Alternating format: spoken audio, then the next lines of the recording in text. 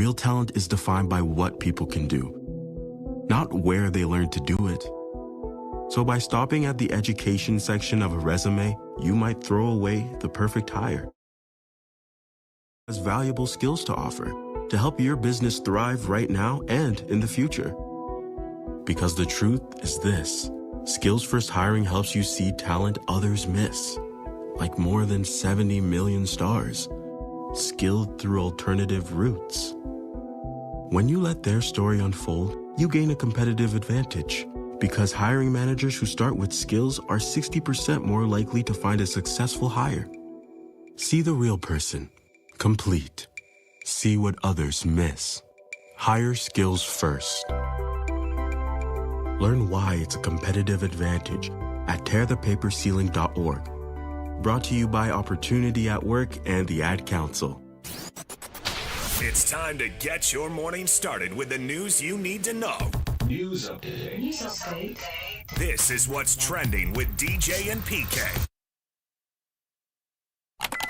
Hashtag Utah Jazz. We have to up our physicality, we have to up our intensity, and we have to up our anticipation on the weak side. As much as I would like to believe in my teammate guarding the ball, I have to anticipate what has to happen if they get beat. And I just felt like we were late on all those aspects tonight. You know, offensively, it wasn't our best night, and you still turn in 117 points. You know, our team is top half of the league offensively, and we're last defensively. Last defensively, again, the Jazz blown out by the Blazers and blown out early. PK, I'm figuring you had time to get to bed early. Oh, I did. That thing was over. It started getting away late first quarter. It was over before halftime. I had a sense of embarrassment watching that game. That a team could be that horrific against a team as mediocre or below mediocre in Portland.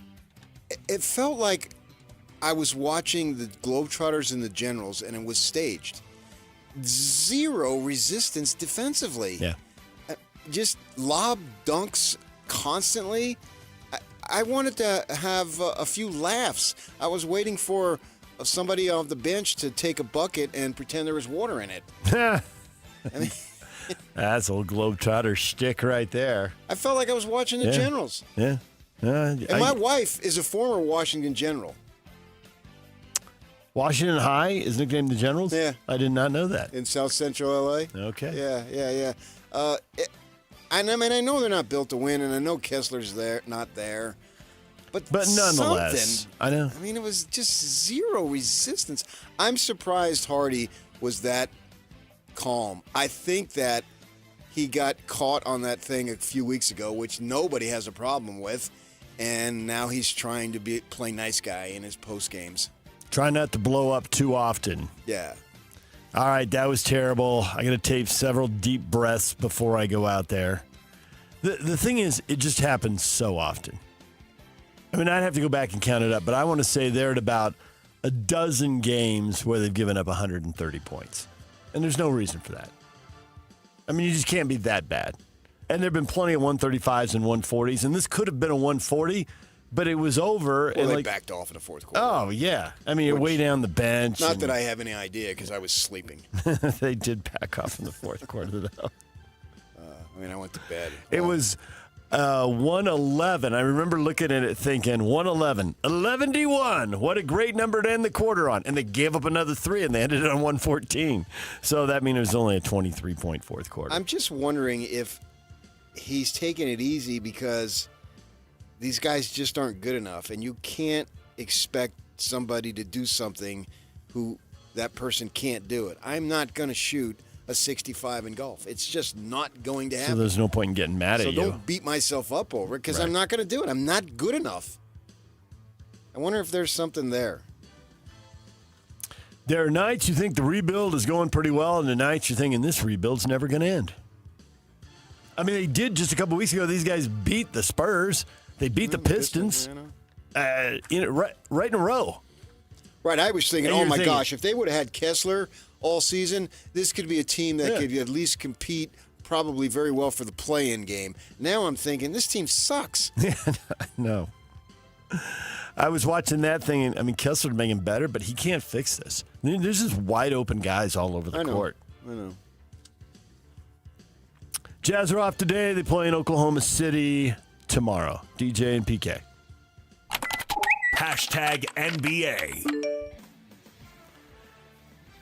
Kevin Durant savoring a win over the Phoenix Suns, saying he was happy to have some payback. Felt he was jettisoned, scapegoated in Phoenix. Bad feelings, bad vibes. And Houston beats Phoenix 100-97.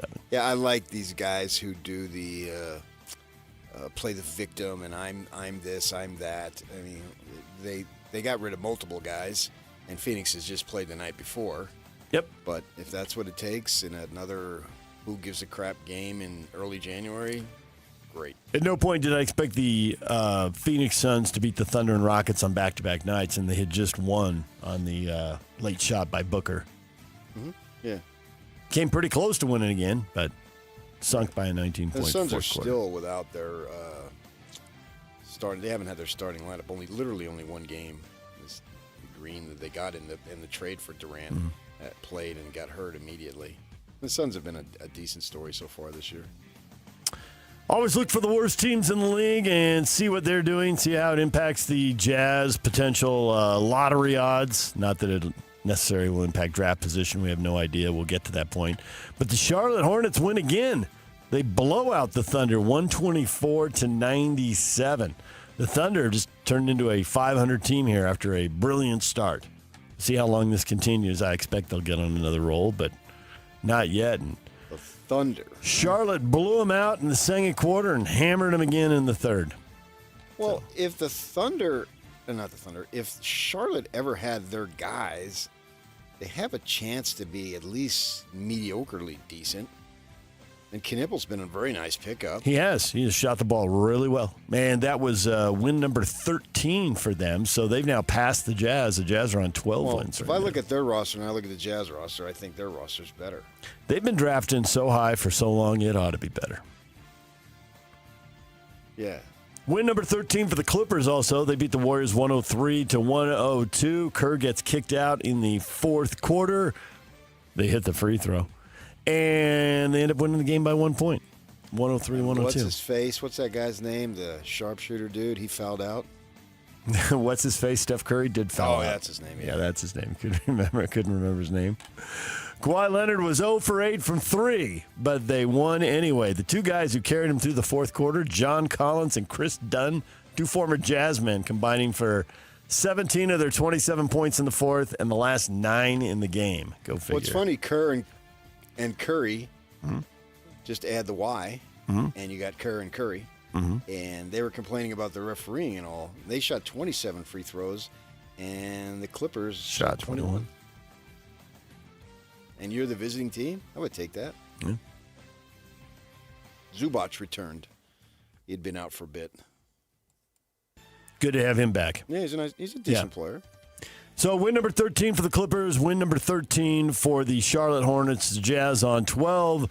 So the Jazz now, when it comes to the worst record in the league, there's 2 teams in the West worse than them, Sacramento and New Orleans, and 3 teams in the East, Pacers, Wizards, and Nets. So 6th worst record in the NBA as we sit here this morning. 6th worst record on Wedwood Road? 6th worst record on Wedwood Road. DJ and PK. Hashtag college basketball. Oh, the back in the day stories. Utah State and Colorado Springs to take on Air Force. I know you have memories, PK. Scotty G's got memories. He's been going there for about a decade now, calling games. And with the switch in leagues next year, Air Force will stay in the Mountain West, and Utah State will go to the newly reconstituted Pac-12, and Scotty's in Colorado Springs for the last time. So you guys will be able to do Remember When stories. Yeah, and the good thing for him is he knows it. I did not know it, although I had a good idea. When I actually quit the Watchdog, I had a good idea it was coming. Yeah. But the Air Force Academy, they play in a building that same roof houses the hockey team, which is about 1 trillion times more important than basketball over there. They just have obvious limitations. And Joe Scott is still coaching, although he came back. He was there when I was there. And that they had basically a high school locker room and that's where I had the opportunity. I was interviewing Jeff Johnson after a game once, and the showers were like, communal showers, and everybody gets the towel, wraps it around their waist. Not Majerus. Over the shoulder. I've heard that story, and others like it. I'm fortunate. I have Majerus stories of my own, but I don't have anything along those lines. You've never seen him completely nude? Nope. And I have multiple players have told me about it. A guy who worked for ESPN, who also worked here locally, I think you know Todd. Todd told he's got a story from the hotel, going to interview him in the hotel. Yeah, nope. Yeah, the big man always was clothed around me. Lucky me. During COVID. Bill Marcroft told me stories. Woody told me stories. Yeah, there were stories. I was in Vegas in COVID, and when you're driving in from Salt Lake, on the left is an adult gentleman's club. I think it's called Little Darlings, and everything was closed in Nevada. And on the marquee right there, now I've never been in the place, but on the marquee it said, "Sorry, we're fully clothed." Yeah, there it is. Got a chuckle. Sorry. somebody had fun with the sign. Well, the Aggies are off to a 3-0 start in conference. However, they've beaten the 0-3 Bulldogs. They've beaten the 0-3 Spartans, and they're about to play the 0-3 Falcons. So might temper your enthusiasm. They did beat Colorado State, and CSU's 1-2. So they're starting off with the bottom of the league here. But you got to take care of business. I've seen it. Calhoun's name already being tossed around. Again. Yeah. It was tossed around a year ago. I would think Bob Hurley is a dead man walking in Tempe. They'll go to 0-2 tomorrow night here in Provo, and he just isn't getting it done. I don't think he's very good. So they probably are going to be looking for a replacement. Now, would a good coach want to go there? Do they have the money to succeed? In this era, that would seem to be the first question everybody asks, and all the coaches would know. So-and-so's got NIL money. So-and-so has a little. So-and-so has a lot. So-and-so has none at all. I really don't know. Yeah. I would assume no. But. Right, because they're trying to get it all to football and the push is on there. Yeah. Which is fine with me. But he's winning, and if it's not one school, it's another. Somebody. I mean, they're going to They're going to come calling and knocking. He's doing too good a job. He's winning too much. All eyes are going to turn towards him. Right. But that's been interesting. That Scotty had that take with the Utes and the Cougars as it became Kyle was hiring coach. So he's just like, relax. There's more good coaches out there, and he listed all the coaches. The number. I mean, it's like, I think it's 9 coaches in 10 years or something in football and basketball combined. Yeah, but you never know. No, and he's sitting there with a lot of confidence because they keep hitting. Well, especially in basketball. Right now, we'll see. But you can miss. This will be a bigger test in the Pac-12. They won't have some of these completely, totally gimmies all the time. BYU, that game is on the Sports Zone tonight, 6:30. Scotty on the call for the pregame at 6:30. Tip-off at 7 o'clock. The Aggies are 12-1 and 3-0 in league, and we're expecting 13-1 and 4-0 in league. BYU's 12-1, 1-0 in the Big 12. They moved up a spot. They are now number 9 after beating K-State. DJ and PK. #NFL. 3 more openings. The Raiders let Pete Carroll go. The Cardinals let Jonathan Gannon go after 3 years. And Kevin Stefanski is out in Cleveland after 4 years. He was in the playoffs a couple times, and they give him multiple bad quarterback situations. That, and honestly, I mean, with Carroll, you could say with his age, maybe he lost his fastball and all that, but the Raiders are a mess. You can go in there and fix that in 1 year? Well, I don't know you can fix it in 1 year, but, I mean, that really was terrible. Bombed. Yeah. So there's a difference between fixing it in 1 year. But, that's basically what you sign up for. And Stefanski was there for 6 years, not 4, but and it seems silly, but what do I know? It does seem silly. Some of these moves. It's Pete Carroll had a couple of head coaching jobs where he lasted 1 year, and he had other jobs where he's lasting 14 years, 9 years, even 3 years. Yeah, and the 1 year jobs were with the Jets and the Raiders. Perpetually tormented organizations. It's just that, I mean, in the last 2 years, if you want to look at it, he is 8-26. Yep. And maybe is losing his fastball in his 70s. Not Karol Stefanski. Yeah. I don't know, in his 70s. It's age discrimination by you. Well, no. I think he got fired because he went to a lousy organization. Right, but you've mentioned it twice in his 70s. I know. So and he was in his 50s. Because that is the predominant thing everyone's saying about age discrimination. I get it. And I will not have it. Stefanski gets another job right away because the whole league looks at him like, man, they gave him the Watson nightmare, and then they gave him 4 quarterbacks and 2 rookies. So he played the veterans because they were the best, and then they traded the veterans out from under him, and he had to play rookies who hadn't even been practicing. Man, you said that all in one breath. That was impressive. I think that the front office absolutely gave him an unplayable hand. Well, how about the back office? Maybe they should move up to and switch spots then. And that might be where the real problem is. And the side office might be clueless as well. Detroit Lions coach Matt Campbell, when asked, rated his coaching job as a freaking F after the team struggled amidst a 9-8 campaign, missing out on the NFL playoffs for the first time since 2022. What? Say that again. He gave him a freaking F. That seems harsh, no? It does. And I think actually watching the Lions struggle this year is part of the reason. I think in a crowded field where there have been a lot of turnaround stories, so the Coach of the Year award could go to Jacksonville. It could go to Denver. It could go to New England for sure. Vrabel in New England would be a decent winner. It could go to Seattle. But what about Chicago? Ben Johnson, he leaves Detroit, and they're like 6 games worse, and he goes to Chicago, and what are they? Like 6 games better. I have to go look at their record last year, but about 6 games better. I mean, he leaves one place. Ben Johnson might know his stuff. And because I have to keep the honor of Walter Cronkite, it's Dan Campbell, not Matt Campbell. Thank you. Matt Campbell is the new Penn State coach. Yes. And Rocco Beck is the new Penn State quarterback. And 2/3 of Iowa State team is the new Penn State team. Everybody's moving. Which will lead right into what we got next. All right, let's do it, Yuck. Hashtag college football.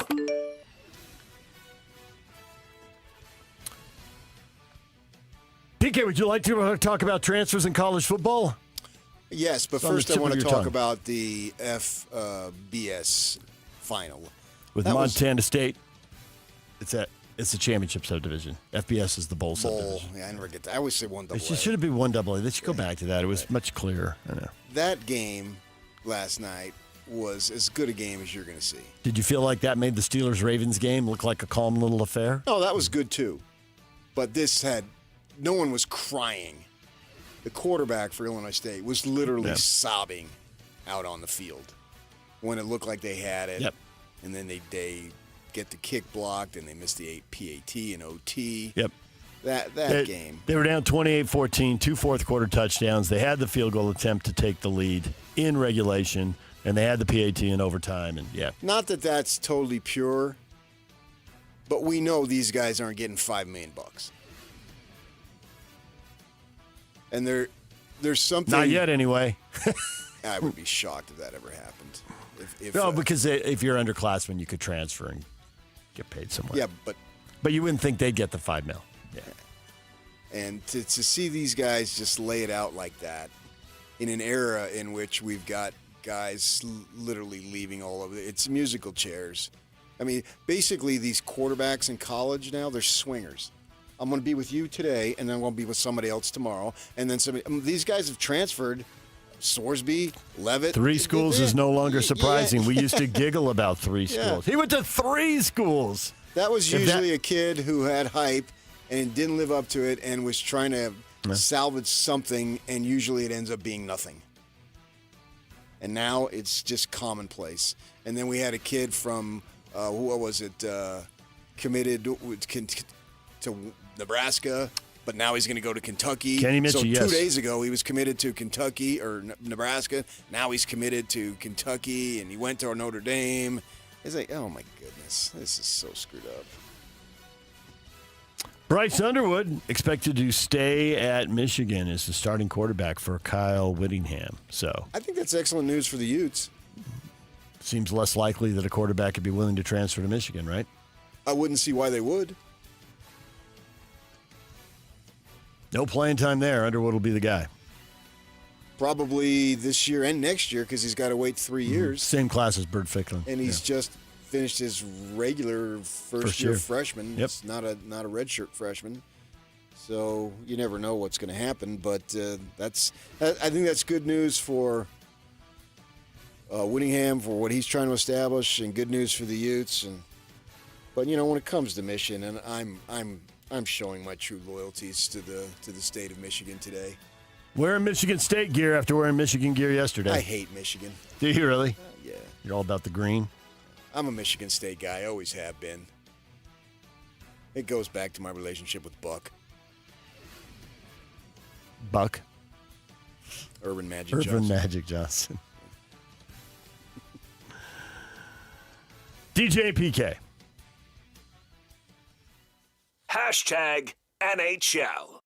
Schmaltz, pass across. Dursey trying to pass it back. It comes to Kraus. Kraus, Schmaltz, back door, and they score! Sean Dursey wins it in overtime here at Madison Square Garden. 3-2 the final score, and Dursey taps it in after the setup from Kraus and Schmaltz. Utah Mammoth. 4 points in 3 games in New York and New Jersey. They get out of the Big Apple. That's a pretty good trip right there. Dylan Gunther scores his 21st goal of the year to tie it up 1-1 in the second, but they are trailing. Gave up a couple of power plays. They were trailing 2-1 going to the third. Michael Carcone got the goal to tie it at 2, and then you hear Sean Dursey with the game winner in overtime, and they get out of there with another W.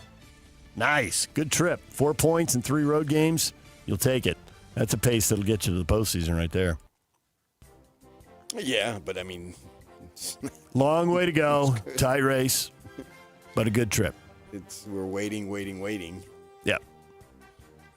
We're all a bunch of Morgan Scallies. We're waiting. Yeah, right. They are tied for 9th in the West right now.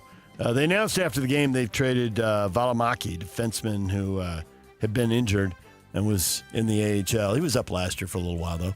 But he's been traded to Carolina for future considerations. They had injuries, needed defensemen, and they've got a lot of defensemen. We'll talk with Mike Fult about that. Better than past considerations. Past considerations. All right, DJ PK, that is what is trending. Brought to you by Shamrock Plumbing. There's no job too big or too small. Get the personal touch with Shamrock Plumbing.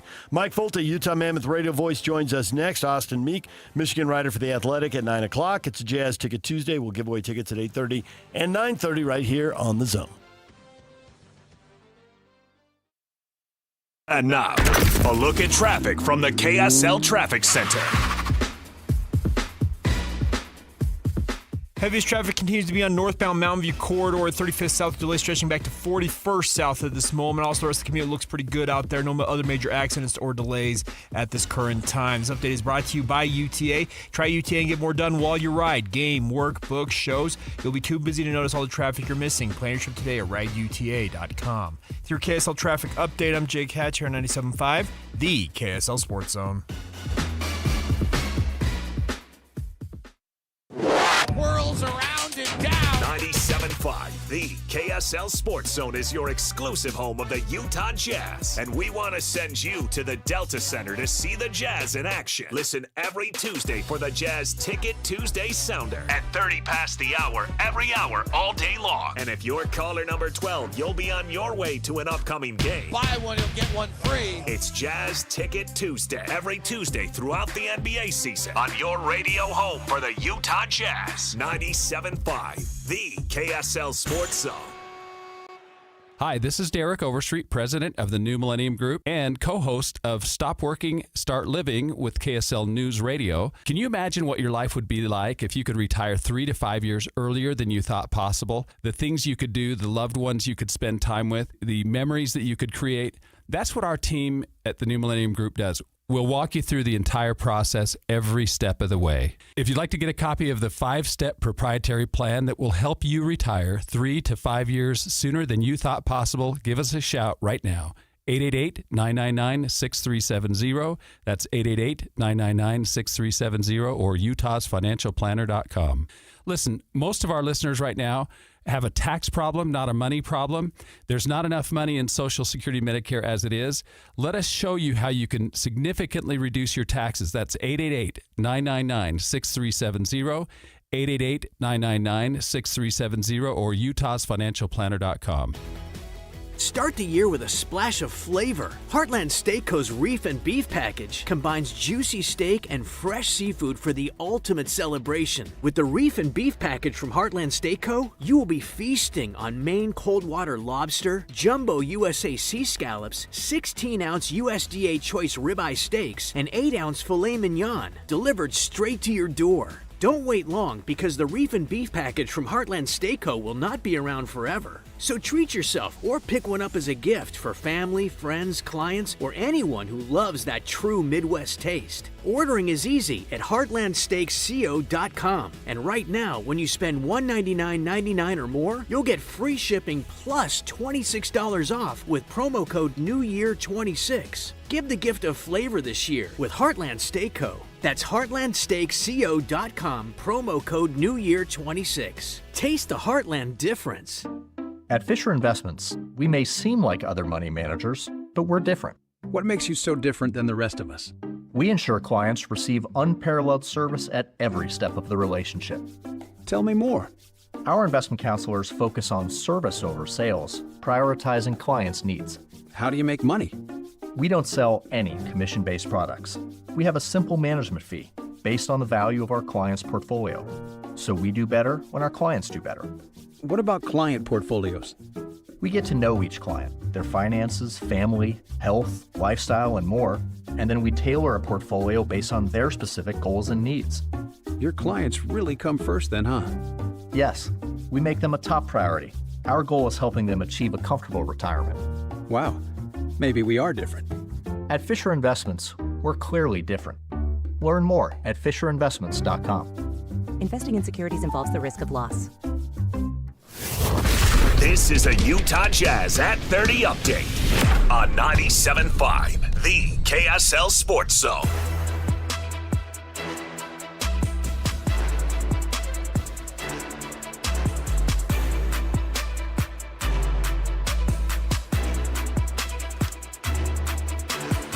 Utah Jazz blown out in Portland, 137-117. Denny Avila paced Portland with 33 points. Lauri Markkanen led Utah with 22. Will Hardy on what issues Portland caused for Utah. They do a good job of pressuring. They've got big, physical, athletic wings. You know, we're 26 for 49 in the paint. I think there's 7 or 8 of those shots that we normally make that we just missed. I also thought we made some questionable decisions at the rim in different moments. This Jazz at 30 update brought to you by University of Utah Health. At University of Utah Health, hope is in our DNA. Learn more at uofuhealth.org.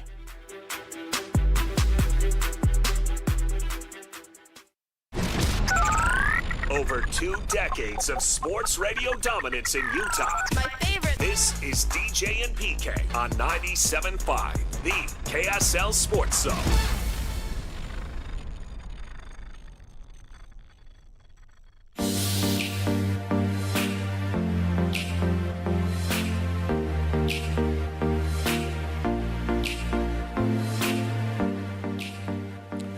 DJ and PK, it's 97.5, the KSL Sports Zone, and we are joined by Mike Fult, the radio voice of the Utah Mammoth. Mike, where in the world are you? You still in New York, lounging about after 3 games in 5 days?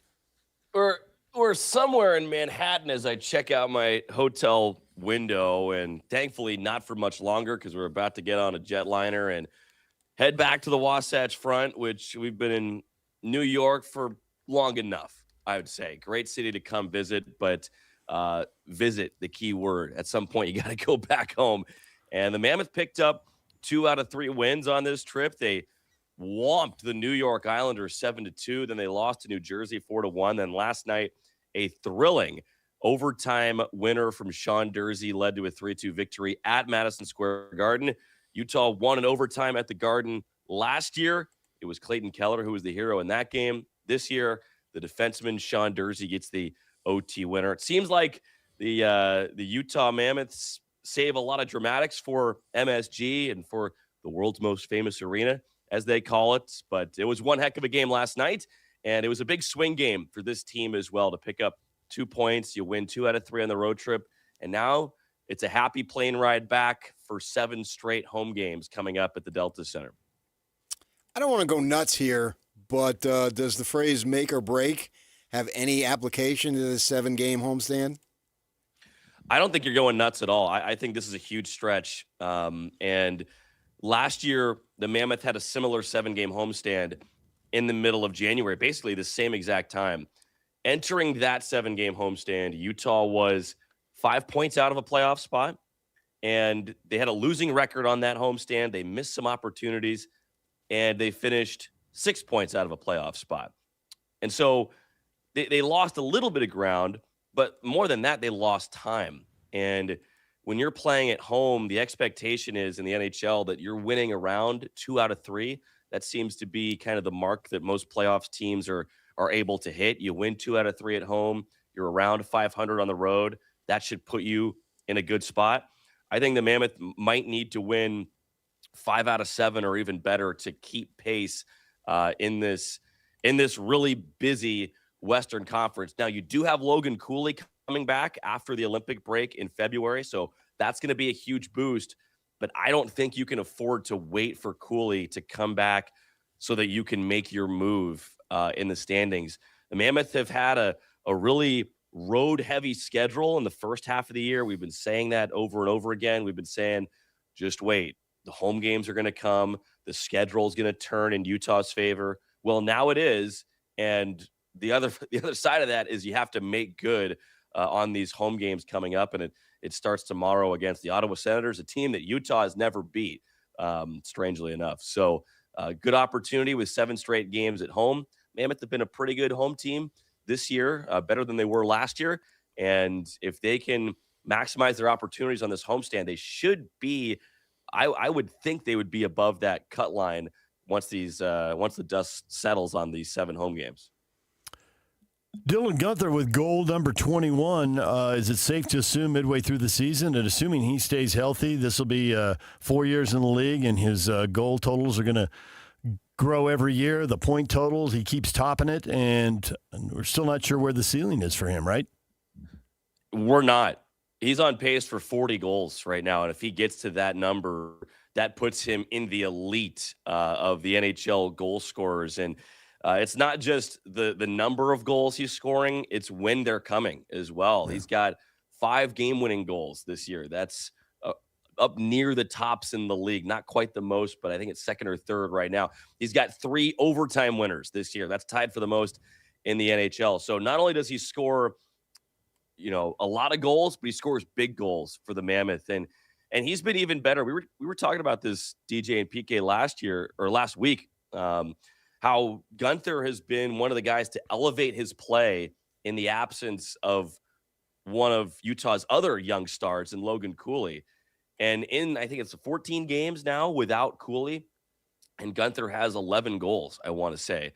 There's only a few guys that have more goals in the NHL since the start of December than Dylan Guenther, and they're names that even casual fans would recognize. Nathan McKinnon, Connor McDavid, Steven Stamkos. Those are the 3 guys, at least as of Sunday, who were the only ones to have more goals in the NHL since the start of December, more goals than Dylan Guenther. So he's in good company, and he's been turning on the Jets recently. And he's really become more than just a goal scorer, too, guys, like more than just a shooter. That's what we know him for, his shooting ability. But you look at his goals, and he's using his speed to create chances. He's being strong in front of the net and kind of out-positioning guys, out-muscling guys. And so he's developed into more than just a sniper this year. He's not just on Overwatch. He's full, like, Navy SEAL commando. He can do it all. Nice. Yeah, that first goal was a classic example of being like a shot out of a cannon, boom, right on top of the net there. Last year, we talked about Durzee's absence. It seemed like we talked about it all season. And now as we got our initial exposure to following the team on a game-by-game basis. This year we can see why, because for a defenseman, man, he's on a little bit of a run himself here in the last, 10, 12 games. Yeah, I believe it's points in 9 of his last 10. It's a great point, PK, because he plays a bit of a high-risk, high-reward game where he's going to push the issue up the ice. And when him and Sergachev on that top pair, when they're at their best, they're really fun to watch because they can move the puck so well. They can contribute offensively, but they can also handle their own business in the defensive zone. And we heard from Dursey after the game last night in New York, and he scored the overtime winner for the Mammoth. And hearing from him after, I didn't realize this, but his grandfather had actually passed away a couple weeks ago. And he told us that he took a penalty late in that third period. He was furious, guys. Like, he could not believe it. He was maybe lucky he didn't get another penalty for the way that he was going after the officials. But he slams the penalty box door shut, and apparently, according to him, he said a little prayer, maybe talking to his grandpa, and he came out of that penalty box late in the third like a bat out of hell. I mean, I thought he was going to score right there because he comes out of the penalty box, joins the attack, and very nearly willed Utah to a lead in regulation. He had a great scoring chance late in the third, didn't score there, but he was the one to tap it in off a great play from Nick Schmaltz in overtime. So only fitting that Dursey gets that game-winning goal. He is such an emotional piece for this Utah group, and you saw a lot of emotion when he scored too. He's fun to watch, and he can do a lot for this team. And when he's going, well, I'll say this: Utah's going to need him to continue to play like this if the Mammoth are going to reach the postseason. They traded Valimaki away for future considerations. And a year ago, as PK points out, defensemen were at a premium. It seems like now that move suggests that they not only like the guys they have, they like the depth behind them, and they probably like a couple young prospects in the AHL. So now just get him somewhere he can play, and the defenseman situation is just turned around completely in 12 months, I guess. Yeah, totally flipped, DJ. And yeah, future consideration. It's a new guy out of Quebec, part of the French-speaking Canada. So we'll get to see him play here shortly. That's a joke for anybody wondering. Future considerations doesn't mean anything. But it's honestly the organization doing right by Juuso Valimaki as well, because this guy was in the minor leagues in Tucson, and now he gets a chance to compete for a spot in Carolina. He was making around $2 million, so that was probably a little bit expensive of a price tag to kind of get anything back. And so you clear his $2 million from the books, and you give him a chance to play, in a different spot as well, a bit of a fresh start. And yeah, he had been injured last year, and aside from that, the Mammoth have just had other guys elevate their game. And head coach Andre Tourney mentioned this when he was asked about Olli Mata the other day here in New York, because Mata is a guy who's been out of the lineup, even though he's going to go represent Team Finland at the Olympics. Really good player, good veteran, guy who's won a couple cups. He was acquired last year to fill the holes last year that you were talking about, DJ. But now he can't find himself in the lineup because guys like Nick DeSimone have stepped up and have made it impossible to take them out of the lineup. And you're healthier on the back end than you were last year. Last year, the Mammoth at this time were still without John Marino and Sean Dursey, two huge pieces of their top two defense pairs. Well, now you have those guys in the lineup, and Nick DeSimone has fought his way into the lineup. And so there's going to be a couple guys on the outside looking in. Valimaki had been one of those, pushed down the depth chart. Olli Mata is the 7th D right now. And also Dmitry Simashev, a young rookie who we saw earlier in the year. He's down in the AHL ripening as we speak. And there's just not a spot for him up with the big club right now. It's not because he played terribly that he's in the AHL. He just needs a little more time to develop and become the star defenseman that we believe that he can be. Well, when you said future, I thought it was the rapper. I was thinking, sweet, man. The rapper's coming to town. No rapper, no French-Canadian hockey player. Future considerations could be anything. It could be nothing. It could be a bottle of wine. I was talking with Larry Plow, who's in our front office. And as a front office member, he got traded one time. I believe it was from New York to St. Louis, where he got traded as a front office member as a part of like an actual deal like that involved active players.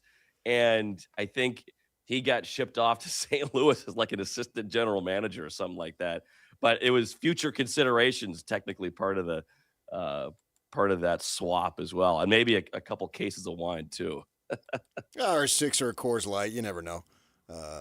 Well, that's what we would trade you for, PK. But I think it would just be a pint. It wouldn't be a 6-pack. Yeah, that's right. Right. I'd go for maybe some discounted PBRs, or something like that. Mine would be near beer. Okay. What does it mean perception-wise for his standing in the league, in the game of hockey, to have Keller make the Olympic team? It's huge. It's huge, especially this year with NHL players returning to the Olympics for the first time since 2014. All eyes are going to be on Milan, and I think this event has only been heightened by what we saw last year at the Four Nations, where Keller was left off that roster. I mean, the Four Nations tournament captured not just the hockey world, but the sporting world last February. And now there's so much anticipation for what we're going to see coming up in the Olympics, that to be a part of Team USA is to be in the sporting spotlight, not just hockey, but the sporting spotlight coming up here in mid-February. And Keller was with Team USA at World Championships in the summer. Now, for those who don't know, World Championships, it's not really comparable to the Olympics because for some strange reason, they play the World Championships while the NHL is in the playoffs. So you're missing a lot of the best players who are playing in the NHL playoffs. So it's not really a best-on-best tournament. But nonetheless, Keller represented the Americans at that tournament and won gold for Team USA. It was the first time they had won gold at World Championships in over 90 years. And Keller was the captain of that group, played really well, and he's coming off a career year last year. But, I mean, you think of what Clayton Keller has been through this season, losing his father around Thanksgiving and now being named to the Olympic team, something that he was really mad about, something he was mad about not making the Four Nations team last year, and now he kind of flips that script this year. It's a huge deal, and it vaults him into another level of stardom within the NHL. We could talk to you for a while longer, and I know you got like 10 more jokes that need a rim shot, but you also have to catch a bus because you said it's a great city to visit, but you don't actually live there. So we'll let you go, Mike, and we'll talk to you again next week. Thank you, guys. And as you know, the bus waits for no one. Radio people, especially radio people. So you're leaving New York today? Is that it? Yeah, we're flying out. We'll get back. Start to Utah. spreading the news. Fulto's leaving today. We took a big bite out of the Big Apple, fellas. We'll see you. All right, 4 points in 3 games. Thanks, Mike. There's Mike Fult. DJ and PK, it's 97.5, the KSL Sports Zone. And I brought up Future, the rapper, which I know you know his stuff. Absolutely not. Now, I called up his Wikipedia page.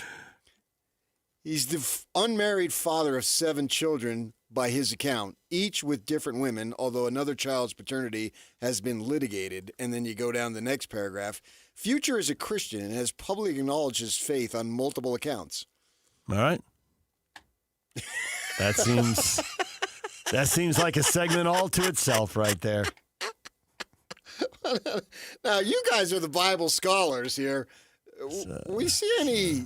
It's not ideal. Like conflict here or any dichotomy, maybe? You see where possibly, but a thing or two.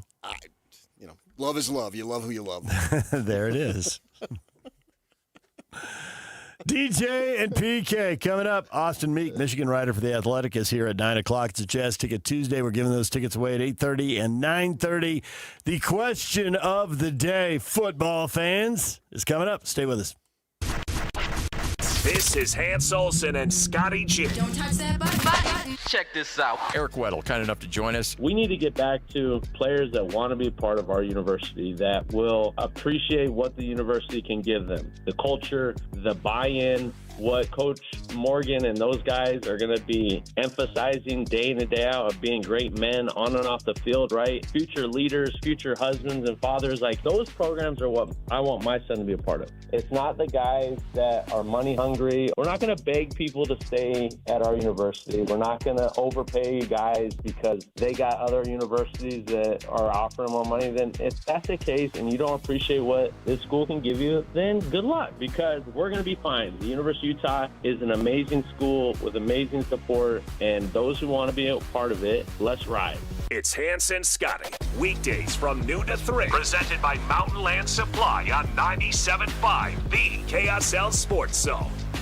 You gave years, maybe decades to your job. You showed up, worked hard, and planned for retirement. But now, the company's changed. Or maybe you've taken a buyout or been forced into early retirement. So, what happens next? I'm Jeff Jr., founder of Trajan Wealth. And if you've built up a 401k or thrift savings plan, now is the time to ask, is that money really working for you? Many workplace retirement plans offer limited options and even less guidance. At Trajan Wealth, we help people just like you roll over their accounts into IRAs with more flexibility and personalized investment strategies built around your goals. For households with $500,000 or more, let us build you a personalized plan. We operate on veteran values, service, trust, and doing what's right. Your next chapter starts now. Call Trajan today, 801-210-6800. That's 801-210-6800. Advisory services offered through Trajan Wealth, LLC, an SEC-registered investment advisor. See website for details. Are you ready for a new you in the new year? The Salt Lake City Fat Loss Program has helped thousands of frustrated men and women feel confident in their clothes, boost their energy, and finally feel like themselves again. So, what's the secret? Salt Lake City Fat Loss uses a science-proven plan to help reset your metabolism and lose up to 1 pound of fat per day without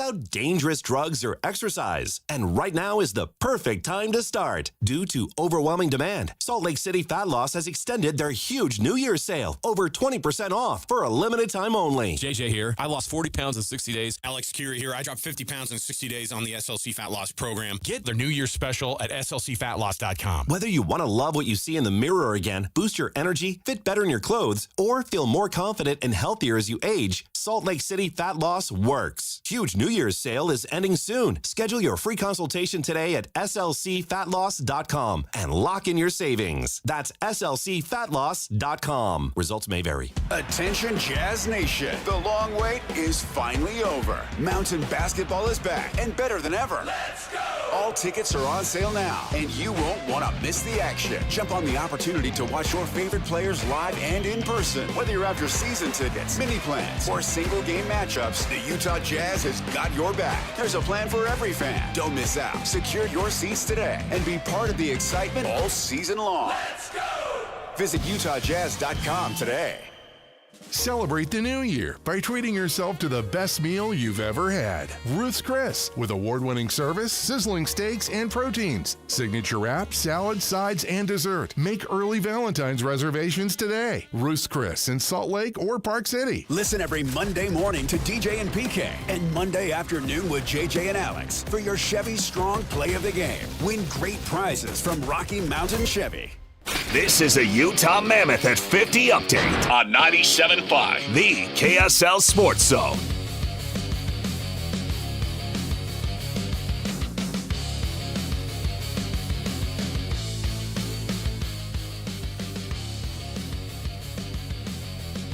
The Utah Mammoth get the win in overtime. Pick up 2 more points, beating the Rangers in Madison Square Garden. Andre Tourigny on Sean Durzi's not just the game-winning goal, but the intangibles. Durz is that kind of a guy in our locker room, in our team. He has that passion, that grit, that desire to excel. Those are intangible. You don't always see from the outside, but when you're in the inside, you're in the trenches with the guys, you see what he has. No retreat in him. He's always go forward. So I like that about him a lot. The Utah Mammoth returning home now to host Ottawa and start a 7-game homestand. Mammoth updates at 50 after every hour right here on The Zone.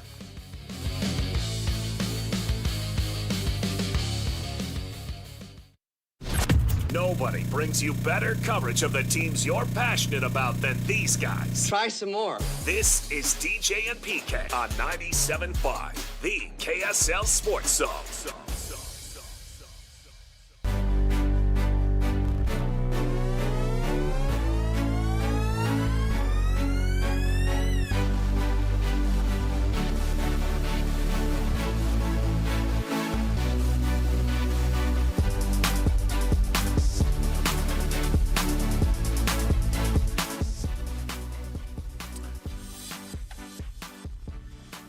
DJ and PK, it's 97.5, the KSL Sports Zone. Got a question up on our page here. Utah will officially introduce Morgan Scalley at a press conference on Tuesday. How tough of a job will it be? A firestorm. A firestorm? Yeah. How is it a firestorm? A firestorm of a job. I don't usually hear because that. there's a lot of stuff swirling around the program right now. I think the last I don't know, week and a half has been a firestorm. Right. But I think that settles down. This is what he's stepping into right now. But it settles down. I feel like it's settling down right now. With the portal, I don't know. Okay. I hope so. I hope you're right. And I can't say that completely because you're hiring a brand new offensive staff. And, you know, at least with Kyle taking his guys, they've all been together. Mm-hmm. You're taking a bunch of guys. Whoosh, here you go, guys. Yep. Away you go. And think about this. This program for 2 decades has defined in a crazy world that is college football stability. And we do the same thing every day at this time, every October 21st. Every year, October 21st at 2 o'clock for 2 decades, they did the same thing. And so now it's a little, firestorms. I'm just making a point. But it's unsettling right now because there's a lot of, we don't know. And there's always a form of we don't know, more so now than ever with the portal because you're bringing in so many new dudes every single year. Virtually every team is doing this. So it sort of washes out a little bit that you're competing against a bunch of guys that are brand new over there, too. And so there's a lot of unknown, but there's more unknown now than we've had in 20 years. But it is part of the gig. To me, there's he's got to make one hire on the defensive side of the ball. It's the offensive side of the ball where, if you want to use the word firestorm, I mean, even if that's hype, I think everyone gets your point. But even a year ago, with Kyle being the picture of stability, it was new OC, new running back coach, new wide receiver coach. Sure. The wide receiver coach brought his best receiver with him, and that kid was the best receiver. The running back coach brought his running back with him, and he was the best running back. And the OC brought the quarterback, and he was the best quarterback. Now you got none of that. So those guys are still here, but their brand new coach, Devin Dampier, has never run a play for anybody but Jason Beck. So even though it was new to Utah, those guys weren't new to each other. And all of that still rests on the offensive line, which had to be rebuilt no matter what. That's absolutely true also. So you combine all this with a rookie head coach. He's still a rookie head coach. At the end of the day. Nice. To mix and match. So there's a certain line unknown that goes into that. And well, there's definitely some unknowns.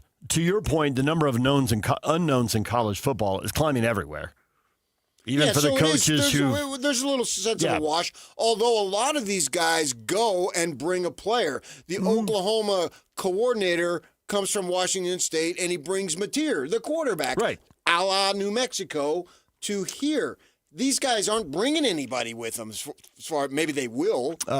We don't know that yet. Right. I mean, they might be bringing there's a good wide receiver at Utah State in the portal. So I understand that. We'll see. Yeah. But we have to let guys land, and all that's got to work out. To me, that's the bigger question. How tough of a job it'll be? Tell me how much money he has in relation to everyone else. You can sit here and try to figure out today, but everything's escalating so quickly. Okay, $5 million quarterbacks didn't used to be a thing. But they are now. 1 cent quarterbacks didn't used to be a thing. That's true.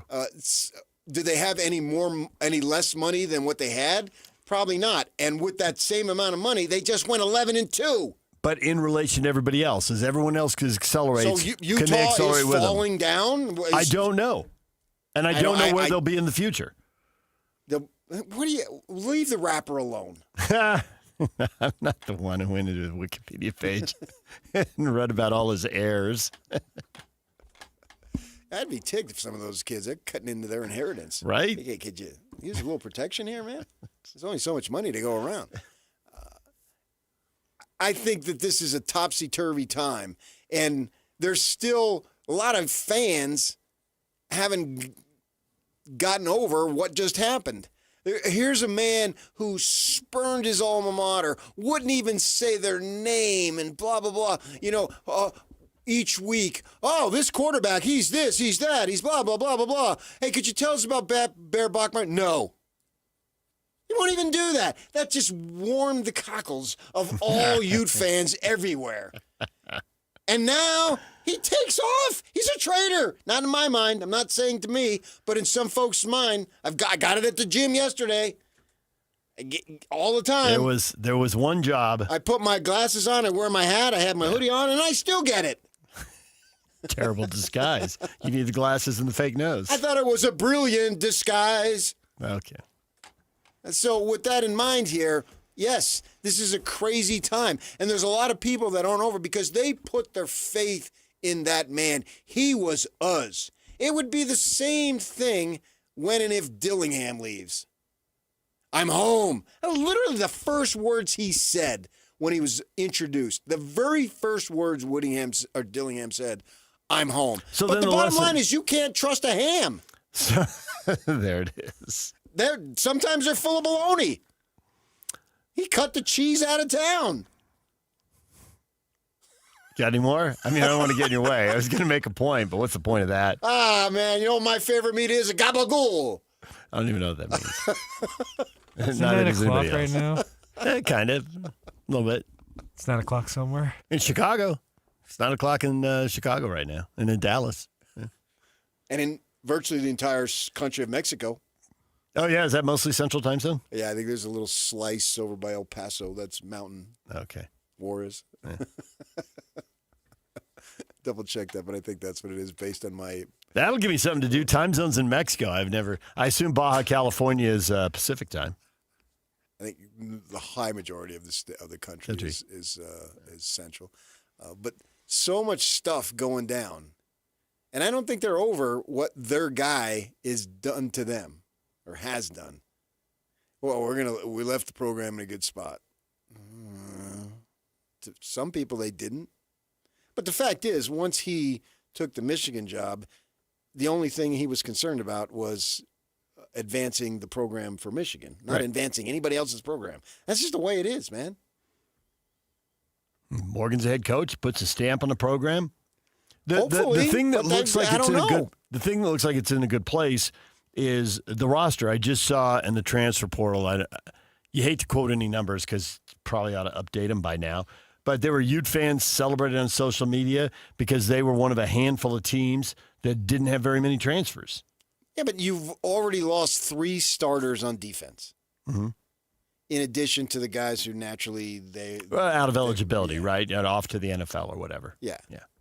And what does that mean? You're losing a premier defensive lineman. Of all the things that create the firestorm, how high would you put that on your list? Because on the one hand, yep, it's talent and they're starters and right. But on the other hand, you got Morgan and Sharif Shah, and the one thing that we know, because they're still here, and those 2 guys are the guys who are coaching safeties and corners and doing a great job bringing guys along. But is it too much all at once, though? Yes, because they were coming to a program that was established. Now it's brand new.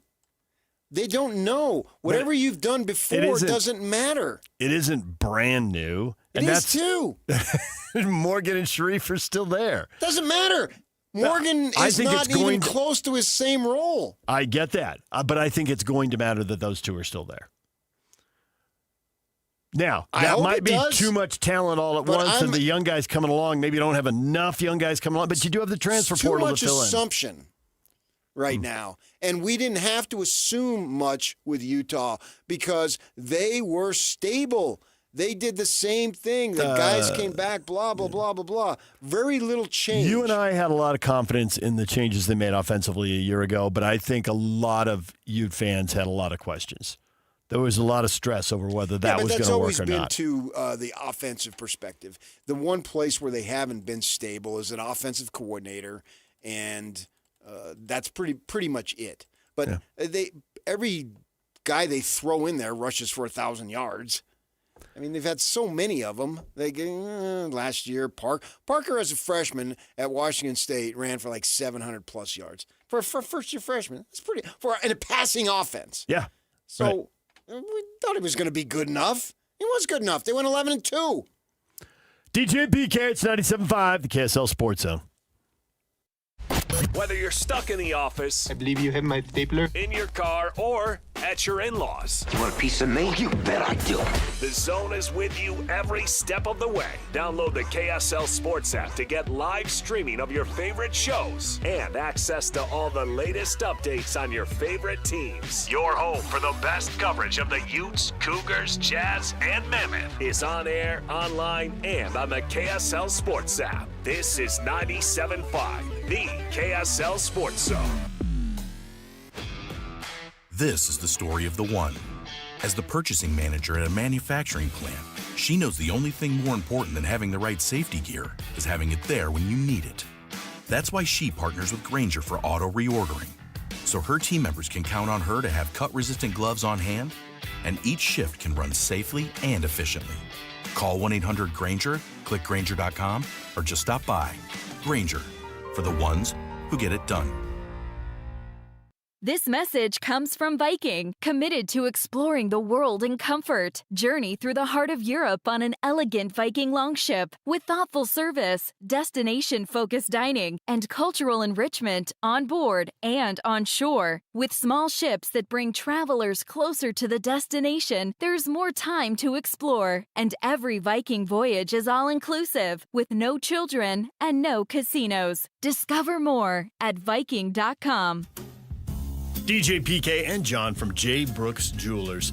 John, whenever someone loses a parent or a grandparent, it's difficult. Things get passed down inside the family. But if someone doesn't want a watch or a piece of jewelry, what's the next best step? At J. Brooks Jewelers, we're happy to help you sort through such a collection of things to help you know what is real and what has value. Of course, repurposing the items for the family is always the best solution, but if no one loves or wants the piece, the estate experts at J. Brooks Jewelers can help guide you on the best way to handle the liquidation and, of course, in complete confidentiality. We have buyers all over the country that we've established to get the largest return possible for your jewelry, coins, or watches to retain as much money as possible for the family. So whether you want to repurpose and create a new heirloom or liquidate part or all of the estate, let me and my team help you decide the best way to proceed. Call and make an appointment today at J. Brooks Jewelers in Murray and Lehigh or online at jbrooksjewelers.com, your trusted custom and estate jeweler.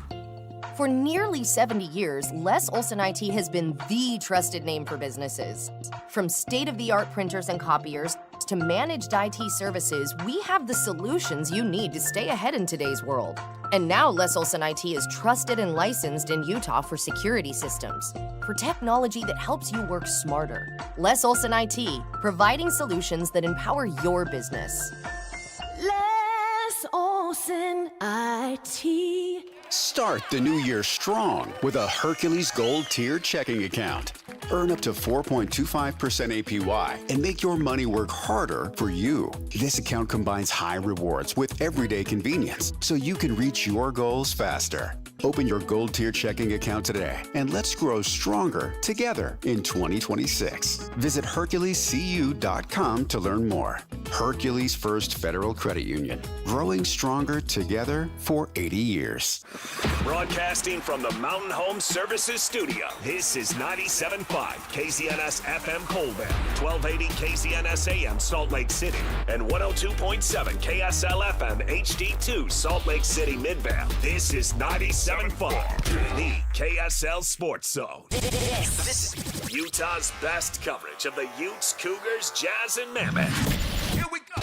From the guys who have been there for all the biggest moments in Utah sports history, you're listening to DJ and PK on 97.5, the KSL Sports Zone.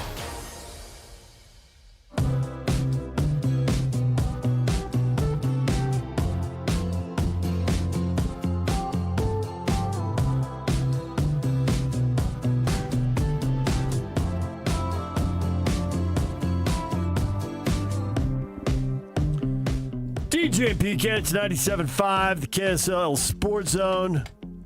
Brendan Sorsby's getting a reported $5 million to be Texas Tech's quarterback next season. How much, if any, is this stuff hurting your fandom of college football? Smashed it. Daryl, it's a joke! 3 exclamation points. I would go 4, if not 5. For Eldon, each million, I'd give an exclamation point. Nobody plays for the school anymore. They just play for the money. Steve says he's out. I don't care anymore.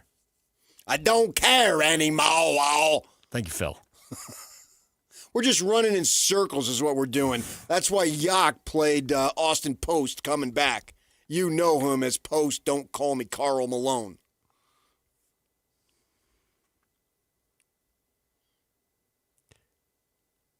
I hate to derail the show, he says, pausing before he derails the show. And I hate that you constantly do it, and I have to bring it back on track. That's almost never happened. Jeez, that's my role.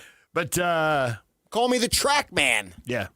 The country version of Post Malone is good. I find myself singing along in the car. No question. This might be what drags me over to country. You've been waiting for it to happen forever.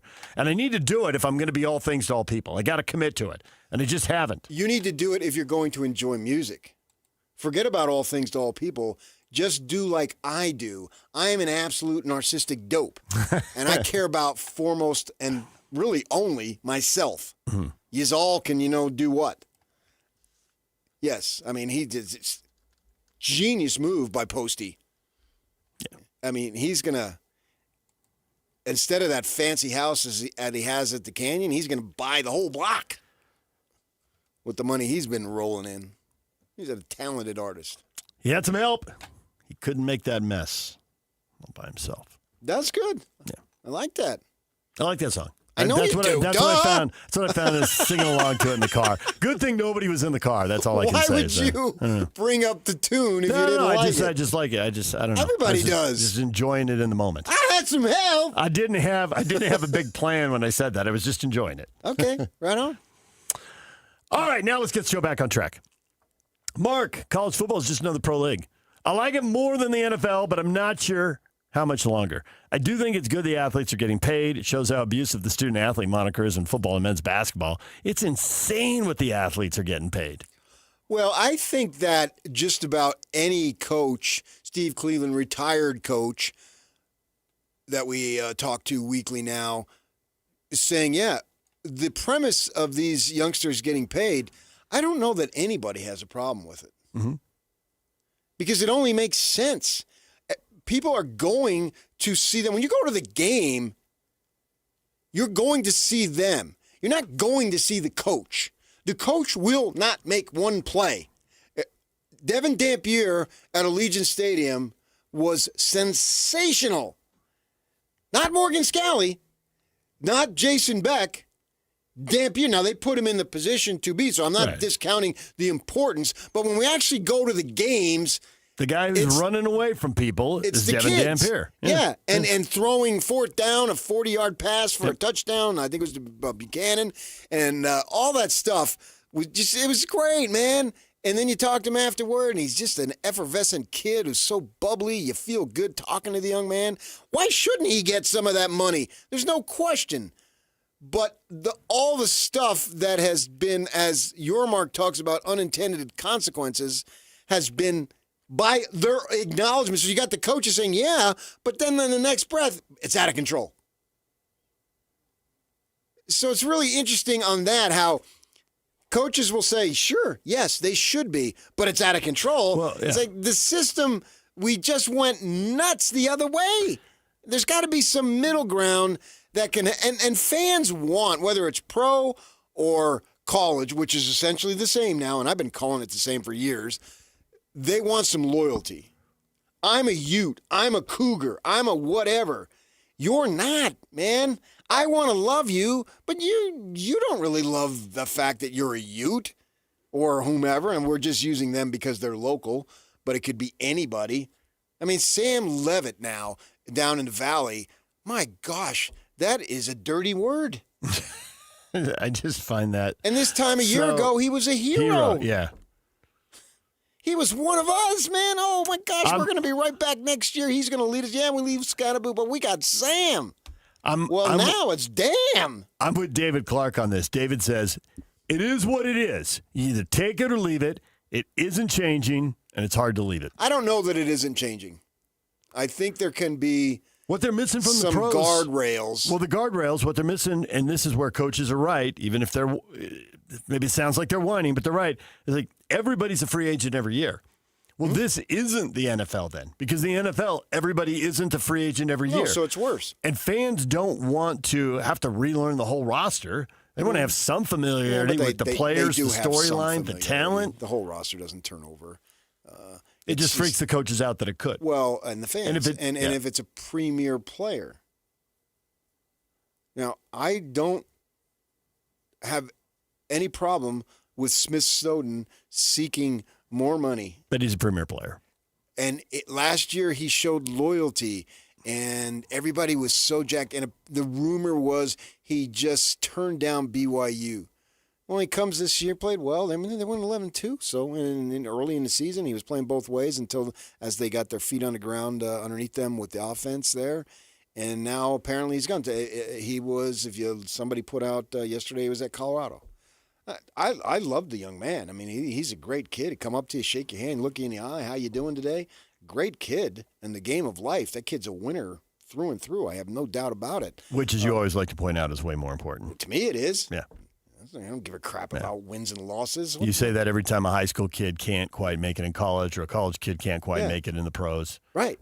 But yeah, they're a good person. That's the most important. I know. That's by far it's the most important. Overwhelming. They'll get over it and go live a good life. That's what we're here for. But the Ute fan may be dismayed minimally that another kid that we thought was our own, who shunned the other guy, and we hate the other guy, now is leaving, and maybe he goes to the other guy. What's next? Whittingham becoming defensive coordinator in a few years at BYU? Come on! Had enough of that. Well, he's wearing blue now, so it seems like less of a transition. Dark blue. True story. That's why I'm proudly a Michigan State green. Today. And who knows what tomorrow will bring. Matt! How sick are you of this, or how much has it affected your fandom with all the money and the transferring in college football? Matt says, a lot. There needs to be a cap. A lot of people are going to that. Some kind of like a salary cap like the pros have. And Travis says, it doesn't matter to finally getting paid, but make them unionize and sign contracts, not letters of intent. So make them unionize and make them agree to a cap. How are you going to do that? They're not even employees yet. They are, but they aren't. You establish your own, and whether they agree to it or not remains to be seen. Nobody will stick to the cap, though. I mean, that was essentially what they just tried with. And I think they'll continue to try it. Yeah, but why can't I sign you? Say I'm a school, you're a player. Okay. I'll give you this money. But you got to sign a multi-year deal. Yeah. And it has nothing to do with unions or whatever. Mm-hmm. I'm not in a union, but I'm contracted, and I had to get a lawyer and the whole spiel, and I'm going to hold them to that, and they're going to hold me to that, and away we go. You could do that. You've just made them an employee, it sounds like. Maybe, and this is where you get into lawyers and accountants, and, you're an independent contractor, you're not an employee. Okay. Okay, but I had a part-time job for like 18 years, and the large portion of that I was under contract. Yeah. And I had to adhere yes, you were. to it. I can vouch for this. Yes, you were. Yeah, and you had to adhere to it. Well, no problem. I wanted to. Right. But why can't they do something like that? And have the money like you get this amount of money if you're still here on this date. Yeah. Right. So now they can't duck out. Right. Yeah, and the date can be after whenever the national title game ends up. And they're going to change the calendar either a little or a lot. It's not going to stay the same. Well, 2 seasons, yeah. So there's so much more to be explored that could make it better without eliminating or destroying the idea that the young man gets money, because people are going to see him. Dampier should be getting money. People go to see him. He's an electrifying player when he's ducking in and out of guys trying to tackle him, and then he gets a step to the outside. You can feel the adrenaline in the stadium when that happens. What is he going to do? Is he going to crisscross the field? It was like Britton Covey on his punt returns. The surge of if he got a speck of daylight. Where's he going? Yeah. And I was at the stadiums many times for him, and that kickoff in the Rose Bowl as he starts to get some daylight there. Oh my gosh, he's at the 20, the 30, so forth. And then he gets to the 50, and I'm in the press box, and you could just feel it. And he looks over his right shoulder, says, "Not today, guys. You're not catching me." And that is priceless. Why shouldn't he have gotten money? And look at all the freaking money BYU made off of Jimmer, and his parents were struggling. They would have been buying houses that oceanfront views. Yeah, what was Jimmer's NIL number? His going into his senior year after they won a tourney game his junior year. And he still would have been a steal because the senior year really took off. Whatever you would have put on it. Yeah. Yeah, my gosh. So certainly these kids should get money. They're the star of the show. We've got no problem paying Justin Bieber X amount of money as a youngster, Taylor Swift, and the 17, 18, 19-year-old tennis player, whatever it is. Why not these guys? The most popular sport we have at the collegiate level. Of course. But there needs to be some sanity attached to it. Anthony says it's absolutely hurting my fandom. I used to be a diehard Ute, and I don't care nearly as much as I used to. Unless they were playing in the semifinal on Thursday. They can win big enough? You're saying there's a chance. If they were playing, we got a game Thursday, we got a game Friday. If they were playing in either of those games, your fandom would be through the friggin' roof. The fact is, each one of these guys and these ladies, whoever says this to you that you're reading on the Facebook, our DJ and PK Facebook, just like me, they're all hypocrites. Because if my team's rolling, my butt's in front of the TV. Mike says, I don't mind the NIL money, but I prefer limiting transfers. When thousands of kids enter the portal, there's something wrong. Well, that seems like an easy adjustment. You get one free one. And then the second time you have to sit out a year. That'll be the end of 4 teams in 4 years. The math won't work anymore. Right. You have to either lose a year of eligibility or use your redshirt year. Yeah. So how about that? Does that work? Unless you can go down a level, which has always been the case. Mm-hmm. And that is what's happening with some of these kids. I mean, there's not 10,000 kids in the portal, and they're all chasing the big paycheck at Michigan, Ohio State, Alabama, Notre Dame, wherever. Some of them have been invited to go in and find a more suitable place for them to play. Yeah. Others are chasing playing time, and others are chasing money. Others think the grass is greener. But there are definitely, you see some of the, whenever you look at your favorite team, whoever your team is, and you look at some of the names, and I don't want to call any individual kids out, but you look at them and think, I don't know who that is. I don't know who that is. I don't know. Okay, they probably didn't play much, and the coaches probably wanted to move on. They want the scholarships back. And they want to play. And the kids probably want to play. Yeah. You got a little limited time. I understand that. So there needs to be there needs to be adjustments made that can keep your fandom. But I do think your fandom, you just say it, and yet if they were if whomever was playing today on Thursday, if your school was in there, you're going to be in there. I mean, they said the Rose Bowl had more than 8 million viewers than Game 7 of the NBA Finals. Did you see that? I did. That ain't destroying anything here. Play on a holiday when everybody's free and put a good game up. People wanted to see Alabama get destroyed. Well, it's the granddaddy. Yeah. Everybody watches the granddaddy. And there's no competition. There's nothing else going on. There's a lot of talk on who's a citizen and should you be kicked out of the country. I think if you don't watch the granddaddy, you should be kicked out. Oh, okay. Yeah. So that's about, so how many people watch that game? Like 25 million or something? Wouldn't L.A. be a better place to live under my rules? 25 million. There's 350. PK just deported 325 million people. I asked them to leave. I didn't deport Okay. PK just asked 325 million people to leave. Right. And a large portion of it in your city, there'd be less traffic, less the pollution that we have here in the winter would be less. Yeah, right. I just made the country better. I made it great again. I see what I did. We better go to break before Yak dies laughing in there. Pull yourself together, Yak. Put yourself on camera, Yak. This also is from a conversation we had after the show yesterday.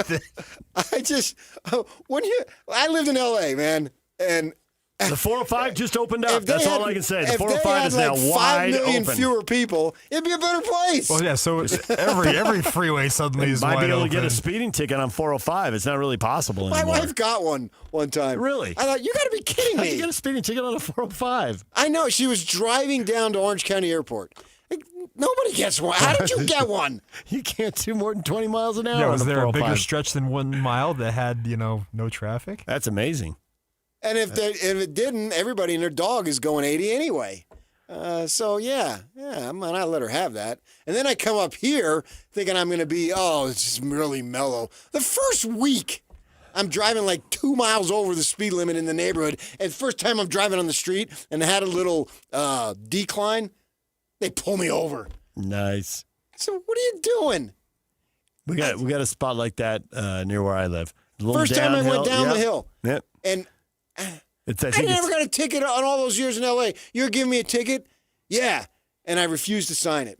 I was so mad. And she jammed it. I only opened the window just a little. And she slid it through the little opening. DJ PK, it's 97.5, the KSL Sports Zone. Austin Meek, Michigan writer for The Athletic, coming up at the top of the hour. Stay with us. And now, a look at traffic from the KSL Traffic Center. Accident southbound I-15 at 500 West in Bountiful right before Parish Lane have caused massive delays on I-15, Legacy Parkway, and the West Davis highways. It'll take an extra 45 minutes to an hour to get through all of that. Also, 2 minor accidents in the backup of the crash eastbound 201 at 1000 West. Heavy slowdowns as you head over to I-15. This update is brought to you by GoPave Utah. Attention Wasatch Front businesses and property managers. Don't wait for the bad weather to schedule your professional snow service with GoPave Utah. Your complete parking lot safety starts with GoPaveUtah.com. With your KSL traffic update, I'm Jake Hatcher, 97.5, the KSL Sports Zone. This is Jake Scott and Ben Anderson.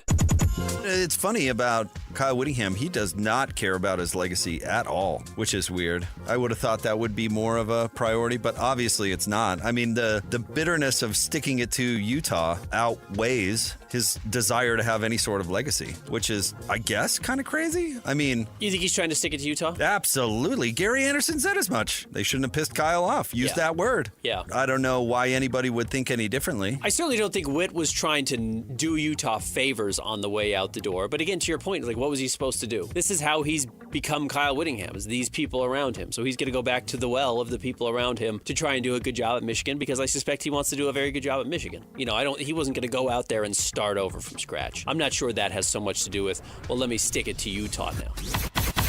Catch Jake and Ben weekdays from 10 to noon on 97.5, the KSL Sports Zone. Looking for peace of mind and big savings on your home's essential systems? Mountain Home Services has you covered with their safety and savings plan. Here's what you'll receive. Front-of-the-line repairs when you need them most. Annual inspections for HVAC, plumbing, and electrical systems. Exclusive discounts on equipment upgrades, services, and repairs. Mountain Home Services is proud to be the first to offer upfront pricing with no hidden fees. Plus, every job comes with their 100% satisfaction guarantee. Call 801-543-2222. 801-543-2222 or online at mountainhomeservices.com and join the safety and savings plan from Mountain Home Services. Protect your home, save money, and enjoy total peace of mind. Mountain Home Services. Your home, their priority since 1954. Attention Jazz Nation. We know you've been waiting on the edge of your seat, and the time has finally arrived. All tickets are available now. Let's go! Your favorite players will be back on the court, bringing the energy all season long. Whether you're looking for season tickets, mini plans, or single game matchups, there's a perfect option for every kind of fan. Show up loud and proud at Delta Center this season. Don't miss your chance to be part of the action. Buy your tickets today at utahjazz.com. Tim Jr. here from RGS Exteriors. Did you know that we offer 3 distinct styles of gutter protection? Each one meant to handle a specific leaf problem. You might not even know there are different styles of gutter protection, but there are. And if you pick the wrong one, it could be a huge waste of money. Now, the big gutter guard companies won't tell you this. They try to sell you a one-size-fits-all gutter guard. And it could be completely wrong for the amount and types of trees and leaves you have. Not RGS Exteriors. We understand which kind of leaf problem needs which kind of gutter guard. We'll do an in-depth evaluation to assess the types, locations, and numbers of trees in your yard. Based on that data, we match your home to the right gutter guard. So don't risk wasting money on the wrong gutter protection. For a free evaluation and estimate, call RGS Exteriors at 801-280-3110 or visit rgsexteriors.com. That's 801-280-3110 or rgsexteriors.com. Hey, this is Chris with JCW's. Are your kids picky eaters? Bring them in and try our chicken fingers or a grilled cheese sandwich. They'll be smiling big in no time. JCW's, quality and a lot of it. This is a Utah Jazz at 30 update on 97.5, the KSL Sports Zone.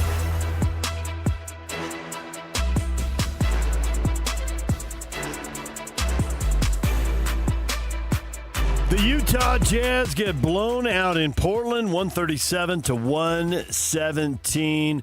Will Hardy on what the offense needs to improve on. We've identified the type of shots that we're trying to take away, but we need more of a scramble mentality on every possession. Right now, we are late mentally, and we do not have the athleticism as a group to make up for that physically. This Utah Jazz at 30 update is brought to you by University of Utah Health. At University of Utah Health, hope is in our DNA. Learn more at uofuhealth.org.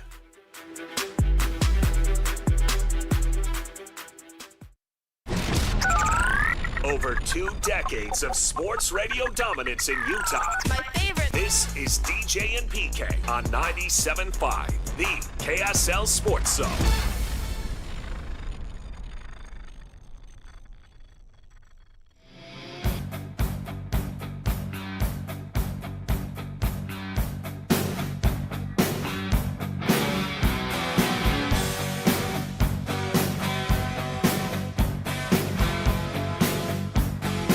DJ and PK, it's 97.5, the KSL Sports Zone. Utah officially introducing Morgan Scalley at a press conference on Tuesday. Questions for the new head coach. What do you want to know? What do you want to hear? What do you want Morgan to talk about? His vision. The great thing about it is that when his kids, and I use this metaphorically, paint their faces with the drum and feather, it's legit. It's not, well, this is where I'm working now. This is truly one of your own. And I can tell you that when Dillingham said, I'm home, and cried at the press conference and said, my parents are here, he pointed them out, my in-laws are here, best man at my wedding is right over there, that lit up the fan base, legitimately. He can do it in a manner that Kalani did it in Provo. And that program is rolling right now, right? And Utah, it's not like it needs to get going. They went 11-2. But he truly is you, Ute fan. He doesn't have to buy into it. He bought into it 40 years ago. I believe he's 46 years old. And that is something that he needs to not just lean into, plow into. Plow into? Yes. Farmer PK. Or that he has a huge, massive truck and he's coming through the neighborhood. When I was a kid in Jersey, my brother-in-law had a little truck with a snowplow in front, and we'd go out, and I'd go up to the doors. You want your driveway plowed? And we'd make money. I was an entrepreneur I was like 9 years old. Yeah, little did I know I would end up living in one county away from the entrepreneurial capital of the world, Salt Lake versus Utah County. You know what I mean? Ice cream and entrepreneurship, the two things that matter the most down there. So with that in mind, he needs to just own that at the highest level because it's legit. You need everybody. You know, it takes a village. Majerus used to say it takes a village in. Same type of principle. So he can offer that, and it's not fake. Hey, Kyle's got to go generate some fake hate for Ohio State. I guess I do now. Good answer. Right. Do you hate Ohio State? I guess I do now. Well, I know. Yeah, I know. He's lived on the other side of the country. Yeah. Well, and they need to play that phrase. They're bleeps. I've hated him ever since I was born. And then Morgan comes out like a rock star walking in his spotlight, arms above his head. Yeah, the Utah program, which is crazy to say, but it's taken some body blows here in the last 2 weeks. It hasn't been knocked out. We're not on a standing 8 count or what have you, but it has taken some body blows. There are challenges. Challenges, I believe, can be met, but time will tell if they are. Yeah. Right. And it's been chaos other places. All these coaches in the Pac-12, there was, I forget the number, but the numbered, I think, about 20 or so of coaches who were hired and fired and new coaches hired during the time Kyle was in the Pac-12. It got to be a huge number. I remember seeing those stories. Yeah. Yeah. Right. And then if you count the interim coaches at SC, it was something like they had like charts. 10 of them. Yeah. Yeah. But no, our guy, he's same thing every year, man. Pretty much every program had some form of chaos. You didn't. Well, now you have change. It's in flux right now. It is in flux. I'll give you in flux. Yeah. I just refer to. And I'll take in flux. I just refuse to buy into the panic narrative. Like Kyle stripped down these programs, and man, that's a good story and a good headline, and all that. But he stripped them down. Well, he took some key pieces of the puzzle. There's no doubt about that. He stole your guys.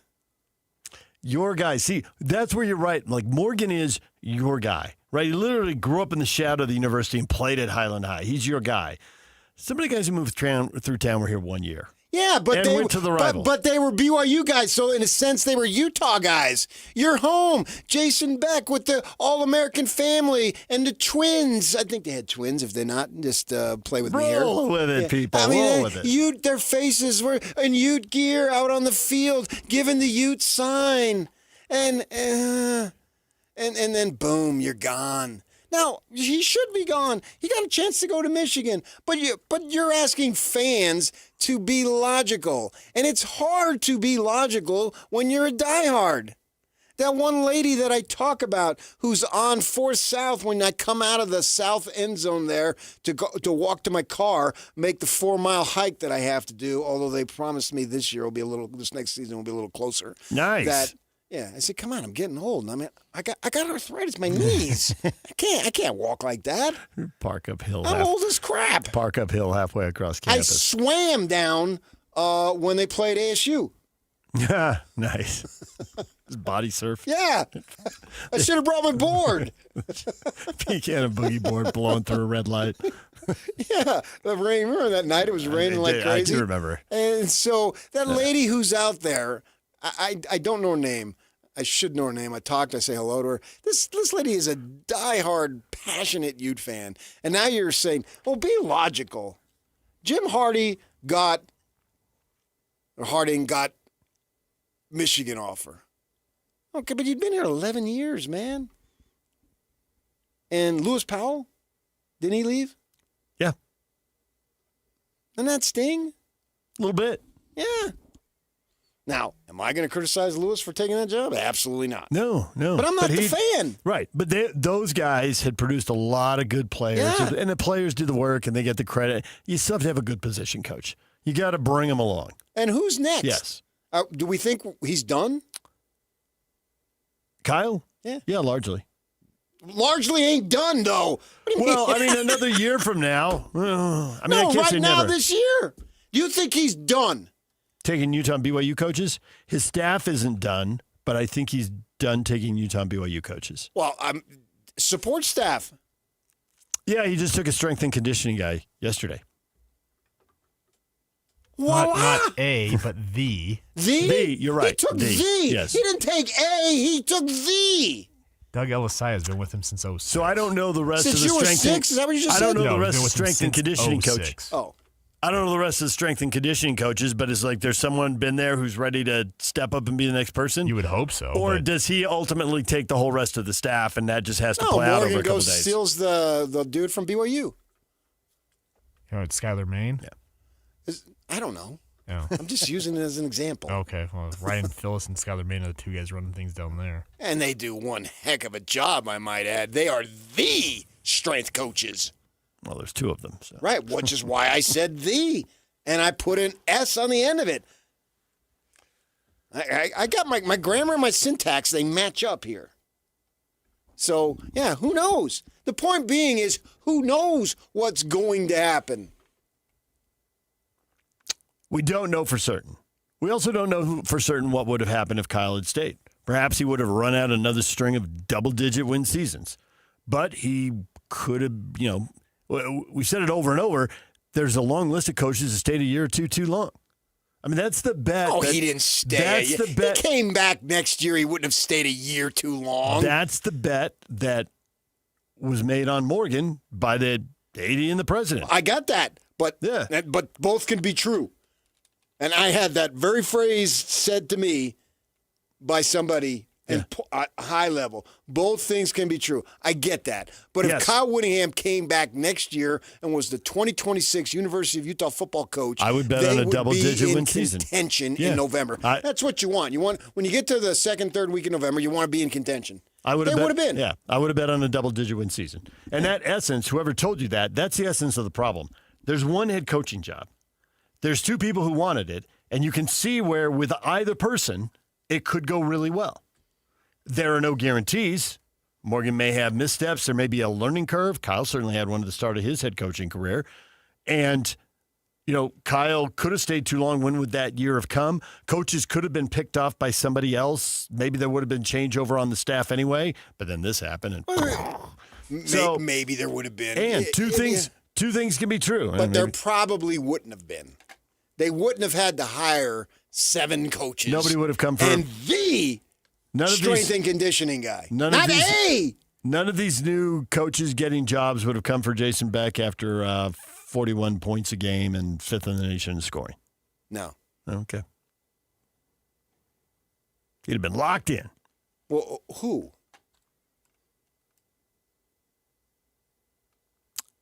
Any of the jobs this job, Penn State. Well, no, because he brought his guy from. He's got his Iowa State. I mean, he's like you said, he's backing up a truck to Iowa State and bringing everybody in. Jason Beck, as Kyle says, and I believe him 100%, he was only going to go back for a caliber of Michigan. Yeah, and it happened. Jason Beck, he would only leave for a caliber of Michigan.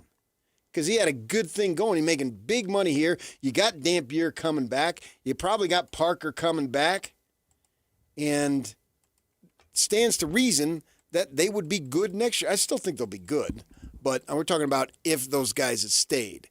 And so, yeah, if a Michigan comes calling, you shrug. He gonna go be a ballin'. You know what I'm saying? Unfortunately, I do. What do you mean, unfortunately? I'm trying to communicate to our listeners here, and I finally got something right, and you say unfortunately. Mm. What is it with you? Why don't you love me the way I love you? Jeez. Feel the Hallmark Hall of Fame breaking out here. Man. We have an Anne Hathaway movie here in a moment. The Devil Wears Prada sucked. Couldn't wait to get out of there. I seen the Neil Diamond thing, though. The guy about Neil Diamond. How was that? This guy's all right. Okay. Had a little sadness in there. My kind of stuff. I don't like all the good feeling. I want an array of emotions. Each day, I want to laugh. I want to ponder. I want to cry. That's a good day if you do all these things. Vanabla. You know what I'm saying? I'm interested to see if you like the movie The Outfit. It's got a little mob angle to it. I thought it was a really smart movie. Is it out now? Uh-huh. Yeah. The Outfit? Yeah, I saw it. I don't know when I saw it, 3 weeks ago, a month ago, something. I don't know. I never even heard of it. Yeah, it was good. It was good. The Outfit, huh? Yep. All right. Have to And check it out. There's some tension in the room. Okay. People trying to outsmart each other. I don't want to get into it, but there are parts of the story that I think you would identify with. Other parts you wouldn't at all, but there are parts of the story you'd identify with. All right. Yeah. Check it out. The Outfit. It was good. Tense. All right. Yeah. All right, DJ and PK, it's 97.5, the KSL Sports Zone. Yuck, weren't we supposed to give away some tickets? Well, we better do that right now then. Utah Jazz, you want to go see the Jazz? They're playing the Hornets Saturday at the Delta Center. That's one of those 2-for-1 games, PK. Charlotte's on 13 wins. The Jazz are on 12. 2-game swing in the standings. So you protect the draft pick. Lori. Caller 12 right now, 801-575-ZONE. Date night, Saturday night. Free tickets. Go to the Jazz game. See the Hornets at the Delta Center. Call right now. Caller 12, 801-575-ZONE. This is 97.5, the KSL Sports Zone. Whirls around and down. 97.5, the KSL Sports Zone is your exclusive home of the Utah Jazz. And we want to send you to the Delta Center to see the Jazz in action. Listen every Tuesday for the Jazz Ticket Tuesday Sounder at 30 past the hour, every hour, all day long. And if you're caller number 12, you'll be on your way to an upcoming game. Buy one, you'll get one free. It's Jazz Ticket Tuesday, every Tuesday throughout the NBA season on your radio home for the Utah Jazz. 97.5, the KSL Sports Zone. At Peach Windows and Doors, they help homeowners stay in the homes they love while upgrading to the elegance, efficiency, and natural light of today. With hundreds of 5-star Google reviews, their clients know Peach Windows and Doors deliver what they promise.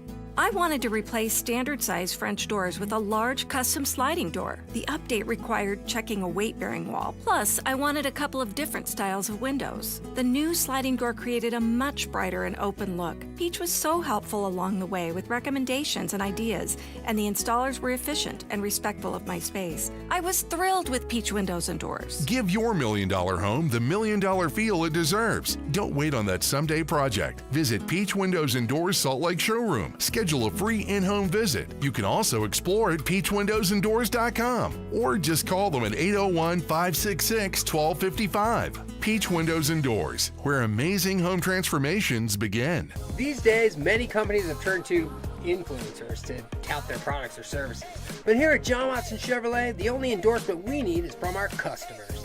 Because of their feedback, we're proud to be Utah's best reviewed Chevy dealer. Visit us today to see why we get reviews like, their sales team is the best. Didn't put on any pressure, just super helpful and fun. They made the process a breeze. John Watson Chevrolet, your 5-star Chevy dealer. 3535 Wall Avenue, Ogden. Chevrolet. Together, let's drive. Let's ring in the new year by finally checking off something that actually matters. Your old videotapes and photos are fading more every year. VCRs are disappearing, and the clock is ticking to save your family's most important memories. Hi, I'm Adam Baselogger. And I'm Nick Mako. We started Legacy Box to help you preserve your memories by converting all your videotapes, photos, and film reels into digital files. And this year, it's easier than ever. Introducing our biggest kit yet, able to hold up to 80 videotapes or film reels or 2,000 photos. It's perfect for big collections.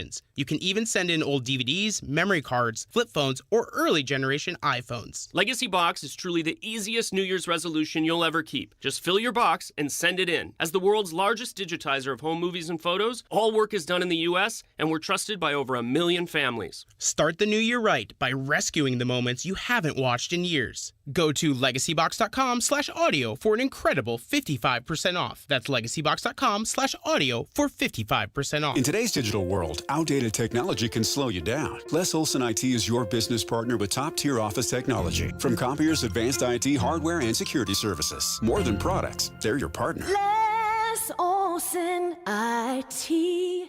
This is a Utah Mammoth at 50 update on 97.5, the KSL Sports Zone.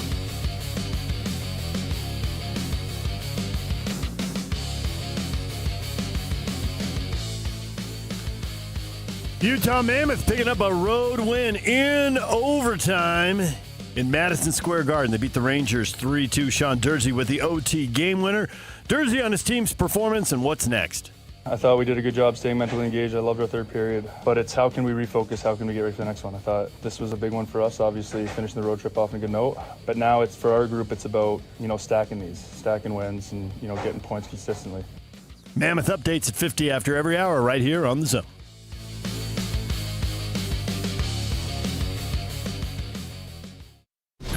Nobody brings you better coverage of the teams you're passionate about than these guys. Try some more. This is DJ and PK on 97.5, the KSL Sports Zone.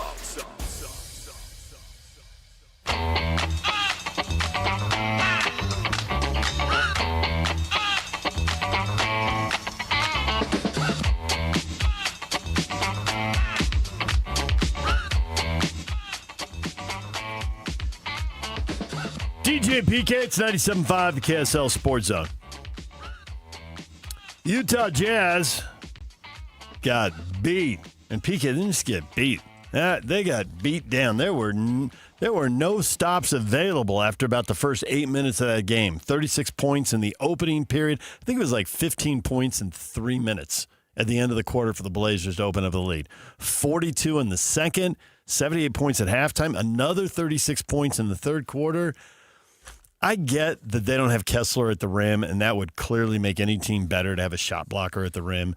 But expect some kind of fight, some kind of pushback. They go on a run, you go on a run. Maybe their run is better, and it goes longer. They're on a run for 8 minutes, and you're only on a run for 4. But some kind of pushback, I just felt like there was zero resistance. It's like, yep, we're getting drilled. No, well, where's the next shot?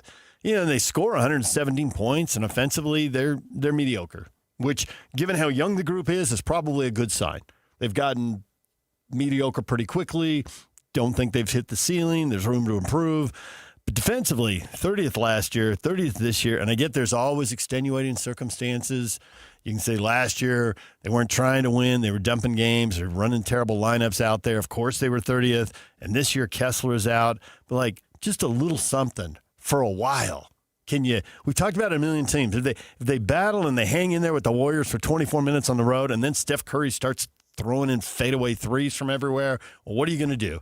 They're not good enough and they lost. Okay, I can live with that. But this violated everything Jerry Sloan said about competing, and that's always going to tick me off. And I suspect it still ticks off a large part of the older fan base that remembers that era.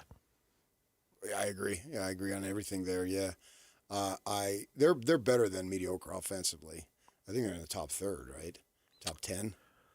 I thought he just said they were 15th. They're top third, I think, right now. Okay. The teams are compressed. You can move pretty quickly in there. But the flip side of it is. But there's no resistance whatsoever. I mean, you cannot allow teams. Yeah. Majerus taught me so much hoop, and when I immediately go to opponent's field goal percentage. Mm-hmm. That's the number one stat. It's the final score, obviously. But when you break down the stats, that his eyes just automatically. And so they would hand out, in those days, they'd hand out the box, like and they still do it today, just one sheet of the box score. And I always go right to the field goal percentage of the other team, because that's going to tell you pretty much all you need to know. And allowing these teams to shoot over 50% consistently is ugly. Their bigs are useless at the rim. Yeah. None of them do anything. But do I crack on them? Has Nurkic ever done anything? No. You don't bring in Nurkic expecting Kevin that. Love, that's not his game, and he's old now. Yeah. And Marketing. So is Nurkic. And Nurkic is older than his chronological age. He's had 2 major injuries. He can't get up off the floor. He can't. I mean, I don't know that he ever could. Agreed. He didn't have much athletic ability in that area, and now he's got less. You know those old man jump hooks he's throwing in? That's what he's good for. Do I think, my gosh, guys, what are you doing? Why don't you show some pride? Is there anything there that they can get more out of? And, should they just say, Nurk, we appreciate your contribution, but we're going to just go with Taylor Hendricks. And if we take a beating, we take a beating. There's a theory out there. Yeah, well, they will, because now you're really playing without a center. You're getting even more undersized by the moment. Nurkic has beef who has a better chance to block a shot? Yeah, but he's not big enough, and he's been playing out of position. I don't think they want to play a young guy out of position. But to your point, though, then don't play a center. Yes, they asked Bob to your Knight, point, Portland needed a center. He said draft Jordan. I have. That's a good line.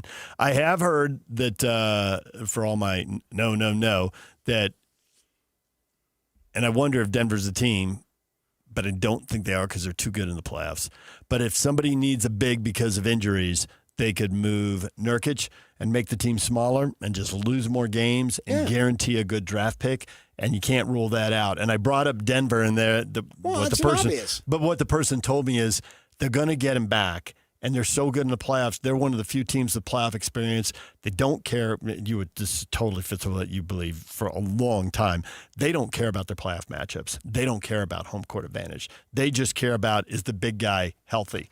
And so if they lose a few more games, well, he's out for a month or 6 weeks. But you're or not asking for a first-round pick. No. You're not giving Oklahoma City Derek Favors. We get Derek Favors and we'll give you a first-round pick in a horrendous deal. Just give them away. Yeah. I sit them on the bench. I don't care what you do with them. Yeah. But is the idea of just go with Williams and Hendricks? Now, haven't they shown enough? Filipowski. Oh, he's already getting time. Yeah. In my mind. I mean, he's not a defender. No, he's got. I mean, it's a lot like Nurkic. He's extremely poor man's Marketing. Okay. And that's fine. He's got some a size. second-round pick. Right. He's got some size and he can score. And if he had the other stuff, he wouldn't have been there in the draft. Right. Yeah. If he had a 35-inch vertical and, arms that hung down to his knees. Yeah, and another 30 pounds. Right. So that's my point, is that you're asking, or not they, but we're expecting guys or fans to do stuff they can't do. This is not good enough to do that. So it's pointless to crack on them. But do I want to see Nurkic get 25, 30 minutes a game for the second half of the season? No. I don't. No. But yet that's what they're doing. And I get that they're limited, and so you can't expect too much. So I guess what I'm saying is, why couldn't you do against the Blazers what you did against the Warriors? You hung in there for a while, and I thought you competed and you pushed back. Well, I mean, it's the Greg Ostertag thing. And you're not good enough to do it every time. Why do you have to be 30th in the league? I mean, I don't think you're going to be 15th, but could you be like 26th? Could there be a little pushback?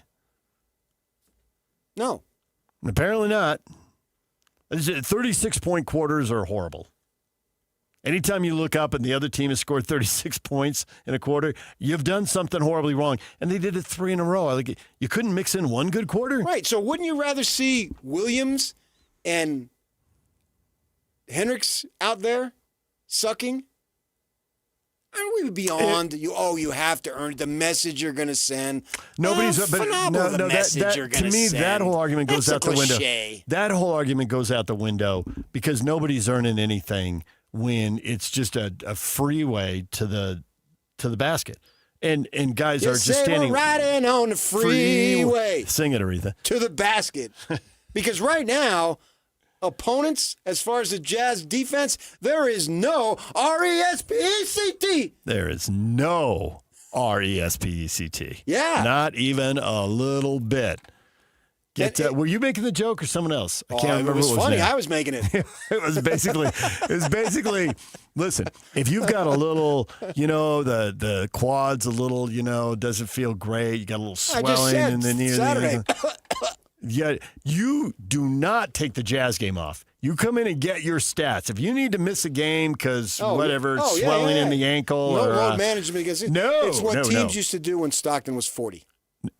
They torched them. Yeah, you gotta be here for this. You're gonna get your 20 and 10. Right. Let's go. Yeah. Take the night off in Phoenix or in Denver or wherever the next stop is. Yeah, this is. And it just, are you looking for a leader on the team, like a player to kind of say something, a little bit of fire, a little something? And maybe these guys are too young. So again, maybe we're asking somebody to do something they can't. Markkanen seems like an introvert. It's not going to be him. If it were going to be him, it would have already been him. What are you looking for out of him? Somebody, when they're giving up buckets, it was just... Start swearing and finish? A little something. Grab the jerseys and bring them together and say, hey, get some stuff. I don't want Draymond over the top, but that attitude, maybe expressed a little better. No. You want Dylan Brooks That's either? a little over the top. Your guy, Kobe. Kobe would do it. Bring together at the free throw line, the head's bobbing. Yeah, you just gave up a 10-2 run. You're a little pissed. So you're asking for leadership out of guys who are really young, and so I get it. Maybe Keontae's getting to the point of the stature where he can do it. I think Kessler has done it. There are a couple moments. Ben Anderson has a couple specific stories about Kessler last year where he started to say something when he thought something wasn't going right in the locker room to the guys with the media there. And I know what you're talking about. And he said something. I remember the specific story. So and so maybe missing him, maybe he'd be the guy. And he's a little older, and that matters. At some point, somebody's got to be that person. And maybe it's, somebody who's too young at this point. Maybe it's going to turn out to be Cody Williams or Walt Clayton, or I don't know. I don't know who it's going to be. Maybe it'll be Filipowski one day. Well, I don't know. Right now, I would settle for Walt Clayton Sr. to do it. Anybody. Just a little something. If Junior's too young, get Senior around the team. Why not? We've got Ace DeBonsa is front row every game. Ace is hanging out. Why can't Walt Senior show up? Hey, it's funny when he walks under the tunnel. Man, there's a lot of genuflecting. Oh, and the angels sing. Everybody knows who Ace. I was going to say Ace Bailey, but Ace DeBonsa. Ace DeBonsa. Yeah. Oh yeah. All right, DJ PK, when we come back, Austin Meek, Michigan writer for The Athletic, joins us next. We got Jazz tickets coming up at the bottom of the hour. Stay with us right here on The Zone. Hockey fans, let your voice be heard with the Utah Mammoth Fan Forum. Visit the Utah Mammoth page on KSLSports.com to connect with the team, other fans, and our KSL Sports insiders. Start chatting today in the Utah Mammoth Fan Forum on KSLSports.com. Start the new year strong with a Hercules Gold Tier checking account. Earn up to 4.25% APY and make your money work harder for you. This account combines high rewards with everyday convenience so you can reach your goals faster. Open your Gold Tier checking account today and let's grow stronger together in 2026. Visit HerculesCU.com to learn more. Hercules First Federal Credit Union. Growing stronger together for 80 years. Bar Dub Grill is where roadside classics meet ranch-raised flavor. Sink your teeth into juicy, handcrafted burgers made with premium Bar W beef straight from the local Utah farm. From the bold cowboy barbecue burger to the sweet and savory Aloha burger, paired with crispy cowboy fries, hand-spun shakes, or signature spud nuts. Soft, airy, and unforgettable. Bar Dub Grill delivers honest eats with cowboy swagger. Bar Dub Grill in Nephi with easy access right off exit 222 in Nephi. Stay up to date with everything Utah Jazz related with the new Jazz Notes newsletter. Get draft updates, analysis, and be the first to know about every off-season move. Visit KSLSports.com to sign up for the Jazz Notes newsletter. If you're getting new gutters, make absolutely sure that you don't get screwed. I mean literally, don't get screwed. Tim Jr. here from RGS Exteriors. And every single gutter company out there uses screws to hold their gutters together at the corners and downspouts. They use screws because they're fast and cheap and easy. But man, they're terrible for your gutters, aside from possibly cutting your hand. They also loosen and corrode over time because they're not made from the same metal as the gutters. At RGS Exteriors, we've been installing gutters for 70 years now, and we don't use screws. We only use permanent, strong, and unobtrusive rivets. They're made from the same material as the gutters, so they won't oxidize and they won't corrode. They'll also never loosen. Your hand is safe too. Did I mention they look amazing? So don't get screwed. Call RGS and get riveted gutters. Our number is 801-280-3110 or visit us at rgsutah.com.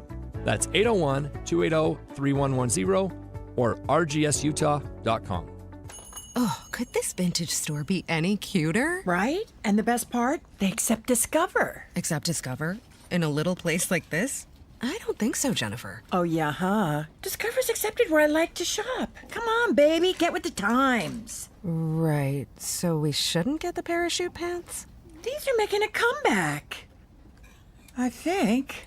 Discover is accepted at 99% of places that take credit cards nationwide. Based on the February 2025 Nielsen report. Hi, I'm Chef Franklin Becker. You know the jingle. Now discover the facts about Ozempic, a GLP-1. There's only one FDA-approved Ozempic made by Novo Nordisk. Learn about the real thing. Talk to your healthcare professional today. Call 1-833-OZEMPIC or visit Ozempic.com to view the medication guide and to learn more about Ozempic. Semaglutide injection 0.5, 1, and 2 milligrams.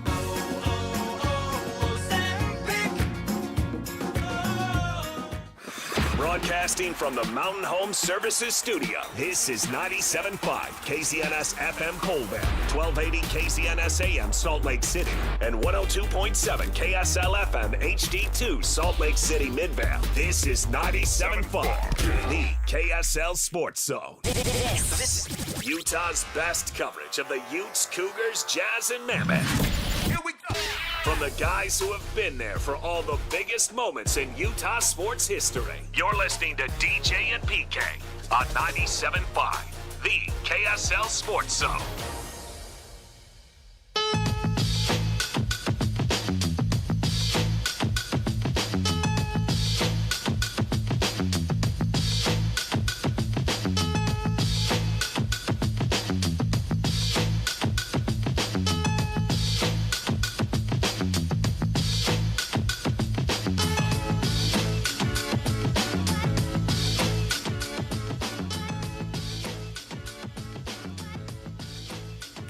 DJ PK, it's 97.5, the KSL Sports Zone. Jazz tickets coming up, bottom of the hour. Stay tuned. We'll give them away to see the game Saturday with the Hornets. They're coming back home after they play Oklahoma City on Wednesday. David Locke's least favorite NBA road trip. Get to hear him complain about that on Friday. I like that place. He got a shot in at him at last week. I like the convenience of the airport and all the smaller places and get in and out. I've been there multiple times for work. I was there one time. It was for 6 hours at the end of a trip and just straight into the hotel, go to sleep, get up, and go to the airport. Got no experience there. Yeah. DJ PK, and we're joined now by Austin Meek, Michigan writer for The Athletic. Austin, good morning. Hey, guys. How are you doing?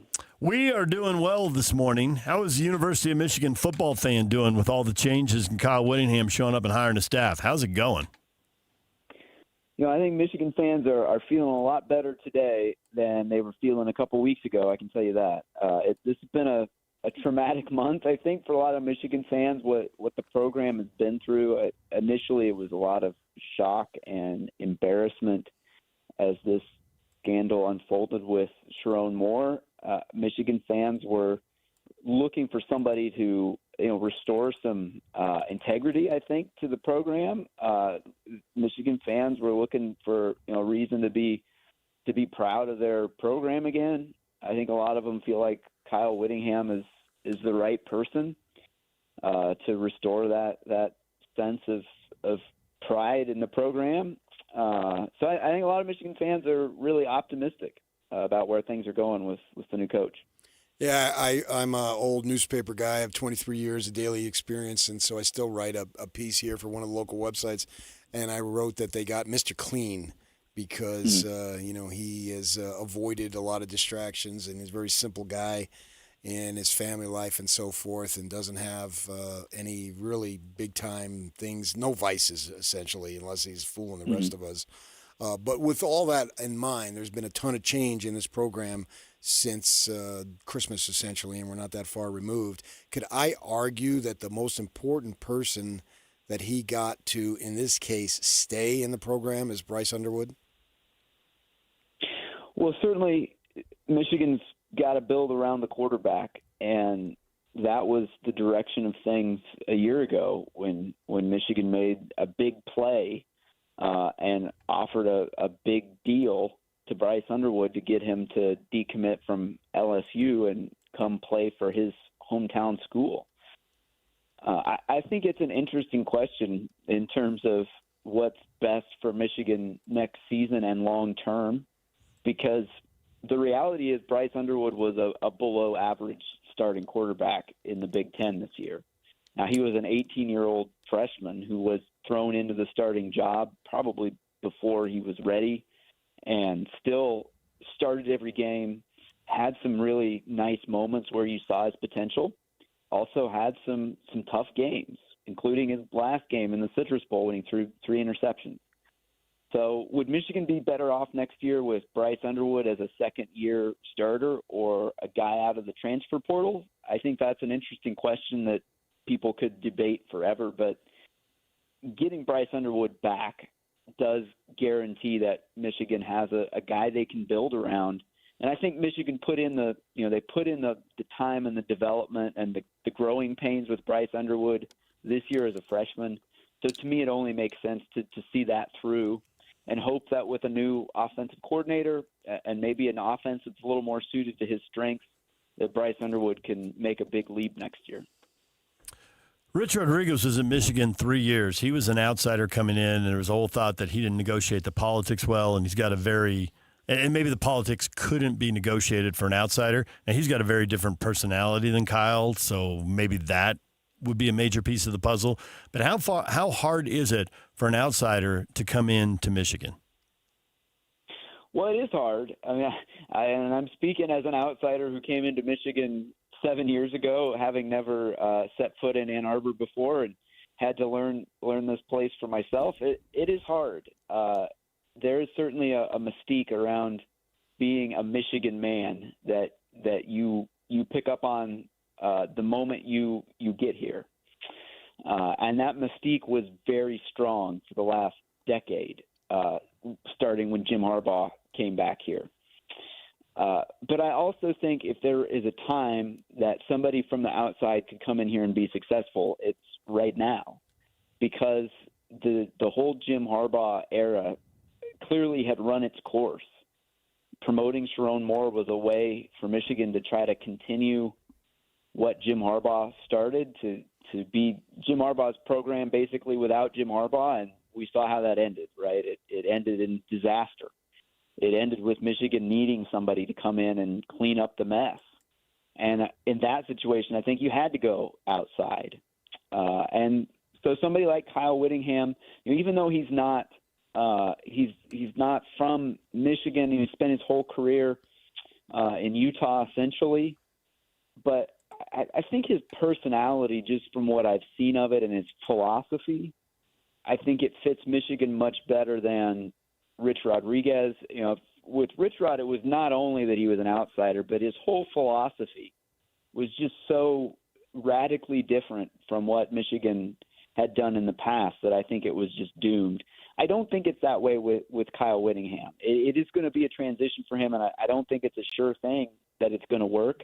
But I do think that there's enough common ground with Kyle Whittingham in Michigan that at least he has a chance to succeed here. My wife's family is from the Detroit area. My mother-in-law grew up there and all that. Still has plenty of relatives there. And several years ago, we were back there, and I told her I wanted to go through the Hitsville, the Motown thing there. And we got there, and the last tour started at 4 o'clock, and we got there about 4:10. And I went in and I told the guy, I said, man, I'm from Utah, which I'm not from Utah, but I work here now. And so, we know the stereotypes of Utah. And I told the guy, I said, outside of Detroit, there's no bigger place that worships Motown than Salt Lake City. And she kind of looked at me and think, okay, you're putting me on here. But it was, I warmed up enough to her that she took me down some hallway and got my wife and I in the tour as it was ongoing, right? Which I really wanted to do. And the point I'm making is, when I said I'm from Utah, I might as well said I was from Pluto, and the way they think about Utah.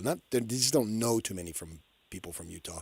So not only is Whittingham and most of his staff going to be outsiders and not Michigan people, they're going to be from Utah.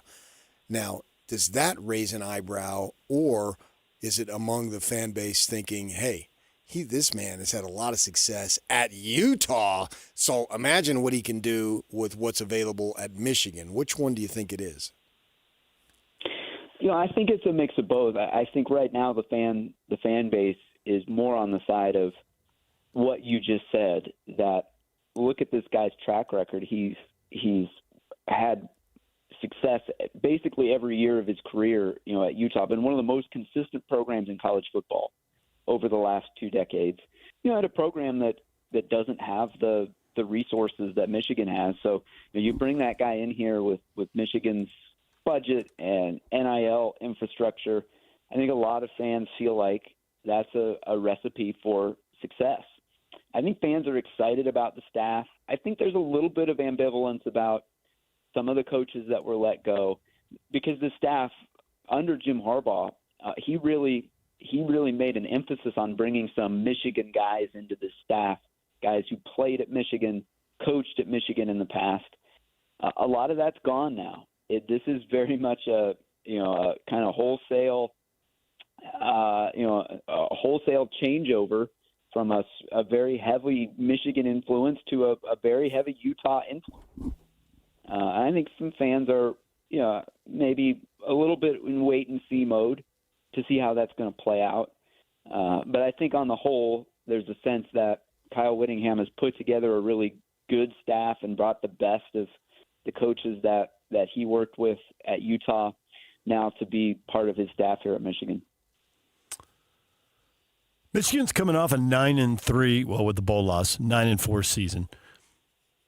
That's pretty good. Obviously, it's not up to top shelf Michigan standards, but they probably have some pretty good players on the roster. But then I looked at the schedule, they feasted on the bottom of the Big Ten. Not even the middle of the Big Ten. They struggled with Nebraska, and they lost to USC. But they feasted on the bottom of the Big Ten. The schedule looks a little tougher next year. Ohio State obviously is on the schedule, but so's Indiana, so's Oregon, and a non-conference game with Oklahoma. They lost in Norman this year. They'll have them at home coming up for Kyle here. What are the expectations are? How good is the talent on the roster? Because there's a long string of beating a bad Purdue team, beating a bad Maryland team, beating a bad Michigan State team, beating a bad Wisconsin team. How much do they really have on the roster? At no point this year did I think Michigan looked like a playoff team, even though technically Michigan was alive for a playoff spot if they had beaten Ohio State. You're absolutely right that the 9-4 record was built on beating a lot of bad teams in the Big Ten. Wisconsin, Purdue, Michigan State, none of those teams had a Big Ten win when Michigan played them. So I think in some ways the record is a little bit empty when you look at who Michigan actually beat this year and how Michigan played against the best teams on the schedule. I do think there's talent on this roster. It wouldn't surprise me if Michigan is a playoff team next year, only because, we've talked about Bryce Underwood, but not just him. There are some talented young players on this team that it looks like Michigan is going to be in position to retain. The one thing that Sharon Moore did well, he recruited well the last couple of years. Michigan's 2025 recruiting class was very good. The 2026 class, which appears to be more or less intact, was very good. Headlined by Savion Hyder, top 10 prospect and number 1 running back in the class, who's going to stay and play for Tony Alford. Carter Meadows, a 5-star edge rusher in that 26 class as well. So there's talent on this team. A lot of it's young talent. I think what's going to determine whether Michigan is a playoff team next year will be, can they go in the portal and get some experienced guys to fill some gaps, because a lot of their best players are young players. But there is talent in this program, and I think it's set up over the next 2 to 3 years for Kyle Whittingham to have success here. I'm wondering also, too, the lack of the Michigan connection that the majority of the coaches will have. Excuse me. How much of that is a big deal in terms of recruiting, with the idea that Michigan basically recruits nationally anyway? Yeah, I agree with you. I don't know how much that stuff matters in this era of college football. You know, if this was 5-10 years ago, I think that would be a big talking point. But in this era, so much of it is about, do you have the infrastructure with NIL and revenue sharing and your personnel department to identify the right players? And if Michigan has that, I have high confidence that Kyle Whittingham is going to be able to coach the team. I think there's not many guys in college football you feel better about, just from a pure coaching standpoint. So it's really just about, does his personnel department and the NIL collective and all the people who have to work together to build the roster, does he have all that in place to get him the right players? And if he does, I think he'll be successful. And so much of it is just about having the money and figuring out who you want to spend it on. The connections, the Michigan ties, like that, maybe that has a little bit of influence, but in this day and age, I don't think it really matters that much. Your coach and your staff can come from anywhere. As long as you've got the right personnel people in place and the right infrastructure with NIL, you can build a really good roster. How restricted is the football staff in bringing in recruits and bringing in transfers, given the fact that Michigan is a very good academic school? Does football get a lot of room to operate? I think we all know what I mean when I say that. Do they get a lot of room to operate, or is it maybe a little more restrictive than people on this side of the country would be aware of?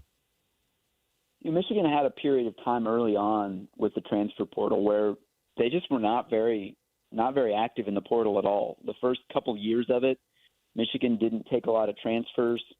That part of that was just philosophically of how Jim Harbaugh wanted to build the team, and part of it was Michigan had to figure out which transfers to go after, which ones they could get in.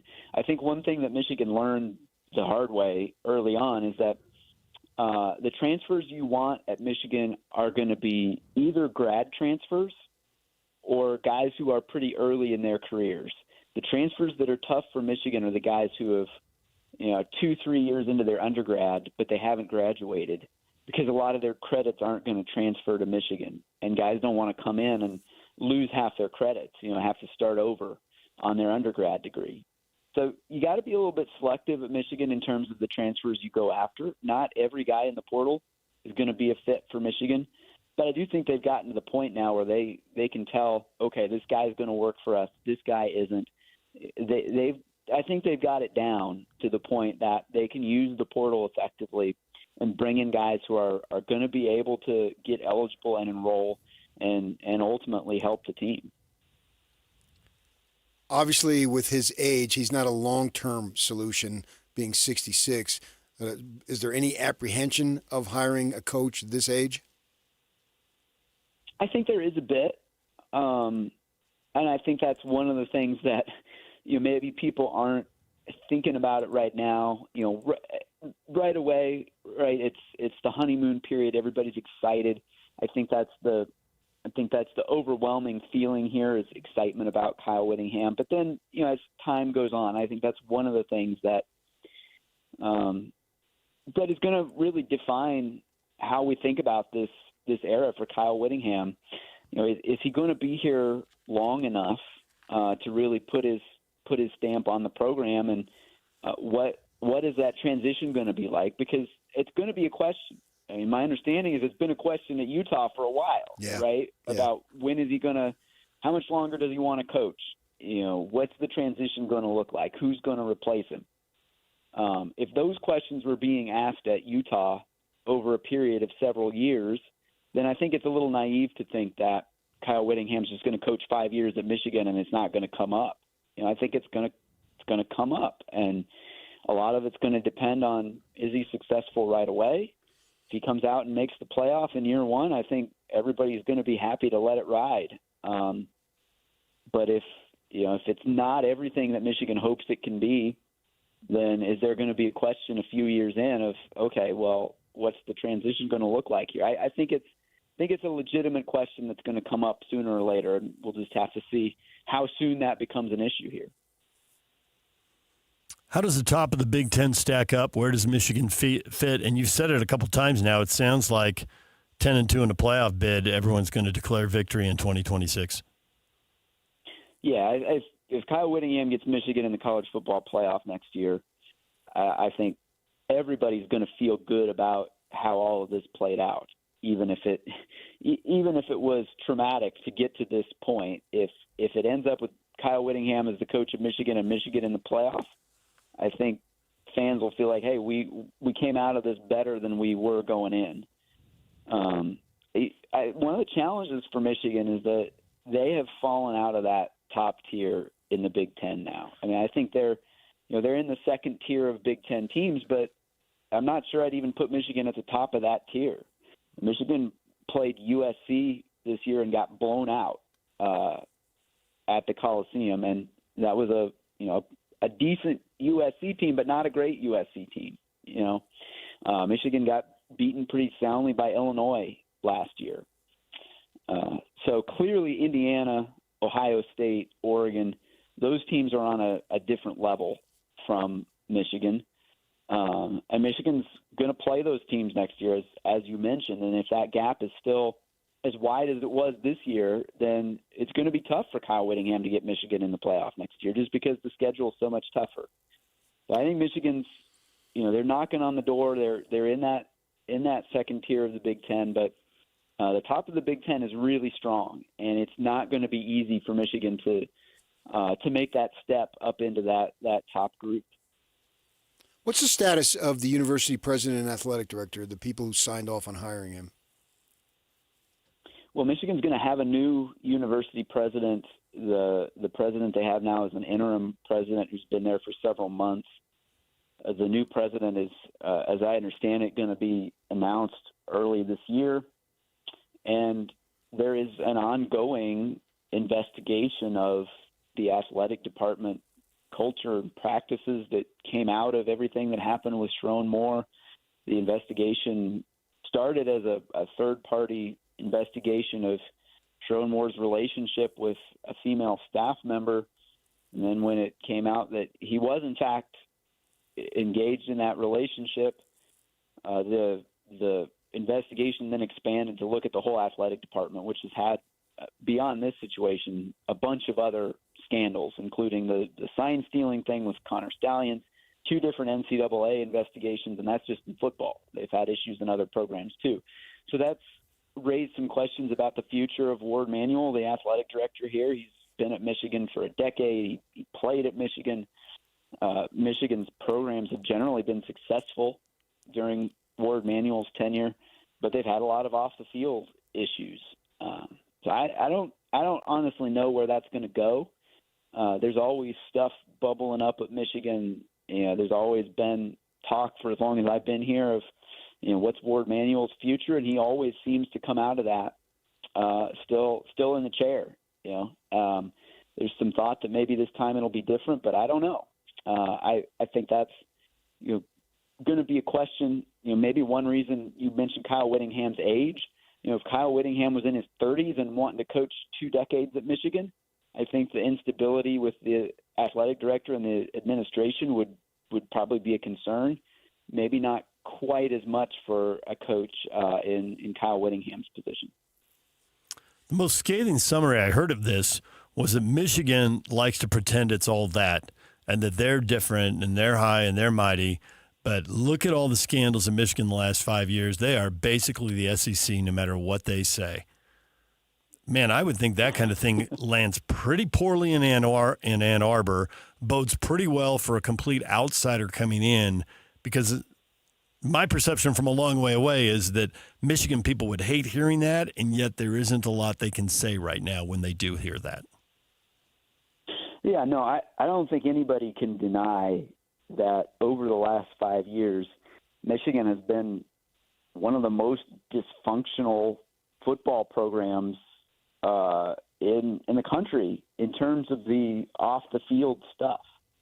Biff Poggi, the interim coach at Michigan, said as much before the Citrus Bowl that he called it a malfunctioning organization.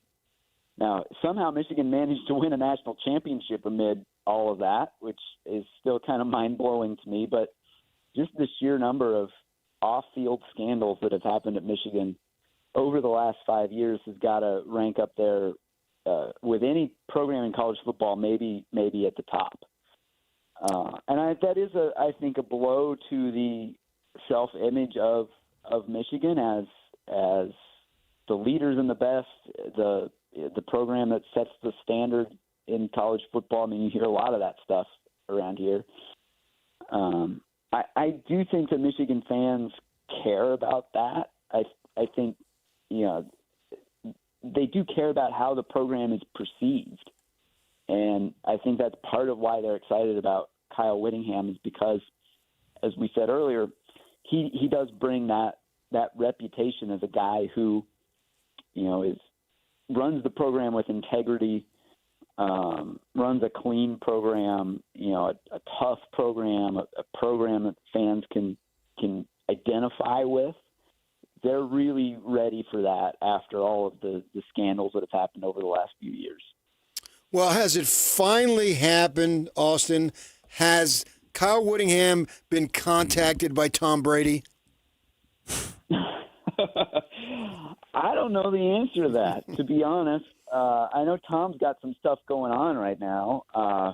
Tom's got another coaching search he's got to worry about in Vegas. So I don't know if they've had time to talk. I mean, Tom, he stayed connected to the program. He was a big part of Bryce Underwood signing with Michigan. So I'm going to assume that if that conversation hasn't happened yet, that it will happen in the near future. But I don't know the answer to that. It's a good question. Tom Brady's got an owner to get under control. There's one constant in a couple decades of chaos, and it's a guy with a pretty special. Yeah, right. There's one constant. It's a guy with a bowl haircut, and I think he's causing some problems. Managing up is a problem for everyone, including, it turns out, Tom Brady. So there's that. Austin, we appreciate the time. Thanks for joining us, and thanks for filling us in on Michigan football. All right, guys. Thanks for having me. I appreciate it. Austin Meek, Michigan writer for The Athletic. Not on the top tier. Yeah, that's fair analysis. Those other teams with back-to-back playoff appearances. Iowa State with the title. Indiana's in the semifinal still playing. Oregon, another Big Ten team. Yeah, but I don't think you look at Michigan on a yearly basis, though. You look at they're still Michigan. They can get back. The 30,000 yeah. Perspective. And there's few programs that are like Michigan. Fact. Yeah. Well, the expectation will be to get back sooner, not later. In 2026. Yeah. Yep. And then in 2027. It's what Kyle said. You come here, you're expected to compete for that national title every single year. DJ and PK, when we come back, we'll give away tickets to see the Jazz and the Hornets Saturday at the Delta Center. Everything you missed in this show coming up next. Stay with us. This is Hans Olsen and Scotty G. Don't touch that button. Check this out. Eric Weddle, kind enough to join us. We need to get back to players that want to be part of our university, that will appreciate what the university can give them. The culture, the buy-in, what Coach Morgan and those guys are going to be emphasizing day in and day out of being great men on and off the field, right? Future leaders, future husbands and fathers, like those programs are what I want my son to be a part of. It's not the guys that are money hungry. We're not going to beg people to stay at our university. We're not going to overpay guys because they got other universities that are offering more money. Then if that's the case and you don't appreciate what this school can give you, then good luck, because we're going to be fine. The University of Utah is an amazing school with amazing support, and those who want to be a part of it, let's ride. It's Hans and Scotty, weekdays from noon to 3, presented by Mountain Land Supply on 97.5, the KSL Sports Zone. Helping your money do more means making sure you get the most out of every dollar. That's why, for a limited time, when you open a new America First Visa credit card and spend $3,000 within 90 days, we'll give you $300. That's like getting a 10% discount on everything you pay for with your card. Before you spend another cent, head to americafirst.com and apply for your low-rate Visa credit card today. Membership eligibility, terms, creditworthiness, change, and conditions apply. Subject to additional criteria. Federally insured by NCUA. Equal Opportunity Lender. The KSL Sports Zone is your home for live local sports. Tomorrow night, the Utah Jazz are back in action in Oklahoma City playing the Thunder. Listen at 6 o'clock on 97.5 The Zone. Arizona State's at BYU. Big 12 basketball tips off at 7 o'clock on 102.7 FM. And the Ottawa Senators and the Utah Mammoth at 7:30 on 1280 The Zone. If you want to hear your company's name here, email Stephanie Palmer at spalmer@ksl.com and join the winning team at the KSL Sports Zone. If you're one of the millions of Americans behind on your taxes, if you're afraid to open your mail because IRS collection letters could be coming, listen carefully. The IRS is cracking down, taking paychecks, freezing bank accounts, revoking passports. That's a fact. But here's what most people don't know. There are official tax relief programs designed to help struggling taxpayers. Programs that could save you thousands if you qualify. No one knows these programs better than the experts at Optima Tax Relief. Optima's award-winning team will fight to protect your paycheck, your passport, and your property. Their tax attorneys and licensed tax professionals will work tirelessly to get you the best deal possible with the IRS. Every day, penalties and interest keep piling up, so don't wait. Call Optima now for a free consultation. Call 800-343-6460. 800-343-6460. 800-343-6460. Optima Tax Relief. Some restrictions apply. For complete details, please visit OptimaTaxRelief.com. Tim Jr. here from RGS Exteriors. Did you know that we offer 3 distinct styles of gutter protection? Each one meant to handle a specific leaf problem. You might not even know there are different styles of gutter protection, but there are. And if you pick the wrong one, it could be a huge waste of money. Now, the big gutter guard companies won't tell you this. They try to sell you a one-size-fits-all gutter guard. And it could be completely wrong for the amount and types of trees and leaves you have. Not RGS Exteriors. We understand which kind of leaf problem needs which kind of gutter guard. We'll do an in-depth evaluation to assess the types, locations, and numbers of trees in your yard. Based on that data, we match your home to the right gutter guard. So don't risk wasting money on the wrong gutter protection. For a free evaluation and estimate, call RGS Exteriors at 801-280-3110 or visit rgsexteriors.com. That's 801-280-3110 or rgsexteriors.com. Hey, this is Chris from JCW's. If anything rivals our burgers, it's our bacon. It makes the perfect combination with our guacamole, jalapeno, or our hickory barbecue burgers. JCW's, quality and a lot of it. This is a Utah Jazz at 30 update on 97.5, the KSL Sports Zone.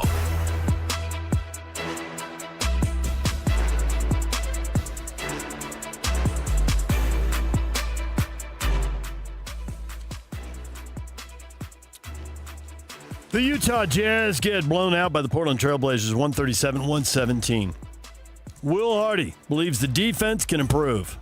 Any group of people can perform to a certain level. I don't want to put a limitation on our group at all on that side of the ball. If I didn't believe in the ability for a group of people to outperform the sum of their parts, or if I didn't believe in the ability for individuals to grow and get better, then this would be a horrible profession for me. This Jazz at 30 update brought to you by University of Utah Health. At University of Utah Health, hope is in our DNA. Learn more at uofuhealth.org.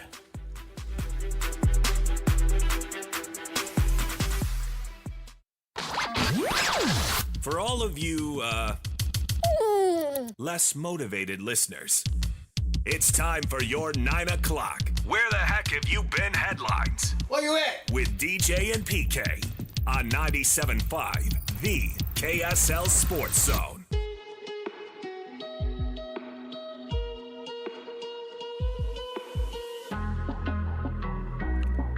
Slacker Radio Headlines brought to you by Trajan Wealth. Call Trajan Wealth today, your local trusted financial fiduciary. Call them at 801-210-6800 or visit their website at trajanwealth.com. I have. I've done both of those.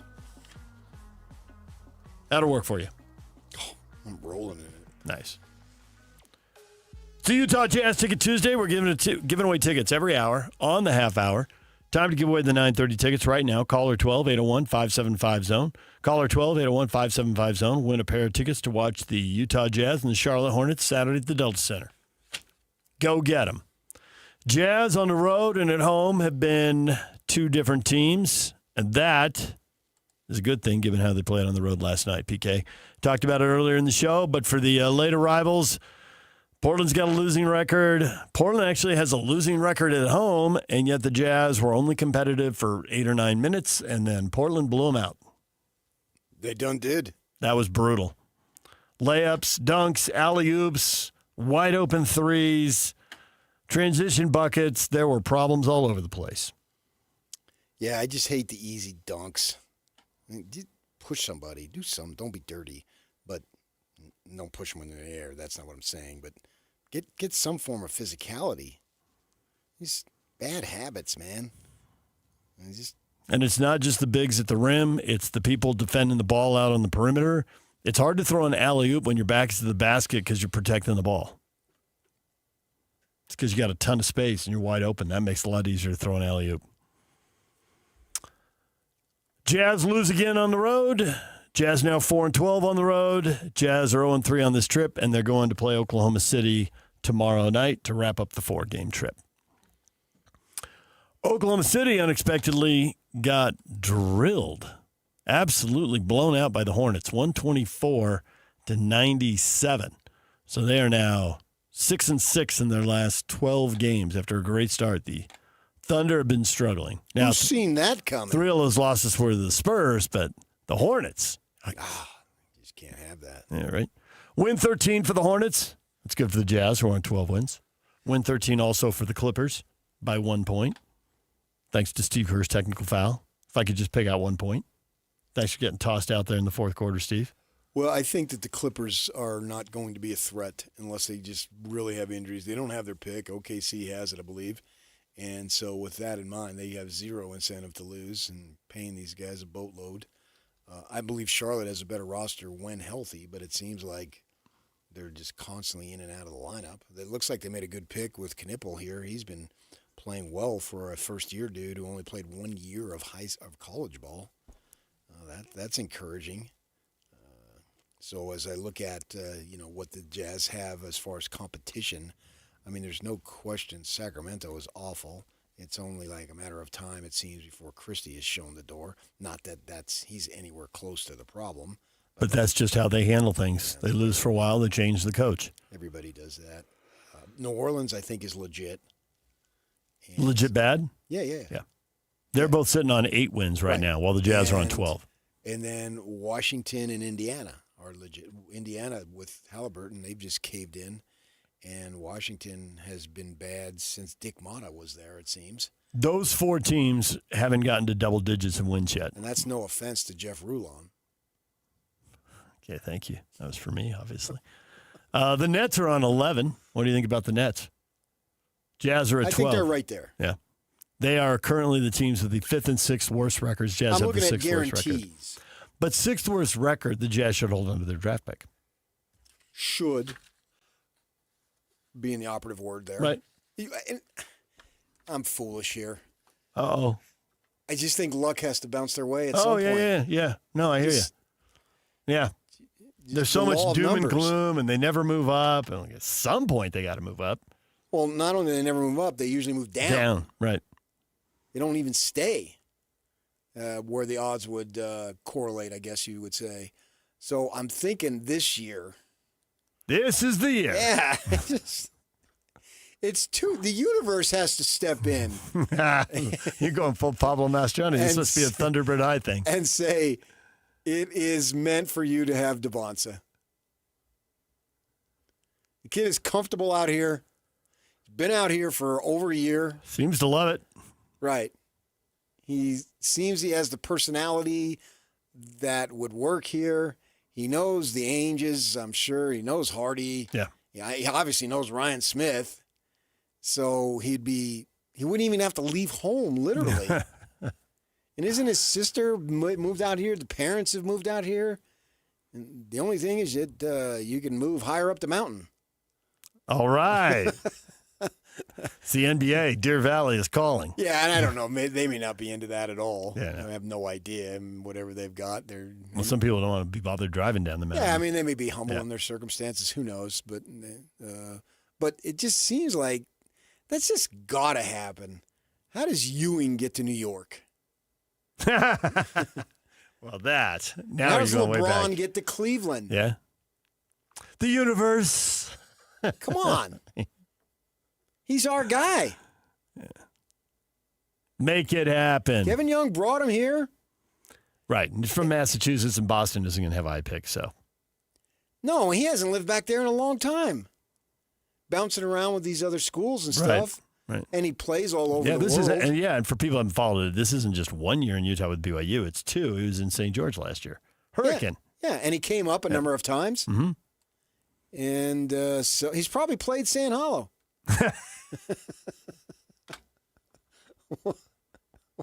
What? It's just funny.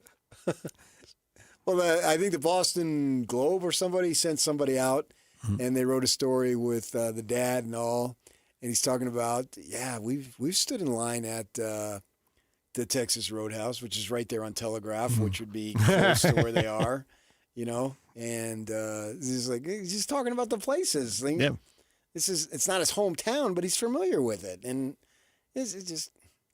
I want it to happen, obviously, and you are not alone, PK. There's a long list of people who want it to happen. If not him, then it's got to be Carlos's son. Again, a tie. Yeah, he's not local. Yeah, but when you look as people borrow trouble from the future and worry about who's going to resign, 7 years down the road, that's a long way away to worry about. But literally, if they drafted Carlos's son. The kid would actually have his dad don't make the mistake I made.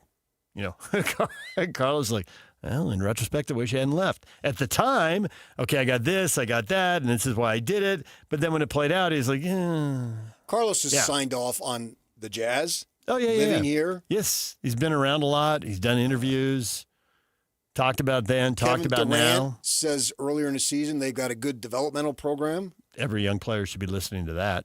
Yeah. Right. Because he was asked about Ace Bailey, I believe. And DeBonce has heard about it. So there's another guy who'd be more comfortable here than him long term. It's 2 of the 3 makes sense. Hi-ho Silver, you've got to get it done. Well, they're sitting on the 6th worst record now. Freeze the envelope. I don't care what you got to do. Freeze the envelope. Rig it as much as you want. Yeah, that's a 1980s Patrick Ewing reference. Because even if that happens, it's not like in the 26-27 season they'd be battling for a top 4. No, the next step would be to get into the top 10, top 8. Right. You got to get in there. Yeah. And DeBonce would still be a kid and learn the game at the pro level, the highest level, obviously. So it would take – it's not like the rebuild would be all of a sudden the fruits of the rebuild would be delivered next season. It's probably – I asked Locke about when do you think they'll be playing on Christmas Day because that's usually a sign of respect unless you're New York or the Lakers or somebody. And he said 29. Well, that's the 29-30 season because Christmas Day obviously would be in 29. So that's 3 years away from next year. Well, when you put it like that. But it would go a long way if you got a talent like that. Spurs played on Christmas Day, didn't they? I've already forgotten. I'm pretty sure they did. Well, they got a good team. They played okay. They got a good team, and they but got also a once you put player. once you put a premier player on it, the team doesn't have to quite be there as long as the arrow is up and the player is electric. It was them and the Thunder, I thought. on Christmas Day. Yeah, they hate each other now, man. Oh. SGA and Wemby. That rivalry, man, it's going back and forth because we beat them 2 or 3 times, you said? Oh. And it certainly looks like San Antonio is going to be a playoff team this year. The Mavericks played on Christmas Day, and that's purely Cooper Flagg. Want to see him. Right. Right. Get the number 1 pick, and there you go. Yeah. We also talked football this morning. Okay, PK, there's challenges. I liked what Kalani Sitake said. I didn't say this earlier. So this is brand new for you, the 9 o'clock What did listener. he say? He was Be asked humble about... and hungry? Well, he certainly said that a lot. And he's going to continue to say it because it's working. No, but he was asked about Jay Drew leaving the defense, and at one point the answer goes... Jay Drew leading the defense. Not Jay Drew, sorry. You gave me a Jay Drew story. Wow, Jay Drew. Jay Drew. Bad news, Cougar fans. Big upgrade. It's good news. No, it's bad news. Jay's an offensive mind. He's not a defensive mind. He's on the wrong side of the ball. How do you know he's an offensive Jay's mind? a quarterback whisperer. I've talked to him at high school. Jay Schrader leading the defense. Jay Schrader. Famous Jays. Let's go. Jay Schrader. Nice. That's a nice pull. And he coaches St. George? He did. He was coaching and calling games down there or something like that, too. Yeah, but fairly local. Fairly local. The Raiders are in Vegas now. Anyway, what was the point? Oh, no, it was with Jay Hill leaving to go to Michigan, and it asked about the defense. And it's as fired up as Kalani really gets in these press conferences. He goes, I know the defense, too. Like, did you forget? Mm-hmm. So I like that, a little bit of pushback. There are challenges for Utah and BYU. I don't like all the hand-wringing, the negativity, and the sky is falling stuff. They're challenges. There's no doubt about it. And people may not be willing to give Morgan any grace at all, any time at all. Some people probably will. We'll see how that goes. Everybody wants what they want when they want it. Yeah, Kyle was 16 and 13 in his first 29 games, and then he got stuff figured out in year 3, and away they went. Phenomenal run. So I know Morgan's got challenges. I know Kalani's got challenges, but I don't like the sky is falling thing. It's just not. It's not that bad. Well, I don't think a sky would be falling from a team that won 11 and 12 games. Yeah. They got too many people back. For all the people they've lost, they got too many people back. It seems like we're overlooking the fact that Utah had a really good team. Season. Yeah, really good team, really good season. Yeah, 11-2. As Morgan said at the bowl, you may have even been standing right there out of camera. He's like, hey, we've won 10 games, and we're trying to win 11 for just the 4th time in school history. Right. Now, in the early days, they didn't play enough games. I mean, it's obviously changed. They've gone from 10 to 11 to 12 game schedules, and you got conference title games and bowl games and multiple playoff games for some teams. So they got to play 13 this year, and there haven't been a lot of years where they've gotten to do that. But there have been enough. It still stands up. And one of the losses was by 3. Yeah. Come on. DJ and PK, when we come back, your feedback next. Stay with us. And it's all over almost here. Don't go nowhere.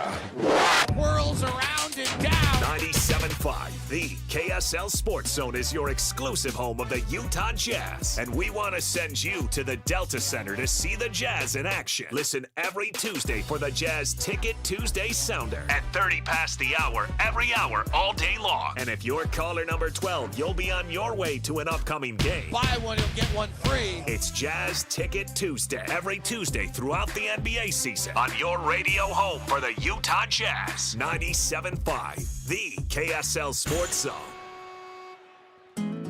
At Peach Windows and Doors, they help homeowners stay in the homes they love while upgrading to the elegance, efficiency, and natural light of today. With hundreds of 5-star Google reviews, their clients know Peach Windows and Doors deliver what they promise.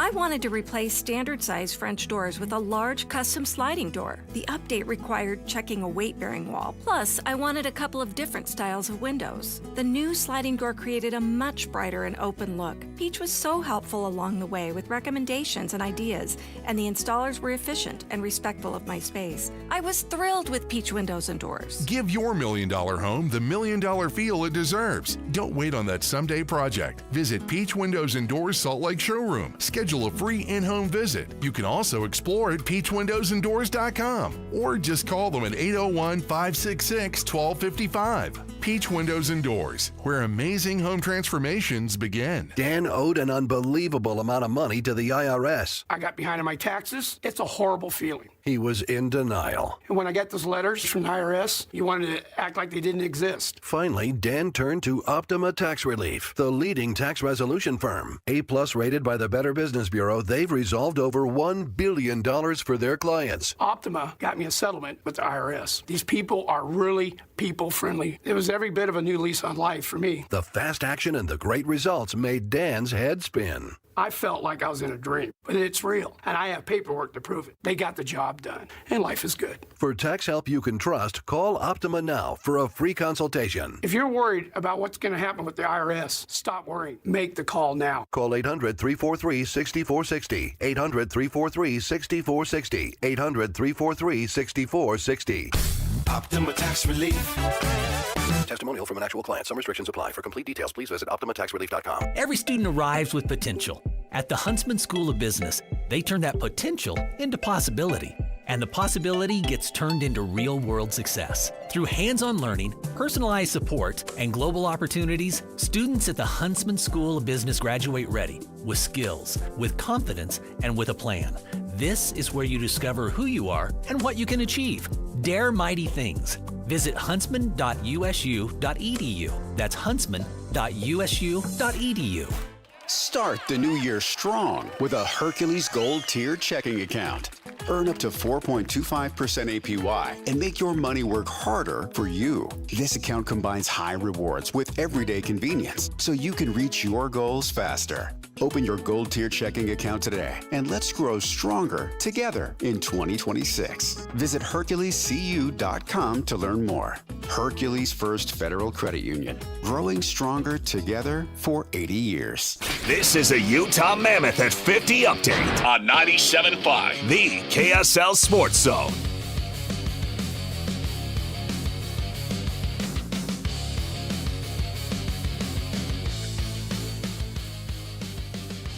Utah Mammoth pick up a win on the road in Madison Square Garden. They beat the Rangers 3-2 in overtime. Michael Carcone scoring the tying goal in the third period to force OT. Carcone on the need to pull out wins on the road trip. Yeah, absolutely. We knew this trip's going to be important. We obviously see the standings and where we are. So, to get 2 wins on this trip and get home is going to be great. Mammoth updates 50 minutes past every hour right here on 97.5, the KSL Sports Zone.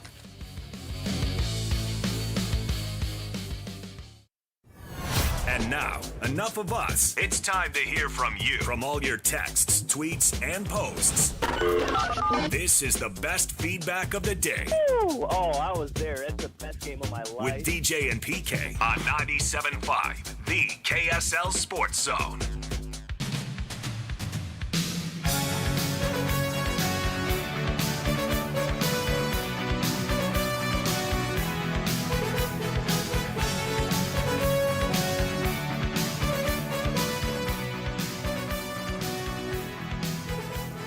DJ and PK, it is time for your feedback. What do you have to say about today's show? Nothing. There are people on Brendan Sorsby getting $5 million to go to Texas Tech, leave Cincinnati, jump inside the conference. How much, if any, is this stuff hurting your fandom of college football? Lance, we're not watching traditional college football anymore. It's another professional league with your favorite college logo on the helmet. Family and loyalty are just a distant memory. It's not completely wrong. Yeah, it's exaggerated, but the point is made. At the same time, ratings appear to be through the freaking roof. People are still watching. The granddaddy, 24 million. It's a lot of people. Yeah. Jeez. College football is not what it used to be, Brian says. No tradition or real loyalty. Players are not developing the way they used to. Coaches are skipping out, too. Mega millions playing in college plus a free education. It's got out of hand. NIL is intended to let athletes make a little and market themselves. Then you get boosters involved and corporations. It's a joke. Can't blame the players. Like anyone, if you get more money and a job or opportunity, people take it. Sad part in all of this is one's handing out the money, don't give a crap about the kids in the big picture. I don't know about that. Yeah, that probably varies person to person. Yeah. But, yeah, some of them are making huge money. And if it's a joke, then that would finally be the time that it's accurate to say they're laughing all the way to the bank. Fact. I would be laughing. I'd The be cliche skipping. finally comes I'd be true. doing cartwheels. Cartwheels, PK, cartwheels and somersaults all the way to the bank. Yeah. Utah will officially introduce Morgan Scalley. Press conference 2:00 today. How tough of a job will it be? David says he'll do great, but he might need a year or two. I think you have to allow for an opportunity to grow into the job.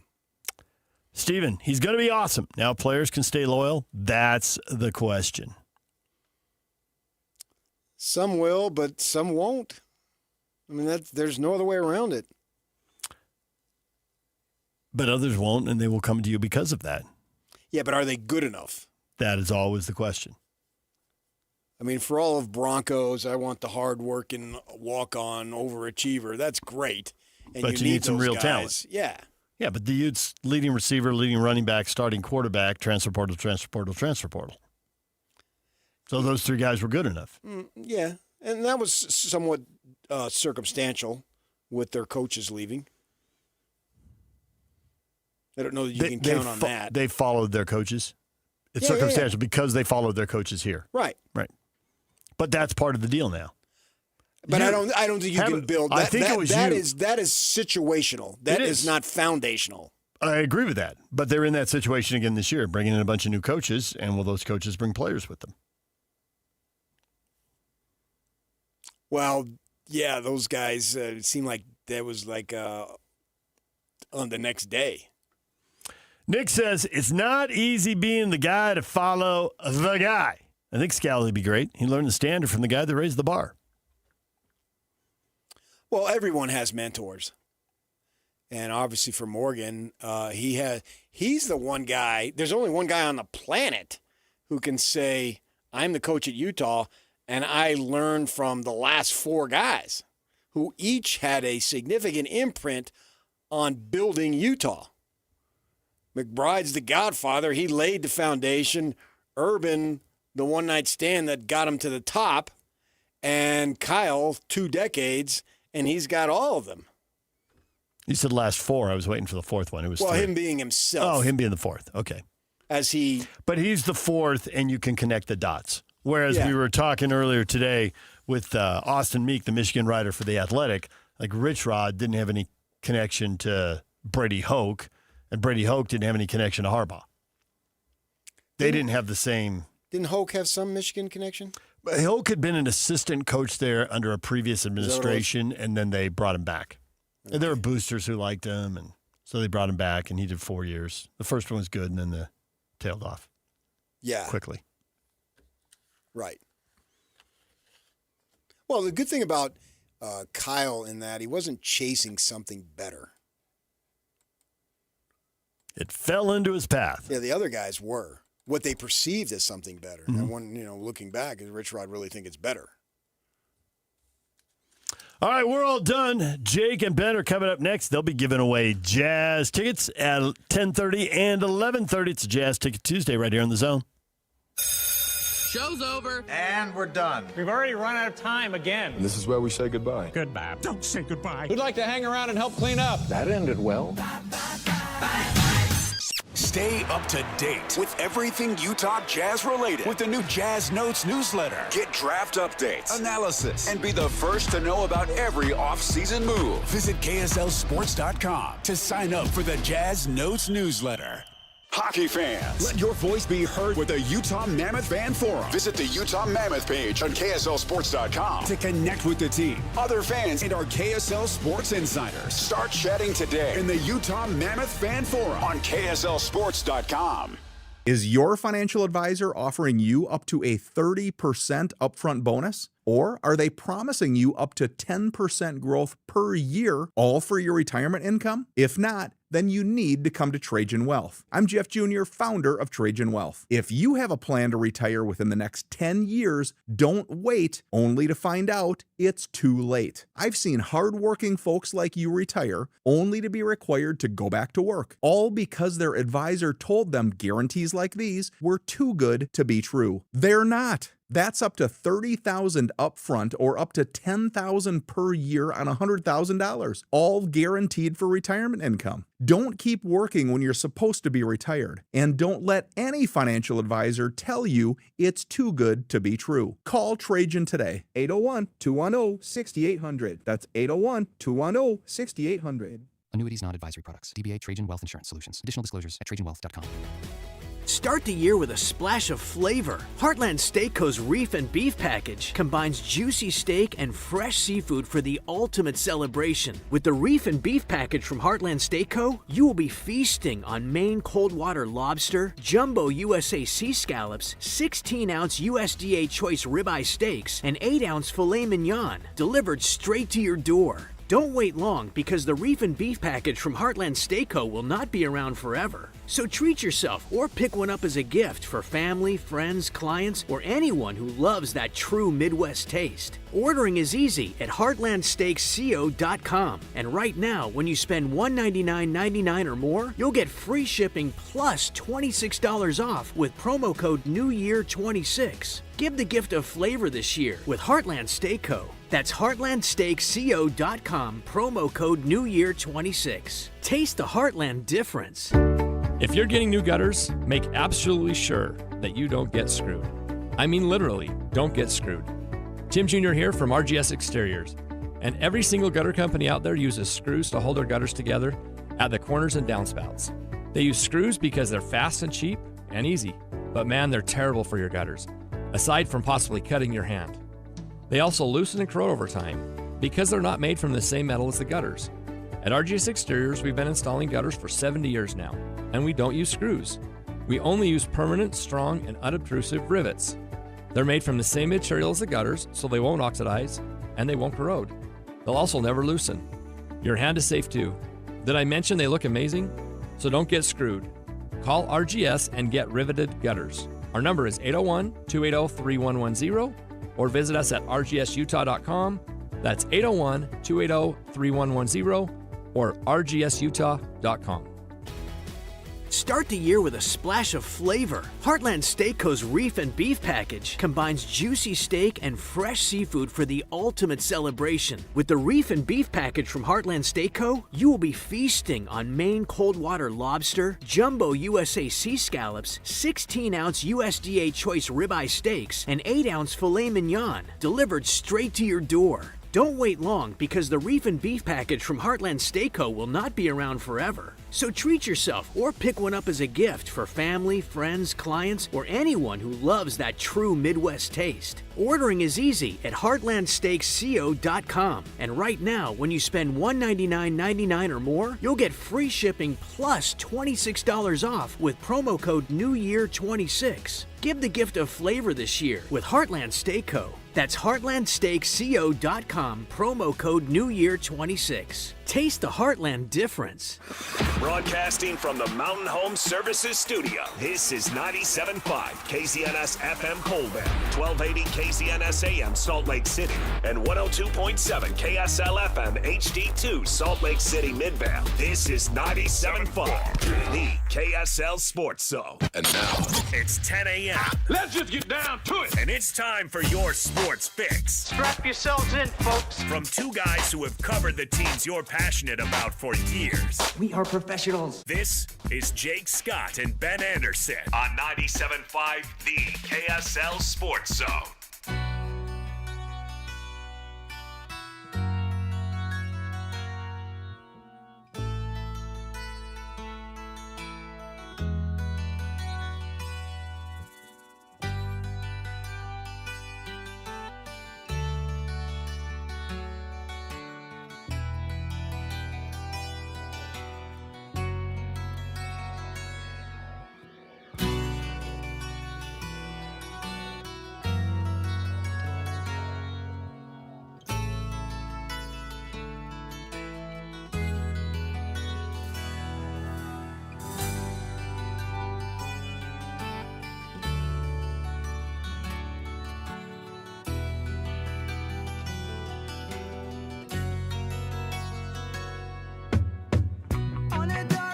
Jake and Ben, 97.5, the KSL Sports Zone. Jake Scott, Ben Anderson, thank you for making us a part of your day.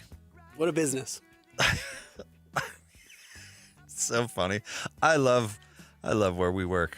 Just funny stuff. You're in Mai's decision, your decision and mine, and I think Christian so far. Though I don't know what Christian does after the Saturday show. He probably flexes that celebrity muscle he's got there. Sitting on the sidelines is so much better. Oh yeah, sure. Don't be a star player. No. And I mean that in this business. No. Just hang out and just watch the show. Watch the show. Just watch the show. Don't write the story. No. No. Don't fall for that temptation. Be boring. Be boring. Be boring. Yep. It's better. It's way better when you're boring. Well, off the mic anyway. Yeah. We try not to bore anybody on the show. That's not exactly what we're talking about. But, quiet personal life. Yeah. That's nice. Quiet. Yep. Nice and quiet. Speaking of which, this is your kids are in the same district my kids are in. The last day of the Christmas sabbatical. Yeah, it's crazy. It was a month off. It's wild. Christmas feels like a month ago. Yeah. And they were out for like a week and a half before that or whatever it was. Yep, 19th to the 9th, I think is what it was. 19th to the 9th. I talked to 7th, sorry. 19th to the 7th. My Sadie, my 8-year-old, had a friend over, so I talked to her parent for a minute when they came when she came to pick, and I think they have either 3 or 4 kids, but of school age, like younger than high school, right? Like junior high, elementary, or whatever. And is a very lovely person. Obviously frazzled. Yeah. Obviously, she's like, wow, the can't wait for this to come to an end. Ready to get back in school. Some chaos. Yeah. Chaos going around. And I like the break, but I do think you do the kids a little bit of a disservice. They are so far removed from school now, it's like starting over day one. They've erased school from their memory. Where you're picking up now, you might as well just be starting in August again, or whenever the summer break. Yeah, ends. it's going to take you a month to catch back up, warm up to where you were. Oh yeah, I mean, I would like to think I'm the type of parent that will stay on top. Like, hey, why don't you practice your French a little bit? While we're here on the. No, I did none of that. No, I don't think she's read a single word out of a book. Totally agree. Since she got out of school. So anyway, hope she enjoys her last day. Yeah. Before she goes back. Oh, for 2 days and then a short day. What a week. Yeah. Yeah. What a break. A week. All right, Ben, where do you want to start today? That real thriller last night in Portland? I don't know. I do think, I guess if you want to start there, I do think we have a sense of the direction the Jazz season is heading. And it is this direction I think everybody assumed, other than there's been players performing better than expected, and that includes both Lowry and Keontae George. But, suddenly you look up, and I think the Jazz are tied for the 5th worst record in the NBA again. It's just like they are exactly where they wanted to be.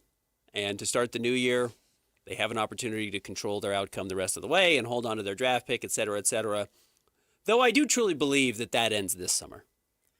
Well, yeah, I mean, that's what we were told last summer, but yeah, good times. Yeah. I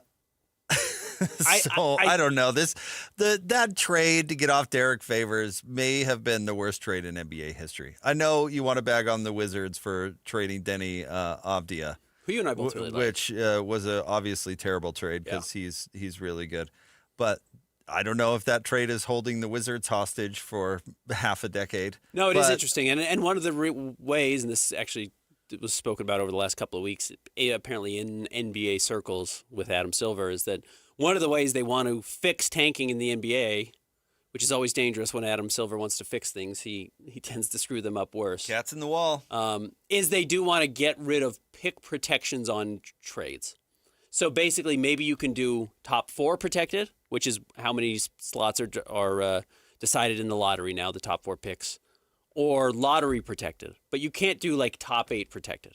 Because that's why the Jazz are in this mess right now. It was top 10 protected, then it jumped up to top 8 protected, and they've just had to fall under that limit over and over and over, and it's almost forced their hand into tanking, other than they could have just bit the bullet, given up Cody Williams or whatever pick it was, and been out of it by now. Had they chosen to do that, and they did not. So as far as, I mean, if we want to really read into one game, which I hate doing, but, whatever. We do a daily sports show. Sure. Have you ever worked in an environment with really bad morale? Yes. Yeah, I have too. Mm-hmm. And it's hard to give it 110%. It just is. It's just a natural thing. I worked in radio through the Great Recession, and let me tell you, it was rough. And morale would get really low. And it was hard to do hard things that were necessary to do for the job. I mean, I'm not trying to confess any sins here. I think that's pretty. Yeah. I think that's pretty common when morale at a workplace or whatever, a team, whatever you want to talk about, is low. And when the Jazz beat Detroit and San Antonio back to back, the team had a ton of juice. Mm-hmm. And Ben Anderson's tweeting out, "Screw it, go for the plan." Yeah. Which isn't what you tweeted out exactly, but you were floating the idea of not pulling the plug. If you can win, does it hurt to win? And so at that point, it felt to me like the franchise was like, well, we're not going to do that. Yeah, sure. So no, we gotta pull the plug on this thing. Are you kidding? Yep. And they haven't won since. And you look at some of the lineups that are being played and who's playing together and what's going on. Then this is on top of who's resting or not playing or all the things. And it's obvious to everyone, I think, that this is the direction. I mean, you just said it. And that's got to be plain to the team. They're not dumb. Regardless of whether or not it's being told to them, they recognize They're not dumb. Yeah. We've never played this lineup before. So if you come out in a random road game against Portland, who really is trying and is going to play hard. They're young players who are going to play hard and are trying. Morale is low because nobody cares anymore. You're going to give up a zillion open shots, which is what I told Christian I zeroed in. I'm not going to sell out a player necessarily, but I zeroed in on one player in particular on defense for like half a quarter. And my Lanta. Yeah. I mean, the care factor, the try factor, the even like trying to know where they're supposed to be factor, like the very minimum, just did not exist. Yeah. And then on the other side, this same player would take no past possessions. It was like I was watching Hot Dog again. You just dribble around and throw up a crappy attempt at a stupid layup and draw a foul. All the juice, all the I want to try hard and do the hard things was all gone. And I kind of don't blame them because they pulled the plug on them. And that's got to be old. That's got to get old, right? I mean, if you're Keontae George, it's got to be old. Like, I did everything you said. I'm making this huge step. I'm playing my brains out. I'm trying to be a defensive guy. I beat the dang Spurs on the road on the second night of a back-to-back. I'm dropping 30 on the reg. I'm averaging more points than old Big Vic down there in San Antonio was, in the same draft class, right? And you're pulling the plug. You're playing a bunch of lineups that you don't want to win. What do you want? What do you want from me? I can empathize with that. I really can. I mean, it doesn't excuse it, I suppose, but I can empathize with it. And we can get into this. Andy Larson asked some questions about defense and personnel in the postgame. And I thought the questions were relevant. I don't necessarily, and we can dissect it, like his premise for asking about the personnel. He said, well, Oklahoma City drafts all these two-way guys and big, long guys, and that's their priority. And so do you have the right personnel is essentially what he's saying. He was essentially saying, like, did you draft a bunch of flawed one-way guys, which I don't think is true and is not the defense's problem, honestly. Okay. Taylor Hendricks is a big, long two-way guy. Cody Williams is a big, long two-way guy. Ace Bailey is a big, long two-way guy. Hope, knock on wood. It appears like he's headed down that road.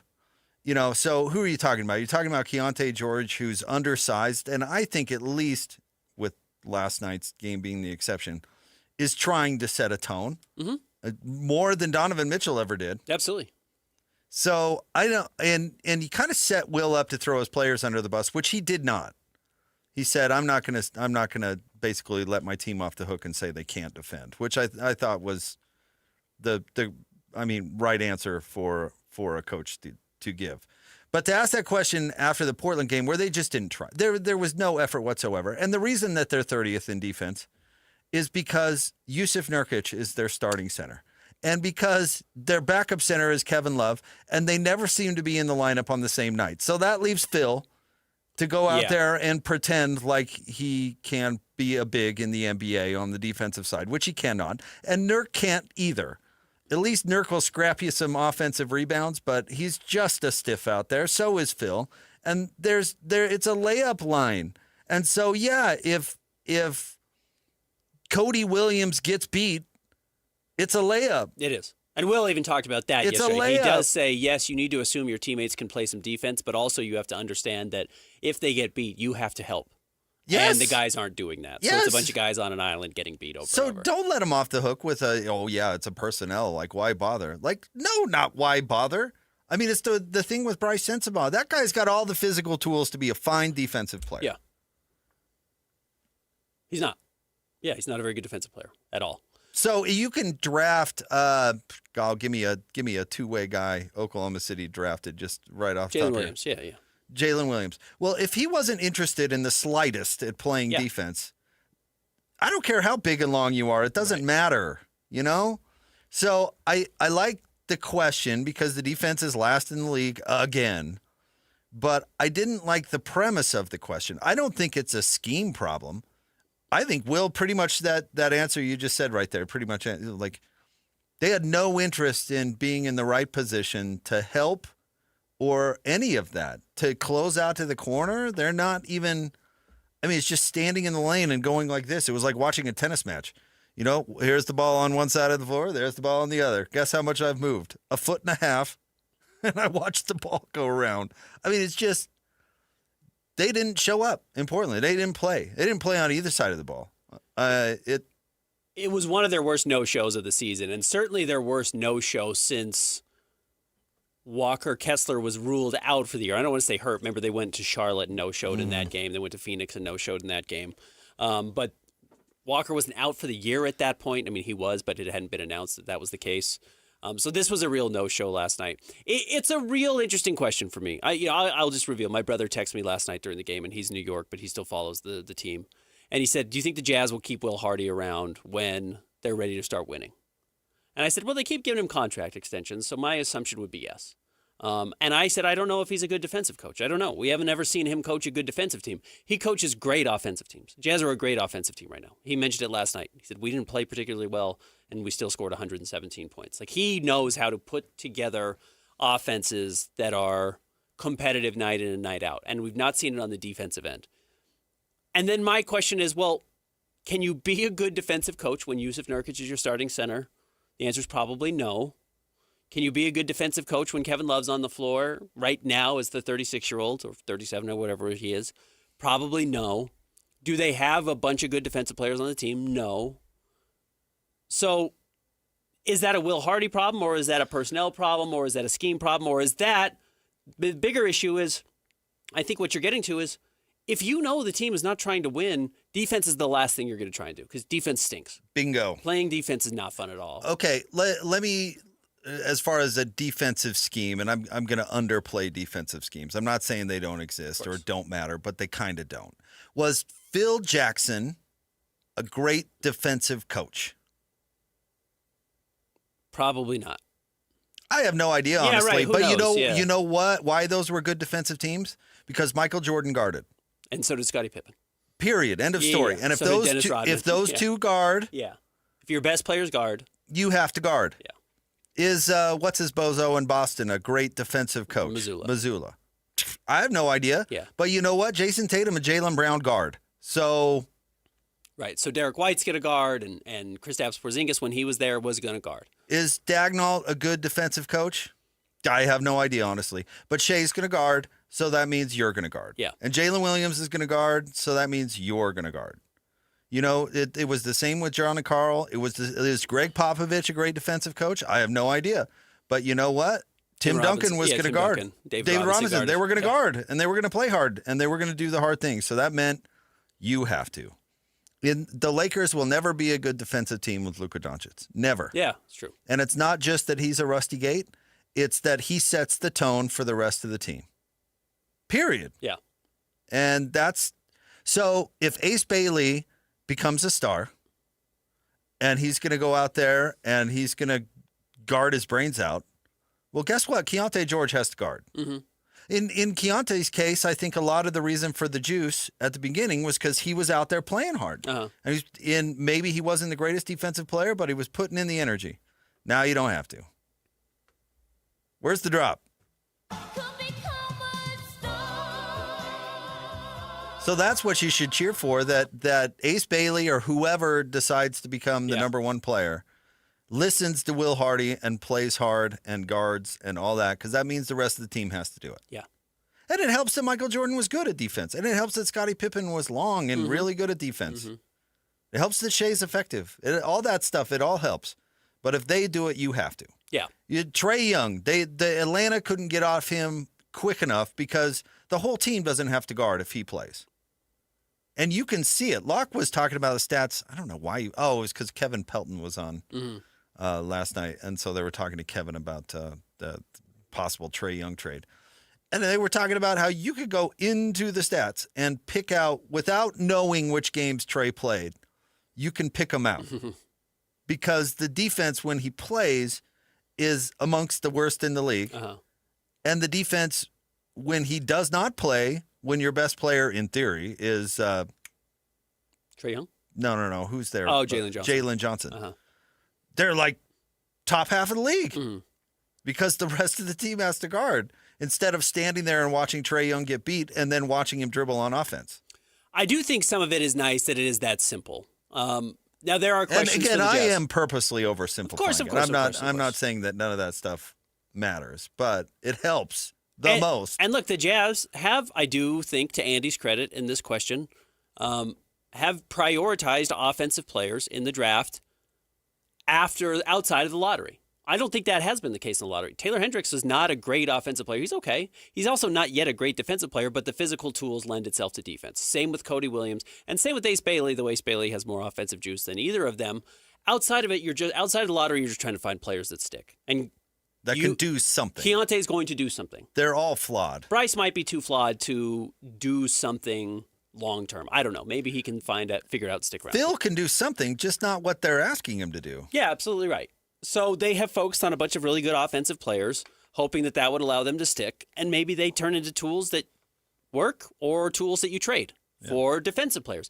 And that is the other advantage here, is that if you want to this summer start to spend money because you have money in free agency, just go sign guys who play defense. And your defense will improve. Sometimes we think defense is this mystery skill.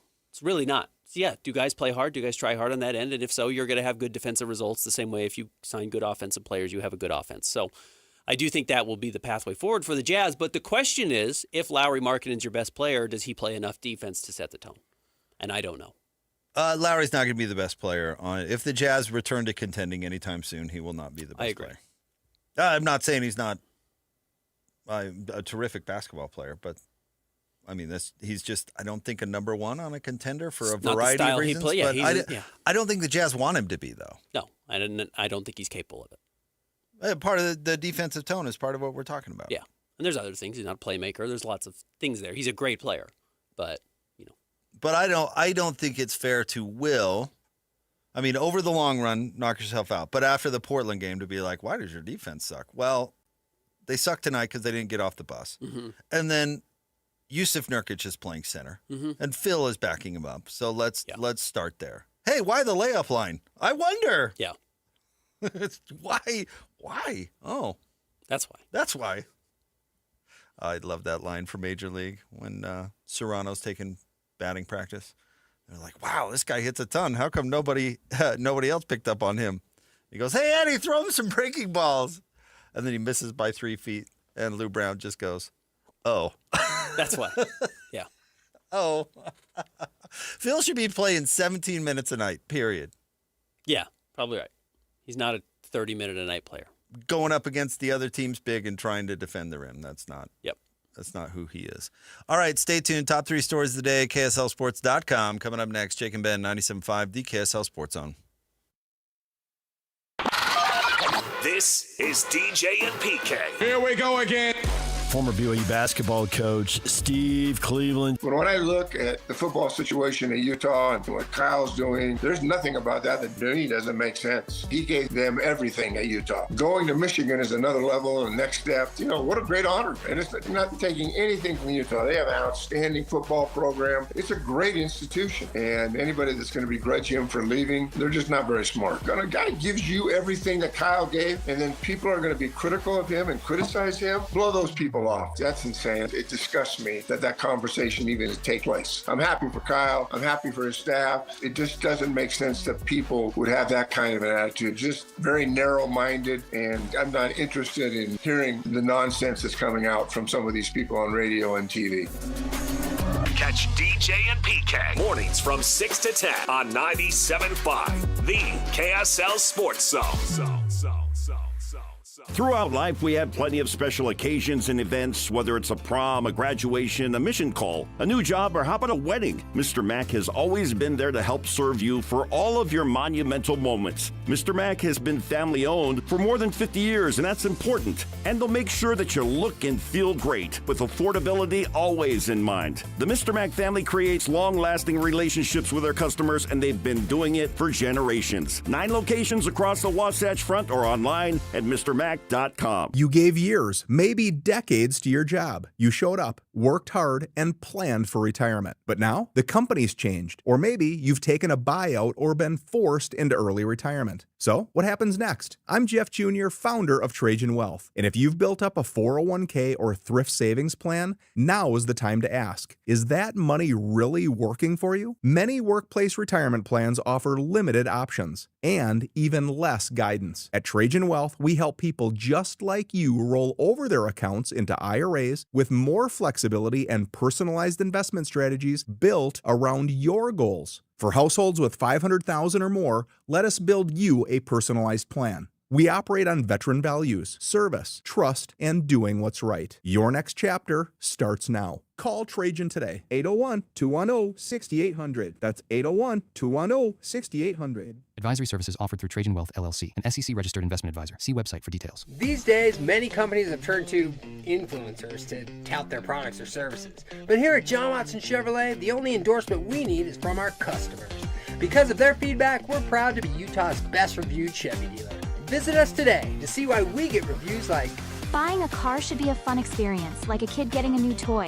And at John Watson Chevrolet, it was. John Watson Chevrolet, your 5-star Chevy dealer. 3535 Wall Avenue, Ogden. Chevrolet. Together, let's drive.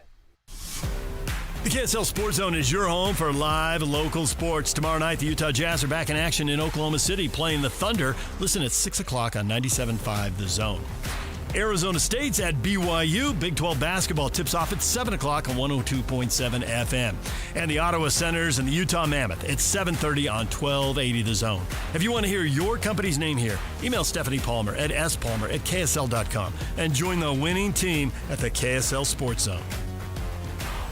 10 years ago, Les Olson IT set out to do more than fix copiers and printers. We set out to become the IT team Utah businesses count on. Today, we're proud to celebrate a decade as Utah's managed IT service provider, trusted by thousands of local companies for secure, reliable tech support. Thanks for trusting us. Here's to the next 10 years of innovation, protection, and partnership. Visit lesolson.com to learn more. Les Olson IT.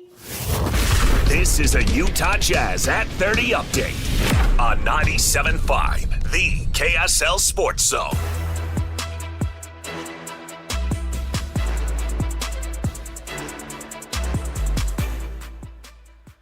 It's time for your Jazz at 30 update here on Jake and Ben. Here's Will Hardy talking about if he has the right players to compete defensively. I don't want to put a limitation on our group at all on that side of the ball. If I didn't believe in the ability for a group of people to outperform the sum of their parts, or if I didn't believe in the ability for individuals to grow and get better, then this would be a horrible profession for me. This update brought to you by University of Utah Health. At University of Utah Health, hope is in our DNA. Learn more at uofuhealth.org.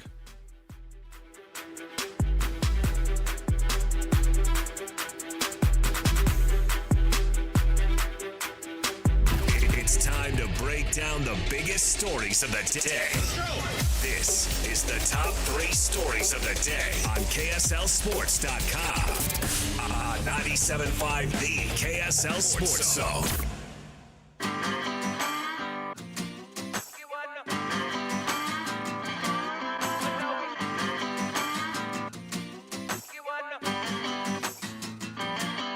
I was walking down the street when out the corner of my eye I saw a pretty little thing approaching me.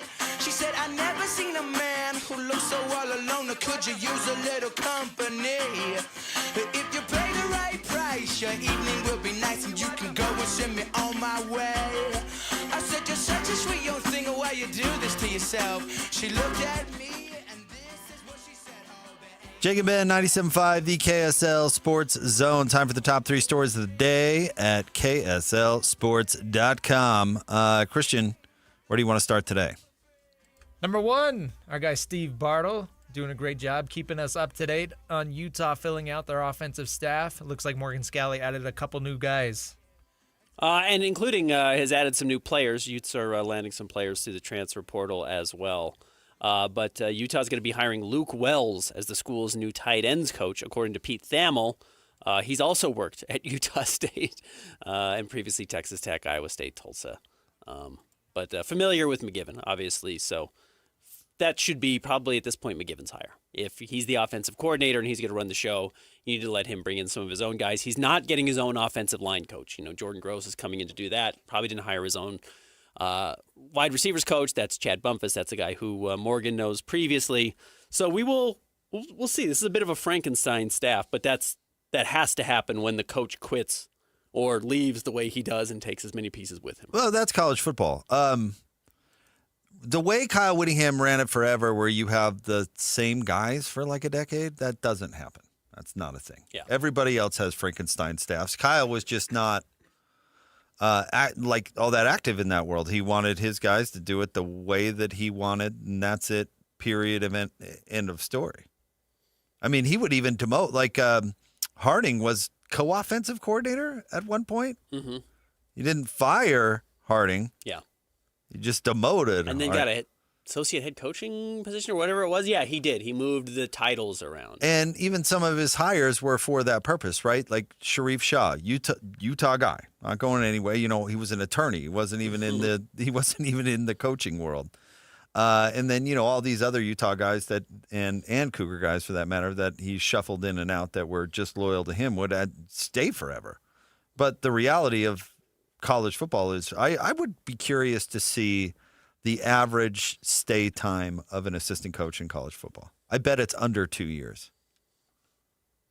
Yeah, because if you're bad, you get fired, and if you're good, you get promoted. You go somewhere else. Yeah, you leave. Yeah, and it happens because everybody's shuffling staffs all the time. That's the world. But Witt was able to kind of keep a bubble over it. And Bronco is doing the same thing, by the way, and has done the same thing wherever he's gone. He's only hired, you know, quote unquote, his guys, right? I mean, Skylar Ridley, who they just hired yesterday from Weber State to be the receivers coach, was a receiver under Bronco. Yeah. At BYU. So, I mean, that is not the norm per se. I think most coaches are out there filling half their staff every year, especially now.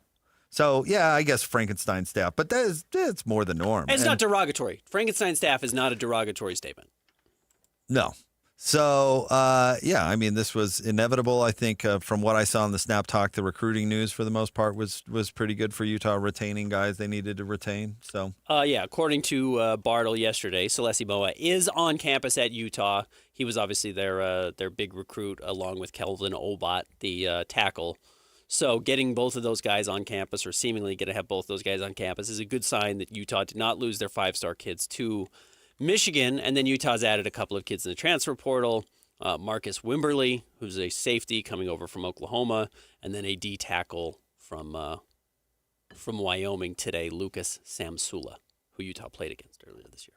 So Sky is not falling. And they're introducing Morgan officially today. All right. That's what I was saying. Yes, it is today. I forgot. All right, what's next? Number 2, speaking of the transfer portal, this could have a domino effect here in Salt Lake City. Bryce Underwood returning to Michigan. Yeah, it's funny. This could absolutely have a domino effect. It could have no effect at all on the outcome of Devin Dampier or Bird Ficklin, because it's not like Michigan would be the only destination for quarterbacks in demand. And Devin Dampier, after what we saw in the Vegas Bowl and most of the year, should be a quarterback in demand. I mean, he's a lot better than a lot of college quarterbacks. Is he the best quarterback? He's not. Is he a lot better than a lot of players out there? He is, and I think a lot of teams would be interested in adding him. I don't get the impression either of those guys are going anywhere. Certainly not to Michigan. Is this a good decision? If you were giving Bryce Underwood advice, would you tell him to stay? I would. I do think that what Jason Beck does should match the physical tools of Bryce Underwood, and I'm not convinced that Jason Beck didn't want to throw the ball, so much so that Devin Dampier does not throw the ball particularly well. He's not terrible at it, and he was able to move the ball down the field some against Nebraska, but we saw him when he needs to make a handful of throws this season not be able to do it. And if Bryce Underwood can make a couple of those throws, I bet the offense looks better. I would have him look into Witt's track record with quarterbacks. I think that's fair. I mean, he just doesn't put quarterback. I mean, if he wants to play in the NFL, it's probably not a good decision because Witt just doesn't put quarterbacks into the NFL. Witt's also never had a player of this caliber.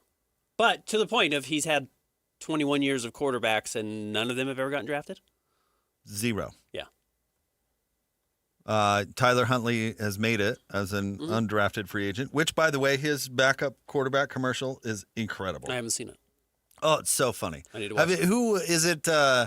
State Farm or somebody like that? I don't know. I should know.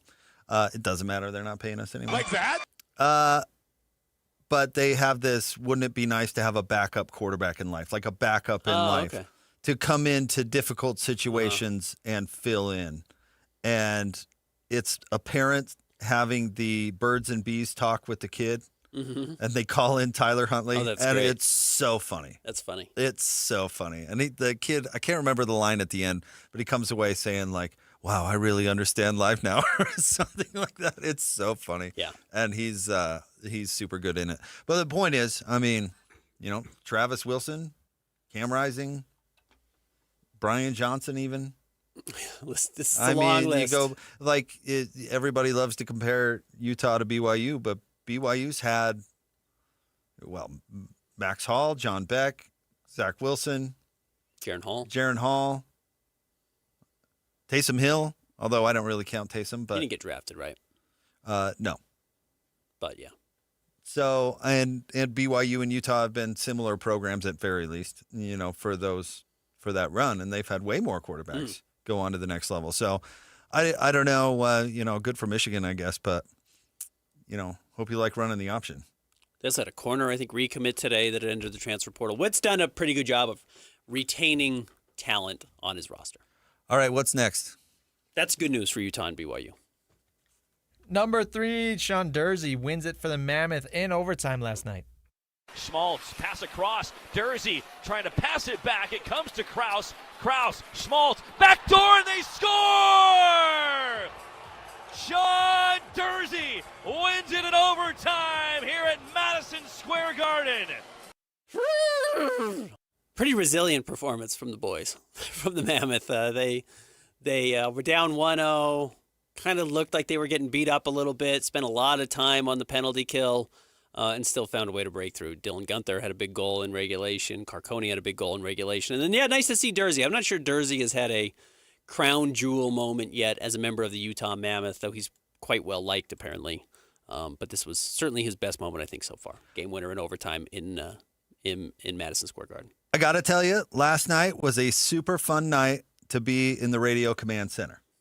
because we watched the Mammoth game and the end was thrilling. And I actually think the Dursey goal that's burying the lead, they killed a penalty with like a minute to go. That Dursey committed. Yeah, right. So and he was not the happy comeback about winner. it. Yeah. But I mean, gritted out that Absolutely. penalty and took it to overtime. I mean, it was fairly thrilling. And then we had the FCS championship game on the other screen. I don't know if you watched that, but it was bananas. Yeah, I was following the Mammoth game, so I did not tune over to it, but I saw all the tweets. And Montana State is the victor, but it took both teams taking turns blowing it for that to happen. Eventually in overtime, the poor holder, the poor Illinois State holder who just botched the game. Was it his fault? Was it the holder's fault? Yeah, it was the holder's I was trying to see if fault. it was the kicker's fault. It was the holder. I mean, you might be able to make an argument it was the long snapper's fault too. I mean, But they guessing failed the on an snaps extra weren't. point. They failed on a field goal to win it in regulation, no. like a chip shot field goal. The holder drops it, throws off the kicker's timing, and then it gets easily blocked. Yeah. And then the same thing basically happened on the extra point. And it was a bonkers game. But that was Montana State had a chance to win it in regulation after the blocked field goal, and they snapped it right past the quarterback. I mean, it brought up like a 4th and 25 or something crazy. I mean, just blowing it. It was wild. But the Mammoth, the finish of the Mammoth game was really, really good. So we had a good night in the old radio command center watching sports. And we watched Michigan State throttle USC. And who doesn't like watching Eric Musselman lose? Oh, basketball. Uh-huh. Yeah, okay. No, we're not talking about USC laughably losing to TCU in the Alamo Bowl. Yeah, right. Against a backup quarterback that had 6 snaps going into that game. Way to go, stinking. What a program you're running. But Eric Musselman's equally dislikable. Bizarre. Mammoth, undefeated in New York in their franchise history, have never lost in the state of New York. Very, very strange. 7 games at home now. Yeah, 14 straight days in Salt Lake City. Yes, Disney on Ice isn't in town. Got 4 points on the road, so a nice little boost for them. Congratulations. All right, stay tuned. We'll have more Jake and Ben coming up next. 97.5, the KSL Sports Zone. This is Hans Olsen and Scotty G. Don't touch that button. Check this out. Eric Weddle, kind enough to join us. We need to get back to players that want to be part of our university, that will appreciate what the university can give them. The culture, the buy-in, what Coach Morgan and those guys are going to be emphasizing day in and day out of being great men on and off the field, right? Future leaders, future husbands and fathers, like those programs are what I want my son to be a part of. It's not the guys that are money hungry. We're not going to beg people to stay at our university. We're not going to overpay guys because they got other universities that are offering more money. Then if that's the case and you don't appreciate what this school can give you, then good luck, because we're going to be fine. The University of Utah is an amazing school with amazing support, and those who want to be a part of it, let's ride. It's Hans and Scotty, weekdays from noon to 3, presented by Mountain Land Supply on 97.5, the KSL Sports Zone. Hey everyone, Jake and Ben here for our friends at Peach Doors and Windows. Man, it has been somewhat of a bizarre winter, Ben. It's been a tad bit warm, but I'm guessing we're going to have some snow and some cold weather along the way. But it's always a reminder that the weather in Utah is not a constant. It is changing. We have all 4 seasons. They are charming, but you need a window and door company who's familiar with where we live for so many reasons. But if the second you get out of bed in the morning, you know exactly what the weather was last night and what it is outside right now, you might have an issue with your windows. You should have a little bit of a mystery, because your home should be able to retain the same temperature throughout the season, whether it is spring, whether it's summer, or whether it's winter like it is right now. So it's the perfect time to upgrade your doors and windows, and you can forget the cookie cutter white vinyl windows that everybody else pushes. Peach will make sure that they customize it for the style of your home. So get started at peachbuildingproducts.com. You can just Google it and check out all their 5-star reviews. You can give them a call, 801-566-1255. They'll do a free in-home estimate for you. They're great with ideas, too. Or you can drop by the showroom, 2940 South, 300 West in Salt Lake. It's Peach Doors and Windows.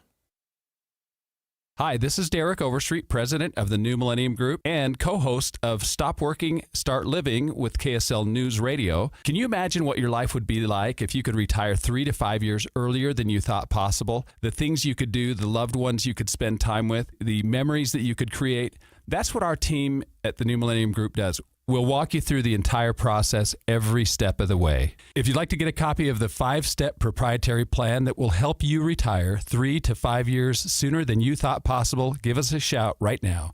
888-999-6370. That's 888-999-6370 or utahsfinancialplanner.com.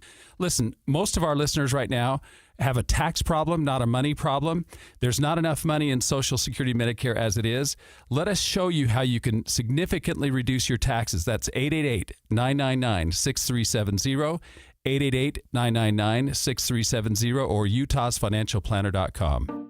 At Fisher Investments, we may seem like other money managers, but we're different. What makes you so different than the rest of us? We ensure clients receive unparalleled service at every step of the relationship. Tell me more. Our investment counselors focus on service over sales, prioritizing clients' needs. How do you make money? We don't sell any commission-based products. We have a simple management fee based on the value of our clients' portfolio.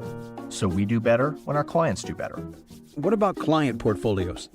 We get to know each client, their finances, family, health, lifestyle, and more, and then we tailor a portfolio based on their specific goals and needs. Your clients really come first then, huh? Yes, we make them a top priority. Our goal is helping them achieve a comfortable retirement. Wow, maybe we are different. At Fisher Investments, we're clearly different. Learn more at FisherInvestments.com. Investing in securities involves the risk of loss. This is a Utah Mammoth at 50 update on 97.5, the KSL Sports Zone.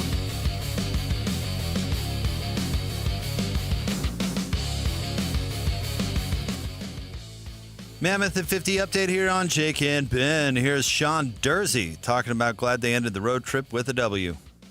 I thought we did a good job staying mentally engaged. I loved our third period. But it's how can we refocus? How can we get ready for the next one? I thought this was a big one for us, obviously, finishing the road trip off on a good note. But now it's for our group, it's about, stacking wins and, getting points consistently. Stay tuned for Mammoth updates 50 past the hour every hour here on 97.5, the KSL Sports Zone.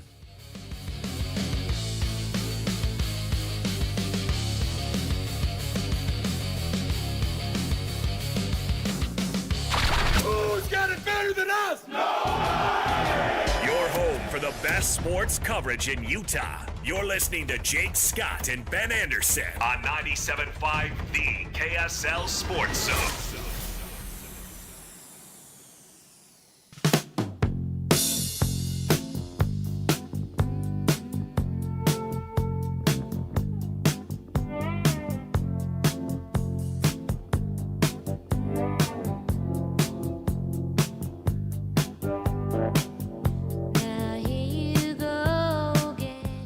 Jake and Ben, 97.5, the KSL Sports Zone. Let's give away some tickets. Hit it, Christian. It's Jazz Ticket Tuesday, and your chance to win tickets is right now. Call this number now. Call this number now. Be caller number 12 at 801-575-ZONE. 801-575-ZONE. And you'll be on your way to Delta Center to see the Utah Jazz. He fires the three. He hits. Oh, don't do me like that. This is 97.5, the KSL Sports Zone.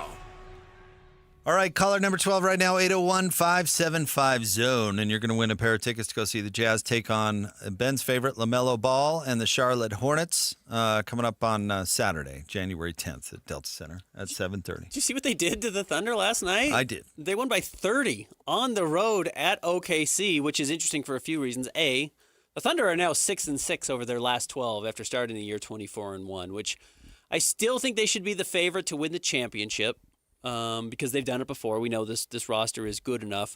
They are hitting that malaise that happens the year after you win a title. That 24-1 is a really difficult pace to keep up, obviously. And they're not going to get close to matching the 73-9 total now that we saw from the Golden State Warriors. And if everyone remembers, Golden State Warriors did not win the title the year they went 73-9. LeBron did. So I should say the Cavaliers, but it felt like LeBron did. But I do think after losing by 30 at home, that should be the cold glass of water to the face that should wake the Thunder up. And then they come in with all due respect to the team we cover. The Utah Jazz should be the slump buster that they absolutely hammer coming up on Wednesday. 4th game of a winless 4-game road trip for the Jazz at home against a team they are particularly poorly designed to go up against. This could get ugly. You know what was funny? Like we have these big TVs in our studio, and so I was talking about watching all these games. But by the post-game show, everything's over, right? Especially since the Jazz played late, so we had SportsCenter up, and I'm watching the highlights of the game, and they showed all LaMelo Ball highlights, and they were the most ridiculous shots you've ever seen taken in your entire life. And somehow they went in. Like falling out of bounds on one leg. He hit a one-footed falling out of bounds, didn't jump. In the corner, his foot was on the line, but yes, the ball was going out of bounds. He grabs it, shoots it off of 1 foot while standing still, and it went in. So I raced to the box score. I was like, my Lanta. It's like, what did LaMelo Ball do? To be fair, I have not done this, so I'm curious to hear what happens. I was like, oh, okay, let's see what LaMelo did. I mean, if every highlight that SportsCenter showed was LaMelo taking a stupid shot, and it's somehow going in, what happened? Must have had a great night. I opened up the box score.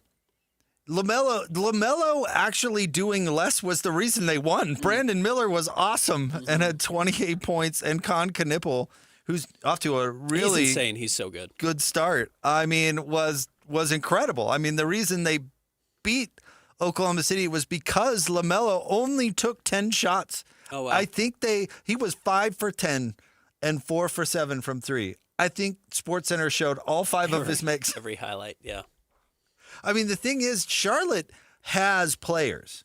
Like, I mean, Miles Bridges is unlikable, but he's good. Good player, yeah. Brandon Miller is good. Yeah. Con Knippel apparently He's going to be an all-star, yeah.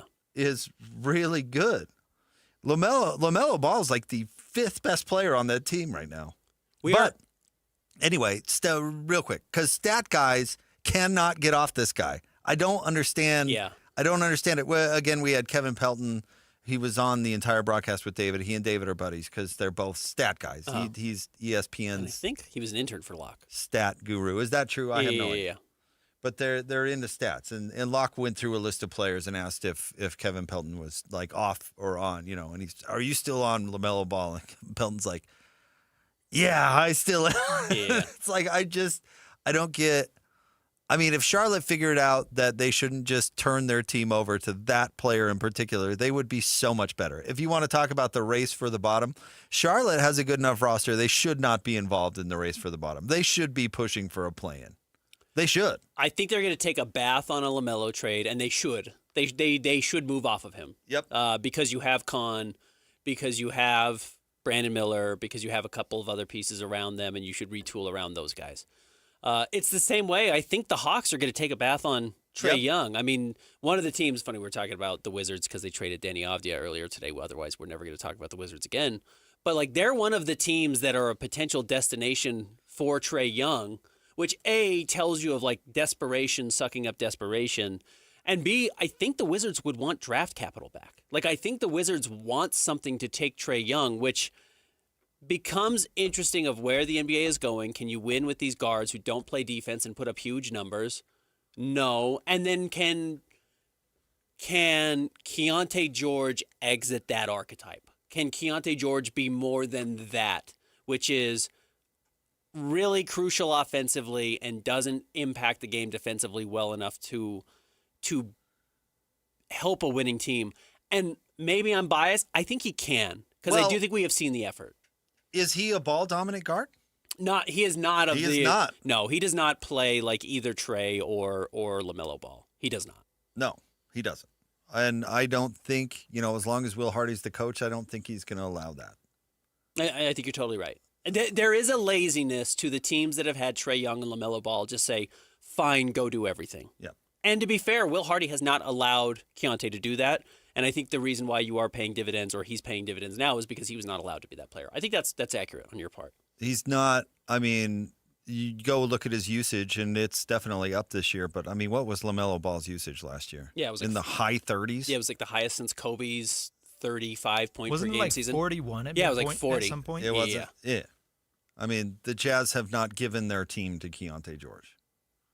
The way the Rockets gave their team to James Harden. And at one point, Charlotte, maybe they're moving off it, gave their team to LaMelo Ball, or Atlanta gave their team to Trae Young, or the Knicks gave their team to Jalen Brunson. I don't think that is Keontae George. In fact, I think Keontae's at his best when either old Walt Clayton or Isaiah Collier is on the floor with him and he moves off the ball. I'd be curious to see maybe a statistical breakdown of that. But my eyeball says he plays his best basketball with when another playmaker when he's actually off the ball. I think the Jazz could use a two guard next to him. I think Keontae should be point guard, but I could be wrong on that. That does a lot of point guard things also, whether that's a Nickeil Alexander-Walker or a Derek White or somebody like that. But no, I think you're right. I think there is a real risk in giving everything up to one player. Like that? A ball-dominant guard, certainly. Yeah, ball-dominant guard specifically, especially guys who don't have any interest in playing on the defensive side. I mean, this sounds crazy, but Luka makes LeBron worse. It was funny. We were watching a Lakers game the other night, and my wife's a big basketball fan, and she was like, "Man, those two have zero chemistry." So, yeah, they are playing next to each other. They are not playing together, but they are on the court at the same time. Right. No doubt about it. But there's no spark. There's no dynamic to those guys being on the floor together. Because here's the hard part. You look at those players and you go, oh, if they could only put someone next to them. But the problem is they don't allow someone next to them. Yeah, there's no right player. There's no right player. Remember when Yeah. Kristaps Porzingis got traded to Dallas and everybody's like, oh, this is the perfect player to put alongside Luka Doncic. Unless it's a big stiff setting picks, there is no perfect player to put next to Luka Doncic. And that's maybe the magic of Steph Curry that we haven't appreciated enough is that he's had two guys next to him that have been perfect matches, and is that, well, they just happen to pick perfect guys, or Steph is that easy to play with that all of a sudden Klay Thompson is a lock Hall of Famer and is the perfect, guard next to or wing next to Steph, and Draymond's the perfect big. Well, Draymond is far from a perfect NBA player, really far from a perfect NBA player, but you thought, wow, those two have chemistry like I've never seen before. But the same thing, he and Klay have chemistry like we've never seen before. Well, that's because Steph truly is a brilliant player and knows how to play with guys to make them better. He is not a ball-dominant guard. In fact, picture your quintessential Steph offensive play. And maybe you picture a step back, or maybe you picture something from the logo. Does he have the ball in his hands I'll tell even? you what I picture. I picture him running off 3 pin-down picks. Yeah, exactly right. To get a wide-open 3 at the break. Yep, exactly I mean, right. that's his quintessential. It's not dribbling the air out of the ball and then taking a step back. It's getting off it, running off a bunch of picks, and taking an open shot when he just gets a little bit of daylight. Yeah, you're not thinking 4 dribbles. Nope. No, you're thinking maybe 1 dribble on a step back, like you're saying. But yeah, it's dancing around picks, finding a way to get open, maybe even catching the ball, giving it back, and then getting the ball back a second time before he scores. I find LeBron obnoxious, but LeBron is not a ball-dominant guard. He never has been. No. He's played a lot of ISO, and that can get a little murky because if the coach clears everyone out and says, LeBron, go run over your guy, But he's that's not quite sucking the air out of the ball. But he's not. No, again, I'm not a LeBron lover by any means, but that's not who he is. Yeah. It's how James Harden and Russell Westbrook really ruined the game, in my opinion. Yeah, Shea doesn't play that way. Shea doesn't play that way. No, he does not. He's a great point guard. He has the ball more than anyone else on the team, but he is certainly not, let me dribble the air out of the ball. Nope. So, no, you've got a great point. So I wouldn't touch Trae Young. I wouldn't touch LaMelo Ball. I wouldn't touch John Morant. I wouldn't. No, none of that. I think the Jazz dodged a bullet. I don't know if they would have, but I could have seen some desperation last year where the Jazz might have considered a Trae Young trade. And with the emergence of Keontae George, I suspect that's fully off the table. Because stat guys can talk themselves into it way too easily. That's the annoying part about analytics, is you can talk yourself into it because you're like, well, look at the numbers. I mean, Will Hardy said it last night at the postgame talking about something else. He said the offense gets you paid. Yeah, stats get you paid, but you got to go out there and play guard if you want to win. Yeah. So, yeah, those guys are going to cost you a fortune, and you're not going to win a dang thing. Yep. And they haven't. I don't even know if anybody's played that way. Certainly has won a title. I guess Luka came close. James Harden made it to a conference final? Made it to a conference finals. Yeah. Trying to think. I mean, Dame Lillard made it to a conference final, but he didn't go any further. Trae Young made it to a conference final. So there are examples of you make a run. Same with Dame. I mean, Dame, they had a weird lightning in a bottle season. They ran into a couple of the right opponents. No, generally it doesn't work. I don't think Keontae is that, though. That's an interesting question you bring up. I mean, he could, I guess, become that if he I'll have to try. found a coach that was willing to let him do it, but I don't think it's the Jazz. I don't think anyone will say it on the record, so I'll be curious. I'll do some research. I'll talk to some people and say, how do you avoid him becoming that? Yeah. I'll ask around. All right, stay tuned. We'll have more coming up next. Jake and Ben, 97.5, the KSL Sports Zone. Hockey fans, let your voice be heard with the Utah Mammoth Fan Forum. Visit the Utah Mammoth page on KSLSports.com to connect with the team, other fans, and our KSL Sports insiders. Start chatting today in the Utah Mammoth Fan Forum on KSLSports.com. Get the latest Utah sports headlines delivered to your inbox with the KSL Sports Newsletter from the Jazz, Utah Hockey Club, BYU, Utah, Real Salt Lake, and more. Be in the know of all things sports in the state of Utah. Visit KSLSports.com to sign up for the KSL Sports Newsletter. Are you ready for a new you in the new year? The Salt Lake City Fat Loss Program has helped thousands of frustrated men and women feel confident in their clothes, boost their energy, and finally feel like themselves again. So, what's the secret? Salt Lake City Fat Loss uses a science-proven plan to help reset your metabolism and lose up to 1 pound of fat per day without dangerous drugs or exercise. And right now is the perfect time to start. Due to overwhelming demand, Salt Lake City Fat Loss has extended their huge New Year's sale, over 20% off for a limited time only. JJ here. I lost 40 pounds in 60 days. Alex Curie here. I dropped 50 pounds in 60 days on the SLC Fat Loss program. Get their New Year's special at slcfatloss.com. Whether you want to love what you see in the mirror again, boost your energy, fit better in your clothes, or feel more confident and healthier as you age, Salt Lake City Fat Loss works. Huge New Year's sale is ending soon. Schedule your free consultation today at slcfatloss.com and lock in your savings. That's slcfatloss.com. Results may vary. Bar Dub Grill is where roadside classics meet ranch-raised flavor. Sink your teeth into juicy, handcrafted burgers made with premium Bar W beef straight from the local Utah farm. From the bold cowboy barbecue burger to the sweet and savory Aloha burger, paired with crispy cowboy fries, hand-spun shakes, or signature spud nuts. Soft, airy, and unforgettable. Bar Dub Grill delivers honest eats with cowboy swagger. Bar Dub Grill in Nephi with easy access right off exit 222 in Nephi. These days, many companies have turned to influencers to tout their products or services. But here at John Watson Chevrolet, the only endorsement we need is from our customers. Because of their feedback, we're proud to be Utah's best reviewed Chevy dealer. Visit us today to see why we get reviews like, their sales team is the best. Didn't put on any pressure, just super helpful and fun. They made the process a breeze. John Watson Chevrolet, your 5-star Chevy dealer. 3535 Wall Avenue, Ogden. Chevrolet. Together, let's drive. Tim Jr. here from RGS Exteriors. Did you know that we offer 3 distinct styles of gutter protection? Each one meant to handle a specific leaf problem. You might not even know there are different styles of gutter protection, but there are. And if you pick the wrong one, it could be a huge waste of money. Now, the big gutter guard companies won't tell you this. They try to sell you a one-size-fits-all gutter guard. And it could be completely wrong for the amount and types of trees and leaves you have. Not RGS Exteriors. We understand which kind of leaf problem needs which kind of gutter guard. We'll do an in-depth evaluation to assess the types, locations, and numbers of trees in your yard. Based on that data, we match your home to the right gutter guard. So don't risk wasting money on the wrong gutter protection. For a free evaluation and estimate, call RGS Exteriors at 801-280-3110 or visit rgsexteriors.com. That's 801-280-3110 or rgsexteriors.com. Broadcasting from the Mountain Home Services Studio, this is 97.5 KZNS FM Colbert, 1280 KZNS AM Salt Lake City, and 102.7 KSL FM HD2 Salt Lake City Midvale. This is 97.5, the KSL Sports Zone. The sports you love, the teams you can't live without. Get a sense of urgency! This is Jake Scott and Ben Anderson on 97.5, the KSL Sports Zone.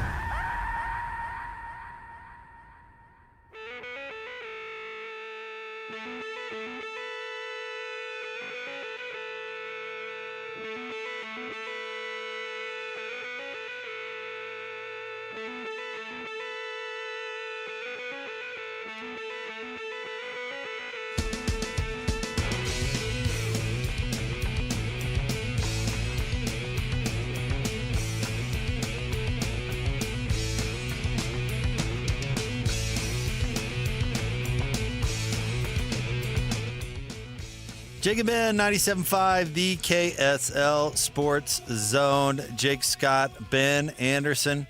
Tomorrow is Wednesday. Of course, that is a Win Ticket Wednesday. Your chance to win big every week on the KSL Sports Zone. Listen all day long for your chance to win. Kind of funny to me that, and I haven't read totally into this, but apparently Tom Brady is shading Drake May for MVP. Isn't it funny how all those former Patriots guys are all bitter Cam Newton's doing it too. and all hate each other? What's Cam Newton saying? Oh, he just doesn't think Drake May's a very good player, He's right? been on him all year. Yeah. It's like Shaq and Rudy Gobert. Didn't you do it? You won an MVP, Cam Newton. You were afraid to jump on the football in the Super Bowl. We get it. We know what you're about. God, that one play ended that dude's career pretty much. Yes, it did. But he was, I won't say he was great before that. He had some moments before that. But, yeah, it certainly colored the rest of his career. Well, it's funny, right? It's if you're not going to dive on a ball in the Super Bowl with the game on the line. Right. What really is important to you? Then again, you know what? I'm sure there were some fans. I didn't even look this up on Twitter. I'm sure there were some responses. Bryce Young did the same thing in a game they had to win against Tampa Bay. He fumbled and just stood there and watched the ball and all these Tampa Bay players. And I get it. These are defensive linemen jumping on the ball, and Bryce Young is particularly little. But in a game that they ended up not needing because was the Falcons won the next day over the Saints, and they got into the playoffs as the top seed, the higher seed anyways. But he didn't jump after the ball. I thought, that's got to bring some real flashback. There were replies. I'm sure there were, yeah. So I don't get it. Drake May had a good year. I don't know if he'd be my MVP, I guess, but I don't know why people – but anyway, Tom Brady throwing shade on another Patriots. It actually ties in kind of with the Witt situation and going to Michigan, and it's like you expect these people that are put on a pedestal to have these above it all kind of mentalities, and you just forget that people are human and flawed and petty. You know, the fact that Bill Belichick, the head coach at North Carolina, will not let the university use Drake May in their promotional material because he happens to be the quarterback of the team he used to coach for. Mm-hmm. Think of how bananas and stupid that is. How many decent NFL players have even gone to North Carolina ever? Yeah, 4, 5, not a lot. It's like Drake May and Julius Peppers. Yeah, and he was a basketball player. And that's basically it. Yeah. And so you're saying the current hot quarterback in the NFL play. It'd be like Kyle Whittingham forbidding Utah's social team or whatever from using Eric Weddle. Yeah, right. Like, but you don't put any Weddle highlights out there. Are you kidding? Yeah. I mean, how crazy is that? Yeah, it would have been Witt being mad about Alex Smith existing because he wasn't the head coach when Alex Smith was at Utah. What? Like Drake May, Tom Brady has to take the shine off Drake May because how dare another Patriots quarterback be any good? You know what I mean? It's just, it's hilarious and it's very human, but we, for some reason, expect, I don't know, people to be above it. Well, I don't blame Utah fans for being mad at Kyle Whittingham because he's not above it, but I also get why he's not above it. I do think the lesson here is that you should not confuse your fandom with the motivation of the people you root for. Yep. Your fandom for the Patriots does not mean Tom Brady is a fan of the Patriots. Tom Brady is a fan of Tom Brady. Kyle Whittingham. And some Instagram model, apparently. Yeah. Kyle Whittingham is a fan of Kyle Whittingham. Uh-huh. Kalani, who maybe has bucked this trend as much as anybody, was minutes away from becoming the Penn State head coach. Because Kalani understands in this business, because he went to Wisconsin, right? Kalani? No, he went to Oregon State. He went to Oregon State. He didn't go to Wisconsin. No. He has had to look out for himself. He has had his job on the line. He's had his job on the line at BYU. He has probably had days where he's walked into meetings thinking, I might get fired today. And that scars you in a way where you have to look out for yourself. You have to be an independent contractor. And you can love the place you work for and still recognize that I have to take care of number one first before I can worry about BYU or Utah or Michigan or the New England Patriots. And you're going to do that. And with that does become this defensive mindset of, well, if they start to hurt my legacy, what does that mean? So where we got into a little bit of an argument yesterday about whether or not Witt should be rooting for Morgan Scalley or might be rooting against him. Like, yes, the natural desire to defend your position and your property or whatever you think it is Witt is going to have some human response to not want Utah to do well, which is crazy, but he is far from the first to do it. Tom Brady has 7 championship rings. 6 of them came with the Patriots. He's never going to be replaced as probably the greatest quarterback of all time, certainly never going to be replaced as the greatest Patriot of all time. And he still can't let Drake May, who's accomplished nothing in his life, have any sunshine. Have any daylight at all. He wants to crush him because it may take a sliver of appreciation away from Tom. It's insanity. Is it any coincidence that during the Carlos Boozer era, Karl Malone all but disappeared, and the only time he did pop his head up was to criticize? And then after, the guy who replaced the guy moved on or whatever, Carl's relationship, it could be coincidental, might not be causal. But I would guess that Karl Malone wasn't rooting that hard for Carlos Boozer. Of course not. You know what I mean? Of course not. No way. And he would come up and every once in a while and be like, hey, when I played, we played defense. This guy doesn't play defense. Yeah, exactly right. Or I played 82 games. Yeah, right. Or the franchise isn't welcoming me back properly or whatever it was. It was never, because there's no way he was cheering for Carlos Boozer. Yep. John Stockton went away. I wonder how he felt about Darren Williams, honestly. But it is only natural. But fans look at it and go, well, you should be appreciative of the team or the opportunity or whatever. But it isn't necessary. It doesn't necessarily work that way. And it's not an affront to the fans. The fans can be victimized by it, certainly. But it is not done as a desire to anger the fans. Truthfully, it's probably far more personal than that. And I mean personal, truthfully within themselves, like these coaches or these players who leave do it more for themselves than anybody. But it is about the owner who they thought turned their back on them or the coach who they thought didn't believe in them. And that's where the desire comes from. Generally, I don't think it has anything to do with like the fans not supporting them in the right way. Though I do understand why the fans feel hurt by it. No. It's Dr. Drake Ramore.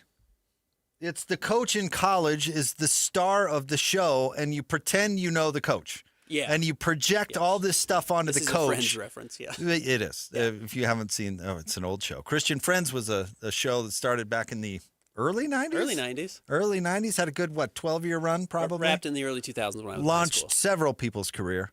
Did it? Well, the ketamine guy. It was a lot of people's entire career. Yeah, Matthew Perry was in that Bruce Willis movie with Amanda Peet. What was that? Okay, and Jennifer Aniston's done some lousy work since. Oh, she's terrible. Ross was in Band of Brothers.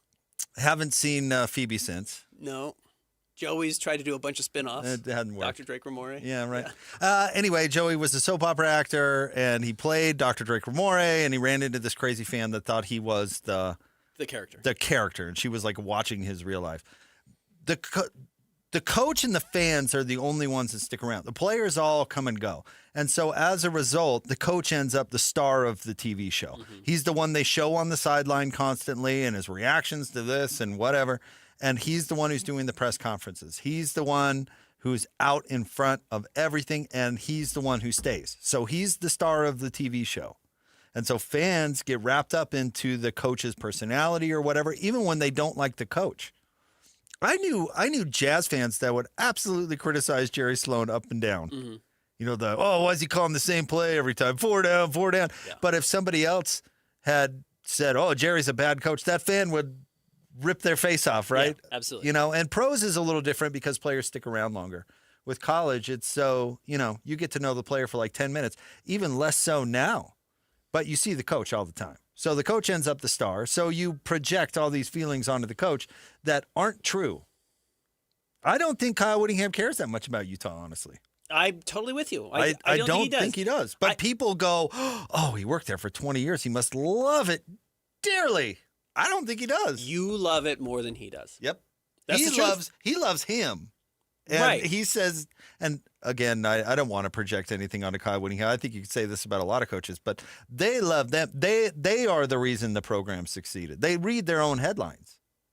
And that's a perfectly natural thing, too.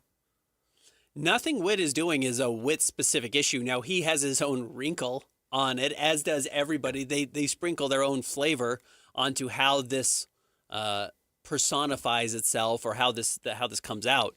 But No, Witt is not the only person to do this. But you were exactly right. Like, Witt cares more about Witt than he does the Utah program, and that's also what's made him successful. Yeah. Well, different sport, but same example. Do you think Brett Favre cheered for Aaron Rodgers for 1 second? Or do you think Aaron Rodgers cheered or helped Jordan Love at all? Never. Never. Yeah. Not once. But yet, in both circumstances, the narrative surrounding it was, well, draft a young player and Brett Favre will take him under his wing and show him how it's done. And bang, smooth transition. And then it wasn't that.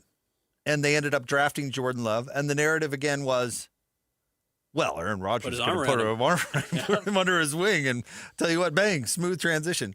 No. When you think, well, Aaron Rodgers owes it to the Packers. I mean, they've given him all these opportunities over the years and helped him become a Hall of Famer. Aaron Rodgers doesn't see it that way. No, in fact, a lot of those guys would say, you know what the best thing they can do? You have to beat me for my job. You have to become so good that you're better than me, and me helping you get there is not. Me acquiescing to you is not good. Tell you how to do it? No. No, you learn how to be better than I am, and if you are, great, then you take the job, and that's the free market fairness. If you're better, then you can have it. And I'm sure in Aaron Rodgers' case, he said, Brett Favre treated me like crap. Yeah. So guess what? Right. It's your turn. Yeah. And it was better for me. And it was better for me. Yeah. I ended up a better quarterback. Whether it was or not, but yes, he can sell it that way. Hey, Joe Flacco got killed by Browns fans earlier this year by saying, like, I'm not here to teach anyone. I'm not a mentor. I'm 40 years old, yes, but I'm not here to teach Shedeur Sanders how to be a good quarterback, or who was the other kid that they drafted, Dylan Gabriel? I'm not here to teach him how to be a good quarterback. I'm here to be the starting quarterback for the Browns. Probably is the right approach. I think it's part of the reason why us collectively as a community are so obsessed with players liking it here. Yeah. Because we project that onto players because we like it here, and we want to be confirmed of that every 10 minutes when it honestly doesn't matter. Donovan Mitchell pretended to like it here until he didn't. You know what I mean? Mm-hmm. And then the most random players who you would never predict like it here end up living here. Yeah. Darren Williams lives here. Yeah, right. I could see Yusuf Nurkic buying a house here, to be honest with you. I think Derek Favors still owns his spot here. Probably Rudy Gobert still owns his spot here. Mm-hmm. I think Derek Favors is the ultimate story of somebody who you would never predict would love living in Salt Lake City, who ended up loving living in Salt Lake City. Yeah. But I could tell you all these popular players that everybody projected, oh, I bet they love it here, who hated it here. Yeah, right. It doesn't need to be. It doesn't matter. No, it doesn't matter at all. It doesn't matter at all, but we feel the need to have it matter. And I find that one particularly obnoxious because these players are asked about it every 10 minutes. Shoot, I've asked players about it, you know? Well, how do you like it in Salt Lake City? Please like it because we want to like you. Yeah. And I don't know. It's just, it's song and dance. It is also the reason why, and I'm sure you get asked this question a lot, or if people don't understand, it's like, is it hard to not be a fan of the team you cover? It's like, not in the slightest. It's actually quite easy. It's really easy. And part of this is because once you see behind the scenes, you recognize everybody's out for themselves. And not in a bad way. It's not cruel. It's not wrong. Do you wish, I guess, and not me, but like if you're a fan, do you wish all the guys were like, we're playing for the name on the front of the jersey every time we walk out there? Yeah, somewhat, but it's just not the case. And once you see that, and you see it really quickly when you cover the business, it makes it easy to recognize that like the team is, it's not a charade. It's not a mirage, but it's just not what you think it is. You and I share that opinion. Unfortunately, it's not everybody in the media. But what you're talking about is the fantasy is gone. The storybook aspect of it is gone, and you see that they're just people, flaws and all, and it becomes a job for you. But I'll never forget when that one dude, the corny bro, went into the Golden State locker room. This is a member of the media. Mm-hmm. And sent out a tweet or something that said, I'm just so disappointed in how the Golden State Warriors celebrated their win over the Jazz with bad language, and I just expected more out of these guys. And it's like, you did? You did? Why? You did? Yeah. You wanted to enjoy Salt Lake? You had this fantasy about how Golden State acts in their locker room? First of all, sending that out to begin with is an absolute violation. Mm-hmm. But second of all, what were you expecting? They let you down? Yeah. You? Yeah. You? And then who was it that went to Twitter and called him corny? It was Kevin Durant. I think it was Draymond. Was it? I thought it was KD. I don't know if KD was on the team yet. But regardless, neither here nor there.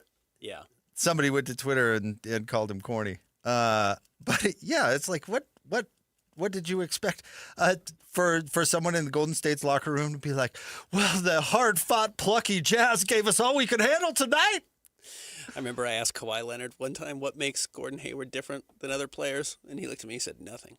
No, not a dang thing. Oh, thanks, Kawhi. This is a time. It was like, oh, yeah. Gordon Hayward mattered to Jazz fans. His ascension mattered, and I tried to write about that, and I was asking about that. As if anybody else in the NBA had ever thought of Gordon Hayward other than the 2 seconds that they just scored on him. You know, that they've never thought about anybody else's growth They're like pattern. the guy who played at Butler? His trajectory. Nobody cares. No. Yeah, nobody cared at all. And I remember, that was a good life lesson for me.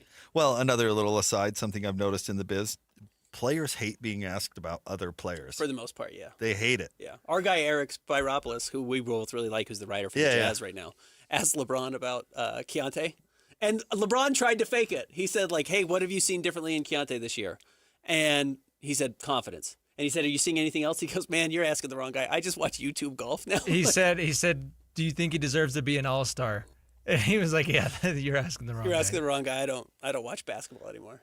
Which Eric is doing the exact right job working for the Jazz. That's exactly the right question of the exact right player. And by the way, LeBron doesn't owe him a great answer. I'm actually fine with that answer. No, there was nobody did anything wrong in that conversation. But like I remember post games, you would get a short answer from Rudy every time a reporter goes, wow, that Donovan Mitchell was great tonight. What'd you think about Donovan? And you're like, it was pretty good. It was good.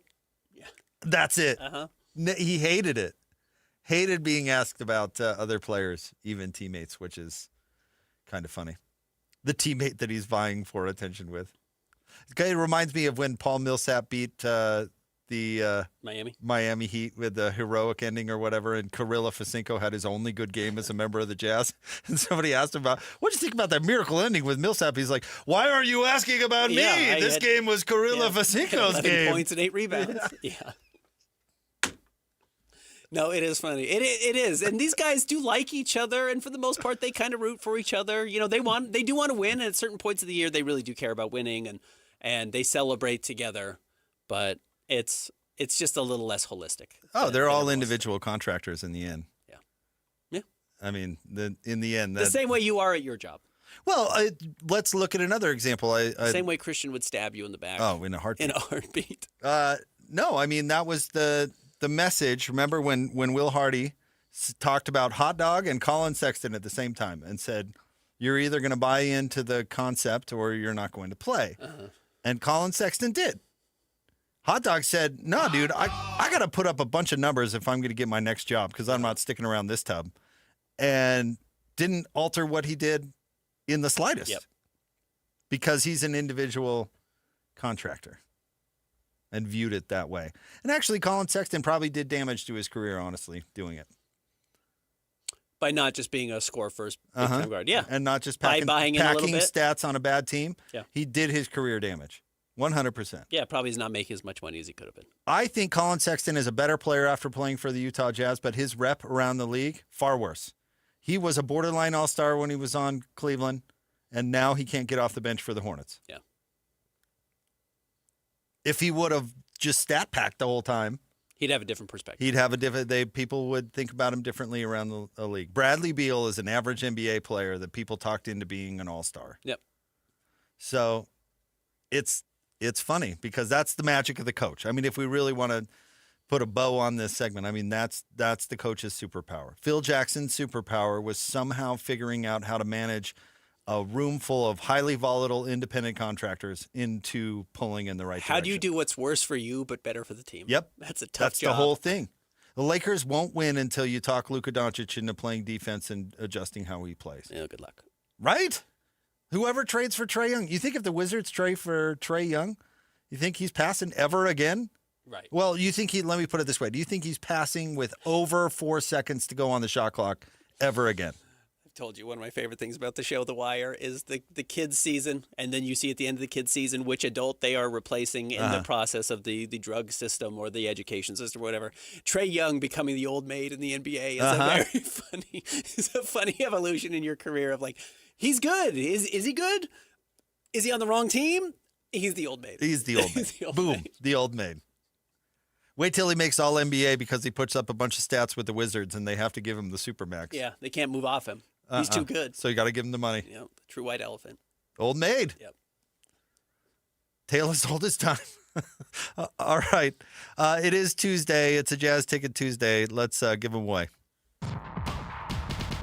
It's Jazz Ticket Tuesday, and your chance to win tickets is right now. Call this number now. Call this number now. Be caller number 12 at 801-575-ZONE. 801-575-ZONE. And you'll be on your way to Delta Center to see the Utah Jazz. He fires the three. He hits. Oh, don't do me like that. This is 97.5, the KSL Sports Zone.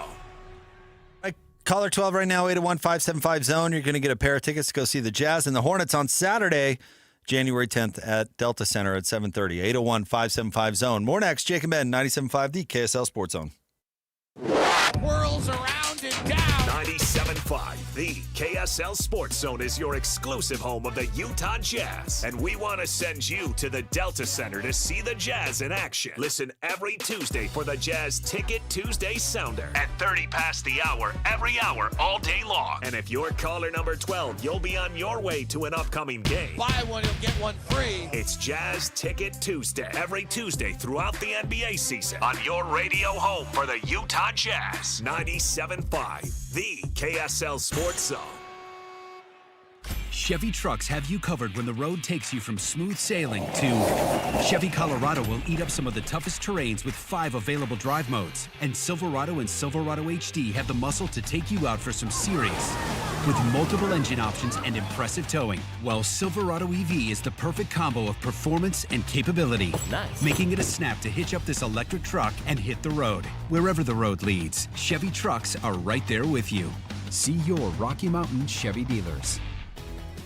Start the year with a splash of flavor. Heartland Steakco's Reef and Beef Package combines juicy steak and fresh seafood for the ultimate celebration. With the Reef and Beef Package from Heartland Steakco, you will be feasting on Maine cold water lobster, jumbo USA sea scallops, 16-ounce USDA choice ribeye steaks, and 8-ounce filet mignon, delivered straight to your door. Don't wait long because the Reef and Beef Package from Heartland Steakco will not be around forever. So treat yourself or pick one up as a gift for family, friends, clients, or anyone who loves that true Midwest taste. Ordering is easy at heartlandsteaksco.com. And right now, when you spend $199.99 or more, you'll get free shipping plus $26 off with promo code NEWYEAR26. Give the gift of flavor this year with Heartland Steakco. That's heartlandsteaksco.com, promo code NEWYEAR26. Taste the Heartland difference. Helping your money do more means making sure you get the most out of every dollar. That's why, for a limited time, when you open a new America First Visa credit card and spend $3,000 within 90 days, we'll give you $300. That's like getting a 10% discount on everything you pay for with your card. Before you spend another cent, head to AmericaFirst.com and apply for your low-rate Visa credit card today. Membership eligibility, terms, creditworthiness, change, and conditions apply. Subject to additional criteria. Federally insured by NCUA. Equal Opportunity Lender. DJ PK and John from J. Brooks Jewelers. John, you refer to yourself as a full-service jeweler. What does that mean? Once upon a time, before national stores and online sites flooded the market, your local family jeweler was the expert in your life that handled all your jewelry and watch needs. J. Brooks is that full-service jeweler today, where everything is handled by us, including appraisals, jewelry repair, watch repairs, as well as general service of all Swiss brands, and the most beautiful custom creations, including our new JBJ Bridal Collection. We can take your existing jewelry and freshen it up, or we can repurpose it completely with a fresh design, but using all of the sentimental parts that you already own. And of course, if she's ready for the upgrade you always promised, we can help you with a selection of a new, larger diamond to say, I love you more than ever. So whatever your celebration is, let J. Brooks help you any way you may need. J. Brooks Jewelers, Murray and Lehigh, and online at jbrooksjewelers.com, where women know what women want. This is a Utah Jazz at 30 update on 97.5, the KSL Sports Zone.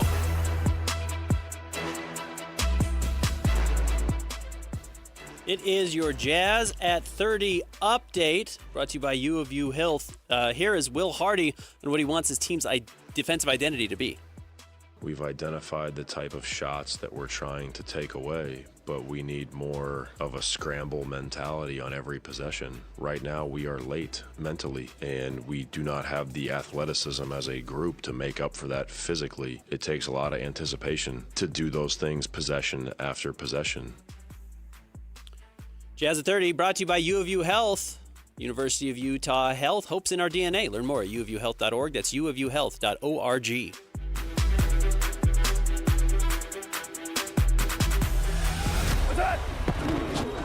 Whether it's the Jazz, Utes, Cougars, or Aggies, these guys have got you covered. Time to eat, fellas. You're locked on to Jake Scott and Ben Anderson. 1, 2, 3, move it. On 97.5, the KSL Sports Zone.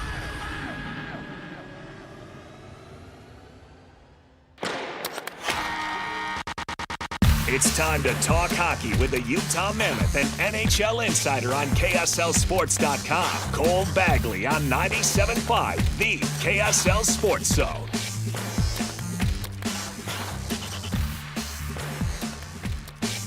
Jacob in 97.5, the KSL Sports Zone. It is time to talk some Mammoth hockey. Covers the Mammoth for KSLSports.com. He's our buddy Cole Bagley. What's going on, Cole?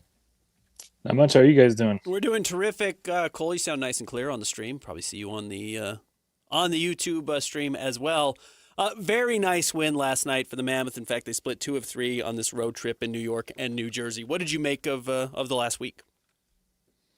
Yeah, I mean, a successful road trip, right? Anytime that you can win 2 out of 3, even when you lose a game in the fashion that they did to the New Jersey Devils, to pick up 4 out of 6 points is huge. And that was a big game. Both, all the players, said that after the game. Andre Tourney had mentioned how important that game was for them. And, yesterday when Bill Armstrong was on with Hans and Scotty, he mentioned how big of a game that was, because it sets them up really well going into this next homestand, where I believe it's 7 straight. And then 10 of the next 14 going into the Olympic break are going to be on home ice. So last night was a must win, and they got it done. So now they're headed back to Salt Lake with 4 out of 6 possible points and a lot of confidence going into a critical stretch. What does it do for Jersey specifically to bang home that game winner? Yeah, it was big for him. Defensively this year, Jersey has struggled. Both him and Sergachev have been on the ice for quite a few goals. Obviously, they're playing against the best of the best most nights, but their plus minus is not very good. I believe collectively before last night it was -23. So, to have a bounce back game, against New Jersey, 2 or 3 of those goals were definitely on that top pair. Sergachev and Jersey, he kind of made some mistakes that were then exploited by the Devils. So to come back, against New York and to play as well as they did, especially after taking that late penalty for Jersey, when he came out of that box, he was a man on a mission. He almost called game in regulation, but then they go to overtime. He steps on the ice and puts himself in prime scoring position, scores one for the Mammoth, gets 2 points. And then, he shared in the post game that, he had recently lost his grandfather, and, that one was for him. So big for Jersey. I think it's been a little bit of a difficult season in terms of defensive production. So to get one offensively to secure 2 points, it's a big confidence boost for number 50. Speaking of confidence, what do you think being named to the Olympic team does for Clayton Keller? It's huge. This is something that Keller's been thinking about for a long time. We've had conversations with him dating back to last season, where this was one of the primary goals for him. Obviously, he's very much focused on the Mammoth and being the captain, but to be an Olympian is different. He's played for the United States for many, many years. He trained in their development program. He represented them at multiple World Juniors, and then as well at World Championships, captaining the United States to their first gold medal in 93 years this last summer. So, he certainly felt snubbed off of the Four Nations roster a season ago. He talked about that yesterday.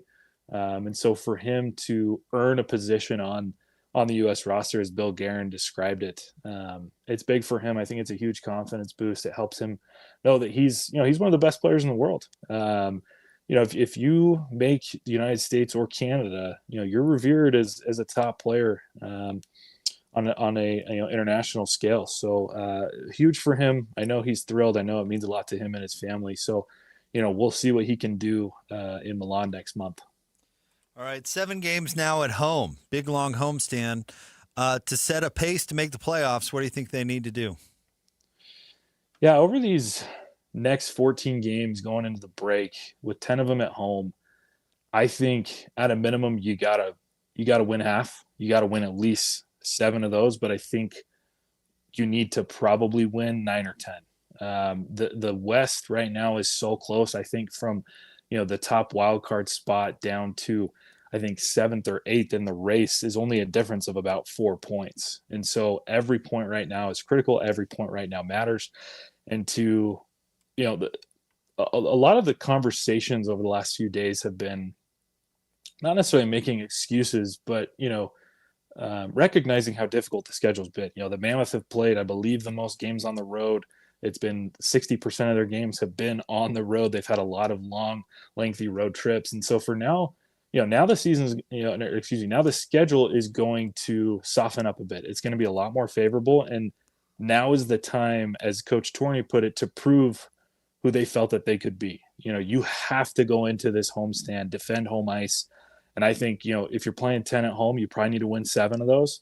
And then you need over the next, 3 or 4 that you're playing on the road, you need to pick up probably at least 2. So critical stretch for Utah as they, try to go into the Olympic break, obviously in contention of a playoff spot, but being in a wild card spot coming out of that would be huge for this team, as Cooley is expected to be healthy after that break. And then going into the trade deadline, it could set Utah up to be buyers. We're still 2 months out from the trade deadline. They did make a move last night after the win, Juuso Välimäki getting traded to the Canes. Do you expect him to be active? Do you think that's going to depend on what happens over the next 14 games, like you said, going into the Olympic break? Yeah, I mean, we talked to Bill this offseason, and, kind of his preseason approach was that Utah would definitely be a little bit more aggressive. But I think, to your point, Ben, I think it's going to be based on how these next 14 go. If they can win 8, 9, or 10 of these and be in a pretty good spot going into the break, once they come out of it, there's only I believe a week or 2 until the trade deadline. And so, that would set them up to be buyers, right? They want to make the playoffs. They have a lot of assets. They have an ability to go into the market and see if they can't add somebody, a player or two, who they think could put them over the top in terms of making the postseason. So, yeah, it's dependent on, how this next month goes. But if they can win, 60, 70% of those games, I think, and I would expect them to be a lot more aggressive. How much does that depend on Veggie and the goaltending? Yeah, I mean, winning starts, between the pipes. Oftentimes the team that wins the Stanley Cup is usually the team that has the best goaltender in the postseason. And generally, the teams that are making the playoffs are teams that have top half goalies. So he's been better over the last, I'd say, 4 to 6 weeks. December was actually a really good month for him. And, it's kind of ironic. He's actually tied for the most wins of a goaltender in the NHL right now. He has played, I believe, 31 or 32 games, and, the Mammoth have now played 43. So, he's in net, most nights, but yeah, it's everything. Goaltenders are one of the biggest pieces of, winning hockey. And it's because, when you make mistakes, they're back there to bail you out. They're there to make, those unexpected saves to keep you in a game. And that's what Vejmelka did last night.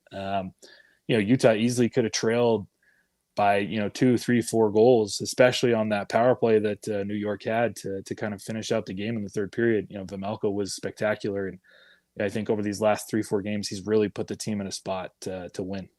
Based just on paper alone, what role do you think Clayton Keller will play for the U.S. Olympic team? Yeah, it's a good question. The United States is just so deep.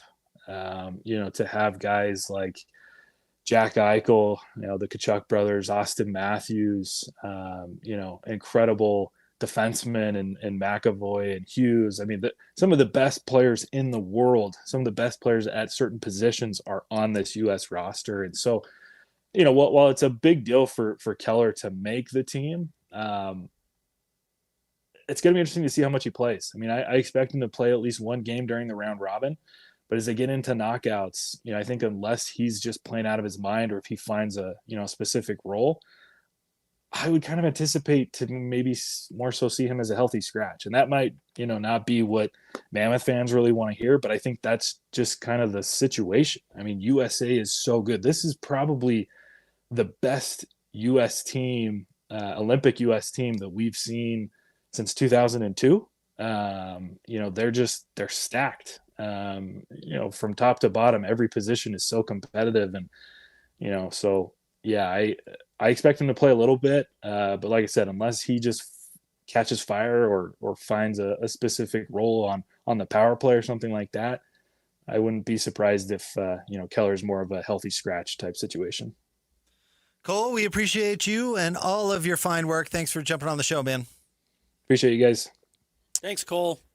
There you go. The one and only Cole Bagley with your Utah Mammoth update. It's brought to you by Hercules First Federal Credit Union, growing stronger together. Obviously it'd be fun to see Logan Cooley, Clayton Keller go out there and play a lot in the Olympics.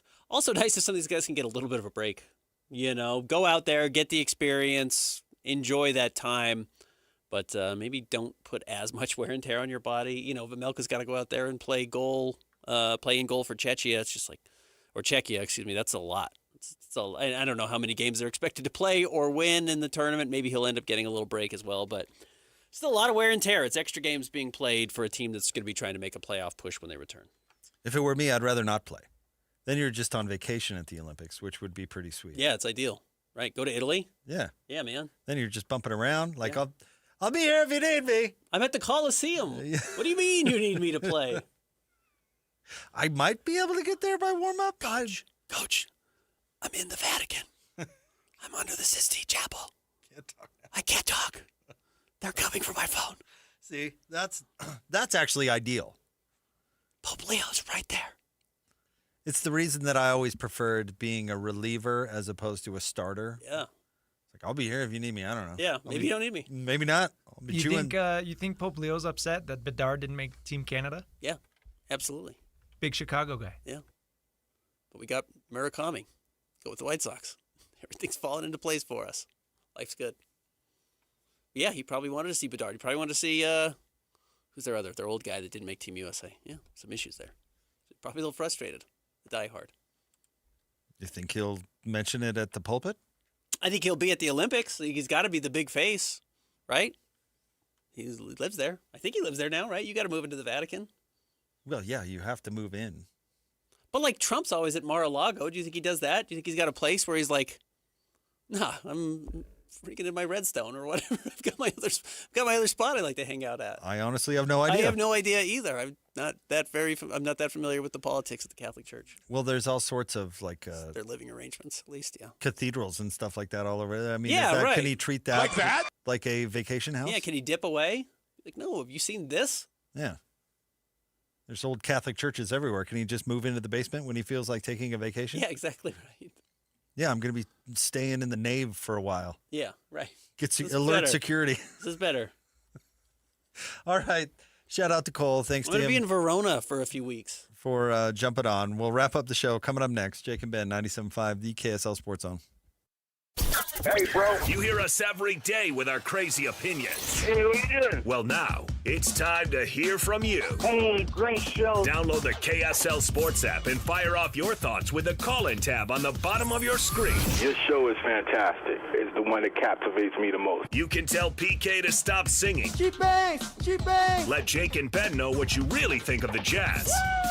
Tell Hans and Scotty about your favorite barbecue spot or what color of tie JJ should be wearing on TV. The best entries will be played on the air. Download the KSL Sports app now and hit the call-in button to let your voice be heard. I think you guys do an incredible job. This is 97.5, the KSL Sports Zone.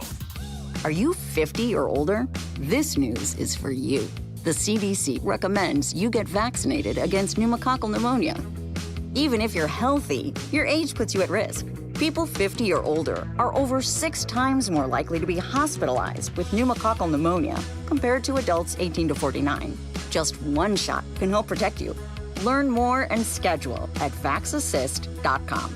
That's VAXassist.com. Sponsored by Pfizer. It's a new year, and Aleve is here to help you keep your New Year's resolutions on track. Whether it's a daily walk, hitting the gym, or spending more time with friends and family, Aleve's got your back. With up to 12 hours of body pain relief per dose, Aleve keeps you moving with long-lasting body pain relief so you can chase those dreams and achieve your goals. Don't let body pain slow you down. Keep going with Aleve, because this year is your year. Try Aleve. Use as directed for minor aches and pains. Febreze. It's a classic odor tale. You fried fish for dinner, cleaned up, but the smell is still in the house. And the neighbors are coming over for game night. They're on their way. And then you spray Febreze Air Mist. Febreze Air starts working instantly to fight even your toughest odors, so you go from fish to fresh like that. Now all you have to worry about is Pam cheating at charades. Breathe happy, Febreze, la la la la la.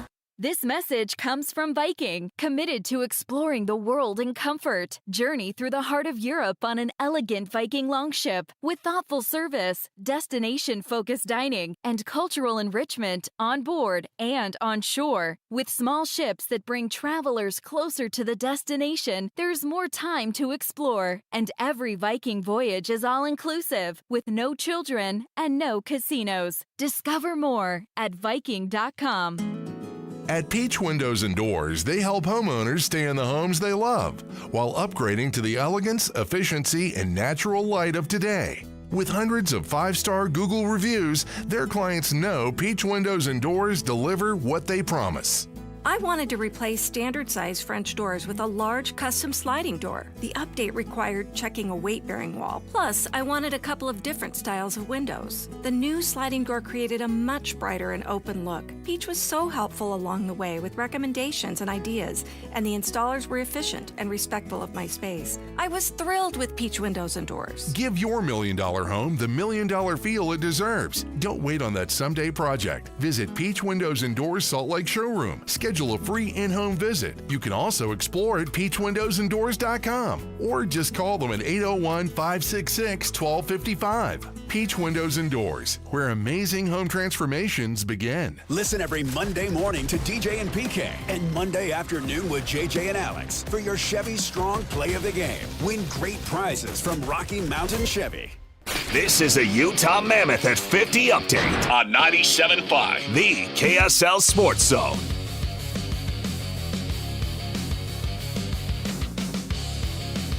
Your Mammoth at 50 update. Here's Coach Bear on Sean Dursey's intangibles. Durs is that kind of a guy in our locker room, in our team. He has that passion, that grit, that desire to excel. Those are intangible. You don't always see from the outside, but when you're in the inside, you're in the trenches with the guys. You see what he has no retreat in him. He's always go forward. So I like that about him a lot.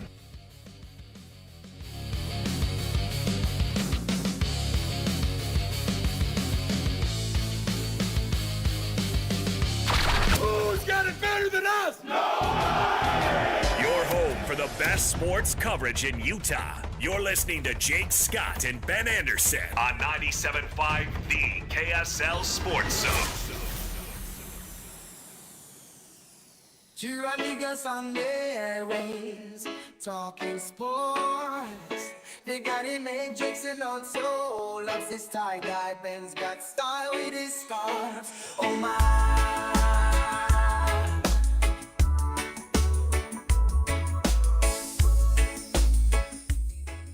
Appreciate you jumping on. Enjoy the family this weekend. We'll talk to you soon. Appreciate you, Jake. Have a good one, man.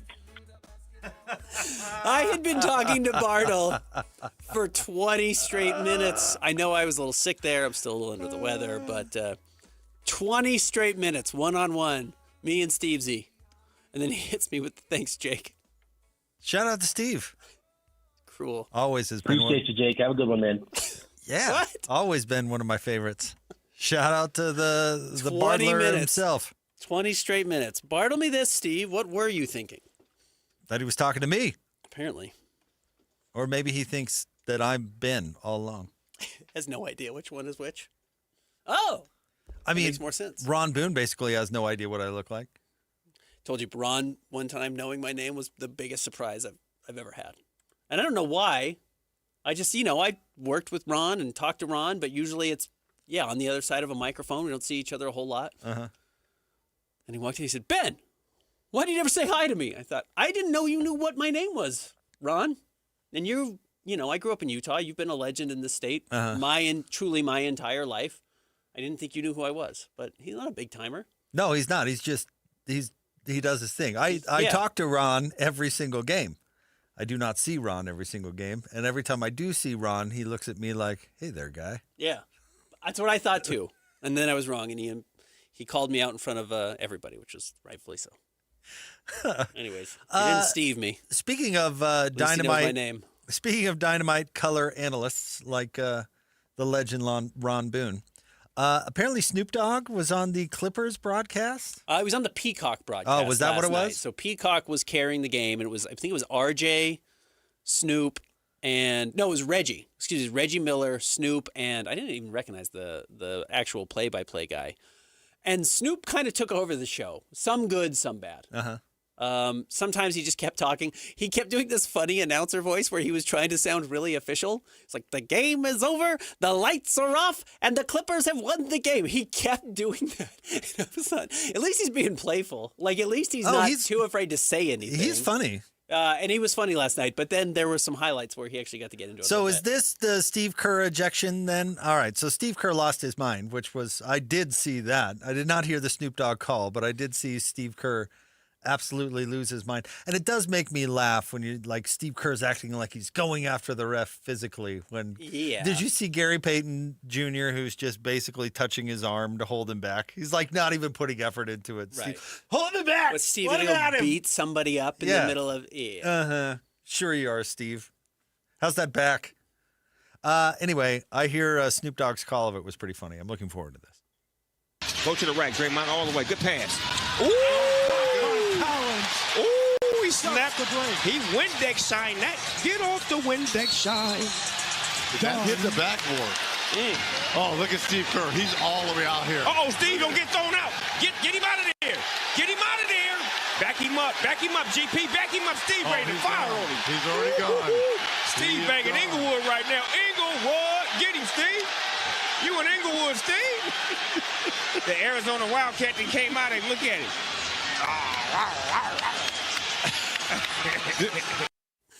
First of all, there is a lot going on there. There is a lot of Snoop talking over all of the action, and that was a lot of the night. Snoop was probably not some people's cup of tea. Honestly, it was a variation of Bill Walton. Okay. You know how Bill talked a lot, sometimes nonsensically. Whatever was on the top of his head. But if you liked that, you were going to enjoy Snoop last night. But if you wanted a traditional call, you were not going to get it. I was also surprised at how much Snoop actually kind of knew about what was going on. He was actually dialed. He's like a big basketball fan. He's a basketball guy, He's a sports fan. He's a basketball fan. No, he played basketball in high school. I think in high school. His son played college football, right? So, yeah, he's been bought in. He certainly is a huge sports fan. He's a Steelers guy, right, if I remember correctly. So he pays attention. But, like, knowing some history with Steve Kerr, knowing some of those things, he had some insight, but also was just somewhat laughable. And, you know, the game was close late. The Warriors needed a three, and he was talking about, no, I don't think they should go for a three. I think they should go and try and get Jimmy Butler to get an and one. I was like, that's actually kind of interesting insight that nobody else would say. So it wasn't a total failure. I don't know if they'll bring him back. He knew that Steve Kerr went to Arizona. Yeah, exactly right. He had some real insight. Yes, well, I don't know if knowing Steve Kerr went to Arizona is actual insight, but yeah. Was it better or worse than the all players broadcast used to be? Better. Because those were the worst things I've ever heard. It was better. Okay. Because he at least followed the action. It wasn't just talking about his career or whatever. He was kind of into the action, and he knew all the players. So it could have been way worse, and it was not. Speaking of that, I saw a funny, you know how Paul Pierce is always overstating how good he was? Mm-hmm. He sent out some tweet yesterday that was like, I could get, I don't even remember the stats he put out there, but like 5 points and whatever in 22 minutes in today's game. And somebody retweeted and said, Paul Pierce's final season, and it was like 3.1 points per game. Right. It's this weird, I could throw a football over a mountain, that just comes for everybody. Again, we've talked so much about human response to leaving a team, leaving a league, moving on, and what you want for that former team. Every player seems to have this misunderstanding of who they were at the end of their career. Well, every player wants to make it about them, which I get it. If you want to think of Charles Barkley actually doesn't make it about him. Now, it becomes about what he says, but it's not about him. Charles doesn't just spin yarns about when he played against Otis Thorpe. Right. You know what I mean? Like, I find Shaq obnoxious. You brought up the Shaq, Rudy, whatever that is because Shaq makes it about him. Yeah. Well, I was a big man in my day, and this is how we were measured, and this is how we were paid, and I'm going to resent this guy because he's not how I was or how this was or that was, and it becomes about Shaq and is measuring himself to Rudy Gobert. Charles Barkley never does stuff like that. I think the best analysts are the ones that – now, I'm not talking even about sports radio or anything like that. I'm talking about in-game analysts are the ones who – keep it about what's on the floor, the game or whatever. And if you want to draw a comparison to when you played or something like that, you can't, but you don't make it all about you. If you want to use your experience to say, hey, when I was a quarterback, this is what I saw. Or when I was a point guard, this is what I was looking for, and he did this. Not this is what I would do or this is what I was able to do that he can't. I want to know what Reggie Miller thinks about Keontae George when he's calling the game, not the one time he cooked Craig Elo. Yeah. Right. Nobody cares. Nobody cares about the good old days. No, not in that setting. If you want to do a podcast where you and another player swap stories and that's what I'm actually getting into, I'll listen to that. But again, to the point of why it's hard to make that transition, again, we've talked about how good Hans is at this. Hans does not just ruminate about his career and about what he did. Hans takes his experience as a BYU player, as an NFL player, and knows how to translate that into what is happening on the field right now to talk about what is working and what's not working. I don't know. He talks about that game against San Diego State a lot. I recovered a fumble this and I scored that. I mean, it's just constant. Well, that footage relives forever. I don't know if it's in infamy or just famously. Here's what I love about Hans, honestly. It is still out there. Is he was so, if you've heard him tell the story about celebrating the football or his touchdown against San Diego State, the flail. He's really mad at how it turned out because it was just a instantaneous thing, spur of the moment, and he's actually thought out what his entire touchdown celebration would be had he scored again, and it involves like rodeo and lassoing teammates and all sorts of stuff. Never got back there. Never got in the end zone again. Oh man, I love Hans. Speaking of Hans. He and Scotty G are coming up next. We'll talk to you tomorrow. Thanks, Christian. On the Jake and Ben Show, 97.5, the KSL Sports Zone. Want to get the latest info on Utah's newest sports franchise? Sign up for the Utah Mammoth newsletter. Get exclusive analysis, plus the latest news and notes on the Utah Mammoth. Sign up today at KSLSports.com for the Utah Mammoth newsletter. Get the latest Utah sports headlines delivered to your inbox with the KSL Sports Newsletter. From the Jazz, Utah Hockey Club, BYU, Utah, Real Salt Lake, and more. Be in the know of all things sports in the state of Utah. Visit KSLSports.com to sign up for the KSL Sports Newsletter. If you're getting new gutters, make absolutely sure that you don't get screwed. I mean literally, don't get screwed. Tim Jr. here from RGS Exteriors. And every single gutter company out there uses screws to hold their gutters together at the corners and downspouts. They use screws because they're fast and cheap and easy, but man, they're terrible for your gutters, aside from possibly cutting your hand. They also loosen and corrode over time because they're not made from the same metal as the gutters. At RGS Exteriors, we've been installing gutters for 70 years now, and we don't use screws. We only use permanent, strong, and unobtrusive rivets. They're made from the same material as the gutters, so they won't oxidize and they won't corrode. They'll also never loosen. Your hand is safe too. Did I mention they look amazing? So don't get screwed. Call RGS and get riveted gutters. Our number is 801-280-3110 or visit us at rgsutah.com. That's 801-280-3110 or rgsutah.com.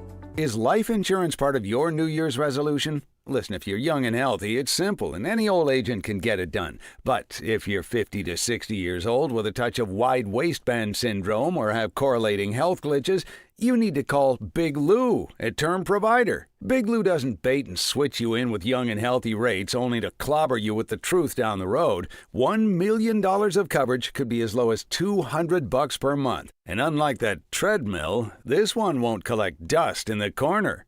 Call Term Provider, speak with Big Lou, and find out how much he can save you on your new $1 million life insurance policy. Start this year off with peace of mind by calling Big Lou at 800-444-2013. 800-444-2013. Remember, Big Lou's like you. He's on meds too. For affordable term life insurance, call 800-444-2013 or biglou.com. It all started with a commitment to comfort. Gillette Heating and Air is proud to be Utah County's go-to team for expert HVAC and plumbing solutions. Need a repair, upgrade, or seasonal tune-up? Don't let cost hold you back. With 0% financing available, it's easy to get the work done now and pay later. Plus, save $100 on any repair over $500 and keep your system running strong with a professional tune-up before the heat hits. Visit GilletteHVAC.com or call 385-GET-COOL to book today. Homegrown service pros, financing made simple, comfort made easy. Carrier, turn to the experts. A Carrier factory authorized dealer. Helping your money do more means making sure you get the most out of every dollar. That's why, for a limited time, when you open a new America First Visa credit card and spend $3,000 within 90 days, we'll give you $300. That's like getting a 10% discount on everything you pay for with your card. Before you spend another cent, head to AmericaFirst.com and apply for your low-rate Visa credit card today. Membership eligibility, terms, creditworthiness, change, and conditions apply. Subject to additional criteria. Federally insured by NCUA. Equal Opportunity Lender. Looking for insurance solutions that actually work for you? United Underwriters have been serving Utah families for over 25 years, offering smarter coverage solutions at better prices. United Underwriters auto policies include a no-cost windshield benefit because we travel on I-15 just like you, and also offer smart home insurance solutions and earthquake plans you can't find anywhere else. Call United Underwriters at 801-396-0828 or visit uuinsurance.com. United Underwriters. Real insurance solutions. Real value. Real partners. Based right here in Utah. Broadcasting from the Mountain Home Services Studio, this is 97.5 KZNS FM Colbert, 1280 KZNS AM Salt Lake City, and 102.7 KSL FM HD2 Salt Lake City Midvale. This is 97.5, the KSL Sports Zone. The noon hour is here. Check it out. And you're locked on to Utah's highest rated, most listened to sports radio station. It's my station. It's my station. This is Hans Olsen and Scotty G on 97.5, the KSL Sports Zone.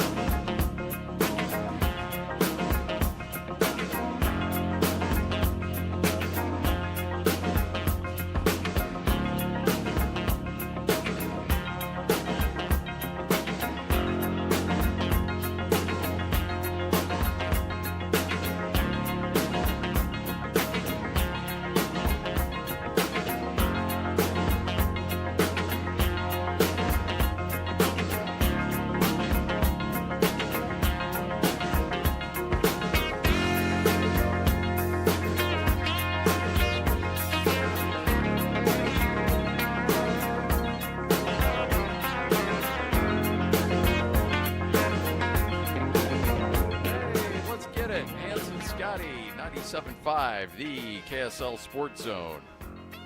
How you doing, Hans? Let's get it. I love it, dude. How you doing? I'm good.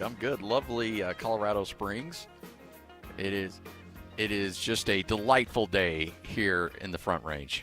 So, yeah, very excited. It actually is. It's kind of what we're dealing with in Utah. It's about 48, 50 degrees, not a cloud in the sky, and I'm just right outside the Air Force Academy, right outside the base. I can see the dudes with the M16s trolling the gates just outside of the hotel we're at. Yeah, walk up to them and say, what's up? What's Actually, up? you run towards them. They like it when you run at them, waving your hands. Waving your hands up in the air, yeah. What else is new, buddy?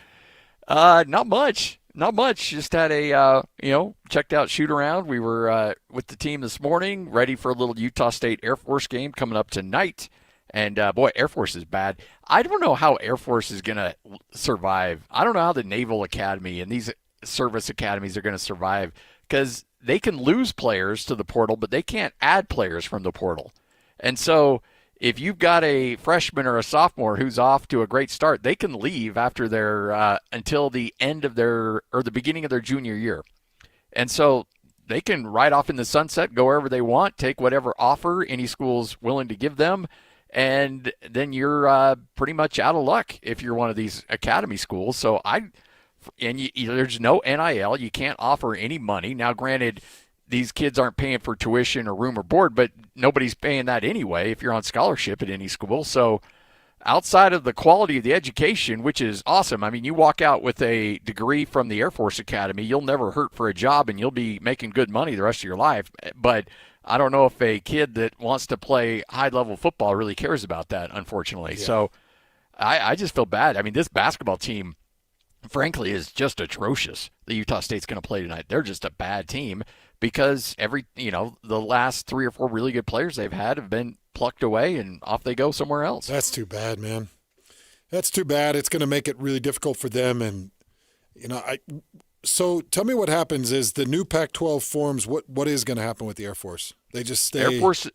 Air Force is staying in the Mountain West. They took a bunch of money. They've done a big reconstruction job of their stadium. In fact, I was just driving by it earlier today.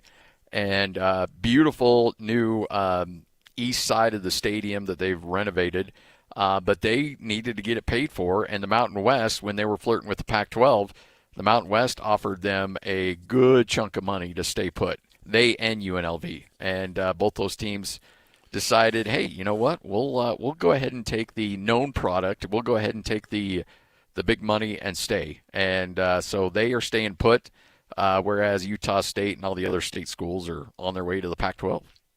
Hey, some breaking news. Well, I guess not overly breaking. It's been out for a little bit, but I did want to mention this because it might have some effect on Brian Johnson. I don't know, former Utah quarterback, and man, he's been all over the place, but he's been with the Washington Commanders for a bit.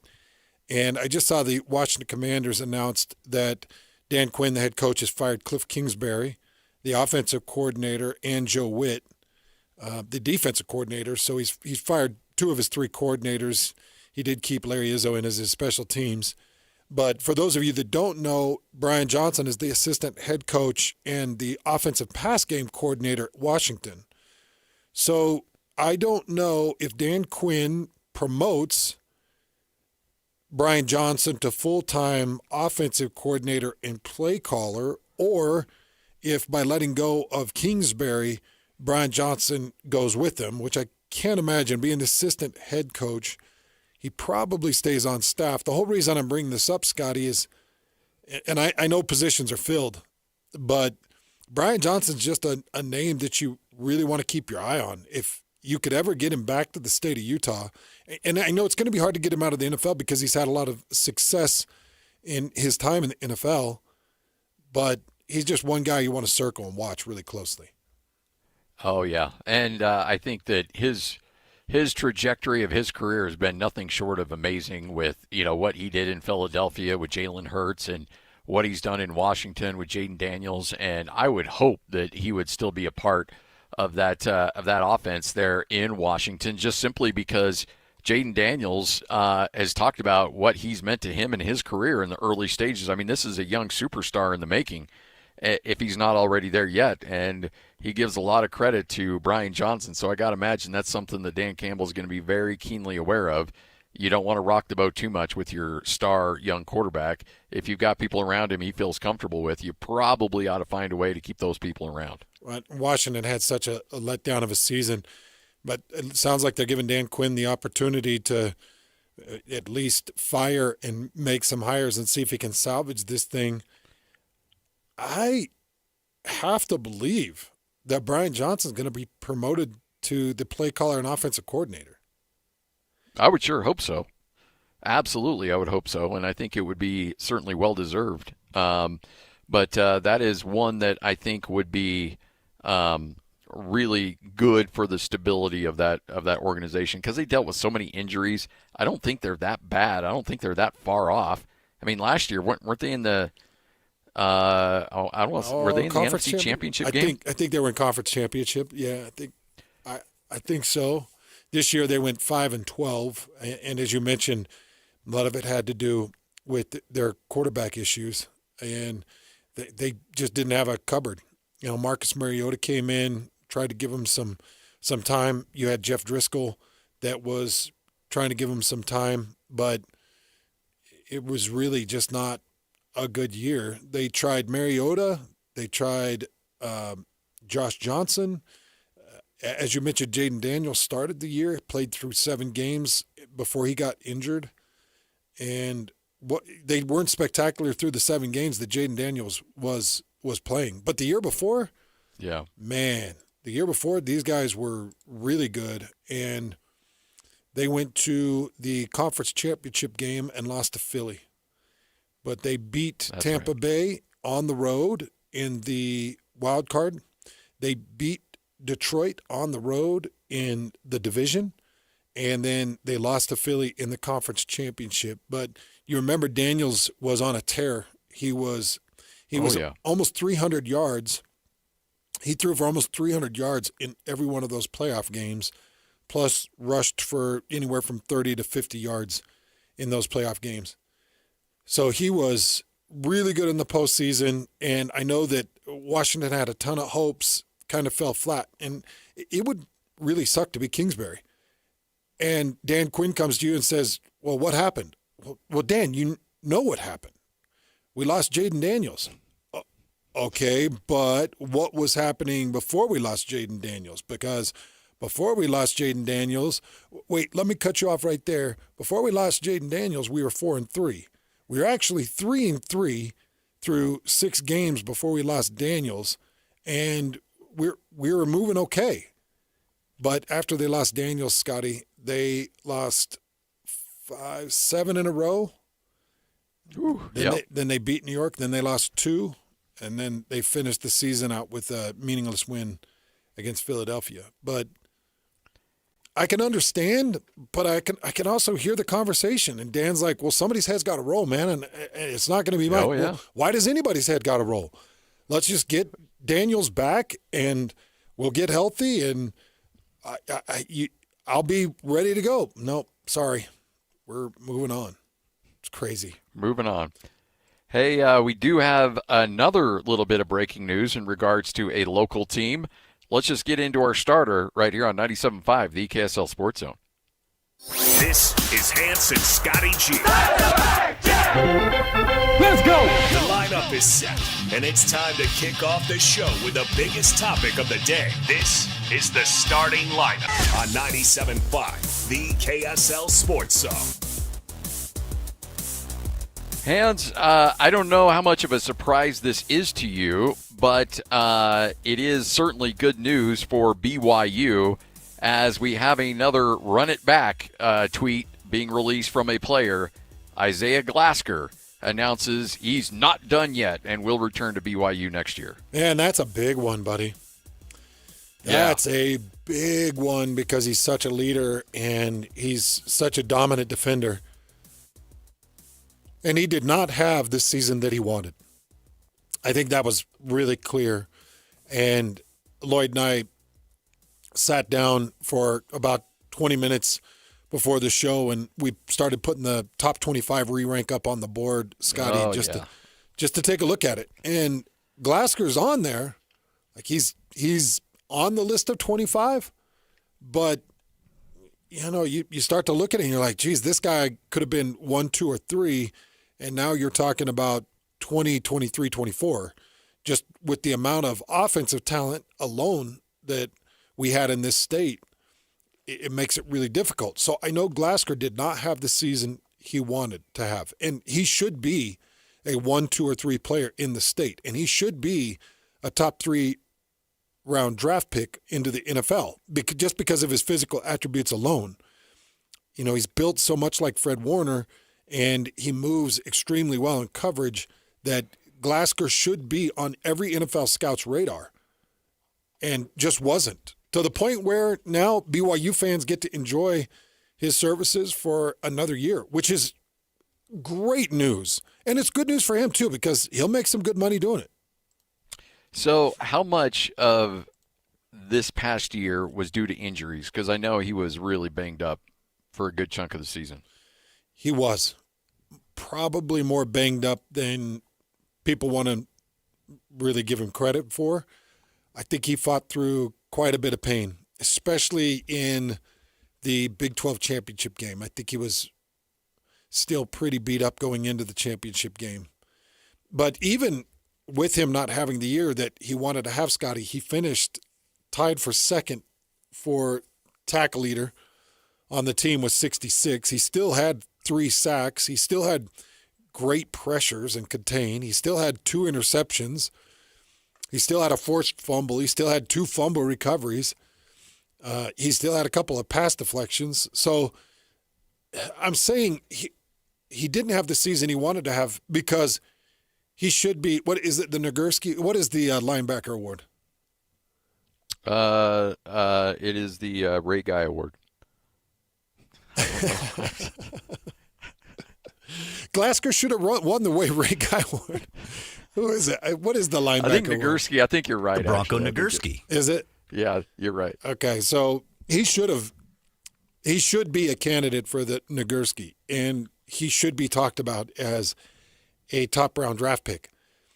And he wasn't. And, yeah, some of that's due to injury. No question about it. He was not the Glasgow that we saw in 2024. But I'm pumped that he'll be back for 2026. Now you've got Glasgow, Satawala, you've got Isera, you've got Raider Demooney. I saw John Taumapeo. Did you see he was fighting for another year? He actually kind of put his case out there on Twitter. He was. Oh, really? Yeah, he was fighting for another year. He wants another year of eligibility to come back and play. You got who were you talking to in the postgame of the bowl game that said he was coming back? Oh, that was Keanu Tanavasa. Okay, yeah, that's right. Yep, that was Tanavasa. So you got Therian Alexander, you got Tanavasa, you got Vilpoha, you got Tassilia Kana, you got Anisi Purcell, you got Nusi Taumapeo that announced he'd be back, and I think Nusi's going to take a gigantic step and be a complete freak defensively next year. So BYU is building on some pretty darn good news. And I did not see that. Did that just come down, Scotty? Yeah, just right when the show started. Wow. Good for him. You know, and the other element to this, too, is I don't think people understand that there were 2 things working against BYU, especially on the defensive side of the ball, in holding on to players. Because, number one, you lost a really good defensive coordinator who's now at Michigan, and you lost him to a school that has, by all intents and purposes, unlimited resources. Mm-hmm. So Jay Hill, normally something like this happens, and you will see a good combination of players follow that coach because they know what the coach expects out of them. They know how they can produce in that system. And, oh, by the way, there's a nice chunk of change to go along with it. I think BYU did a phenomenal job, and I'm just guessing here, but I think BYU probably put the wheels in motion far before even Jay made up his mind, realizing, okay, the tea leaves are saying we might lose this guy. What should we do? Well, first off, let's keep all of our talent, and let's make sure all of our talent is in place. Well, it's going to cost – doesn't matter. Guess what? Jay Hill, we're going to save a little bit of money there, so let's put it right back into our defense and make sure that we keep these guys. Tell them what they need, talk to their agents, and let's get them signed and in and ready to go and make official announcements to the whole world that they're staying put. Because that's a bigger deal than we're making it sound like. Oh, absolutely. Absolutely. Because it's just par for the course that there will be a high level of attrition when you lose a head coach or you lose a coordinator. It just happens, and it hasn't happened at BYU. Yeah. Losing Jay Hill, you thought Jay would have taken at least 2 of these guys, Satawala and Glasgow. And maybe Jay's looking at the Michigan defensive room and he's saying, yeah, I don't need him. That is very possible. I know Michigan's stacked with talent, and maybe Jay's like, yeah, I don't want to wreck my name any further. Because every guy, if Glasgow announced he's going to Michigan, if Satawala announced he's going to Michigan, if Evan Johnson announced he's going to Michigan, every guy that follows Jay is just more indictment. And I'm not saying Jay wouldn't do it because his lifeblood is his players, but I think he's probably looking at like, we can do it with the talent we got here. I don't have to pull these guys with me. We can build things here in Michigan. But there's guys he could have taken with him. Well, look, there's guys he would have, I think, taken with him regardless. Yes. I think he would have taken Satawala. That's the guy that I think he's a Big 10 safety. He's a Big 12 safety. He's an SEC safety. He's an NFL safety. And I would have called his agent. I'd have called his parents. I'd have talked to him, and I said, you're coming to Michigan. But Scotty brings up a really great point. Every announcement just continues to cement BYU as a team that's all in. These players are not cheap. I don't know if you saw the pay scale that was released on Twitter for the Power 4 player from each position group. Yeah. But when you're looking at starters at the Power 4 level in each position group, you're talking about hundreds and hundreds of thousands of dollars, and in some cases, millions of dollars. Like, what's crazy is Bear Bachmeier becomes $1 million player. He becomes $1 million quarterback. He will get $1 million offers. So he becomes $1 million quarterback. Speaking of Bear Bachmeier, help jog my memory here. Have we seen a run it back from Bear Bachmeier? I have not seen that from him. So as far as I know, and if I'm wrong, look, I'm not dialed in on the old Twitter machine 24/7. So if there has been one, feel free to let me know. But I do not believe I've seen one from him. And maybe he doesn't like. Look, I'm at BYU. I'm on scholarship. Why do I need to send out a tweet to tell people that I'm at a school that I'm already at? Like, I don't understand it. And I could see that coming from him, being like, it doesn't make any sense to me. But hopefully that's the case. But I think if BYU is shelling out the kind of resources to keep these guys on the defensive side, then they have to be looking at that on the offensive side. Because, look, if Brandon Sorsby's worth $5 million, what's Bear Bachmeier worth? It's not that far behind. If Sorsby set the market at $5 million, are you telling me that Sorsby's $4 million better than Bear Bachmeier? $3 million? I don't think so. No. I think they're pretty neck and neck in terms of value to their team. Oh, I do too. And I think one is pretty tapped out. The other one I think is pretty untapped. Oh, yeah. Yeah. Yeah, so this is getting crazy. And we talked about BYU spending crazy money on basketball. Guess what? Football, they're right there. Because right now they're pushing, I don't know, just off the top of my head, I know the revenue sharing is $21 million. They've probably already exceeded that because everybody's exceeding it. Nobody's really paying attention to that essentially salary cap that doesn't really exist anymore. But BYU has gone all in, and for good reason. And they've had to do some work to make sure these players stay on campus. Hans, do you just get sick when you see this? Yeah. Like, I got to imagine. I do. For you, like, as a high-level player and an all-conference guy and the accolades and plus the ability you have to endorse things and your personality, yeah, I can't imagine. I mean, I don't know if I'm rubbing salt in the wound, but I can't imagine how much money you would have brought in. No, it's rubbing a bit, but not in a bad way. It's something that I've talked to my old teammates about, and we're all roughed up about it because the NCAA granted back pay to whatever it was, 2006 or something like that, and they stopped at 2006, acting like anything before 2006 just wasn't necessary. And I'm thinking, okay, if you're paying back to 2006, you got to pay back to 1954, where you still have able-bodied individuals that are probably working to stay alive, and you got to pay back. If you're going to pay back, then you need to go back, and you need to find people's true value, and you need to start paying them. Otherwise, just say, no. From here forward, we're going to be doing this. But when I saw that they were going to pay back to 2006 or whatever the number was, that's what really irritated me. If you get cut, do you not bleed? Yes, I bleed like any human. It's crazy, but they don't think so. Apparently, they think any player in the 90s just didn't bleed. But, yeah, it does bug me, Scotty. I got 7 years of professional football. I was cut in my third year of the NFL. I made some pretty decent money in those 7 years. But if I could have added 3 more earning years where I'm earning what these guys are earning, which is probably like starting offensive tackle at BYU right now is probably around $800,000. So they're earning almost 8 times the average adult male, probably, in the state.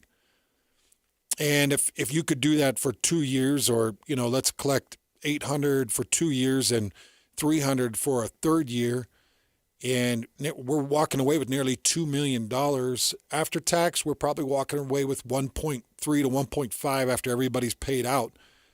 Jeez, man. Think about the kickstart to life. And then you jump in the NFL, and then you're able to make what you can in the NFL or the AFL or the UFL or whatever they've got going now.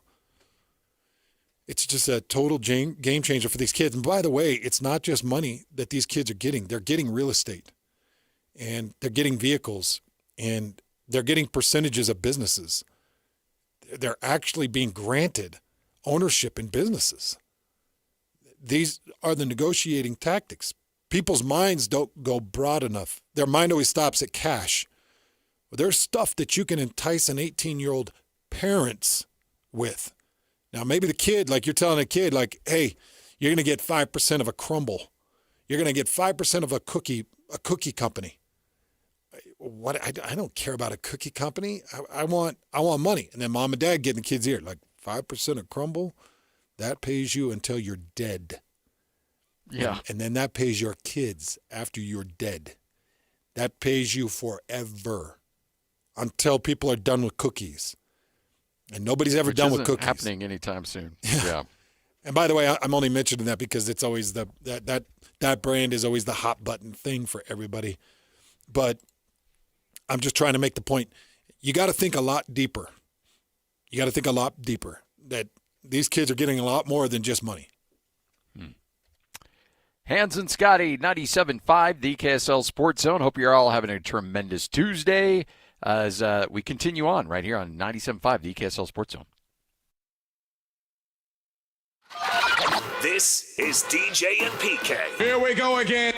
Former BYU basketball coach Steve Cleveland. When I look at the football situation in Utah and what Kyle's doing, there's nothing about that to me doesn't make sense. He gave them everything at Utah. Going to Michigan is another level and next step. What a great honor. And it's not taking anything from Utah. They have an outstanding football program. It's a great institution. And anybody that's going to begrudge him for leaving, they're just not very smart. When a guy gives you everything that Kyle gave, and then people are going to be critical of him and criticize him, blow those people off. That's insane. It disgusts me that conversation even take place. I'm happy for Kyle. I'm happy for his staff. It just doesn't make sense that people would have that kind of an attitude. Just very narrow-minded, and I'm not interested in hearing the nonsense that's coming out from some of these people on radio and TV. Catch DJ and PK mornings from 6 to 10 on 97.5, the KSL Sports Zone.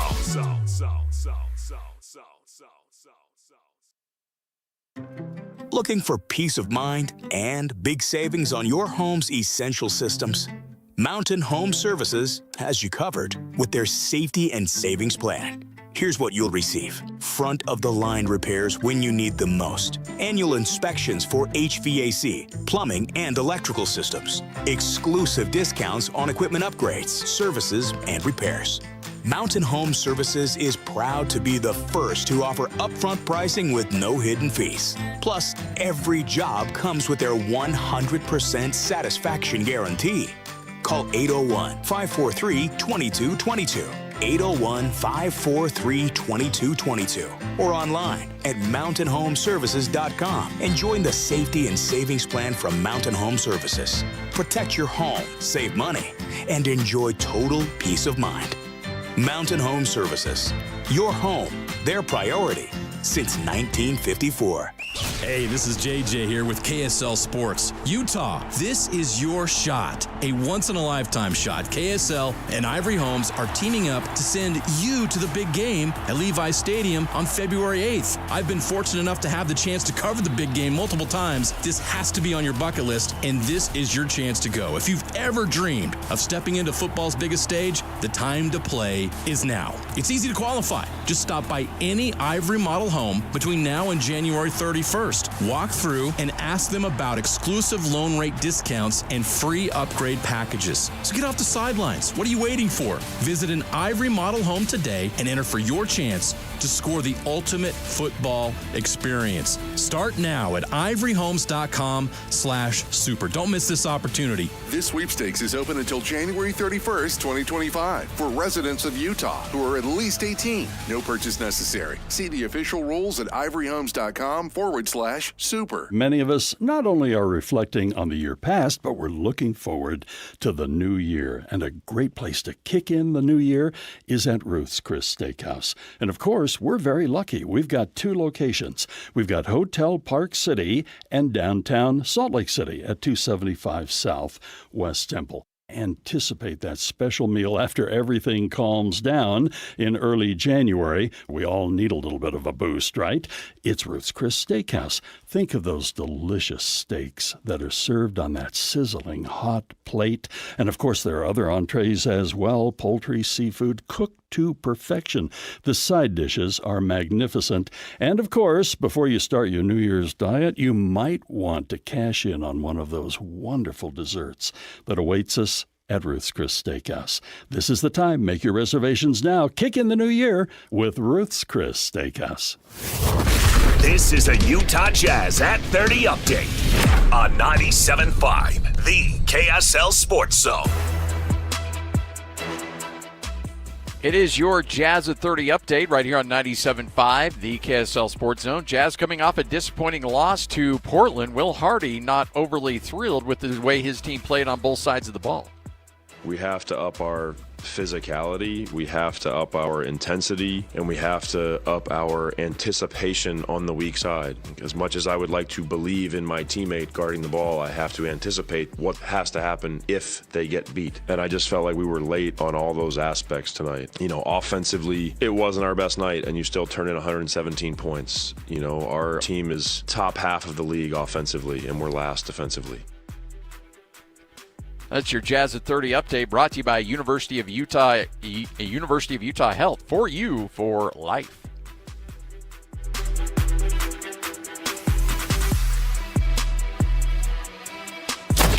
Number 1. Miss any part of the show? Every moment of every show is available in podcast form by searching Hans and Scotty on your favorite podcasting platform or online at KSLSports.com. This is Hans Olsen and Scotty G on 97.5, the KSL Sports Zone.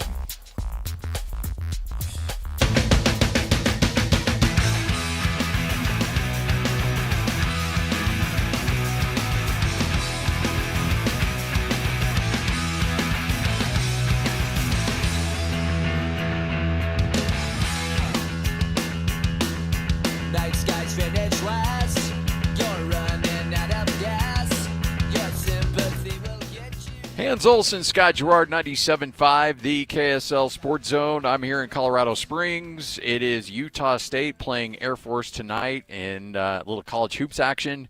Hans is back in our studios in City. Sooner or later, Hans, you and I will be reunited. We will do a show together in person. It's only a matter of time. Tomorrow. It's only a matter of time. But, you know, distance makes the heart grow fonder. So. Yes, that's true. That's true. By the way, how much of a culture shock have you gone through?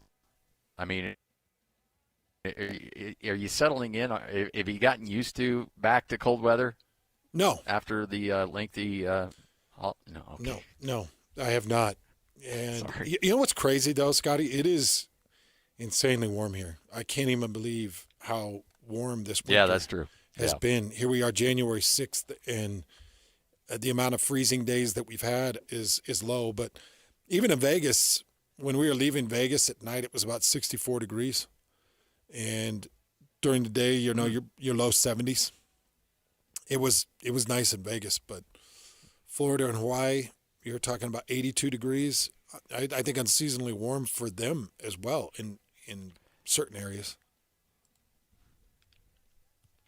Well, I'm not complaining. It sounds like we're still. I don't know. We haven't talked to our man in a while, and so I'm not sure where we're at on. Oh my gosh, the world's coming to an end level of drought. But I gotta imagine we're probably getting pretty close there. Although it seems like we've gotten a lot of rain, and I gotta imagine that's meant snow up in the mountains. I don't know. Yeah, maybe. I saw him talking about inch totals. It was a pretty good storm that came through. So I know they got quite a few. They got quite a bit of snow up there.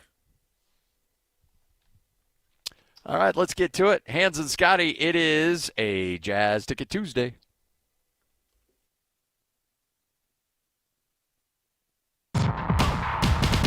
It's Jazz Ticket Tuesday, and your chance to win tickets is right now. Call this number now. Call this number now. Be caller number 12 at 801-575-ZONE. 801-575-ZONE. And you'll be on your way to Delta Center to see the Utah Jazz. He fires the three. He hits. Oh, don't do me like that. This is 97.5, the KSL Sports Zone. All right, Jazz Ticket Tuesday, you know the drill. Caller number 12 right now, 801-575-ZONE. That's 801-575-ZONE. You're going to win a pair of tickets to see the Jazz and the Charlotte Hornets coming up Saturday, January 10th. This Saturday at Delta Center. Game will tip off at 7:30. So remember, all you have to do is be caller number 12 right now, 801-575-ZONE. That's 801-575-ZONE. I thought it was interesting, Hans, and I'm going to try to get this cut to Lloyd, but Kurt Hedlund's going to join us coming up at 1:05 for our weekly NBA conversation with him. How hard is it? Because it's really hard for, like, we watch all the Jazz games, and I watch them, you watch them, and because that's our job. We're supposed to. I don't know how many Jazz games I'd be watching if it wasn't our job.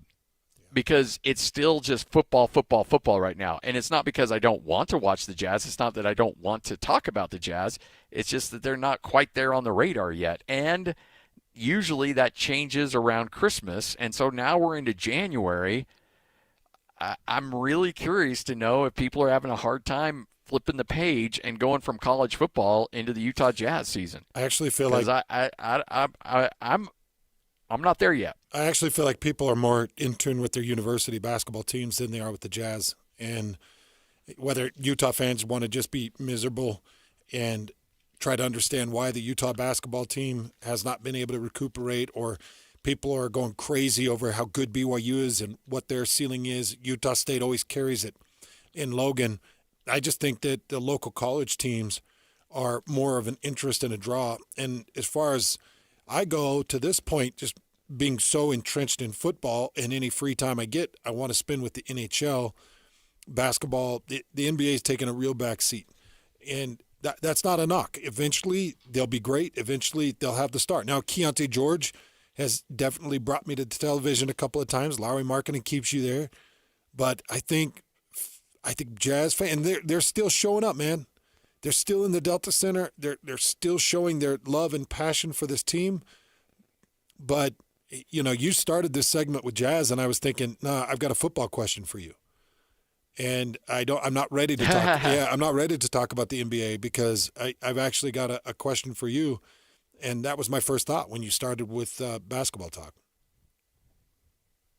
It's just not there yet. And the only reason I bring that up is because it's a Jazz Ticket Tuesday, and I know people want to go there, and it's such an event. I took Brody to a game a couple of weeks ago, and the Jazz lost, and it wasn't much of a game, but the production value is incredible. The food is incredible. You know, if you get into that Toyota Club, it's just absolutely incredible in terms of how you're treated, and it's just a world-class experience. And the basketball just hasn't quite matched everything else that you're getting at Delta Center right now. And it'll get there. It will. It'll eventually get there. But and until then, enjoy the tickets and get to games. But I think people aren't quite ready to turn the table, and we're still in football mode. And Hans, you and I are still in football mode, for crying out loud. Yeah, we are, and that's kind of where I wanted to go with you. Tell me who Luke Wells is. Tell me about Luke Wells. Tell the Utah fans about Luke Wells, because it looks like they got their tight end coach. It is now officially announced. Luke Wells is the tight end coach, as you mentioned, at the University of Utah. I've known Luke for a while. He's the brother of Matt Wells, and he was on Matt's staff at Utah State and went with him to Texas Tech. And then has just been, I can't remember when he took the job at Tulsa. He was the tight end coach at Tulsa for a while. So he's got a lot of experience playing tight end. He played at Oklahoma. He was roommates with Josh Heupel at Oklahoma when they played together. And so he's got a lot of ties to that part of the country in Oklahoma and in Texas. And he is an elite recruiter in those areas. High school coaches love him in Texas and in Oklahoma. If you're trying to get into those areas as a guy that's got, and frankly, the state of Utah too, because he did so much recruiting at Utah State with the in-state kids. He is really down to earth. He's just I don't mean this in a bad term. I know some people kind of acknowledge he's a good old boy. He's like a guy that you and I would want to hang out with. He's just a guy that doesn't take himself too seriously. But a blue-collar guy. Came from that Matt Wells lineage where their dad taught them how to work their tails off. So he'll work harder than anybody, but he's not high-strung, really easygoing, has got a great family. I got to know his wife and his kids pretty well up in Logan. They would come to coaches' shows all the time.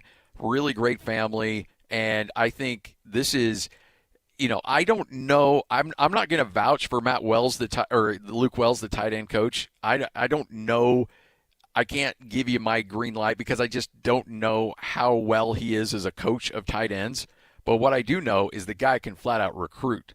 And so I don't know if you went backwards from Freddie Whittingham as a tight ends coach in terms of X's and O's, but there is not going to be any drop-off whatsoever in terms of recruiting with Luke Wells. Luke is a tremendous recruiter, and he'll get after it as good as anybody. Well, he's got his work cut out for him because he's got to get into J.J. Buchanan's ear and make sure that Buchanan isn't entertaining anything. I have not seen an announcement of a transfer portal. I have not seen an announcement of running it back for J.J. Things are pretty quiet on the J.J. front. I'm just saying, Scotty, there's a few guys that – I could name like 5 guys in this state that I'm worried about. Yeah. And I've seen a couple of them already announced. Satoala was one of my biggest concerns. My biggest concern for the University of Utah is J.J. Buchanan. Now, it could be Devin Dampier because it'd be really nice to have Dampier back. And when Lloyd and I were working numbers for the top 25 re-rank, geez, you remember just how prolific Dampier was. 835 rushing yards and 10 rushing touchdowns, attached to 24 passing touchdowns. Dampier was everything for that offense when he was healthy specifically. But the one guy that I need for my future is J.J. Buchanan. So if I'm Luke Wells, I'm not even waiting until I get to Salt Lake. I'm not even waiting until this announcement. I am on the phone with Kevin McGivern. We are building out a plan on how we keep Buchanan. For those of you that don't know who J.J. Buchanan is, or you're just looking at the numbers like, why is Hans so unsettled about 430 yards or whatever it was and 5 touchdowns? Why is it? This kid is the future of that tight end position. He is exactly what you want. Now, I would take JJ this offseason, and I would put probably 10, maybe 15 really good pounds on him. And I think I can easily get 10 to 15 good pounds on him. And I try to keep him as fast as he was. And I can build this kid into the next big draft pick at the tight end position. If I'm Luke Wells, my eyes are saucers with this kid because he's that good. And then the other kid that that I'm very high on is Hunter Andrews. And Hunter Andrews, you remember before he went down, Scotty, he was really starting to click. And you get to that Texas Tech game, and he goes down and out in that Texas Tech game.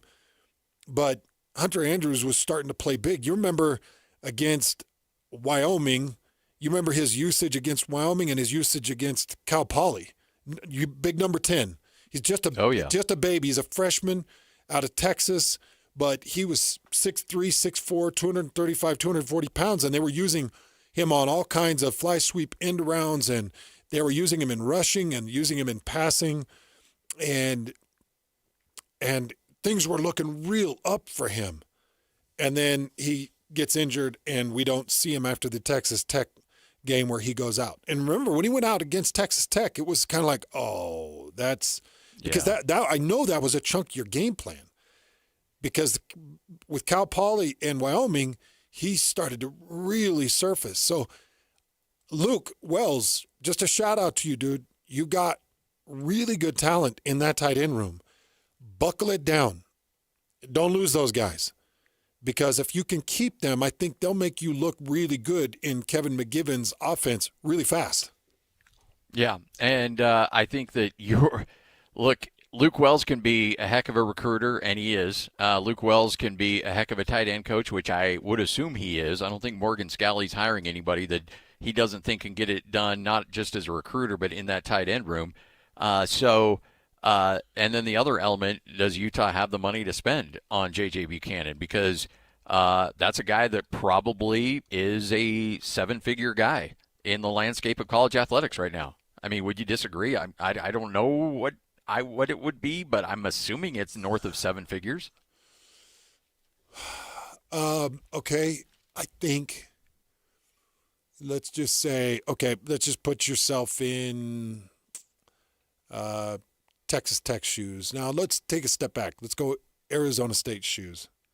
I think Arizona State would call representation for a freshman like that. Who got that offensive job, that coordinator? Is that at Arizona State? Yeah. That's a good question. Just looking it up right now. Because I think I would make that call. Marcos Arroyo. Okay, Arroyo did get it. Okay. Yeah. So I would imagine Arroyo would call representation, and he would present his representation with a 3-year, because he's got 3 years of eligibility. My guess is he'd have major escalators, probably renegotiation clause, and I'm offering him $480 to $520 for a sophomore season. That's a speculative guess based on what I project him to be. But, let's say $400,000. If he gets a call for $400,000, can Utah match it? And if anybody's out there blinking their eyes saying Hans is out of his mind, Keelan Marion got a call from Miami, and they gave him over $800,000. Honestly, you say $400,000 for J.J. Buchanan, I initially think that's light. But that's just my opinion. I would look at it from a standpoint of he could probably get more money out there. And he could get a higher offer than that. But, I'm going off of production, sophomore seasons. I can project, but I've got about a 7-game sample size that I'm like, I can pay you, but this is what we're going to do. We're going to have major escalator clauses, and we'll have a renegotiation clause junior and senior year so we can get you to the 1.5. But all it takes is one person to call and say, no, $680,000. And then Utah's like, what? According to the New York Times, the tight end position is going for $300,000 to $900,000.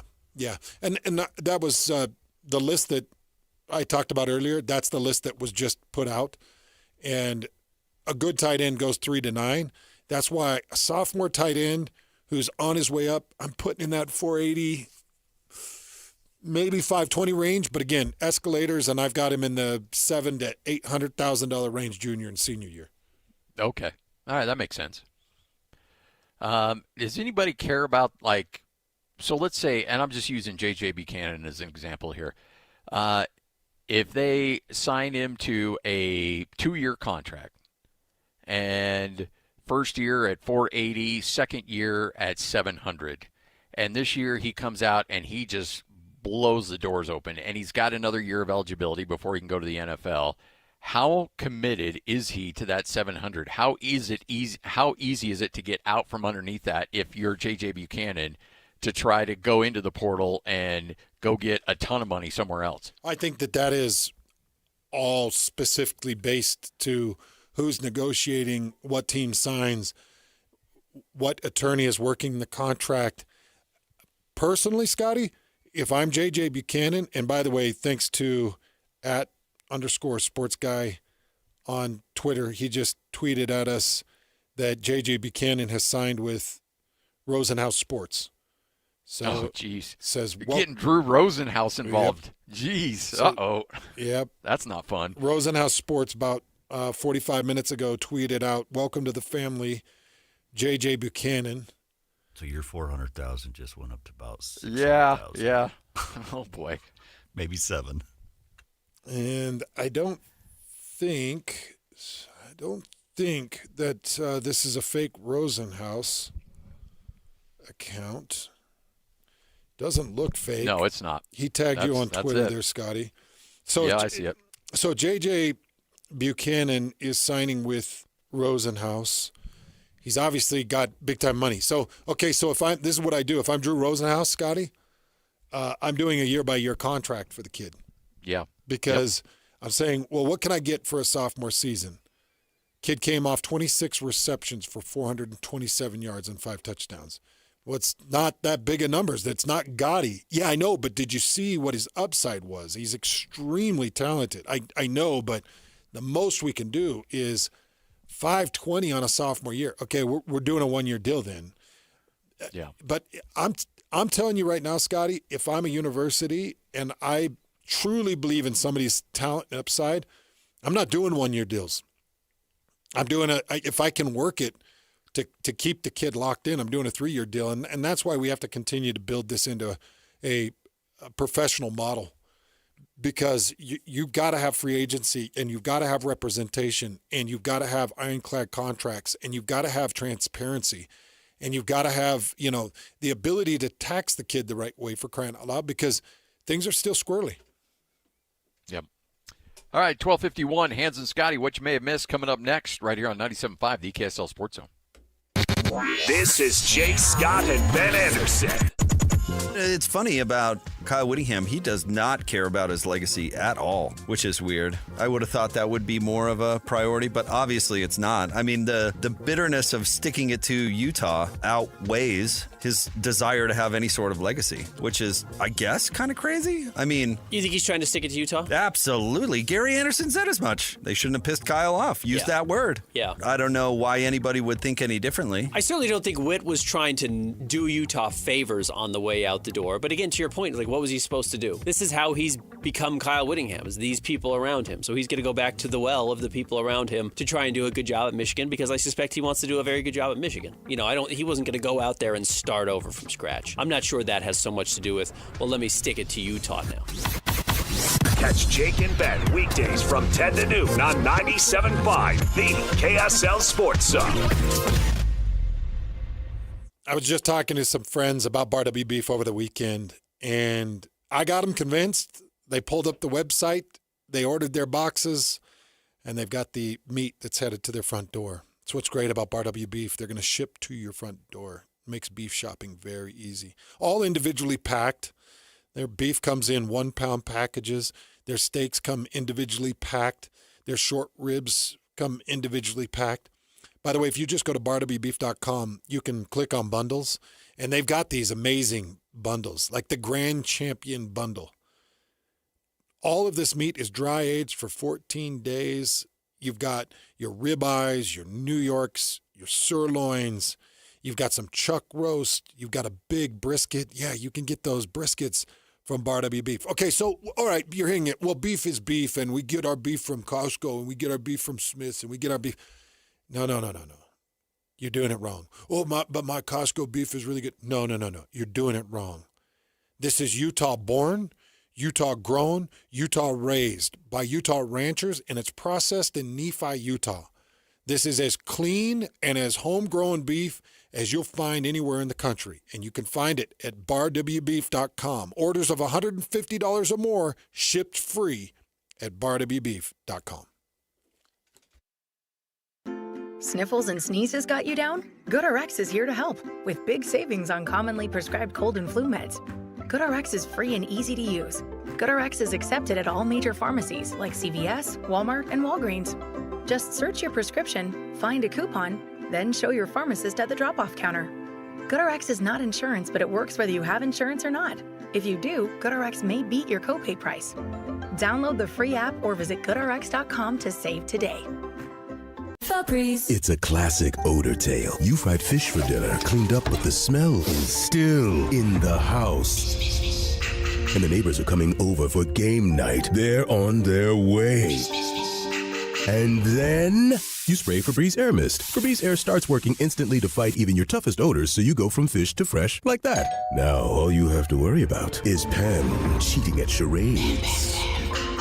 Breathe happy, Febreze, la la la la la. Hi, this is Derek Overstreet, president of the New Millennium Group and co-host of Stop Working, Start Living with KSL News Radio. Can you imagine what your life would be like if you could retire 3 to 5 years earlier than you thought possible? The things you could do, the loved ones you could spend time with, the memories that you could create. That's what our team at the New Millennium Group does. We'll walk you through the entire process every step of the way. If you'd like to get a copy of the 5-step proprietary plan that will help you retire 3 to 5 years sooner than you thought possible, give us a shout right now. 888-999-6370. That's 888-999-6370 or utahsfinancialplanner.com.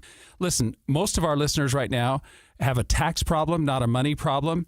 There's not enough money in Social Security Medicare as it is.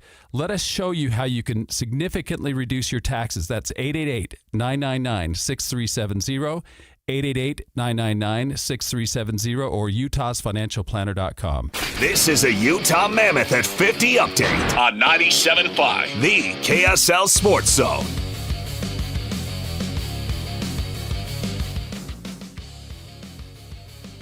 It is your Mammoth at 50 update right here on 97.5, the KSL Sports Zone. Sean Dursey and the Mammoth get a big win on the road, knocking off the Rangers in Madison Square Garden. Something that Sean Dursey knows was very important. I thought we did a good job staying mentally engaged. I loved our third period, but it's how can we refocus? How can we get ready for the next one? I thought this was a big one for us, obviously finishing the road trip off on a good note, but now it's for our group, it's about, stacking wins and, getting points consistently.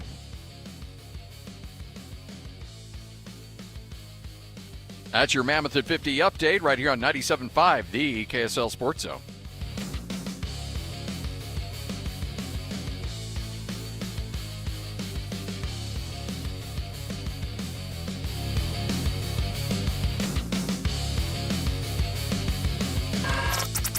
You're locked on to Hans Olsen and Scotty G. That's right, yeah! On 97.5, the KSL Sports Zone.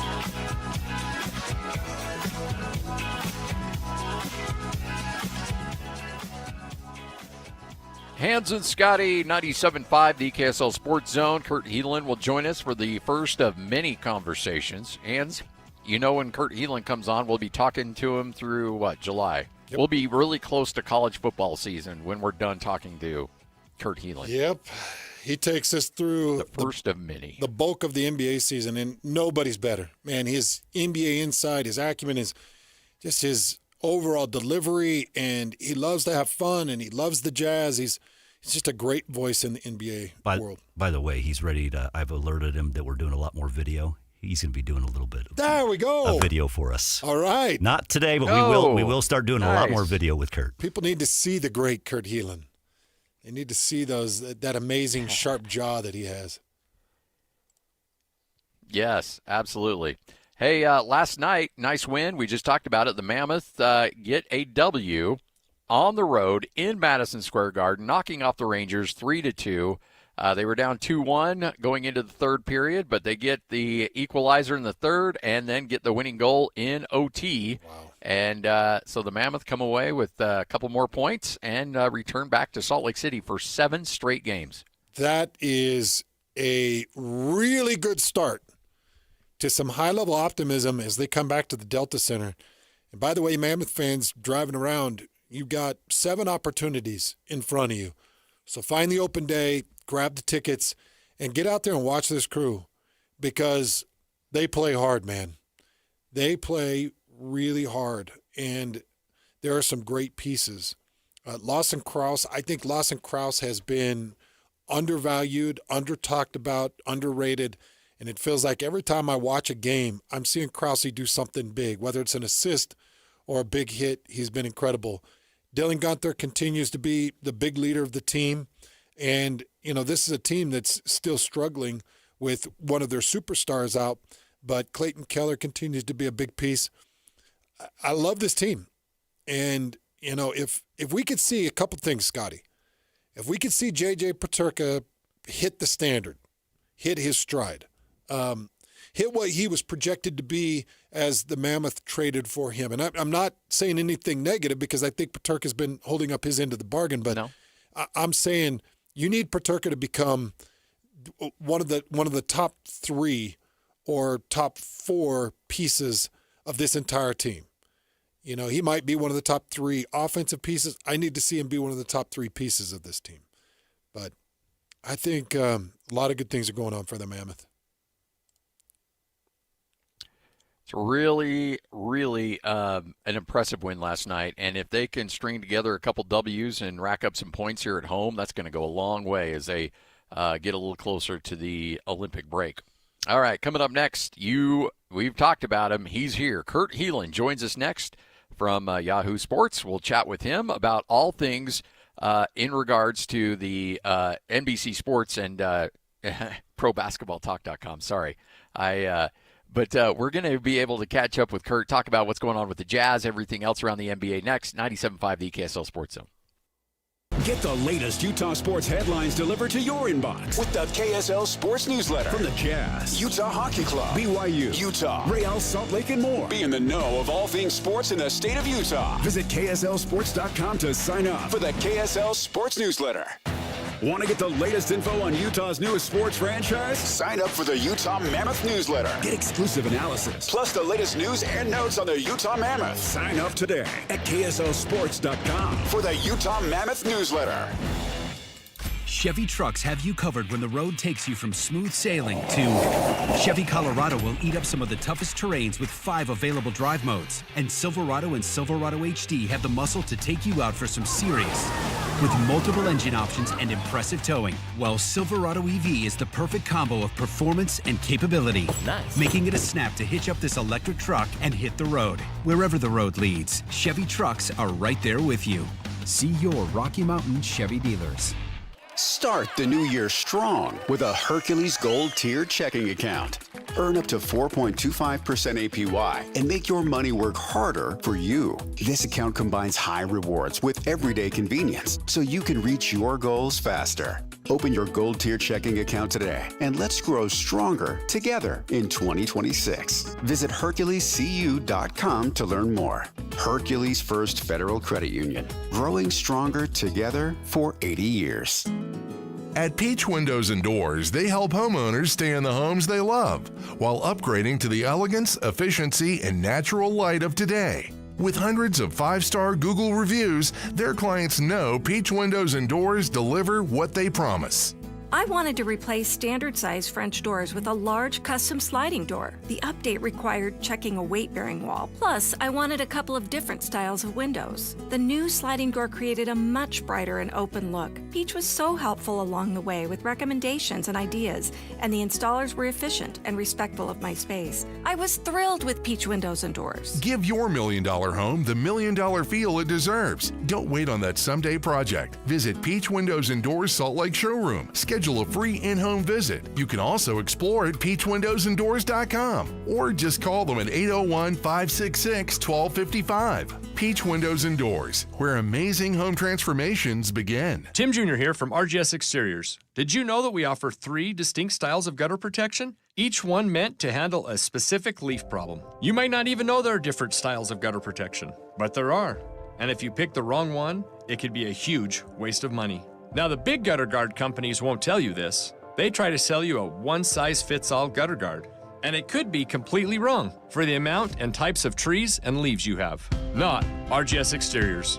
We understand which kind of leaf problem needs which kind of gutter guard. We'll do an in-depth evaluation to assess the types, locations, and numbers of trees in your yard. Based on that data, we match your home to the right gutter guard. So don't risk wasting money on the wrong gutter protection. For a free evaluation and estimate, call RGS Exteriors at 801-280-3110 or visit rgsexteriors.com. That's 801-280-3110 or rgsexteriors.com. Broadcasting from the Mountain Home Services Studio, this is 97.5 KZNS FM Colvin, 1280 KZNS AM Salt Lake City, and 102.7 KSL FM HD2 Salt Lake City Midvale. This is 97.5, the KSL Sports Zone. Looking for the latest on the Jazz, Utes, Cougars, and Aggies? Yeah! We've got you covered. This is Hans Olsen and Scotty G on 97.5, the Sports Zone.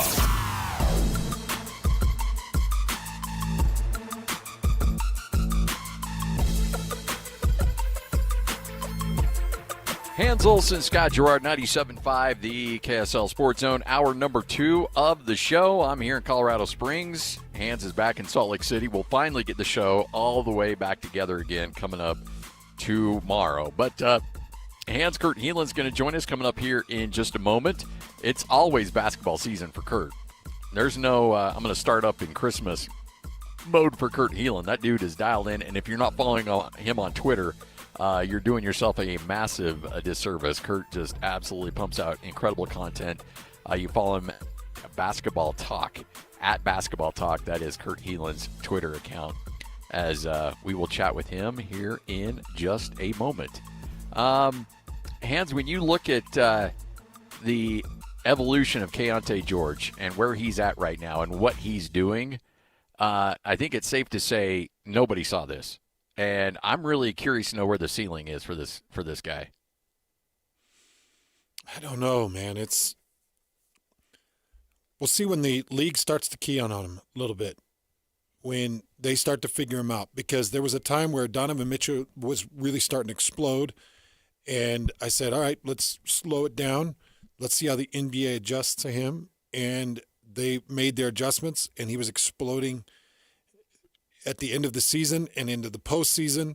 And that first year was just lightning. Second year, very good. Third year was absolutely incredible. And, you know, we're now watching Keontae George, who was a draft pick back in 2023, 34 games into his third year. And I want to see, as the league makes their adjustments, as they start to really lock in to Keontae George, who is he? Because right now he is a high-flying spectacular that you got to get out there and see. All right, joining us now from NBC Sports and ProBasketballTalk.com, it is Kurt Heelan. Kurt, it's been way too long. How are you? Hey, Kurt. It's good to hear your voices, guys. How are you, man? So good. We are great. Holidays treat you well? Yeah, very well. We got something that's become too rare as my kids got older and got a little mini family vacation in, so that was fun. Nice. All right, so when you Hans and I were joking earlier in the show, there's a lot of people here that don't know that that the basketball season, the official start date isn't Christmas Day. The NBA's done its best to try to get itself relevant. They've got the in-season tournament. But really, for the most part, nationally, don't you get that vibe that it's not really until those Christmas Day games that a lot of people get dialed into the league? I think it depends, but yes. I think that for a lot of people, you really need to get through the bulk of the football season and the college football season, right before that focus really comes in, and then people start paying attention, and then they can all say, well, if you've been started watching on Christmas, you'd be like, why is everybody so high on the Thunder? Because they haven't looked that great. So. Yeah, that's they've gone 6-6. They kind of split things. What's happened to them? I think it's just a mid-season slump. Honestly, their defense is. Well, somebody had said, I forget now off the top of my head who, a couple days ago said, we started to figure out their defense, one of the Suns. I think their defense numbers are still good. Their shooting has fallen off. And if that lasts long enough, it becomes a concern. They were, during that, 21-1 stretch to start the season, they were ridiculously hot shooting, and that was never going to quite sustain. But they're also not quite as bad as they've been recently. It'll find a middle ground, and every team struggles at something. The Knicks are struggling right now. Every good team hits a point in the season where you're like, yeah, all right, this is the little slump, and I think that's just where they are.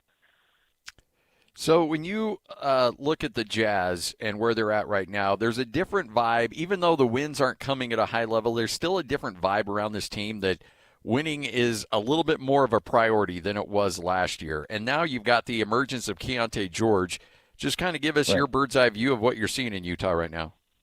Oh, no, definitely. And it's a weird line to walk. We've all been kind of wondering nationally about this because you guys have already had so much fun with the lottery last year that you really want to put your hands in its fate, but you don't want to. You would like the better odds of giving up that pick without sacrificing culture to do it, and that's I think they've got the 5th or 6th worst record right now, which is kind of after this little losing streak, which is probably about the right spot for them. And maybe you move up, maybe not, but you are much more likely to hold on to that pick because, I mean, I know you guys really want to help out the Thunder. Again, they're just talent deprived, but they already get the Clippers pick. So I really like the way, look, you talked about Keontae George. It's hard not to like what you see there and dream of the potential of what he can be as a cornerstone part of this. Walker, it's sad that Walker Kessler's out, but he even in a little bit. You're gonna have to figure out the contract at the end of the season and what's fair. But he's part of that future, and Lauri Markkanen likes it there, likes the fan base, likes the city, and keeps things respectable. And then puts on a show, and on any given night can win you a game. So maybe he gets rested at the end of the season if you need to, but I think that I think you've hit the nail on the head. Like, this is not a team that's a pushover on any given night. You're going to have to beat them. And I think the league has come around to realizing, this isn't Brooklyn. This isn't a couple of teams where you're like, Brooklyn won the other day, so maybe that's a couple of games lately, so maybe that's a bad example. But this isn't one where you can just roll out the ball and beat them. You're going to have to work. Will Hardy continues to impress people everywhere, so. Well, you just mentioned the draft lottery and what happened to the Jazz. They fell down to number 5. With number 5, they took Ace Bailey. You get a kid that's a bit of a project, but he's showing some things at this point in the season. Give me your breakdown on the 5th overall pick for the Utah Jazz in 2025. Yeah, it's one of those where it feels a little more painful just because of what the number 4 pick is doing, but with Con Knuppel, but I still think Ace Bailey has a lot of potential. He was, like you said, Hans, he was a project. He was always a bit of a project coming in. Is he putting in the work? Is he going to do this? If he is, you have seen the flashes. You have seen the potential. He's going to have to work on his body and get stronger. He is going to have to work on his shot in this release. And you just have to get used to the speed of the NBA game. And there's moments where you see it from him, but I'm really looking forward to seeing what he looks like next summer at Summer League and beyond. Like, once he gets a chance to get into the gym and really transform, how big a step forward does he take? Because the skill is there. I don't think the question has never been, is the skill there? It's is he going to be able to maximize it? And it's way too early to make that call. But we have seen flashes, right? There have been moments where you're like, that's the guy we were hoping to get. We always knew Keontae George, good player. We didn't quite expect him to make this kind of jump. What kind of news is he making around the league?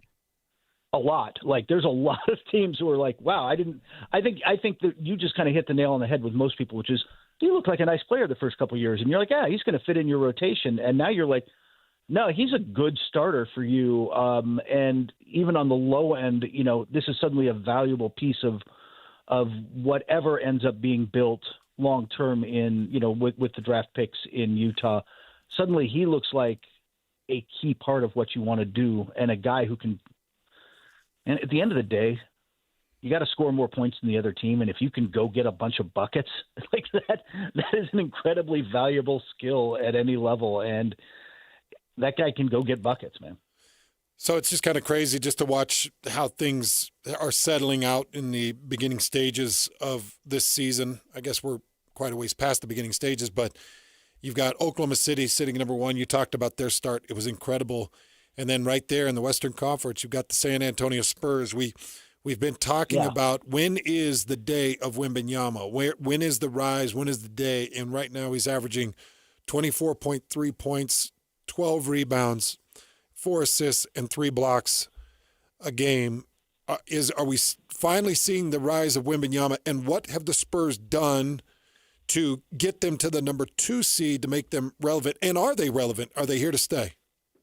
Oh, they're here to stay. I think what they did was smart, which is play this out a little bit, because there was a lot of, well, man, you've got 3 guards really with Dylan Harper, and they traded for De'Aaron Fox, and they've got Devin Vassell, and they've got Stefan Castle from last year.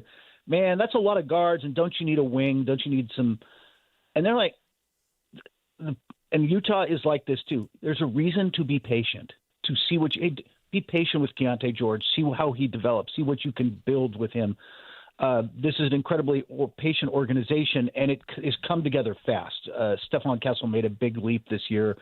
Dylan Harper is, if you watch him, like his just change of pace, his ability to get to the rim, he's going to be the best of them in a couple of years, the best of those guards. He's phenomenal. And it's just – and Fox brings energy on both ends and it's just lightning quick with the ball. And the whole thing is starting to really mesh in a way that's hard for other teams, including Oklahoma City. That's a team they beat 3 times in a span of what I think it was 12 days. That's a hard matchup when Wemby's out there with 3 quick guards, because he can cover some of the defensive issues you might have. You've got to learn to win in the playoffs, in my opinion, in the NBA. I don't think they're winning a championship this year, but man, they're close. And every time we try to man, they're going to slow play this. They're the Spurs. They're not going to rush this. Wemby and those guys don't let that happen. This is moving really fast. They look like a top 4 team in the West this year, who might be the team we are picking to win it all in a year from now. They're making those kind of moves really fast and being able to do it on both ends. Well, you know what? That makes you happy for San Antonio, because that's an organization where nothing really good has happened to it for so long. So I'm just happy for that languishing fan base. And they deserve this. The lottery luck certainly did fall their way, and that's one of those interesting lottery. I don't know if there's going to be a huge tanking discussion, and I think that's one of the things Utah has avoided so far. But with what is considered a deep draft class at the top and 3 really big names, but good players beyond that, really good players, there's going to be a huge tanking discussion. It's already kind of started. How many teams are not, are starting to look that way and will start to pivot that way.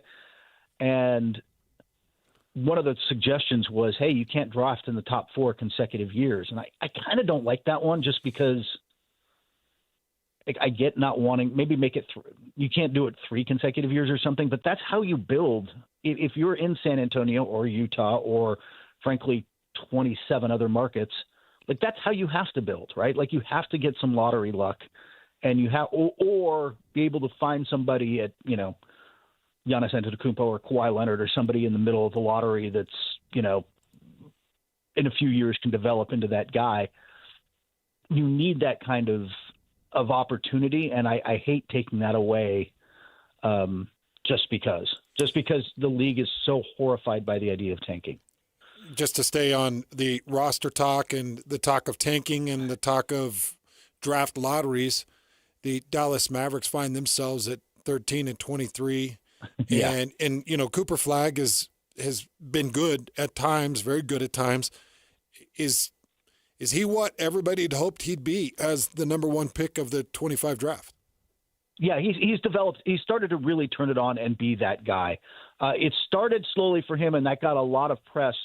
But it was because I'm going to let you guys in on a secret. Nico Harrison didn't do a great job building this roster out. And so you're telling me Anthony Davis and P.J. Washington aren't the crew that you want around Cooper? Yeah. Oh, it was the bigger issue was that they didn't have a point with Kyrie out. They didn't. Well, I shouldn't say they didn't go get a point guard. They got maybe the best one available, but D'Angelo Russell's not the answer. Jason Kidd realizes this and goes, "Well, I'm just going to play Cooper Flagg at point." Well, that's not his natural position. But you know what? 3 to 5 years from now, you might be able to get away with that for a stretch. But to a rookie in his first NBA games, it was asking too much. The whole situation was off.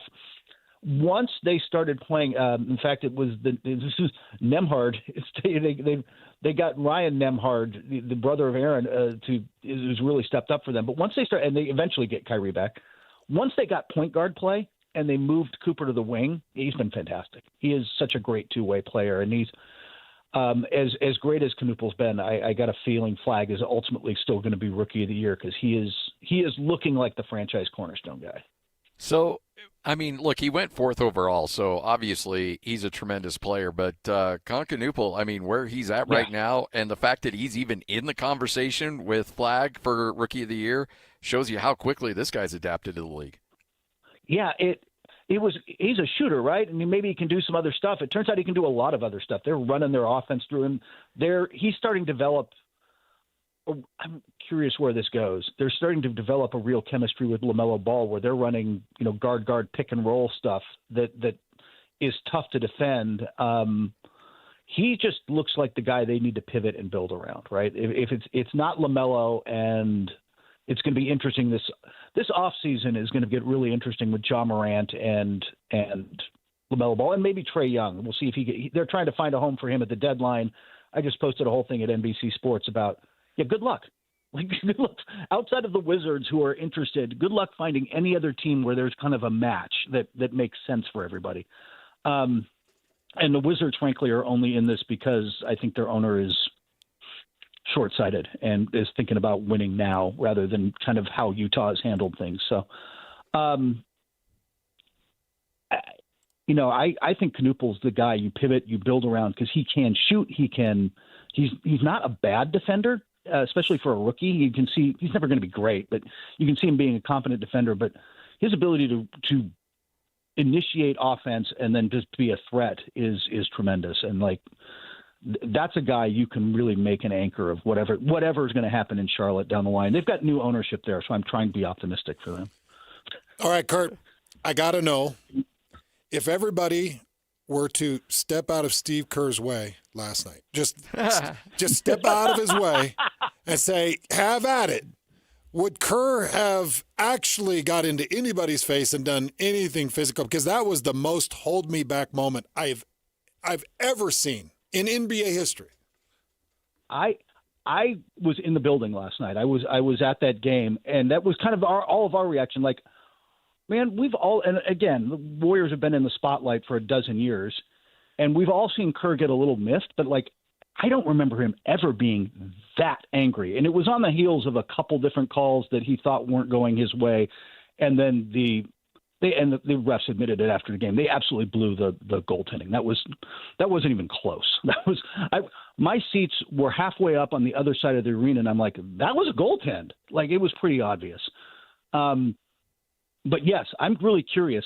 Terry Stott stepped in there, and I didn't get a chance to ask him kind of off the record later, did you actually have to work to hold him back? Was this fake? Because he looked genuinely heated and tried to go. It's one of those where you think he's going to turn around and then he keeps going kind of thing.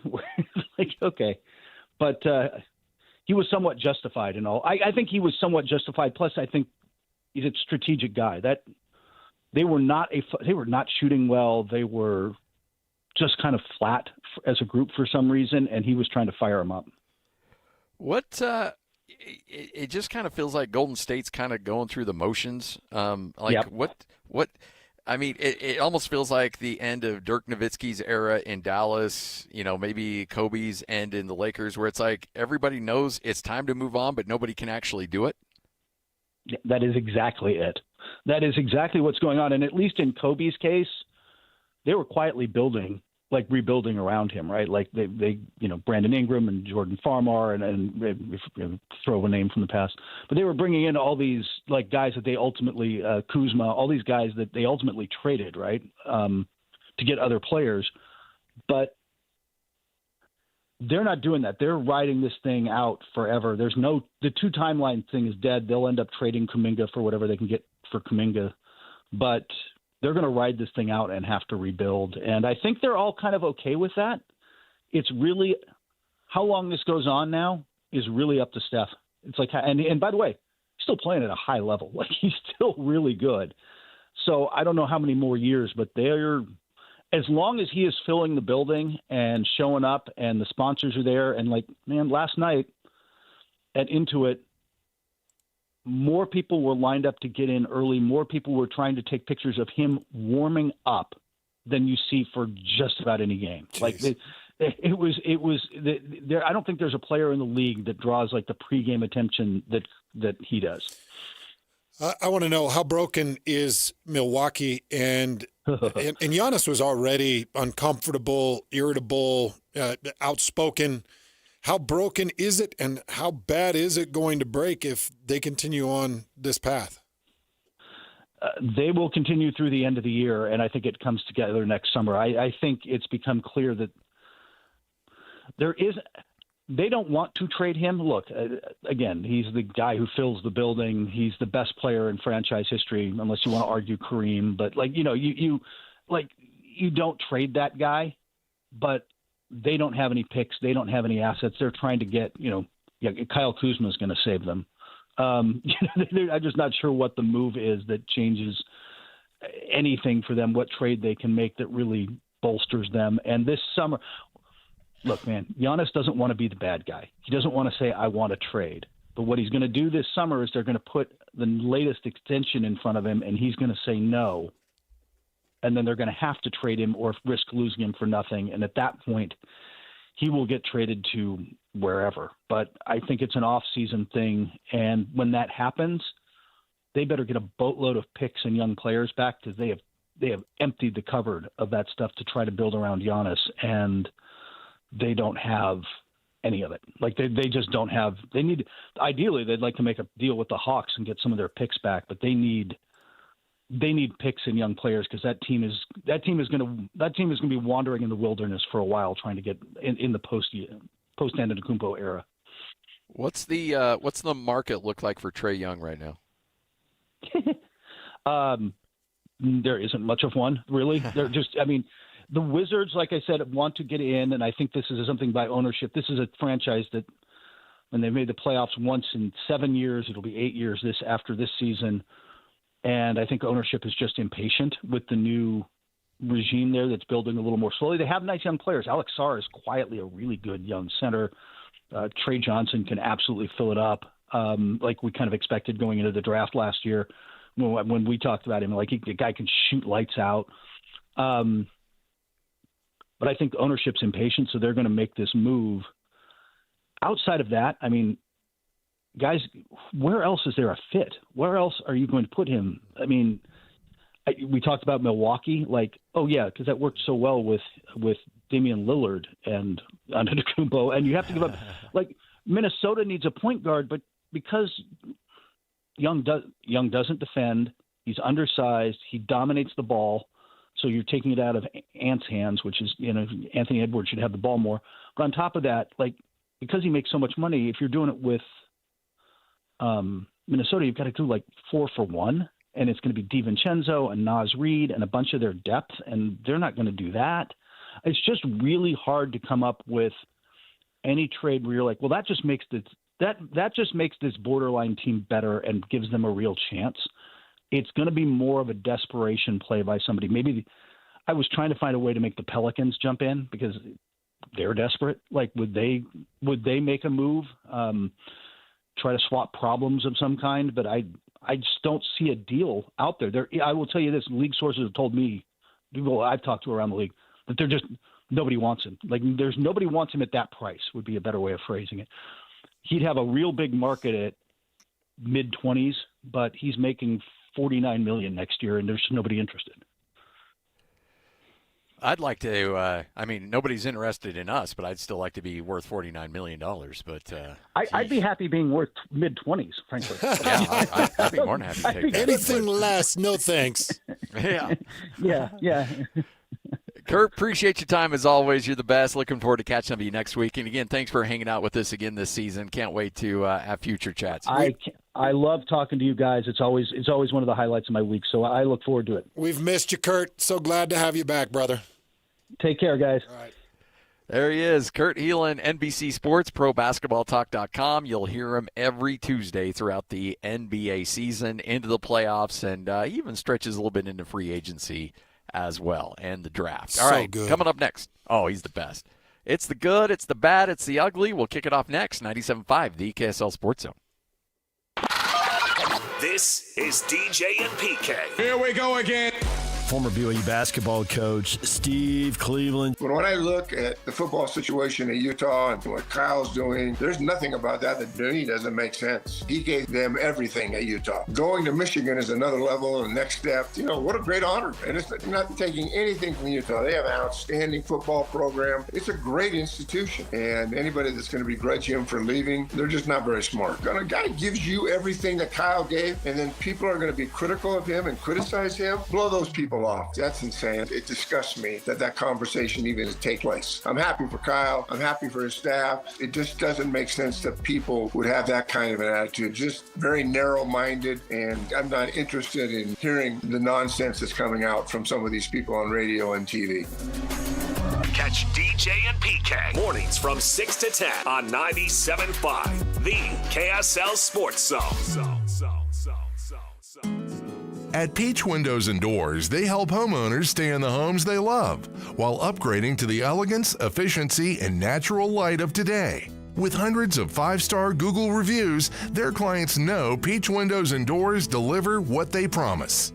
I wanted to replace standard-size French doors with a large custom sliding door. The update required checking a weight-bearing wall. Plus, I wanted a couple of different styles of windows. The new sliding door created a much brighter and open look. Peach was so helpful along the way with recommendations and ideas, and the installers were efficient and respectful of my space. I was thrilled with Peach Windows and Doors. Give your $1 million home the $1 million feel it deserves. Don't wait on that someday project. Visit Peach Windows and Doors Salt Lake Showroom. Schedule a free in-home visit. You can also explore at peachwindowsanddoors.com or just call them at 801-566-1255. Peach Windows and Doors, where amazing home transformations begin. Bar Dub Grill is where roadside classics meet ranch-raised flavor. Sink your teeth into juicy, handcrafted burgers made with premium Bar W beef straight from the local Utah farm. From the bold cowboy barbecue burger to the sweet and savory Aloha burger, paired with crispy cowboy fries, hand-spun shakes, or signature spud nuts. Soft, airy, and unforgettable. Bar Dub Grill delivers honest eats with cowboy swagger. Bar Dub Grill in Nephi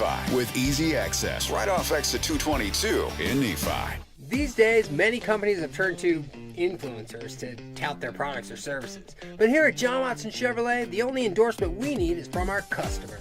Because of their feedback, we're proud to be Utah's best reviewed Chevy dealer. Visit us today to see why we get reviews like, "Buying a car should be a fun experience, like a kid getting a new toy. And at John Watson Chevrolet, it was." John Watson Chevrolet, your 5-star Chevy dealer. 3535 Wall Avenue, Ogden. Chevrolet. Together, let's drive. Are you ready for a new you in the new year? The Salt Lake City Fat Loss Program has helped thousands of frustrated men and women feel confident in their clothes, boost their energy, and finally feel like themselves again. So, what's the secret? Salt Lake City Fat Loss uses a science-proven plan to help reset your metabolism and lose up to 1 pound of fat per day without dangerous drugs or exercise. And right now is the perfect time to start. Due to overwhelming demand, Salt Lake City Fat Loss has extended their huge New Year's sale, over 20% off for a limited time only. JJ here. I lost 40 pounds in 60 days. Alex Curie here. I dropped 50 pounds in 60 days on the SLC Fat Loss program. Get their New Year's special at slcfatloss.com. Whether you want to love what you see in the mirror again, boost your energy, fit better in your clothes, or feel more confident and healthier as you age, Salt Lake City Fat Loss works. Huge New Year's sale is ending soon. Schedule your free consultation today at slcfatloss.com and lock in your savings. That's slcfatloss.com. Results may vary. This is a Utah Jazz at 30 update on 97.5, the KSL Sports Zone. Jazz coming off a loss to the Portland Trailblazers. In our previous Jazz at 30 update, you heard Will Hardy talk about the fact that they're a good offensive team, but just dead last in the league defensively. So Will Hardy was asked, does he have the personnel to be able to compete on the defensive front? Any group of people can perform to a certain level. I don't want to put a limitation on our group at all on that side of the ball. If I didn't believe in the ability for a group of people to outperform the sum of their parts, or if I didn't believe in the ability for individuals to grow and get better, then this would be a horrible profession for me. I go to bed with that belief. I wake up with that belief. My job is to hold our team accountable, but my job is also to teach them, to inspire them, to give them hope. So yeah, I don't want to put any limitations on our team, to say that any group like, oh, they just can't. That would be a terrible way to go about this every day. It's your Jazz at 30 update brought to you by University of Utah Health. Hope is in our DNA. Learn more at uofuhealth.org.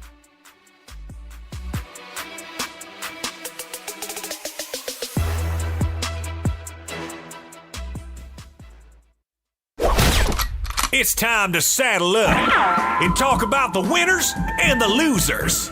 This is the good, the bad, and the ugly. Now, here's the good. It is your good, it is your bad, it is your ugly. Before we get to the good, Hands, let's give away some tickets.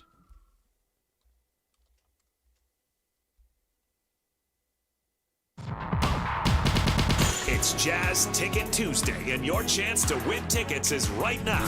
Call this number now. Call this number now. Be caller number 12 at 801-575-ZONE. 801-575-ZONE. And you'll be on your way to Delta Center to see the Utah Jazz. He fires the three. Hey, Hands, oh, don't do me like that. This is 97.5, the KSL Sports Zone.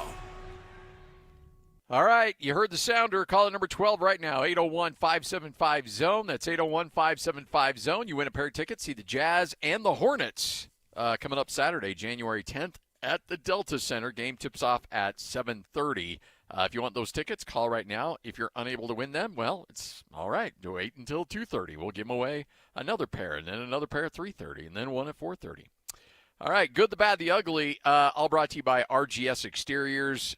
Tim and the crew ready to help you out. RGS Exteriors and Construction, obsessed with quality results. And talking about quality results, Hands, it felt like last night. So I'm on the plane flying in here to Colorado, and it was one of those planes where you had the little mini TV screen in the headrest in the seat in front of you. And I start watching this FCS game between Illinois State and Montana State. Mm-hmm. And there's a couple other people that are watching it. And then as the game goes on and it keeps getting better and better, all of a sudden people start clicking. And by the end of this game, by the end of the overtime, I would say 80% of the TVs on that plane were watching this game, because it just felt like that was the way college football used to be. That's the way college football should be. It was just a bunch of guys out there that aren't getting paid anything. And I know I sound like I'm on my soapbox, but man, that was such a fun game. Was it the best football on the planet? No. Was it the most entertaining that I've seen in a long time? Absolutely. That 4th and 10 touchdown pass, and then the extra point to win it. It just Hans, it was such a great game. It was so much fun. I did not see a bit of it, buddy. Oh, you would have loved it. You would have gone Twitter, and I don't blame you. Like, honestly, the only reason I was watching it was because I was on a plane and I was bored and I was looking to, find something. Never in a million years would I have watched it had I just been at home. But Hans, I am telling you, you would have been in football nirvana watching that game. Absolutely nirvana watching it because it was so much fun. The emotions were crazy high. A national championship on the line. And by the way, congrats to Montana State. Leon Costello, good friend. He's the athletic director out there, winning their first national championship since 1984. But I'm telling you, that was a fun game. Giving up 14 points in the fourth quarter to Illinois State.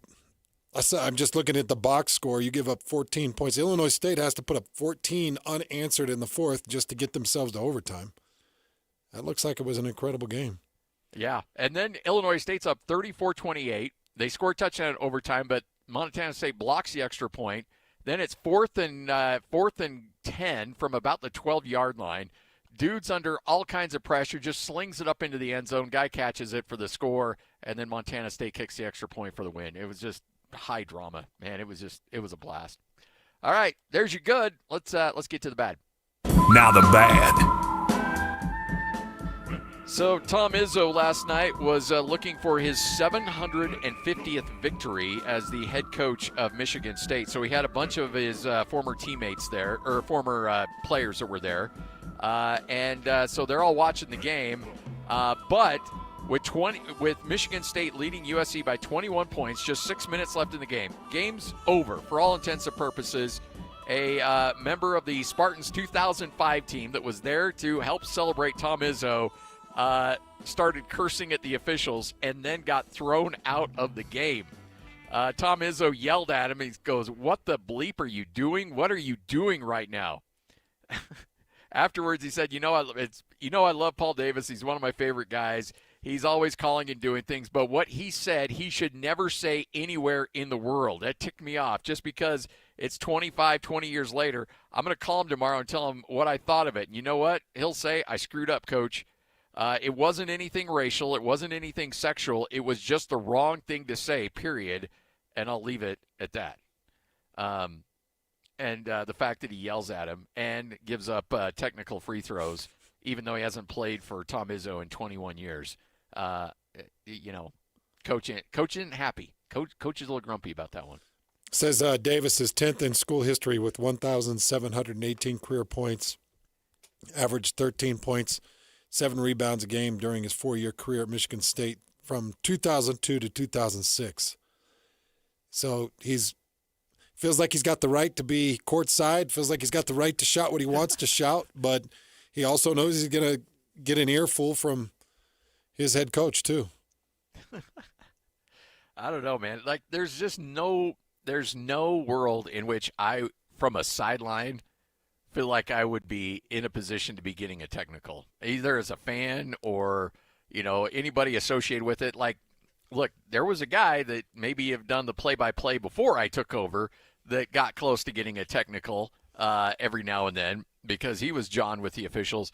I don't look. I've made jokes about officials. I've said some things that have got me in trouble with the conference about maybe some snide comments, but never yelling at the officials or doing anything that would cost the team some free throws. Because if I did that, there would be a new play-by-play guy probably by the end of the broadcast. That's how quickly I'd get canned. Calhoun wouldn't mess around. No, Calhoun. And, like, Danny Sprinkle. What was that? What? That was just a cut from maybe the last play-by-play. Said, "I told you." Oh, boy. Oh, okay. I told you. All right, Hans and Scotty, 97.5, the KSL Sports Zone. There's your good. There's your bad. There is your ugly. I'm here in Colorado Springs. Speaking of Utah State, they'll be in action tonight. They'll take on the Air Force Academy. And then we're all back in studio coming up tomorrow. Another edition of Whole World News coming up next right here on The Zone. This is DJ and PK. Here we go again. Former BYU basketball coach Steve Cleveland. When I look at the football situation in Utah and what Kyle's doing, there's nothing about that to me doesn't make sense. He gave them everything at Utah. Going to Michigan is another level and next step. You know, what a great honor. And it's not taking anything from Utah. They have an outstanding football program. It's a great institution. And anybody that's going to begrudge him for leaving, they're just not very smart. When a guy gives you everything that Kyle gave, and then people are going to be critical of him and criticize him, blow those people off. That's insane. It disgusts me that conversation even take place. I'm happy for Kyle. I'm happy for his staff. It just doesn't make sense that people would have that kind of an attitude. Just very narrow-minded, and I'm not interested in hearing the nonsense that's coming out from some of these people on radio and TV. Catch DJ and PK mornings from 6 to 10 on 97.5, the KSL Sports Zone. If you need help with your health, U of U Health is here for you. University of Utah Health at uofuhealth.org. That's uofuhealth.org. You can search by need, you can search by physician, but when I talk about University of Utah Health, I'm talking about comprehensive medicine. Everything. Anything from pediatrics to primary care, everything about orthopedics. If you're dealing with some type of arthritis, if you need a rheumatologist, if you need some help with your sight, your vision is bad, your eyes are having issues, University of Utah Health can help you put together a game plan to get you back to good health and get your family back to good health. It's one website. It's all the great men and women of University of Utah Health at uofuhealth.org. Ready for unbeatable deals? At Tim Daly Nissan Southtown, drive home a new Sentra starting at just $19,900. Need more space? Get up to $9,000 off new Pathfinders. Or grab a rugged Frontier for as low as $399 a month. With 99% approval, 0 down, and 90 days until your first payment. There's never been a better time to buy. Plus, every vehicle comes with the Tim Daly Forever Warranty. Only at Tim Daly Nissan Southtown. Everybody loves the season of giving. But now the season of paying for it is upon us. That not-so-wonderful time of the year when millions of Americans open their credit card statements, stare in horror at the balance, and resolve then and there to find new ways to save money. If you're among those Americans, why not start by cutting your wireless bill in half right now with Pure Talk's Saver Plan?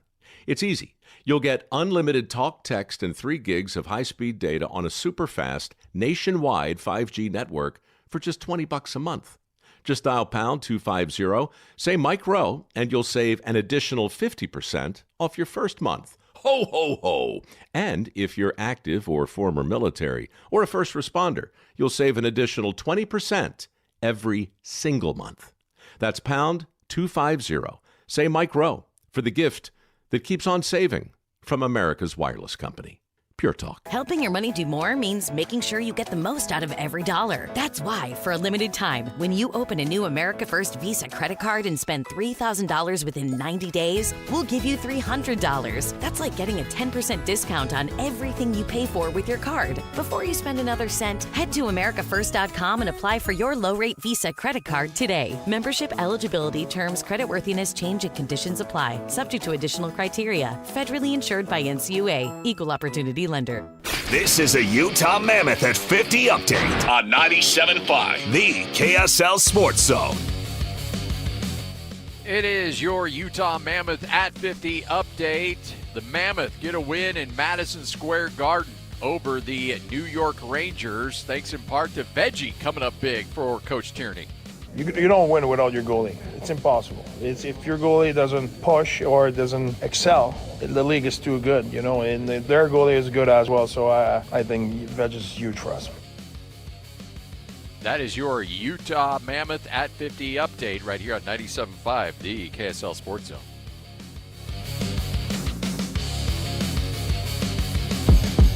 Go! It's time to span the globe for the hard-hitting news you care about.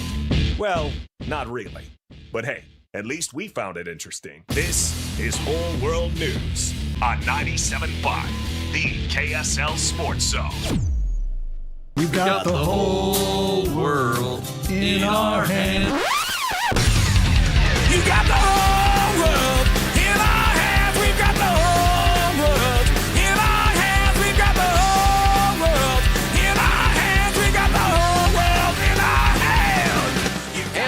Scott Gerard, 97.5, the KSL Sports Zone. Hans, before we get to the story of the day, I need to apologize to you and apologize to a good majority of our listeners. Apparently, when it comes to Third Eye Blind versus Three Doors Down, Third Eye Blind is the superior band. Let's go. It won the poll. Won the poll in pretty dramatic, or I mean, pretty. It was a landslide, 58% to 42%. Well, that's not bad. So yeah, and look, when the polls do not go my way, I'm more than happy to admit it. I'll own it. We're not going to start having people, hey, this isn't right, change it. Delete that poll. Delete that poll now. Lloyd, I don't know who you're talking about, but no. But again, Third Eye Blind, apparently the superior band. So congrats to you in that W. I can't remember. Never Ending Story lost to something that was unacceptable. It was a Short Circuit. Short Circuit, yeah. That's ridiculous. That's ridiculous.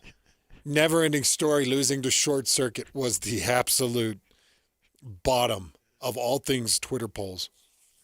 I think like Short Circuit beat A Few Good Men. Like Short Circuit went on a tear there for a bit. Yeah, I had to delete all those polls. It was.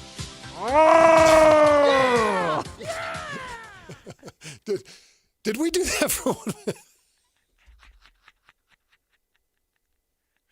Did we do that for 60 Seconds of Cinema? I don't think so. What was that from?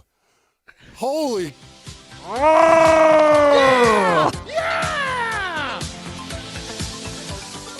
Oh, I can't even believe that. What did Lloyd we do that for?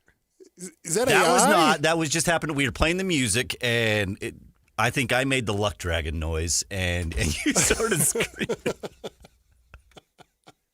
And that's all that was. And that lost a Short Circuit. Unacceptable. That is so unacceptable. Scotty, for our whole world news, we're going to go all the way to Moscow, not Idaho, Russia. And we are going to take you to a Christmas party. And at this Christmas party, they brought in a celebrity chef. And this celebrity chef was having a blast. His name is Igor Stolov, and he was having a blast with these drinks. So he would set the drinks up. He would pour liquid nitrogen into the drinks. Then liquid nitrogen would freeze and cool the drink, and it would evaporate, and then you drink the drink. Well, Mr. Igor poured the liquid nitrogen into a drink and handed it to one of the guests. And the guest shotgunned it before the liquid nitrogen was evaporated, and it went into his stomach. It expanded, and it ruptured his stomach. He's 38 years old. His name is Sergey. He was having a good time. There is a video of it. He's having a good time. You see the celebrity chef hands the drink to him. He shotguns it, and you see smoke come out of his nose and out of his mouth, and he grabs his stomach and goes down to the ground. That's because it burst his stomach as that liquid nitrogen went down the gullet and hit the tummy. These are the types of people that force providers to put labels on shampoo. They put labels on hot coffee cups.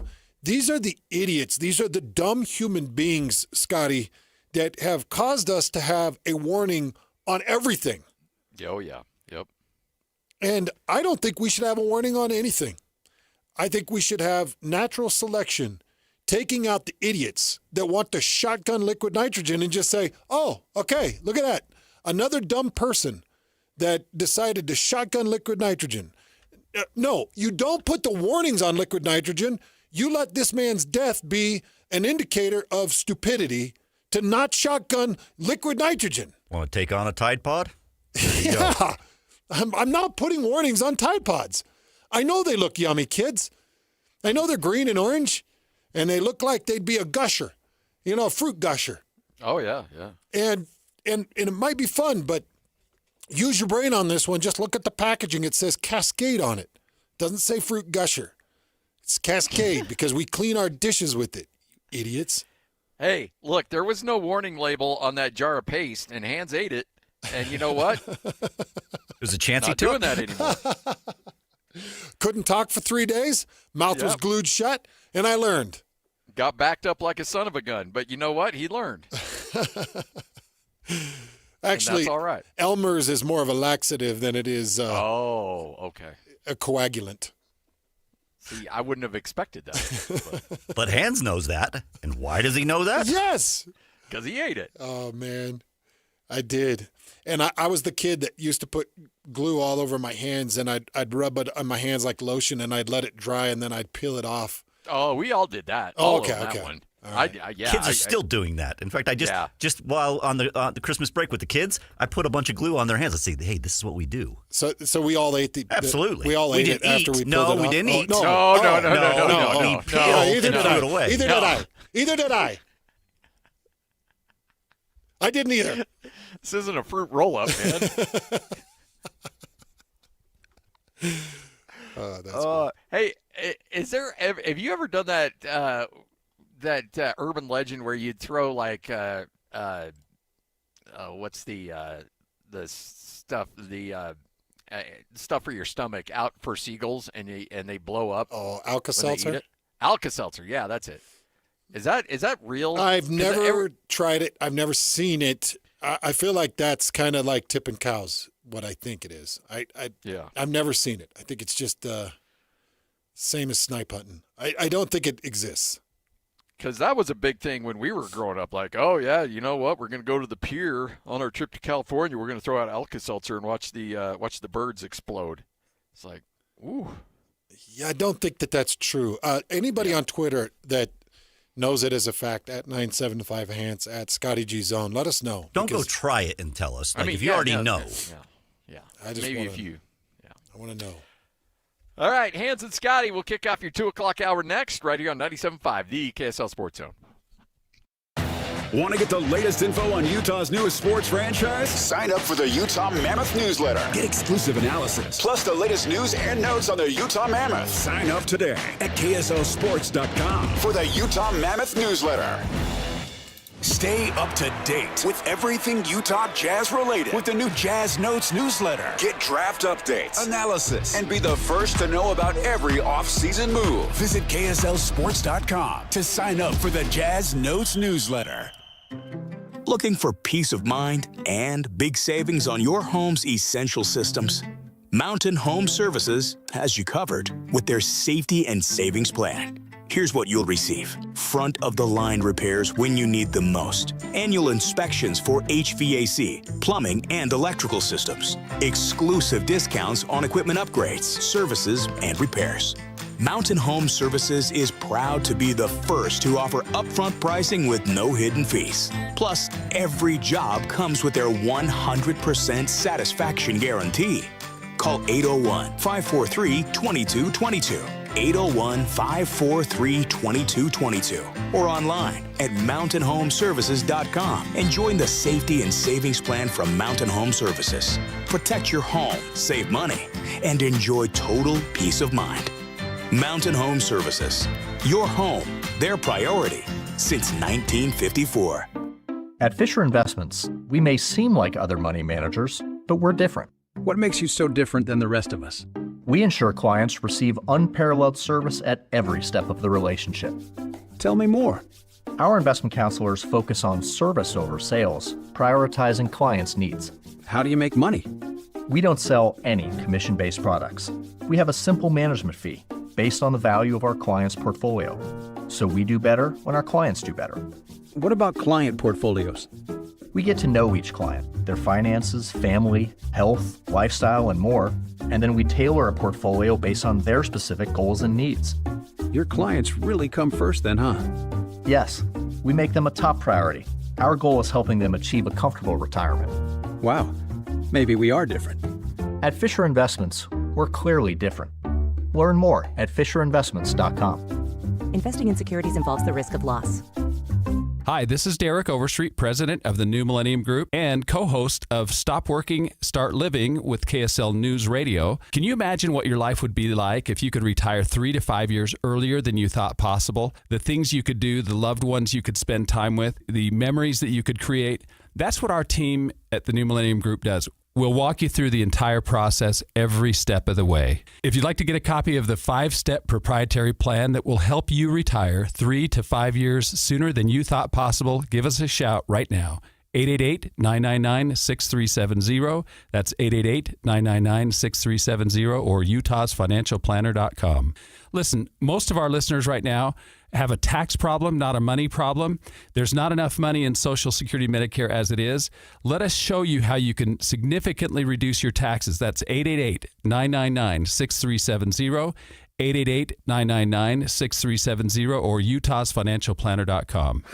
Broadcasting from the Mountain Home Services Studio, this is 97.5 KZNS FM Colvin, 1280 KZNS AM Salt Lake City, and 102.7 KSL FM HD2 Salt Lake City Midvale. This is 97.5, the KSL Sports Zone. Number one. Miss any part of the show? Every moment of every show is available in podcast form by searching Hans and Scotty on your favorite podcasting platform or online at KSLSports.com. This is Hans Olsen and Scotty G on 97.5, the KSL Sports Zone.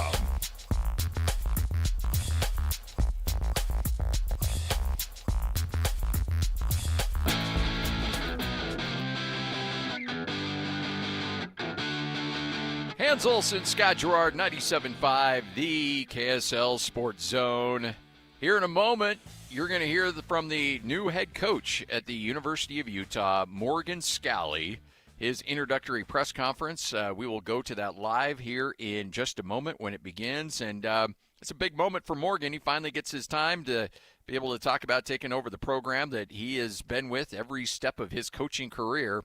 And you know what? Look, the whole thing, you and I talked about it with Kyle, and if Kyle still wanted to coach football, he should be coaching at the University of Utah. That all being said, you can't help but be excited for Morgan. He's a great person, great human being, great family man, heck of a coach, and I'm fired up for him to get out of this opportunity. Well, I would hope that as he sees all the different conversation that's surrounding Kyle, I would hope that Morgan could understand that I think everybody wants to see him succeed. I don't know anybody that's not a fan and a believer in who Morgan Scally is and what he's capable of doing. There's no question. We're all beyond ecstatic for him to see the Morgan Scally Utah Utes era begin. There have been so many headlines that have overshadowed it a little bit, and I know that that's not how it should have gone. And I think in a lot of ways, the University of Utah couldn't really control that or help that. I think that it was going to be what it was as Kyle Whittingham made his decision and the timing of which he made the decision and how he went about it. I do think that Utah did their best with it, but we have not, I think as a media, we have not done a good enough job expressing our interest, excitement, and happiness for Morgan Scally. Yeah, agreed. And it's just the fact that he's just we've been around him forever. We've both known him for over 20 years as a player and as a coach and heck, even a media guy. And this is his time to shine. And he's joked about it as well, and I'm sure he'll reference it again. You never want to be the guy to take over for the guy. You want to be the guy who takes over the guy who took over for the guy. And but that's the world he's living in, and he's fully aware of the pressure. He's fully aware of everything that's being thrown at him. And I got to imagine he's been waiting for this moment for a long, long time, and to see it come to fruition and then be able to coach your team as the guy in that bowl game in which Utah played so well and dominated from start to finish. That's got to be a nice way to get into the offseason, to bring back some players. Hopefully J.J. Buchanan's back. Hopefully Devin Dampier's back. Hopefully you have a nice core nucleus with some good coaches around you to be successful, and you're off to the races, and he'll be holding down the fort for 21 years after taking over this job. A couple of things, you think about, let's just say that Bristol called up and they put you in charge of all ESPN hires, and your job was to staff the front desk for all TV and radio personalities. Think about the amount of calls you'd get. Think about how many people would come out of the woodworks And how many people would beg and ask for a job because you're talking about millions of dollars and the biggest stage. And well, that's what happens with a guy like Morgan Scalley. I can't even imagine the phone calls he's had to field and the names he's gone through. Even for that tight end position, being able to narrow it down to Luke Wells, getting to that part or that point where you're like, yeah, I'm gonna move forward with Luke. I don't know what his connection is with Luke, and I know that Luke is Matt Wells' brother and has a good coaching background, but I don't know of any connections to the University of Utah or any of connections to Morgan Scalley. Maybe there's connections with Coach McGiven. Yeah, that's what they were both on that staff at Utah State, Matt Wells' first staff. And so that's got to be a Kevin McGiven hire because I don't know a world that Luke Wells and Morgan Scalley, I don't know. It's a small world. These guys go recruiting, so they run into each other all the time. Both of them recruited Texas pretty heavily. So maybe there is a connection there. But to me, it's got to imagine that's a Kevin McGiven hire more than a Morgan Scalley hire. Well, I remember having a conversation with Steve Sarkisian when he got his first head coaching opportunity. And I said, what's it like? And he said, it's great. I'm excited about it. But it's also hard. And I had gotten some feedback from some of our old teammates that was like, Steve's not answering my call. And so I knew Steve had not answered a lot of calls because I'm sure his phone was crazy busy. And that has to be how it is for Morgan Scalley. He's probably had to tell a lot of people no. But then he gets to make the incredible call to Jordan Gross and say, all right, Jordan, lock and load. Let's move forward. And that's got to be an incredible feeling for him and probably an insane feeling for Jordan Gross. I can't imagine what that guy's thinking. He's coming back to the university he played for after a long professional career and a short high school coaching stint. And I think I was talking to Lloyd on the way to work. Somebody I was talking to about that undertaking coming in with all of your line leaving, your core offensive line is all leaving. And you're looking at your depth and you're like, geez, I've got to have a plan. And I don't have 2 years to put this plan in. If you look at what TJ Woods did from Coach Funk to year one of TJ Woods, Scotty, TJ came in with a plan. He found his talent. He stabilized the offensive line. He developed Caleb Etienne into a really good offensive lineman, and there were no excuses. All there was praise.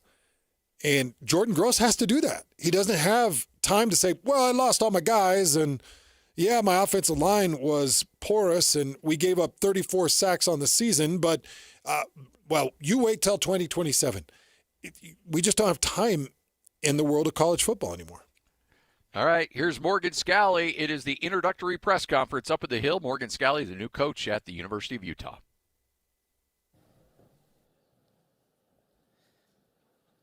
Well, good afternoon, and thank you for joining us here today. At the University of Utah, we strive for excellence in everything we do, and University of Utah athletics is no different. So many opportunities are given to young men and young women to strive and succeed on the field, and it's that energy that we all watch that brings us together as a community. Utah football is woven into the fabric of our community as well. And we are thrilled that today one of our own, Morgan Scalley, has stepped up and is going to be our new head football coach.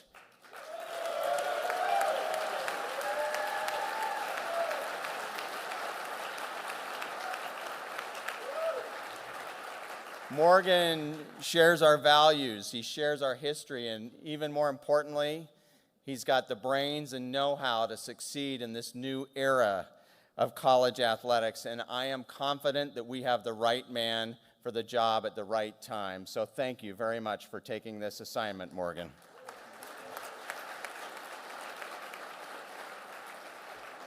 Liz, we want to welcome you as well. We know that this is a family affair, and we know that you and your kids will be an incredible support to him and his biggest supporters on and off the field. So we want to welcome Liz and the family today as well.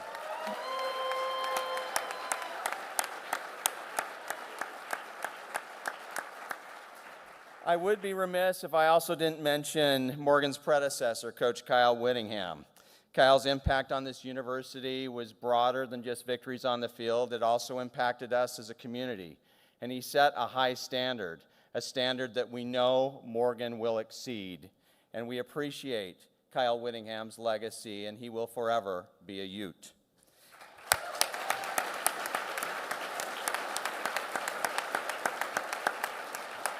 Finally, I want to extend my sincere gratitude to Mark Harlan, our Director of Athletics, for not only overseeing this transition in football, but also being an innovator in this very tumultuous time of college athletics. We are very, very fortunate to have Mark leading the transformation of not only all of our sports, but also the business model and what we are as an organization in athletics. Thank you very much, and thank you for being here today.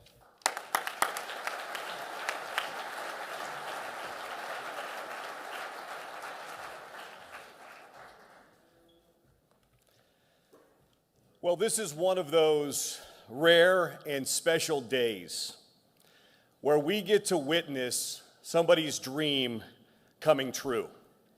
Today we welcome and formally introduce Morgan Scalley as the 24th head coach in the history of University of Utah football.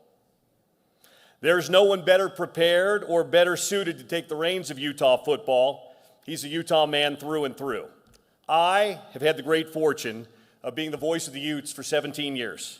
And every single one of those years has included working with Morgan Scalley, whether it was as safeties coach or defensive coordinator and now head coach. So now, let's welcome to the stage the man who will introduce formally Utah's new head football coach. In his 7th year here at Utah, he's guided the Utes to new heights in the classroom and in competition. 32 conference championships, we'll add to that.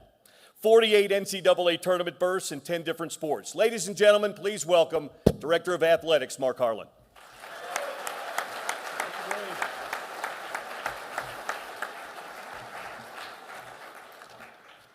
5 ski championships, I do believe, Mr. Eccles. You're welcome, thank you. Well, I want to thank everybody for joining us on this historic and very exciting day for the University of Utah, as we officially welcome Morgan as our new head football coach. Your presence here reflects the great admiration and appreciation we all have for Morgan. I'm sincerely grateful for all of our student athletes, some of whom are here. If you could raise your hand. Thank you guys for being here. Second day. No one's missing class right now.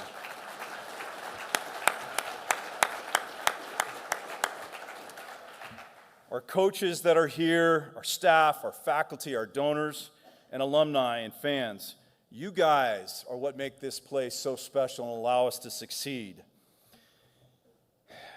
We can succeed at the highest level in all our sports because of you. I also want to specifically thank Jeff Rudy. Jeff, are you here? Probably hiding in the wings as normal. Jeff Rudy is our amazing football overseer of football. You can imagine he's been very busy, even right now looking at his phone because he hates when I call him out. Thank you, Jeff Rudy. Anybody with 2 first names is dangerous. It's the same with Rudy. Of course, without the tremendous leadership of President Randall, none of this success is possible. Thank you, President, for everything you do, and our late-night phone calls trying to figure it all out, I'm very grateful for. I also want to recognize Spence, who's here today, and remind you and your family, you are the foundation. You laid all of this out for us. Your leadership, your passion, your investment is why we're all here. We're very, very grateful. Thank you.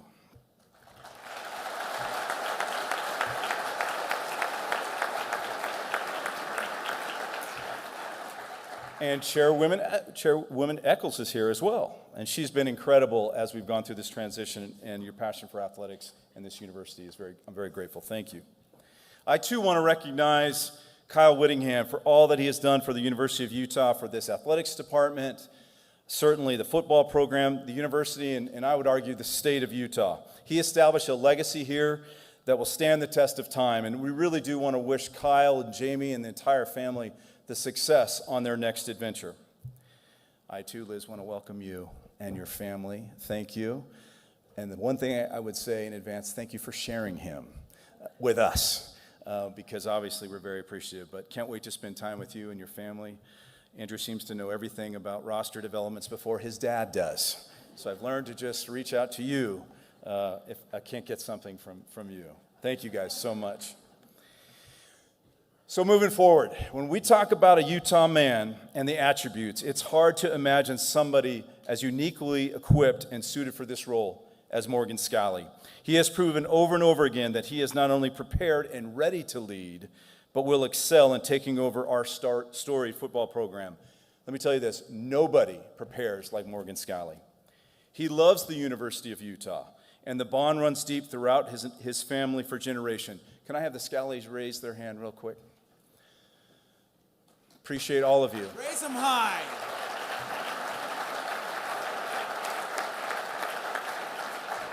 Forgive me for singling anyone out, but Bud, who played here, who was better, you or Morgan?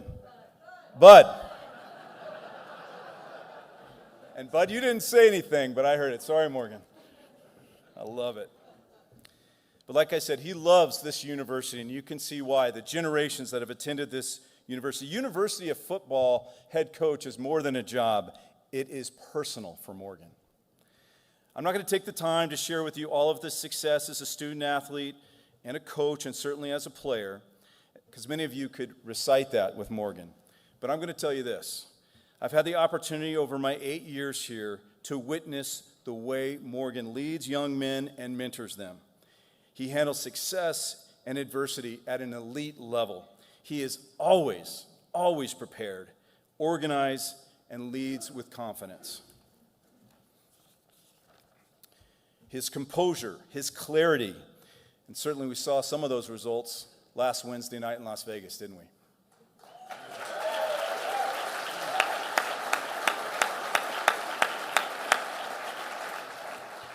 Today officially begins a new chapter in Utah football, and he is ready. As an organization, so too we are ready. This department and this university will continue to provide the resources needed to attract and retain the best talent and the best coaches. I can assure you of that. We will compete for championships in the classroom, in the community, and certainly in competition. We will build this brand consistent with the aspirations of this incredible institution under the leadership of President Randall. So today, we gather to celebrate one of our own. So with no further delay, I'd like to introduce to you, and President Randall, if you could join me, the 24th head coach of the University of Football program, Mr. Morgan Scally.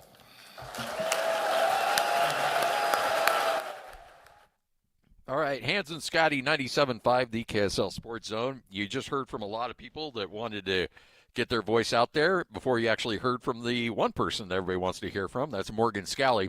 Taylor Randall, president, Mark Harlan, athletic director, and now Morgan Scally, new head coach at the University of Utah, patiently waiting, Hans, for an opportunity to address the media.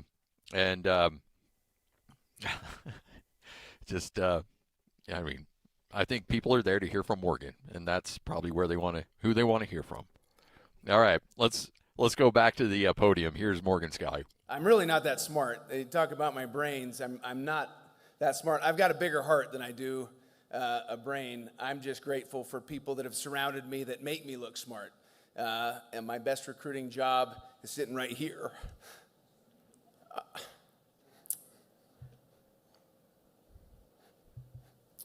I'm a baby. You're going to see that today. I'm a baby. But man, our team's going to rip your face off. Okay?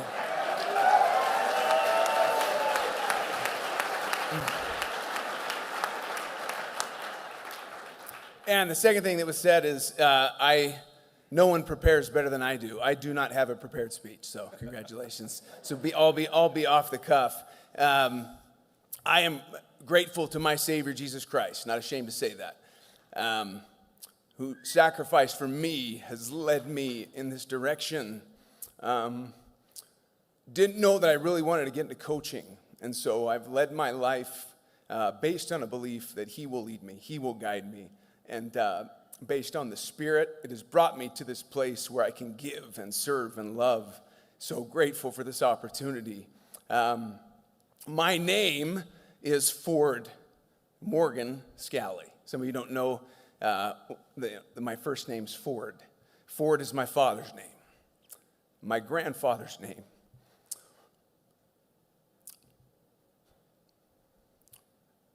And I always wanted to play here because of my dad. Grew up, he played for Ray Nagel. You know, I was born in the Wayne Howard years. And Chuck Stobart after that, who I didn't really know I was too young. But once Fossil hit the ground, that's when I was coming to games. And I was running the tunnels, and I had my Little League jersey on so I could get in for free, okay? And I'm one of you. All of you that are sitting in here that went through the same thing, I'm a fan. I'm a Ute. Have been, forever will be. And when that time comes and I'm done, okay, someone else will step up. I understand that, okay? It's not about me. It's not about one person. It never will be, okay? It is about these guys. It is about the players, okay? And players win championships. Teams win championships, not individuals. So while my name is going to be out there and this is history and I get it and I love it, it's all about the guys that I grew up watching, okay? And my dad is number one in getting me here. Bud, I love you.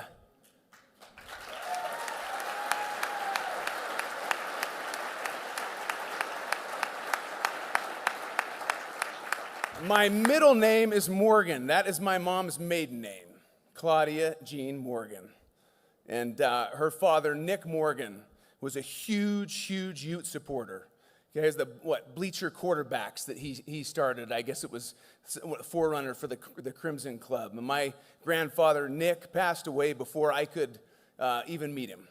And so one of these days I will meet him. And he's watching right now. So, Grandpa, I love you. Mom, thank you. Thank you for letting me do this. She didn't want me to play football. I don't know. I don't think you can do it. You know? Yeah, you were wrong. But you want to know where I get my crazy side? And you play it, Jono? The singing, the dancing, all that crazy crap I do, that's Claudia, okay?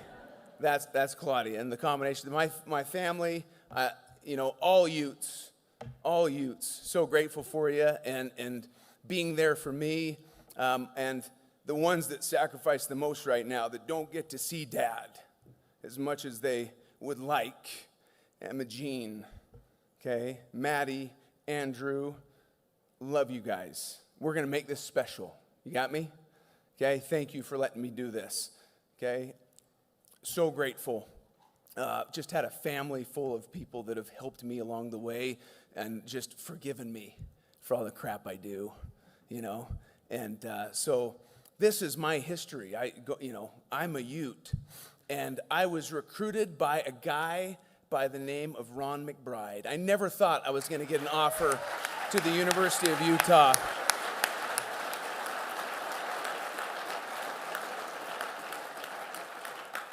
Don Eck was the O-line coach at the time, and he came to Highland High School and, just kept talking to Coach McBride. I like this kid. What there was to like, I don't know. But I waited and waited and waited, and Utah was the only place I ever wanted to go. And I didn't care about any other scholarship offers. I didn't get many.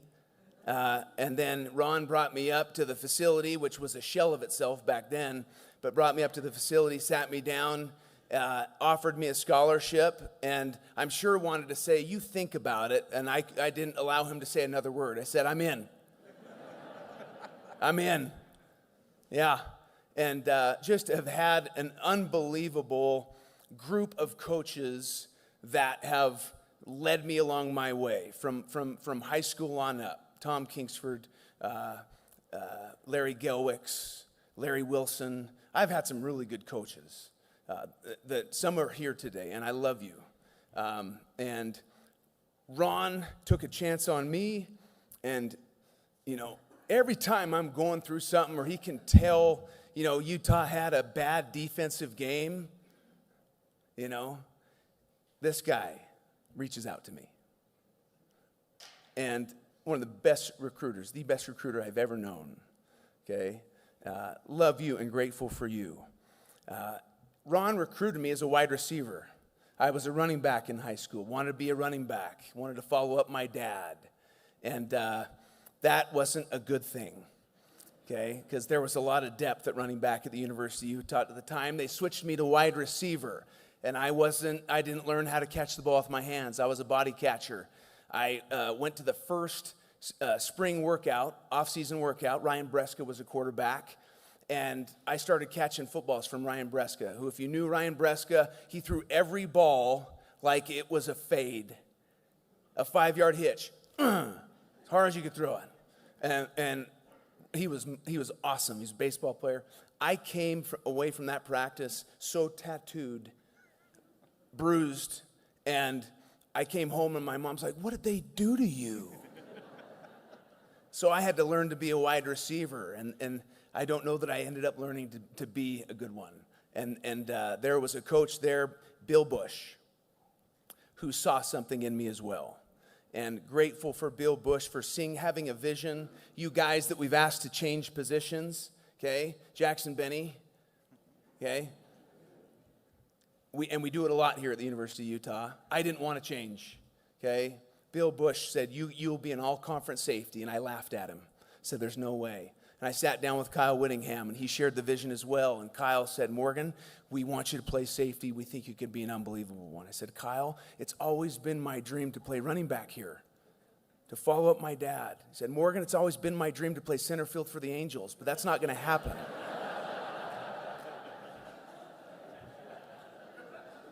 Fair enough. I wish I had made the change sooner, because I loved the safety position. Kyle Whittingham, Bill Bush allowed that to happen, made that happen, and Kyle Whittingham has given me chance after chance after chance for my entire career. I love Kyle Whittingham. And I know he's going to be successful wherever he goes. I know he's at Michigan. He's going to be amazing. I'm grateful for the chances he's taken on me, for mentoring me, tutoring me, breathing life into me when I didn't necessarily love football, and I was asked to change positions. So I've had great coaches that have helped me understand the beauty of this game. I don't believe at the end of my life God is going to ask me, "Morgan, why didn't you score more touchdowns? Why didn't you win more games?" He will ask me, "How did you serve? How did you give? Did you love? Did you honor your wife and your family? Did you take care of them?" Right? And so in the grand scheme of things, this game is very insignificant, but at the end of the day, it is a very significant school in what it has taught me about life and what it takes to be successful in life. There are many titles that you men will hold, and I know you know this by heart, don't you, Rabbit? Okay? And the number one title you will hold will never have anything to do with football. That title is father. And the goal here is to create great ones. We will teach them skill sets and mindsets in this game. And if the only skill sets we teach are how to become a better football player, we are failing them. Because at some point, no one cares about your 40 time. No one cares about how high you can jump. That skill set runs out. There are so many more things that we teach you guys, right, about what it takes to be successful in life that go beyond the game, the transferable. That's why I coach. Yes, I'm competitive. Yes, I want to win every game by 50. Yes, we're going to teach, and we're going to scheme, and we're going to be the most innovative and on the edge, on the cutting edge of being the best, okay? But we want you to become great men, great fathers. Don't we, Nate? My man.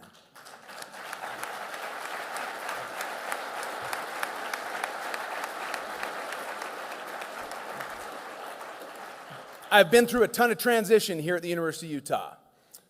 When we went from the Mountain West Conference okay? And we were playing, and I remember playing in front of, I think, 15,000 fans. Would have been my sophomore year, UNLV. And all of a sudden, in comes Urban Meyer, another guy that I love and respect and infuses, passion and energy. And that stadium, when we played Cal in 2003, when the fire chief was like, "What are you doing? This is not right. It's illegal." Urban was like, "I don't care." And kind of, it was amazing. I still, to this day, in that game, you had Alex Smith versus Aaron Rodgers. Okay? Then the running back for Cal fumbled in that game. I picked it up, and Aaron Rodgers tackled me. That's my claim to fame. I have been tackled by a future Hall of Famer. The fact that he's still playing now, I don't get it. I don't get how he does it. But watching him try and escape outside the other day, I was like, okay, yeah, you can't do it. Bless his heart. He can throw, though, can he? And all of a sudden, the passion and energy for football. And you saw that, we go to the Fiesta Bowl, and all of a sudden, Kyle takes over, and, he does his thing. He puts his own stamp on the program. The Sugar Bowl, that was my first year as a full-time coach in 2008. We went undefeated. I'm like, this is easy. Man, being a coach. And grateful for Derek Odom, our new safeties coach. Had Derek not left the program, I would not be here because I took over for the safety spot. And my wife was like, "You've got your business degree, okay? Figure it out." And so anyway, great. Thank you, Derek, for leaving. That's why I'm bringing you back, my man. You're a stud. And then the transition into the Pac-12, and it just has gotten better and better and better. And the goal now is playing in January and getting the national championship. And I'm not ashamed to say that. We can do it here at the University of Utah.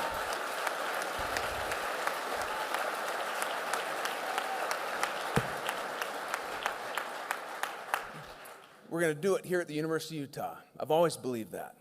Don't know that I wanted to be a coach, but again, the more I saw the beauty of what is taught in this game, the more I wanted to become a coach. And I love to teach. These guys know this. Sometimes I talk too much, which is what you're getting right now. But I hope that everyone understands what it's going to take to get there. It's going to take all of us, okay, and then some. Grateful for young men that buy in, that want to be a part of a legacy, right? That want to do this and do it the right way. We are going to be smash mouth. We're going to score, and we're going to play great defense. And I can't wait to get this thing going. I've already done a press conference, by the way. I don't know. This is like number 2. I feel like Costanza, we went 1-0. It's like, should I just go out like on top? George Costanza, that whole thing. But anyway, to the donors, to the boosters, the people that have believed in me, Spence Eccles, man, thank you for your belief in me. The Board of Regents, thank you for your belief in me. And I'm going to pour everything I have into this program and make you proud. Okay? To President Randall, to Mark Harlan, to Jeff Rudy, you guys that have been side by side, helped me along this transition. Let's go do this. Let's go do it. Thank you so much. Go Utes. The new head coach of the University of Utah, Morgan Scally. Jeez. And, wow. That was, once he got rolling, that was fun stuff, man. He owned it. Man, Yep. He owned it. That was a very, very impressive press conference for Morgan to kind of open up to, I'm sure, a lot of the donors and boosters that are sitting in attendance. Our dear friend Ron McBride, who deserved all the praise in the world. Unabashed praise of Kyle Whittingham, saying, I love him. And he is what he is because of Kyle Whittingham and as a coach. And that is absolutely right. So I'd love to hear his praise of Kyle, even though I'm sure a lot of people in that room didn't want to hear it. He said what was on his heart, and I appreciated that. So that was ownership of a press conference.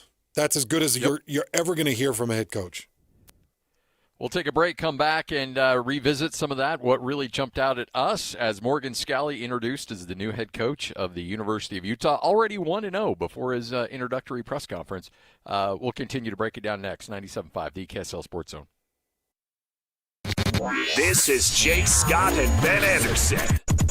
It's funny about Kyle Whittingham. He does not care about his legacy at all, which is weird. I would have thought that would be more of a priority, but obviously it's not. I mean, the bitterness of sticking it to Utah outweighs his desire to have any sort of legacy, which is, I guess, kind of crazy. I mean... You think he's trying to stick it to Utah? Absolutely. Gary Anderson said as much. They shouldn't have pissed Kyle off. Use that word. Yeah. I don't know why anybody would think any differently. I certainly don't think Witt was trying to do Utah favors on the way out the door. But again, to your point, like, what was he supposed to do? This is how he's become Kyle Whittingham, is these people around him. So he's going to go back to the well of the people around him to try and do a good job at Michigan, because I suspect he wants to do a very good job at Michigan. You know, he wasn't going to go out there and start over from scratch. I'm not sure that has so much to do with, well, let me stick it to Utah now. Catch Jake and Ben weekdays from 10 to noon on 97.5, the KSL Sports Zone.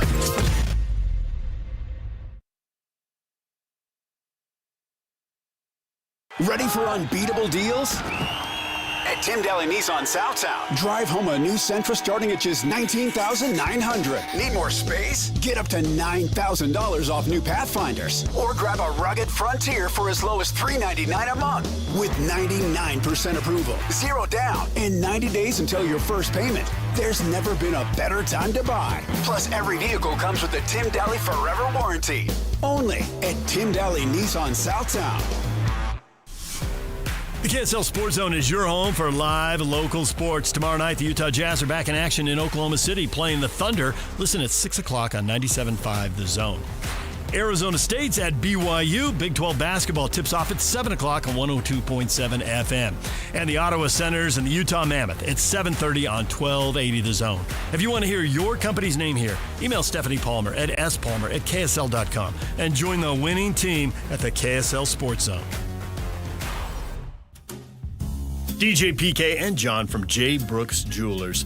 John, whenever someone loses a parent or a grandparent, it's difficult. Things get passed down with inside the family. But if someone doesn't want a watch or a piece of jewelry, what's the next best step? At J. Brooks Jewelers, we're happy to help you sort through such a collection of things to help you know what is real and what has value. Of course, repurposing the items for the family is always the best solution, but if no one loves or wants the piece, the estate experts at J. Brooks Jewelers can help guide you on the best way to handle the liquidation and, of course, in complete confidentiality. We have buyers all over the country that we've established to get the largest return possible for your jewelry, coins, or watches to retain as much money as possible for the family. So whether you want to repurpose and create a new heirloom or liquidate part or all of the estate, let me and my team help you decide the best way to proceed. Call and make an appointment today at J. Brooks Jewelers in Murray and Lehigh or online at jbrooksjewelers.com. Your trusted custom and estate jeweler. Fox Sports Radio. Did you know we're on YouTube? Did you know you can find all of your favorite shows on YouTube? Look at us. We're waving at you right now. Did you know that you can find the best clips and the best videos from your favorite shows? All the interviews, clips, everything is there. This is why you're the smartest listeners in the world. Completely agree. Because you went to YouTube and you searched Fox Sports Radio,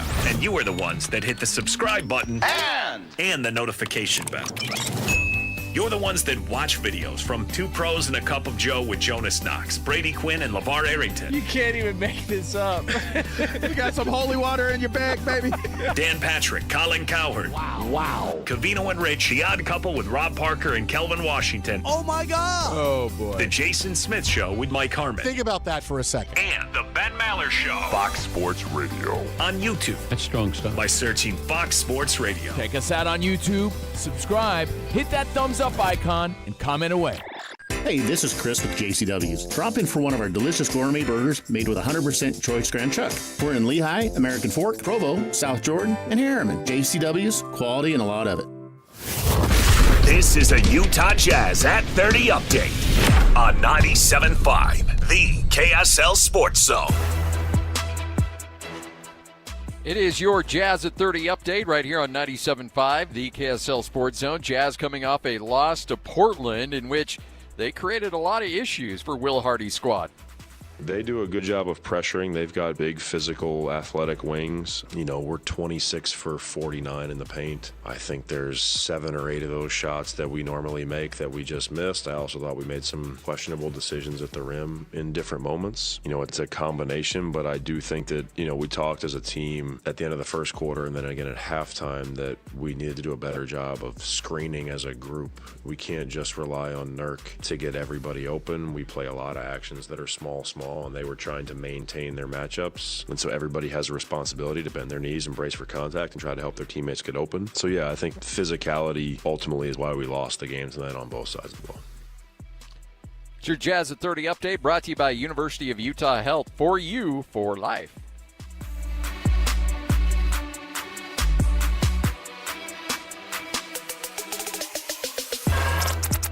You're locked on to Hans Sultan and Scotty G. That's right. Yeah! On 97.5, the KSL Sports Zone.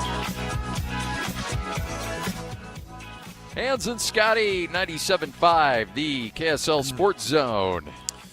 Man, I'm still kind of spinning over that presser, man. That was really good. And I felt like Morgan owned it. And I feel like Morgan is going to do a fantastic job as a head coach. And I'm hoping that Utah can give him every resource and be every bit as patient as they were at times with Kyle Whittingham to give Morgan everything he needs to be as successful as he can be at the University of Utah.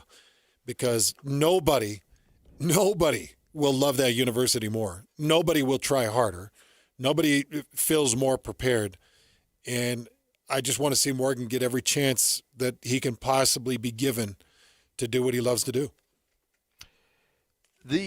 There's a lot of press conferences where everything is really scripted. Everything's, just kind of close to the vest. And, you say all the right things, but it just kind of falls flat. That was Morgan. I'm sure he had some kind of notes, but that's just Morgan being Morgan. I mean, if you've been around him, it's always kind of a stream of conscience with him. And he's just going to talk, and then he's going to stop talking. But he's going to tell you what's on his mind, what's on his heart. He wears his emotions on his sleeve. I love the backstories. I love the Ron McBride throwbacks, the Kyle Whittingham salute, everything that went along with it, because there's a guy that acknowledges that a lot of things had to go his way to become the head coach of the University of Utah. Like Derek Odom stepping down and leaving to take another job, opening up a safety job. You know what? He's more than happy to admit he's probably not the head coach of the University of Utah if that doesn't go his way. And so I think he's a guy that realizes that he's got a great opportunity and that he's earned that opportunity. And then there's a lot of good luck and fortune that had to go along the way, too, for him to be there. And he's happy to admit that. And I think that was just really self-aware and honest by Scally, and I loved every second of it. Yeah, it was good. And I loved hearing him talk about his love for his Savior. Anytime somebody would bring up the love for their Savior and the way they've worshiped and the way they've tried to follow the Lord and bringing that aspect into it and hearing it, and it being very sincere, and it's sincere with Morgan, and hearing him praise Christ and his love for Christ and the direction that he's received. I love that aspect of it, because I do believe that Morgan has really left his life to be led by his Father in heaven. And I do love hearing Morgan talk about that. I think it's inspiring, and I think it's important, and I think it's a huge part of his life. And I've been really close with Morgan for a lot of years, and I was recently up in his office and kind of through Rock's recruiting process, talking to him, and just to kind of pull the curtains back and talk a little bit about Morgan. And I won't talk about the specific subject, but I was telling Morgan I was having an issue with one or two things, and I needed to improve in an area or two. And Morgan pulls up this spreadsheet. He's got a shared document. It's a spreadsheet, and this document has every major book, every major angle, every possible movie that is motivational. And he's like, here you go. This is the spreadsheet. I put this together. This is things that I've used in my life for motivation, to get the energy to do this and to have the guts to do what I need to do. And he had this thing, and he'd read every book on there. He'd listened to every talk on there, and it was like, this is it. He is so well prepared. When you hear Mark Harlan say he is well prepared, he is extremely well prepared, and I consider him a great friend. And I thought that press conference was money. Everything from I'm a baby, but our team's going to rip your face off to the way he wrapped it up. And you can hear the love for his family, not just the ones sitting in front of him, but also the ones that have passed. Him talking about his grandpa that he didn't have a chance to meet, but carries the name. Hey, kids, if you ever want to own a presser, take a lesson from that one. As Scotty mentioned, notes, no script. Speaking from the heart, not being afraid to let people see who you are. If you've got things to hide, people know it. They can see it. Morgan doesn't have anything to hide. He's lived in public a lot. He's been scrutinized a lot. Everybody knows every story about Morgan. And all he's ever done is ask for grace, asked for forgiveness. All he's ever done is tried to improve himself, tried to make the community and the university better. What more can you want from a guy, Scotty? Nothing, honestly, because there is that emphasis of we're going to make you better as a football player, but we're going to make you better as a man. We're going to make you better as a father.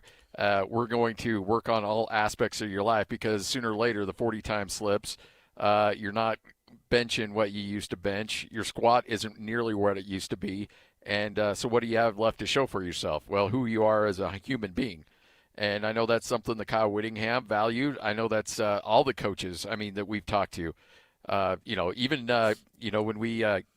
When you get Gary Anderson on the phone and he goes on a tirade about something, but it's always about the kids. It's always about his players. It's always about something going on that he wants to help these guys move on and be better in their life. And Morgan's built that. That's a Ron McBride trait that was passed down to Kyle Whittingham, that was passed down to Morgan Scally, that's been passed down to Gary Anderson.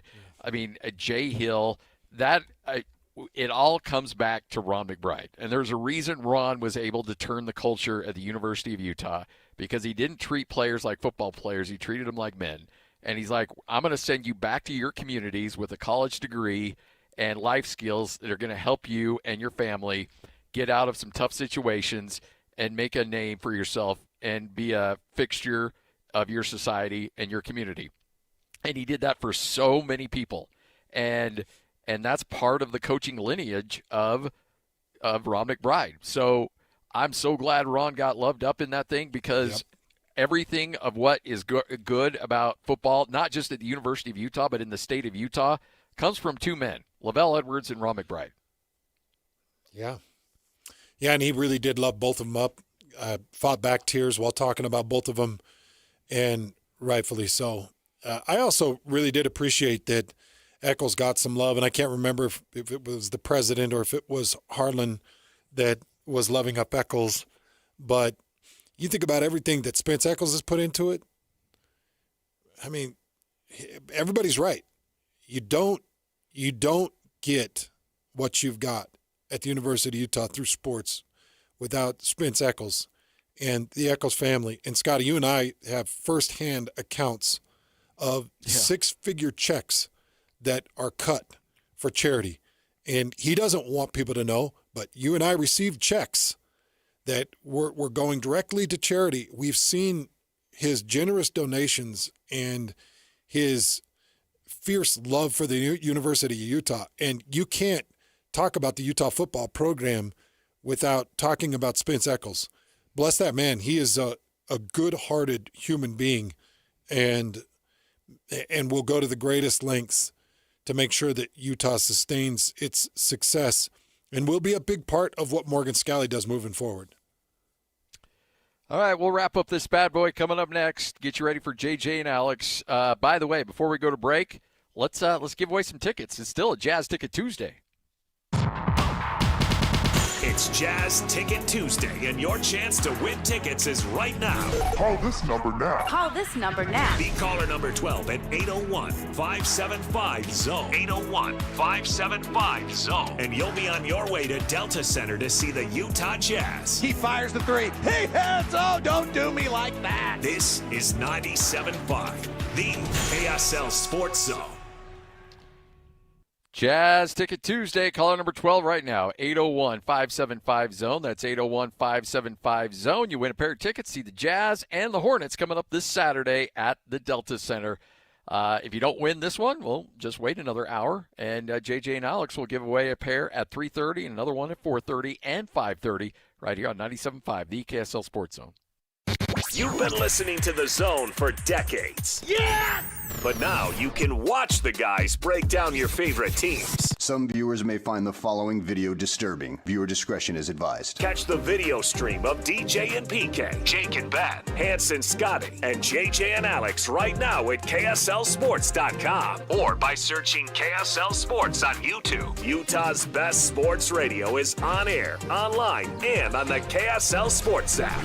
This is 97.5, the KSL Sports Zone. Are you ready for a new you in the new year? The Salt Lake City Fat Loss Program has helped thousands of frustrated men and women feel confident in their clothes, boost their energy, and finally feel like themselves again. So, what's the secret? Salt Lake City Fat Loss uses a science-proven plan to help reset your metabolism and lose up to 1 pound of fat per day without dangerous drugs or exercise. And right now is the perfect time to start. Due to overwhelming demand, Salt Lake City Fat Loss has extended their huge New Year's sale, over 20% off for a limited time only. JJ here. I lost 40 pounds in 60 days. Alex Curie here. I dropped 50 pounds in 60 days on the SLC Fat Loss program. Get their New Year's special at slcfatloss.com. Whether you want to love what you see in the mirror again, boost your energy, fit better in your clothes, or feel more confident and healthier as you age, Salt Lake City Fat Loss works. Huge New Year's sale is ending soon. Schedule your free consultation today at slcfatloss.com and lock in your savings. That's slcfatloss.com. Results may vary.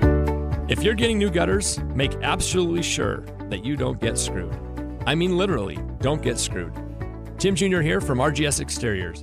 And every single gutter company out there uses screws to hold their gutters together at the corners and downspouts. They use screws because they're fast and cheap and easy. But man, they're terrible for your gutters, aside from possibly cutting your hand. They also loosen and corrode over time because they're not made from the same metal as the gutters. At RGS Exteriors, we've been installing gutters for 70 years now, and we don't use screws. We only use permanent, strong, and unobtrusive rivets. They're made from the same material as the gutters, so they won't oxidize, and they won't corrode. They'll also never loosen. Your hand is safe too. Did I mention they look amazing? So don't get screwed. Call RGS and get riveted gutters. Our number is 801-280-3110, or visit us at rgsutah.com. That's 801-280-3110 or rgsutah.com. Bar Dub Grill is where roadside classics meet ranch-raised flavor. Sink your teeth into juicy, handcrafted burgers made with premium Bar W beef straight from the local Utah farm. From the bold cowboy barbecue burger to the sweet and savory Aloha burger, paired with crispy cowboy fries, hand-spun shakes, or signature spud nuts. Soft, airy, and unforgettable. Bar Dub Grill delivers honest eats with cowboy swagger. Bar Dub Grill in Nephi with easy access right off exit 222 in Nephi. It all started with a commitment to comfort. Gillette Heating and Air is proud to be Utah County's go-to team for expert HVAC and plumbing solutions. Need a repair, upgrade, or seasonal tune-up? Don't let cost hold you back. With 0% financing available, it's easy to get the work done now and pay later. Plus, save $100 on any repair over $500 and keep your system running strong with a professional tune-up before the heat hits. Visit GilletteHVAC.com or call 385-GET-COOL to book today. Homegrown service pros, financing made simple, comfort made easy. Carrier, turn to the experts. A Carrier factory authorized dealer. This is a Utah Mammoth at 50 update on 97.5, the KSL Sports Zone. Utah Mammoth wrapping up the road trip with a win, going into Madison Square Garden and knocking off the New York Rangers. Huge for Michael Carcone and the Mammoth, coming away with 2 wins on this road trip. Yeah, absolutely. We knew this trip's going to be important. We obviously see the standings and where we are, so to get 2 wins on this trip and get home is going to be great. That's your Utah Mammoth at 50 update. This is 97.5, the KSL Sports Zone.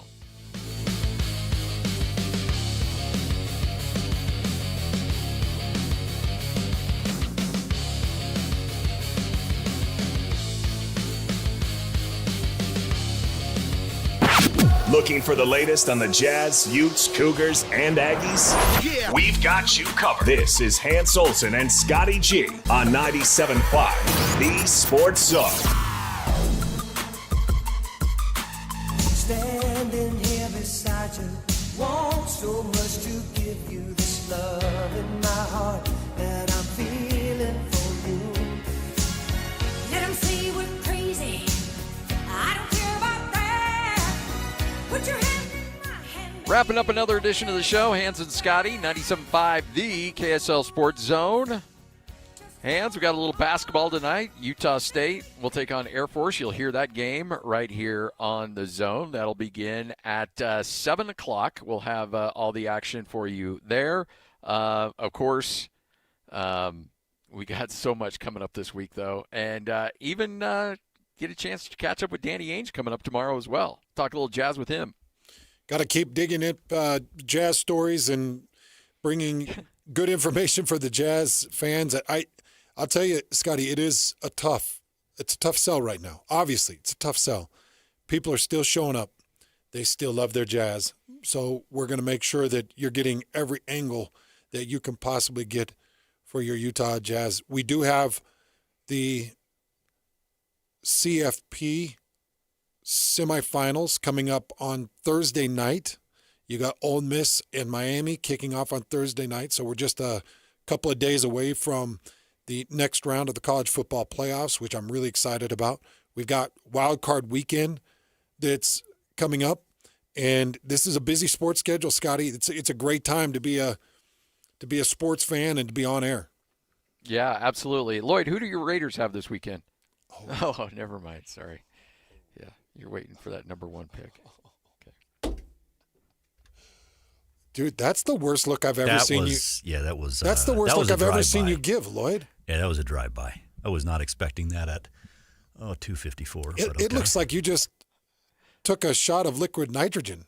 Like that. That was a really bad look. I feel like Scotty just gave me a Tide Pod. Yes, that was awful. Scotty, that was a drive-by. That was brutal. Oh, I'm sorry.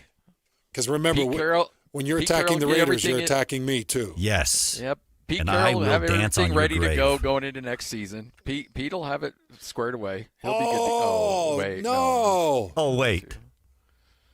Yeah. Don't dance on his grave. Wait, is he still with us? Yeah, he's still with us. But I think they weekend at Bernie's with him all season long. Oh. I'm not so sure. Well, I think the Raiders' future is bright. Yes, it is, Hans. You are right. Because it can't get much darker than where it's at right now. Preach, brother. Man, you are feeling very confident. You're starting to sound like Rusty Keys over here. The new Rusty Keys. Thank you, Hans, because that's what he sounds like right now. That's the worst thing anybody's ever said to me. That's hurtful. Are you okay, bud? I've seen you grab for a comb. Lloyd. Is that what you're scratching your back with? By the way, if you want to go see the first hour of the show, you'll see Hans stand up and scratching his back with something. Uh-oh. Yeah, I've got a terrible sunburn, and my back is just a mess. It's itching so bad. I keep standing up like a grizzly bear against the wall, trying to itch it against this Berber. For people that haven't seen our studios, it looks like the lower half of the church walls. Yeah, oh yeah. It's not that bad.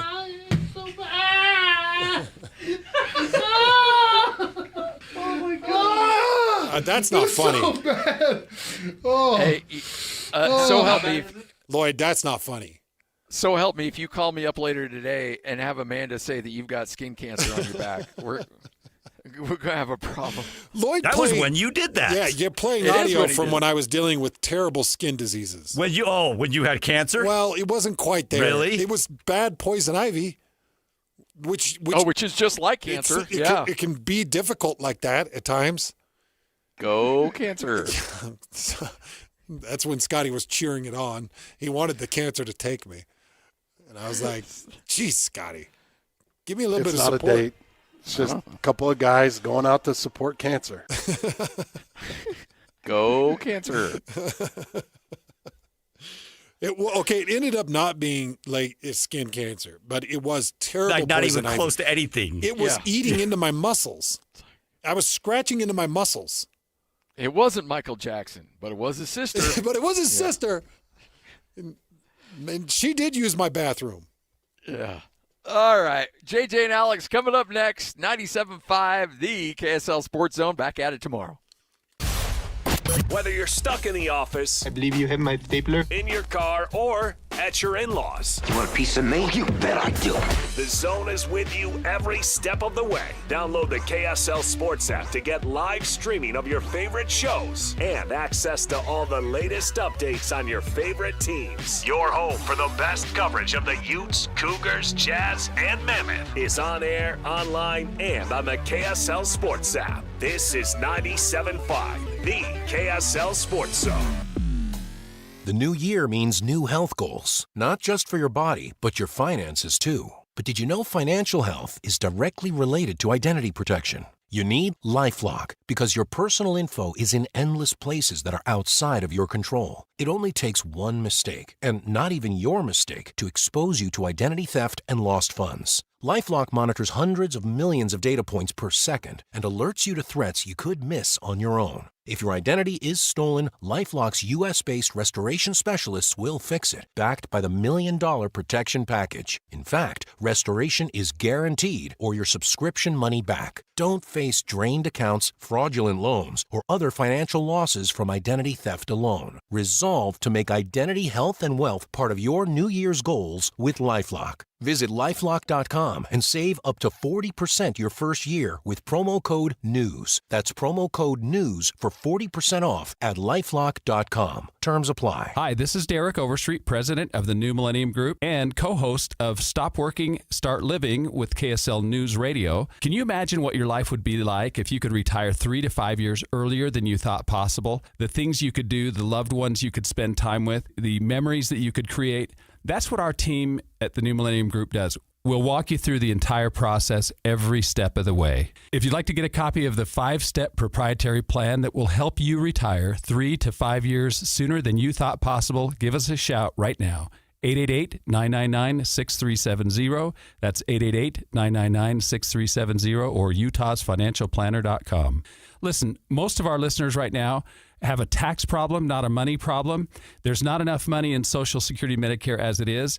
Let us show you how you can significantly reduce your taxes. That's 888-999-6370, 888-999-6370, or utahsfinancialplanner.com. Looking for peace of mind and big savings on your home's essential systems?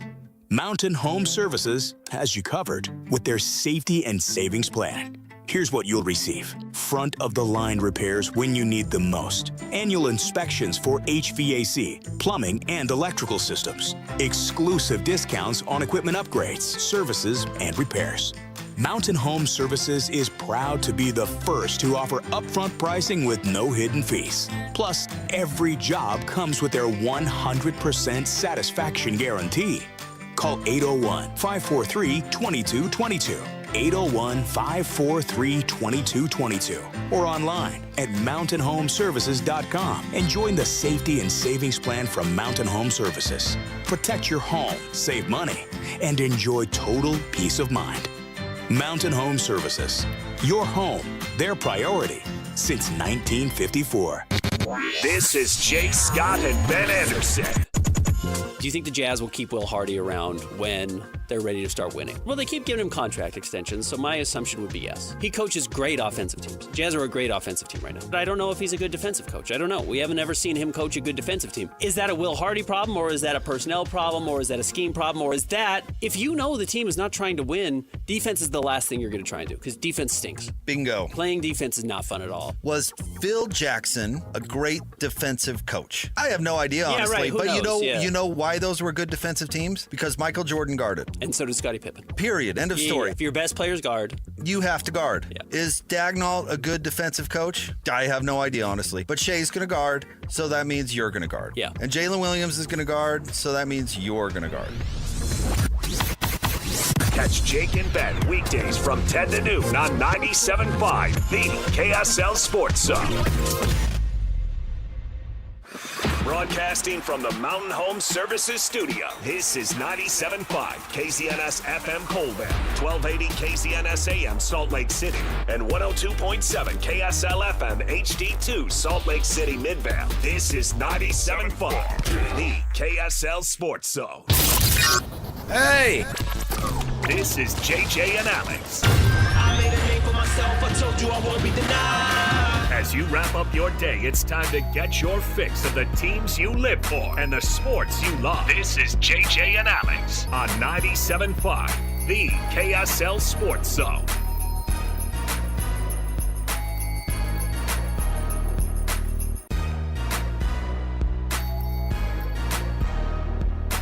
Welcome on in, everybody. Happy Tuesday to you. Is it Tuesday? Yes, it is. You know what that means, JJ? It's Monday for you is what it means. Yeah, but you don't give away Jazz Ticket Monday tickets. Oh, it's Jazz Ticket Tuesday. That's right. I got Jazz tickets. I love how it's me. I have Jazz tickets. I was able to wrestle them away from Lloyd and got them. Just for you, the listener out there. All right? So we're going to be doing that every hour. Alex Geary, man of the people. Read the fine print at the bottom of the contest. It says that I am not the one who gave them away. But that being said, I've got tickets to Jazz games to give away. We do here every hour here. So stay right here with us. We've got a pair of tickets to I think it's Jazz Hornets for this Saturday. Yeah. So don't want to miss it. The Hornets are suddenly interesting. Well, the Jazz are too. Don't forget about that team. Yeah. Who, by the way, I know we're going to do this at some point, but Larry Markkinen, he's getting all-star votes, right? I mean, come on. I think he's going to be an all-star again this year. I don't remember what the numbers were when he was an actual all-star, and it was here in Salt Lake, but they weren't this good. Yeah, he's in the couple 100,000s. He's like 17th overall in the second round of voting. Yeah. I am not. Well, I guess I'm not. I'm not shocked. Napolis and I were talking about this before the show. I'm not shocked that Keontae doesn't get talked about that much because you got to correct a lot of people's. You've got to do 30% better if you're in Utah, which Larry Markkinen does, and Keontae is too, but he has to also do better because of how poorly the last 2 years have gone. And I think people have to get out of their mind Keontae George from 2024, 2025, and they got to get into... He wasn't a superstar out of the gate like Cooper Flagg is becoming. Yes. Or even some of the other great rookies. Con Knippel. You laugh. Con Knippel's having a great year. I know. He's in the conversation. You just wanted to say Con Knippel. I saw a video where they watched all the Knippel brothers walking into the arena to go watch their brother, and I was like, that's a lot of Knippels. So don't. You don't have to hit the dump button on that. Come on. That's his name. It's a family show, but it's a real name. But I'm telling you, I forgot his whole family's massive. Yeah. And it's all a bunch of tall basketball players. All right? So get used to those guys being in the league. All right. We got lots to get into. JJ, missed you. Yeah, did you? Yeah. He missed me. I don't miss Napolis. Napolis, he missed us. Oh. You were on vacation. Yeah. Alex is like, I didn't say I missed either you dudes. Alex, we missed you too. It's good to have you back. All right. Did you have a good time? Did you get some rest and relaxation? I did. Napolis and I got to spend a sweet 6 hours together on the 26th. That was cool. Well, that was a day. Yeah, well, that was fun. Me and Lloyd and Napolis out here drinking the free Crystal Light. Oh yeah, you were on. One of the biggest stories we've had in a It while. is maybe the biggest, certainly at the time of the year that we got it. We're still feeling the domino effect. I was telling that too. It's so funny to watch a guy who hates media stuff have to do so much media stuff in the job that he's in. Did you watch all the Barstool stuff he had Oh, yeah. I'm telling you, Portnoy's getting him on. He's pumping Dave Portnoy everything. and Kyle Whittingham, that's a match made in heaven. Oh, Portnoy he'll be, well, number one, he's a Michigan man, and he'll be the biggest Kyle Whittingham fan until he's not. And then he's the biggest hater of all time. Right. And so you gotta pick your friends and pick your enemies. Quick. Yeah. So we'll see how that goes. I can't imagine the Kyle Whittingham regime not doing well there and not doing well quickly. I mean, they will. It's phenomenal. And Too much talent. The effects that Sharon Moore's illicit relationship had in that athletic department has had on BYU and Utah State football. You had no idea it was going to have this kind of a ripple effect, and here we are. I mean, those Utah and BYU are going to have a hard time replacing the people that are leaving those programs, which could take a minute to replace. They could be mid, all because Sharon Moore couldn't figure it out on a personal standpoint. Not that we don't Look, we just had it so good, JJ, for look at Troy 18 Taylor's months. firing at Stanford last year, the impact it had on BYU. Yeah. Like one thing can cause a ripple that impacts a lot of things. Right. Yeah, I'm interested to see how this thing plays out, but I'm shocked. We have had such a fun time. We have had such a good time over the past 18 months to 2 years. And it gets ripped out when you think that there's some – why on earth we thought that there'd be some – I think that we did think that here in Utah maybe we're protected a little bit from the outside noise that sometimes hits.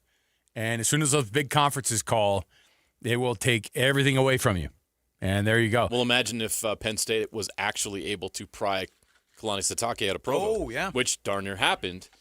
Can you imagine the impact that would have had?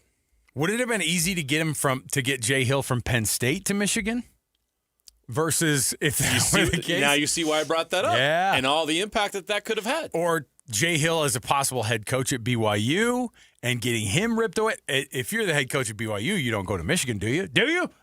Maybe. These are I all don't know fun what his goals are. hypotheticals. I don't know where he wants to go. I don't know All what right. his it would have caused all kinds of interesting opportunities for a lot of coaches in this state. I to love all pursue. that. I love all of it. All right. Lots to talk about. You can always stream the program, KSL Sports on YouTube.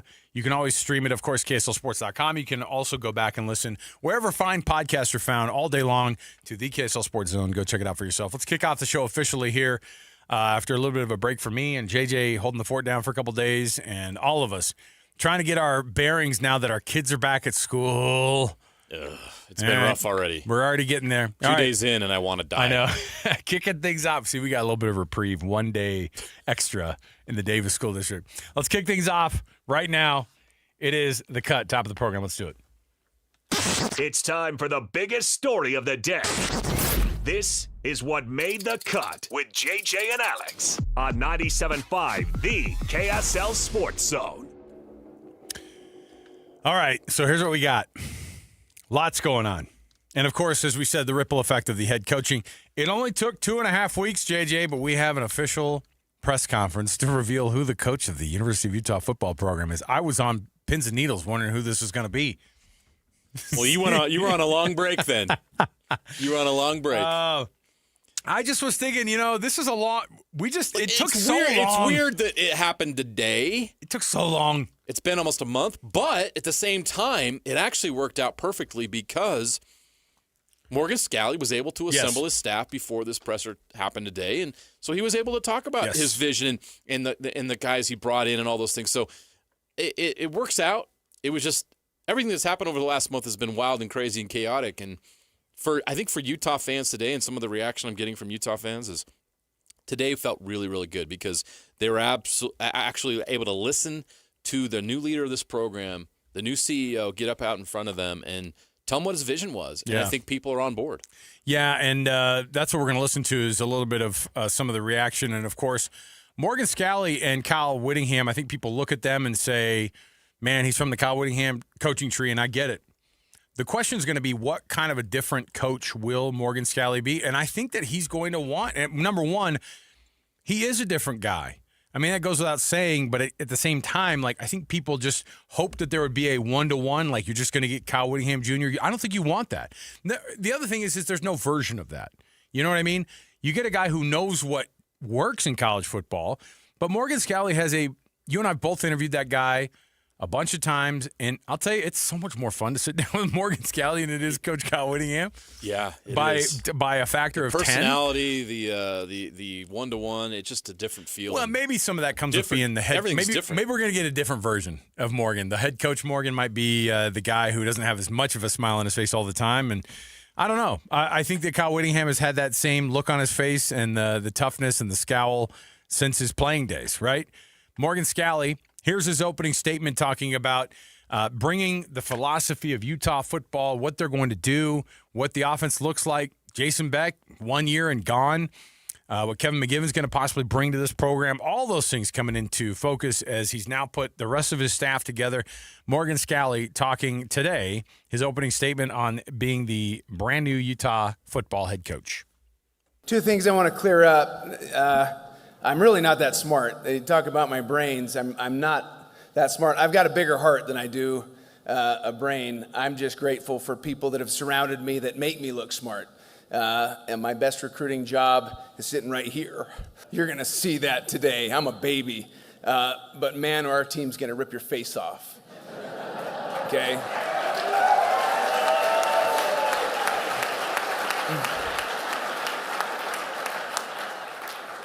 And the second thing that was said is, no one prepares better than I do. I do not have a prepared speech, so congratulations. So I'll be off the cuff. I am grateful to my Savior, Jesus Christ, not ashamed to say that, who sacrificed for me, has led me in this direction. Didn't know that I really wanted to get into coaching, and so I've led my life based on a belief that He will lead me, He will guide me, and based on the Spirit, it has brought me to this place where I can give and serve and love. So grateful for this opportunity. My name is Ford Morgan Scally. Some of you don't know my first name's Ford. Ford is my father's name, my grandfather's name. And I always wanted to play here because of my dad. Grew up, he played for Ray Nagel. You know, I was born in the Wayne Howard years, and Chuck Stobart after that, who I didn't really know I was too young, but once Fossil hit the ground, that's when I was coming to games, and I was running the tunnels, and I had my Little League jersey on so I could get in for free, okay? And I'm one of you. All of you that are sitting in here that went through the same thing, I'm a fan. I'm a Ute. Have been, forever will be. And when that time comes and I'm done, okay, someone else will step up. I understand that, okay? It's not about me. It's not about one person. It never will be, okay? It is about these guys.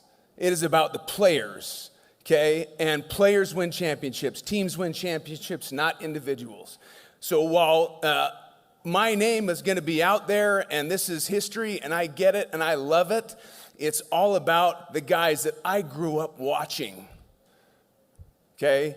And my dad is number one in getting me here. Bud, I love you. All right, so there's one big difference already, right? Yeah. A more emotional and more emotions on the sleeve kind of guy, obviously compared to Kyle Whittingham, but we knew that. I mean, we know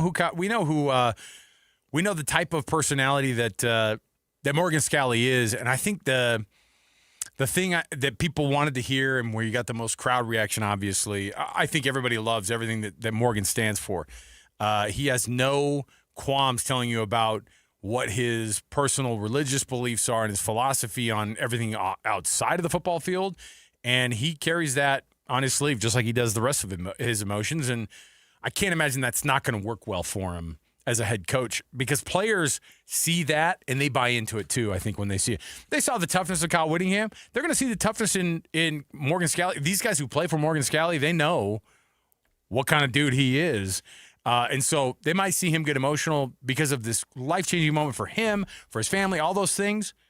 And he does have a measure of gratitude. I think all the time having that perspective is huge. But this is a guy who understands exactly what the job is. I don't think anybody thinks that this makes him less of a tough dude. If you think that, you don't know him. You're 100% right, and I think this needs to be brought up. And this is a Utah man. Like, this is all he knows from the time he was born until now. He's all about Utah football. Yep. His entire life. A lot of coaches out there are out recruiting. He's like, oh, come to Michigan or come to this school or that school.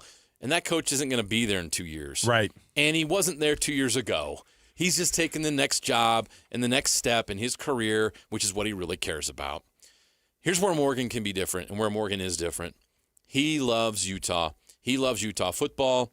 He wants that program to be successful more than he loves himself or anything else. Okay? And he means what he says. I truly believe he means what he says, and you can see the conviction behind it. And that is a massive advantage that he has as he goes out here and he tries to build this program in his mold. As opposed to like your Brian Kelly's out there? Thank you. Nailed it. I'm trying to think who else. The phony baloney's out there. There's so many car salesmen in this coaching business, and I don't want it. There are so many great coaches at every level. I'm not demeaning the profession at all, but even the coaches out there that are hearing me right now know there's a lot of car salesmen in this profession, and there's a lot of BS, and there's a lot of garbage, and there's a lot of me, and they're trying to pretend like it's we. No, because you've seen all these coaches. You've seen Lane Kiffin down at Ole Miss. You took Ole Miss and you built that program into one of the best in the SEC, and you walked away like that and turned your back on it like that totally from ego. 100%. Him going to LSU is 100% his ego and about him. We're still trying to figure out Curt Cignetti's situation too, right? We're like, is this guy real? Is this a legitimate character? It's been an interesting one, but you know what? I think people buy into that. They buy into... Look, how many people came right out and said Brian Kelly sucks? A lot of people. People at Notre Dame tried to warn you about it. Oh, yeah. How phony he was. And I'm telling you, the thing is with Morgan, say what you will about him, and the guy has certainly had to go through a lot to be able to sit in the seat that he is now and the stuff that he had to sit through today. But you do get a 100% authentic experience with Morgan Scalley all the time. He's going to be judged based on wins and losses like everybody else, but that's the one thing you cannot question about him. Now, is he going to be able to turn that into success and use that to fuel success there? That's to be determined. Right. But you cannot question where his heart and his loyalty are. It's with Utah. So this is a guy who I think brings all the things that we've talked about in the weeks that we've known this, in the last couple of weeks that we've known how this thing is going to go down. And frankly, since we knew he was going to be the guy, right? He's the coach in waiting, and we were waiting to see when that was going to happen. This press conference, none of it is a shock. This press conference was 5 years in the making. Right, and we probably could have like AI'd this thing. You know what I mean? Based off of the way he's acted in the past and the way the guy you get face to face, you know what you get with him, and so I think that's an important deal. You said that out. deal. So you're right. You could have AI'd this, but it felt genuine and organic today. Yeah. And I think that's what you're going to get with Morgan Scalley is not the AI approach. And maybe for some guys like Curt Cignetti, the AI approach works pretty well. The computer brain works pretty well. You're getting a guy who wears everything on his sleeve at Utah. Morgan Scalley wears everything on his sleeve, and you witnessed that today. I think the knowing where he comes from deal is part of why his experience is going to be huge. He's been there for the biggest moments of Utah football, in the shadow of the guy, and a lot of times, frankly, not even in the shadow. How many times you watch these games that Utah is playing and they show Morgan Scalley as much as they do Kyle Whittingham on the sideline? Why? Because he has been the guy who has been the face of that defense that has been, what was the term that he used? Ripping your face off for the past 10, 12 years. Yeah, he said, I'm a baby, but I'll rip your face off. And the team will. I mean, that's what he built. He has this unwavering standard, and that's what they have to do. Now, what's interesting is the last couple of years, people are looking and going, is the standard still there, or is this thing working? Is the approach still working? And what's he going to do afterward? Well, obviously going off of what the history is, he always has to acknowledge where Kyle Whittingham was in that scale, because Kyle Whittingham believed a lot in Morgan Scalley. Not just that, I think we could all say Kyle Whittingham is the biggest cheerleader of Morgan Scalley, maybe short of his wife. And Kyle Whittingham knew exactly what Utah's going to get on a day like today. Here's what he said about his love for Kyle. So I had to learn to be a wide receiver, and I don't know that I ended up learning to be a good one. And there was a coach there, Bill Bush, who saw something in me as well. And grateful for Bill Bush for having a vision. You guys that we've asked to change positions, okay? Jackson Benny, okay? We do it a lot here at the University of Utah. I didn't want to change, okay? Bill Bush said, you'll be an all-conference safety, and I laughed at him. Said, there's no way. And I sat down with Kyle Whittingham, and he shared the vision as well. And Kyle said, Morgan, we want you to play safety. We think you could be an unbelievable one. I said, Kyle, it's always been my dream to play running back here, to follow up my dad. He said, Morgan, it's always been my dream to play center field for the Angels, but that's not going to happen. I wish I had made the change sooner, because I loved the safety position. Kyle Whittingham, Bill Bush allowed that to happen, made that happen, and Kyle Whittingham has given me chance after chance after chance for my entire career. I love Kyle Whittingham, and I know he's going to be successful wherever he goes. I know he's at Michigan. He's going to be amazing. I'm grateful for the chances he's taken on me, for mentoring me, tutoring me, breathing life into me when I didn't necessarily love football, and I was asked to change positions. So I've had great coaches that have helped me understand the beauty of this game. Interesting stuff, right? That story he just told is like the philosophy of Utah football in a nutshell. Yeah. Coaches who go, you don't actually know how good you can be. I actually know how good you can be. I know what the best version of you is. Will you please let me coach you, because that's my job? And Utah requires guys to have a good enough attitude to be able to do it. And it's not for everybody. I mean, ask how many guys have been asked to do that thing. We've heard the great stories about guys who've changed positions and have been awesome. It's probably triple that number of guys who are told you would be a fill in the blank. You'll be an NFL this. You'll be a all conference this. I bet there have been triple the amount of guys who Kyle Whittingham said, if you change the defense, you're going to be in the NFL playing that. We already know the stories. You know, you think of the guys who every story that we know, it feels like Paul Kruger has a Super Bowl ring right now because he went through that process. Think about how great of a wideout in high school Nate Orchard was. One of the best wide receivers, most dominant wide receivers in the state history / tight end, whatever you want to call it. And the guy is the mayor of Sac Lake City because they said you kind of are called to something else here. And it changed his life. And it's not sexy, by the way, to be a defensive. Actually, right now it is. It's sexy and it pays to be a DN, to be an edge rusher. But wide receiver is that's that sexy thing, man. The wide receiver. Yeah. And to tell guys they can't be a running back, or how about the quarterback? You can't be a quarterback, man. That's a really hard one. That is extremely tough. So, anyway, bottom line is Utah gets today the guy that they knew that they were going to be getting. The press conference absolutely solidifies all of this, the things that we already knew about Morgan Scalley. I'm really looking forward to covering him. I know at least for the first while, we're going to get maybe he's not going to be, actually, I don't know. I don't know if he's ever going to be ruined by the media, so to speak. We ruin a lot of people, though, JJ. Like, we bring a lot of cynicism. We're not ruining anybody. No, and but Morgan can handle us because Morgan's been on this side of the thing. I know. Like, he understands this business. I interned with Morgan here at KSL in 2002. Like, he understands this side of the business. Yeah. And you can see some of that today. His bachelor's degree is in communication. Yeah. He's a communicator. He's doing it. Yeah. He's great. Yeah.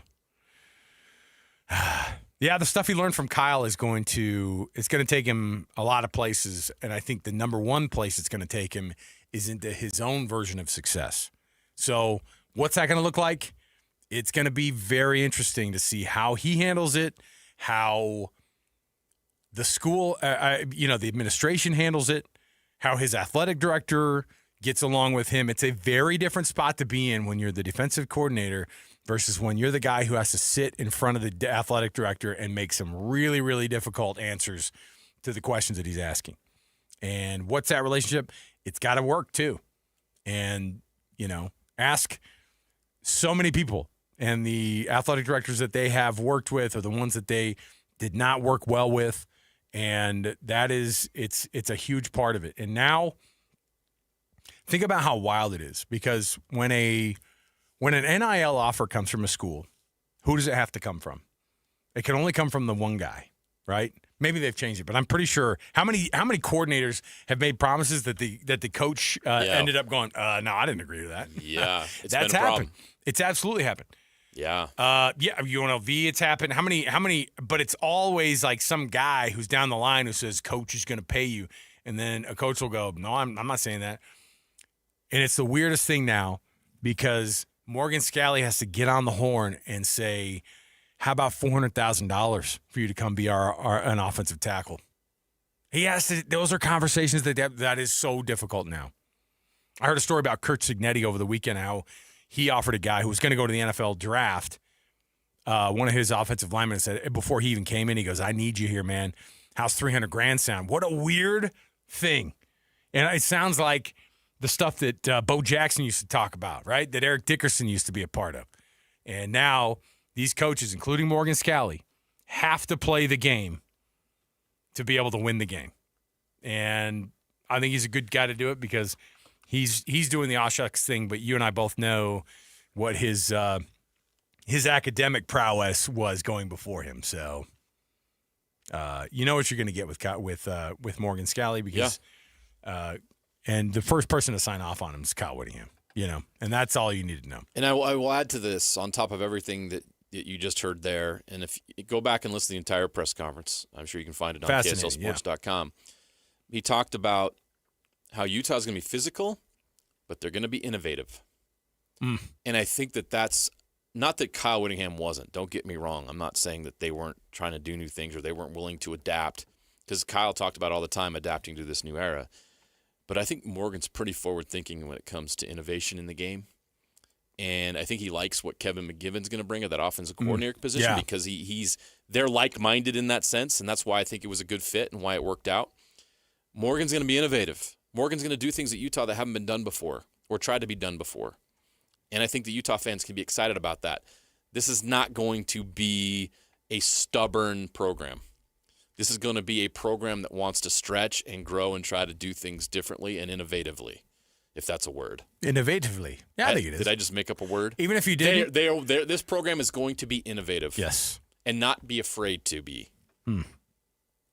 Yeah, I'm looking forward to it. I like the guy. He's fun to talk to. How can you not? It's hard to not like the guy.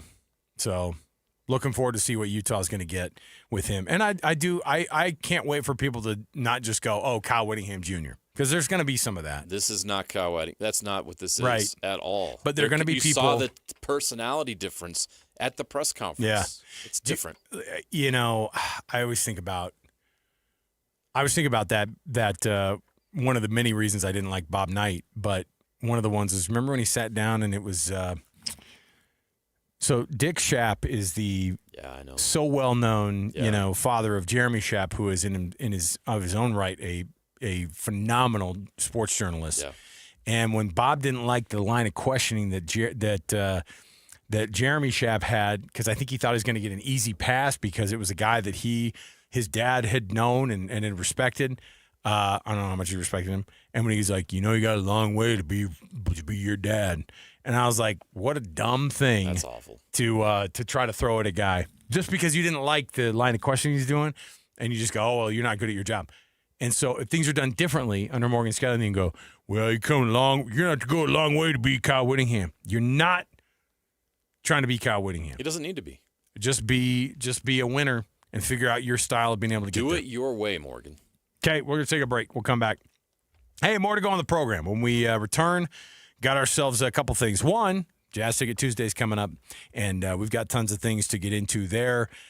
The transfer portal has been more busy this year, I know it's a shock, than it's been in the 4+ years that we've seen this thing going. And, and we have some breaking NFL news. Do we do it right now? Might as well. We're going into the break right here. You want to do it right now? Yeah, you know why? Because I'd do a tease, but then we'd miss the news. From the NFL Black Tuesday edition of the coaching cycle, maybe one of the biggest names and the biggest shocks of the firing season. JJ, what do you have for us? According to Adam Schefter of ESPN, the Ravens have fired head coach John Harbaugh after 18 seasons.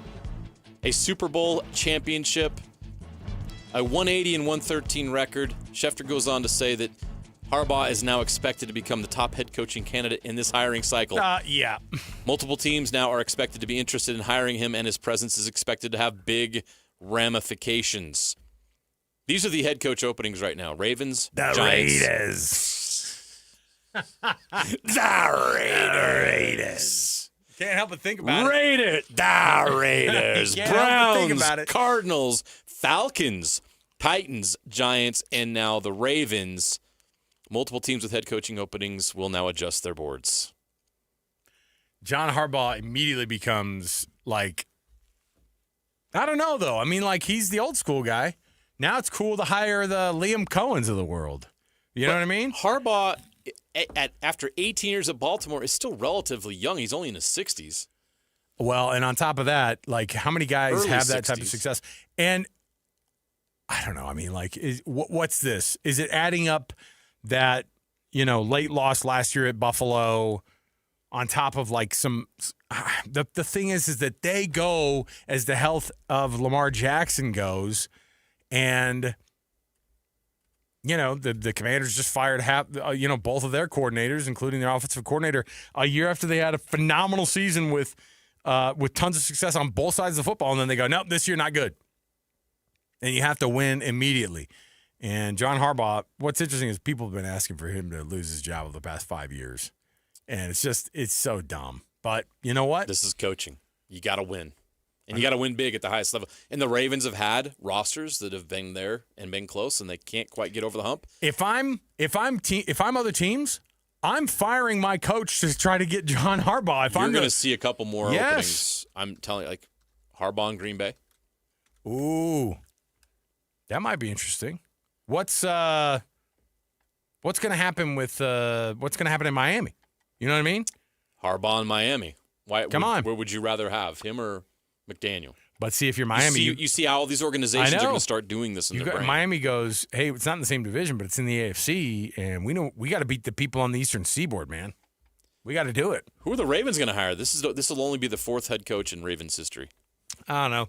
Hey, Napolis, give me a list of all the 32 to 37-year-old, coordinators are in the league. I'm going to take my pick from those, okay? All right. We'll take a break. We'll come back. There's your news. John Harbaugh loses his gig today.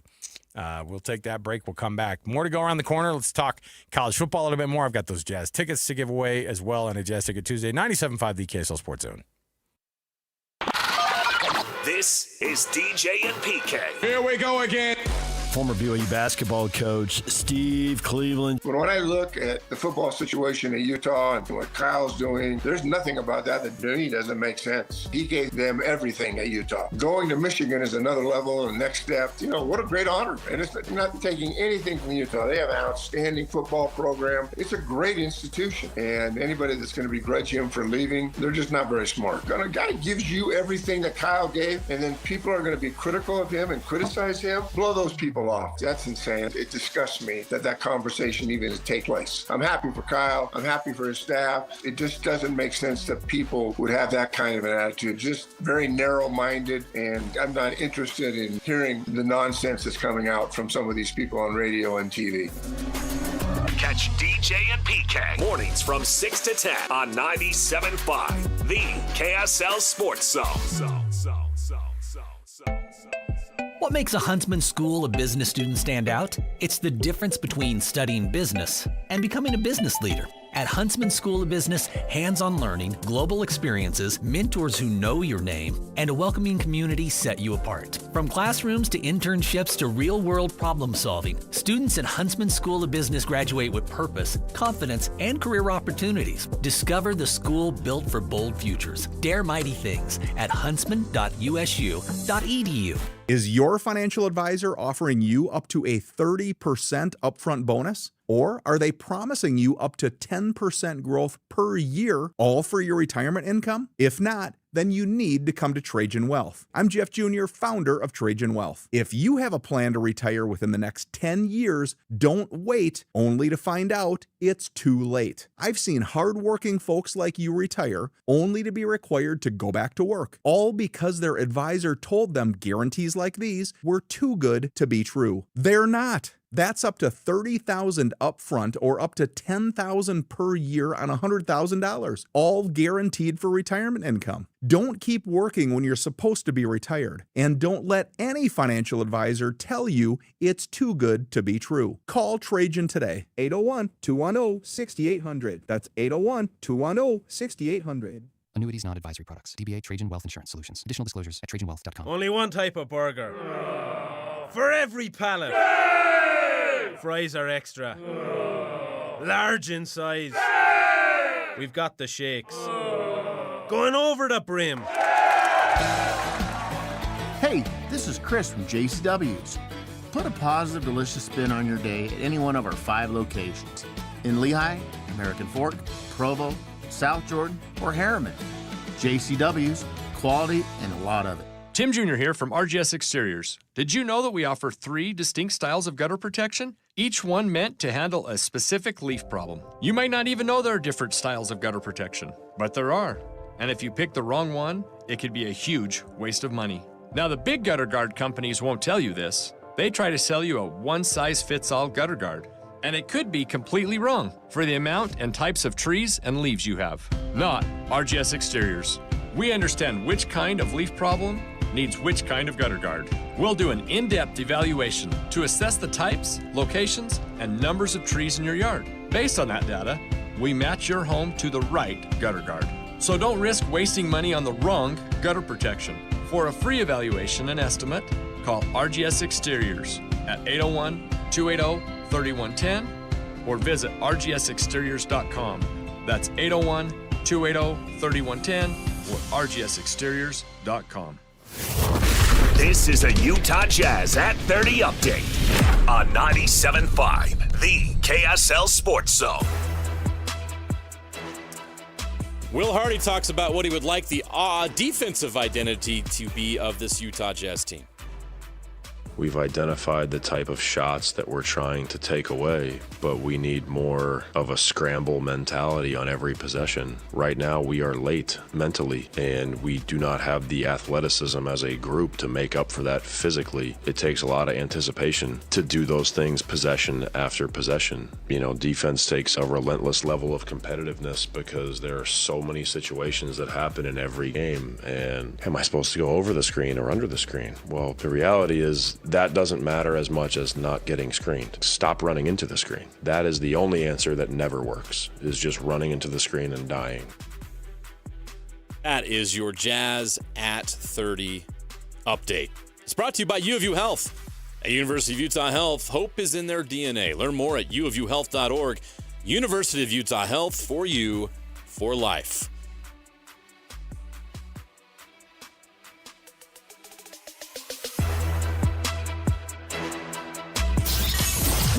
Gentlemen, You're locked into JJ and Alex. With the insight and analysis on the teams you can't live without. This is 97.5, the KSL Sports Zone.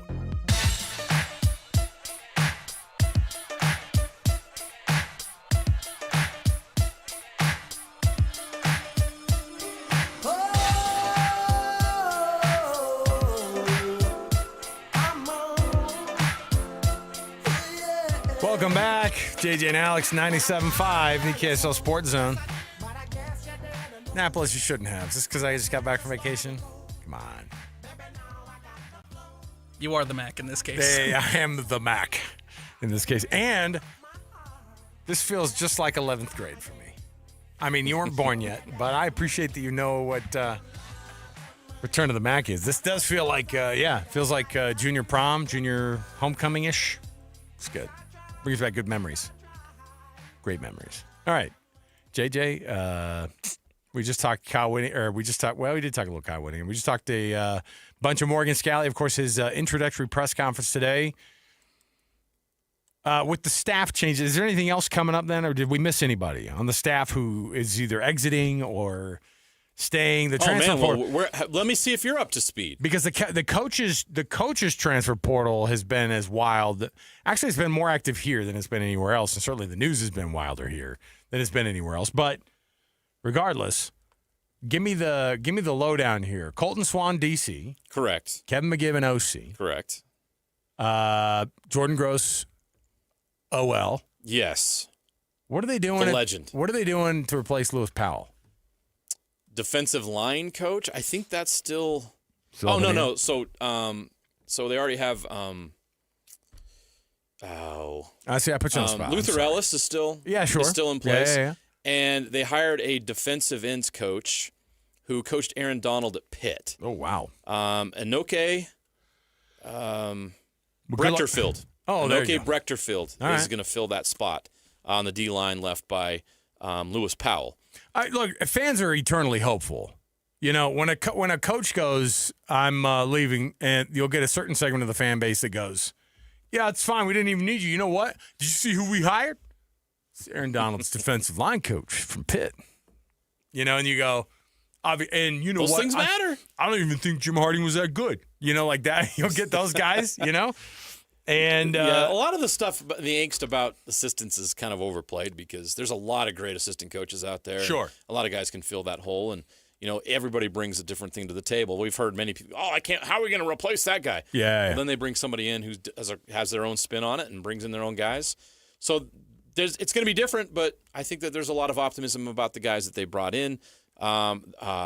Luke Wells, who's Matt Wells' brother. Right. Who's coached in the state before, who's recruited the state like crazy, is the new tight ends coach. That's right. That announcement was made this morning. Replacing Freddie Whittingham. Chad Bumpus is back as the receivers coach, back from Mississippi State. So I think I got you up to speed on the staff right now. Well, I was just looking at it because it's one thing to have the coaches shifting around. Mark Ottawaya was retained Yes. as the running back coach. It's another thing to try to figure out what you have in the player transfer portal. I mean, that thing is a mess. So when it comes down to it, and I know you probably saw that, I was actually pretty shocked to see that Isaiah Glasker. I thought he was going to go to the league. I thought he was going to go to the league. I thought he was going to maybe go to Michigan. I mean, Falatau Satuala, many were worried was going Yes. to go to Michigan with Jay Hill because of that relationship, and Falatau Satuala tweets out, all in. Well, and on top of that, he's back. But you lose your defensive backs coach, and you lose your and you lose your OC. So Gennaro or your Guilford. DC. We haven't talked about Gennaro Guilford. We know how big of a loss Jay Hill is, and I'm dying to know. It's kind of funny. BYU's been very quiet. Very quiet. Yeah, they've gone full Utah with no press conferences, right? There's been no I'm hearing nothing. There's no intel whatsoever coming out of Provo on how they're going to fill these two spots that have opened up, both Jay Hill's spot as a defensive coordinator. And look, Gennaro Guilford had been there for 10 years. I know. He Played was there. there initially when Kalani took the job, and there's been a lot of changes on that staff, and he was always a stalwart. And I would argue BYU secondary over the last 2 or 3, 4 years has been better than it's ever been. You got to go back to the early 90s, like the Derwin Gray days. Well, let me tell you. To find a time when BYU had better defensive back play. I'm being honest. No, for sure. Safeties and cornerbacks. That has not been a concern. Nobody's grinding their teeth and worried about, is someone going to throw the ball against us because we don't have anybody that can cover these guys. No, BYU secondary has locked it down. They have been outstanding. It was always the run that was an issue for BYU in recent years, and they shored that up. So who's going to replace Gennaro Guilford, both as a recruiter and when it comes to scheme and technique? Because he's done a tremendous job building a secondary at BYU that nobody talks about because they're good. Well, here's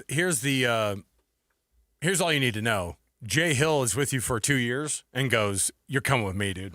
Like Jay Hill, who, by the way, coaches safeties as a job, right?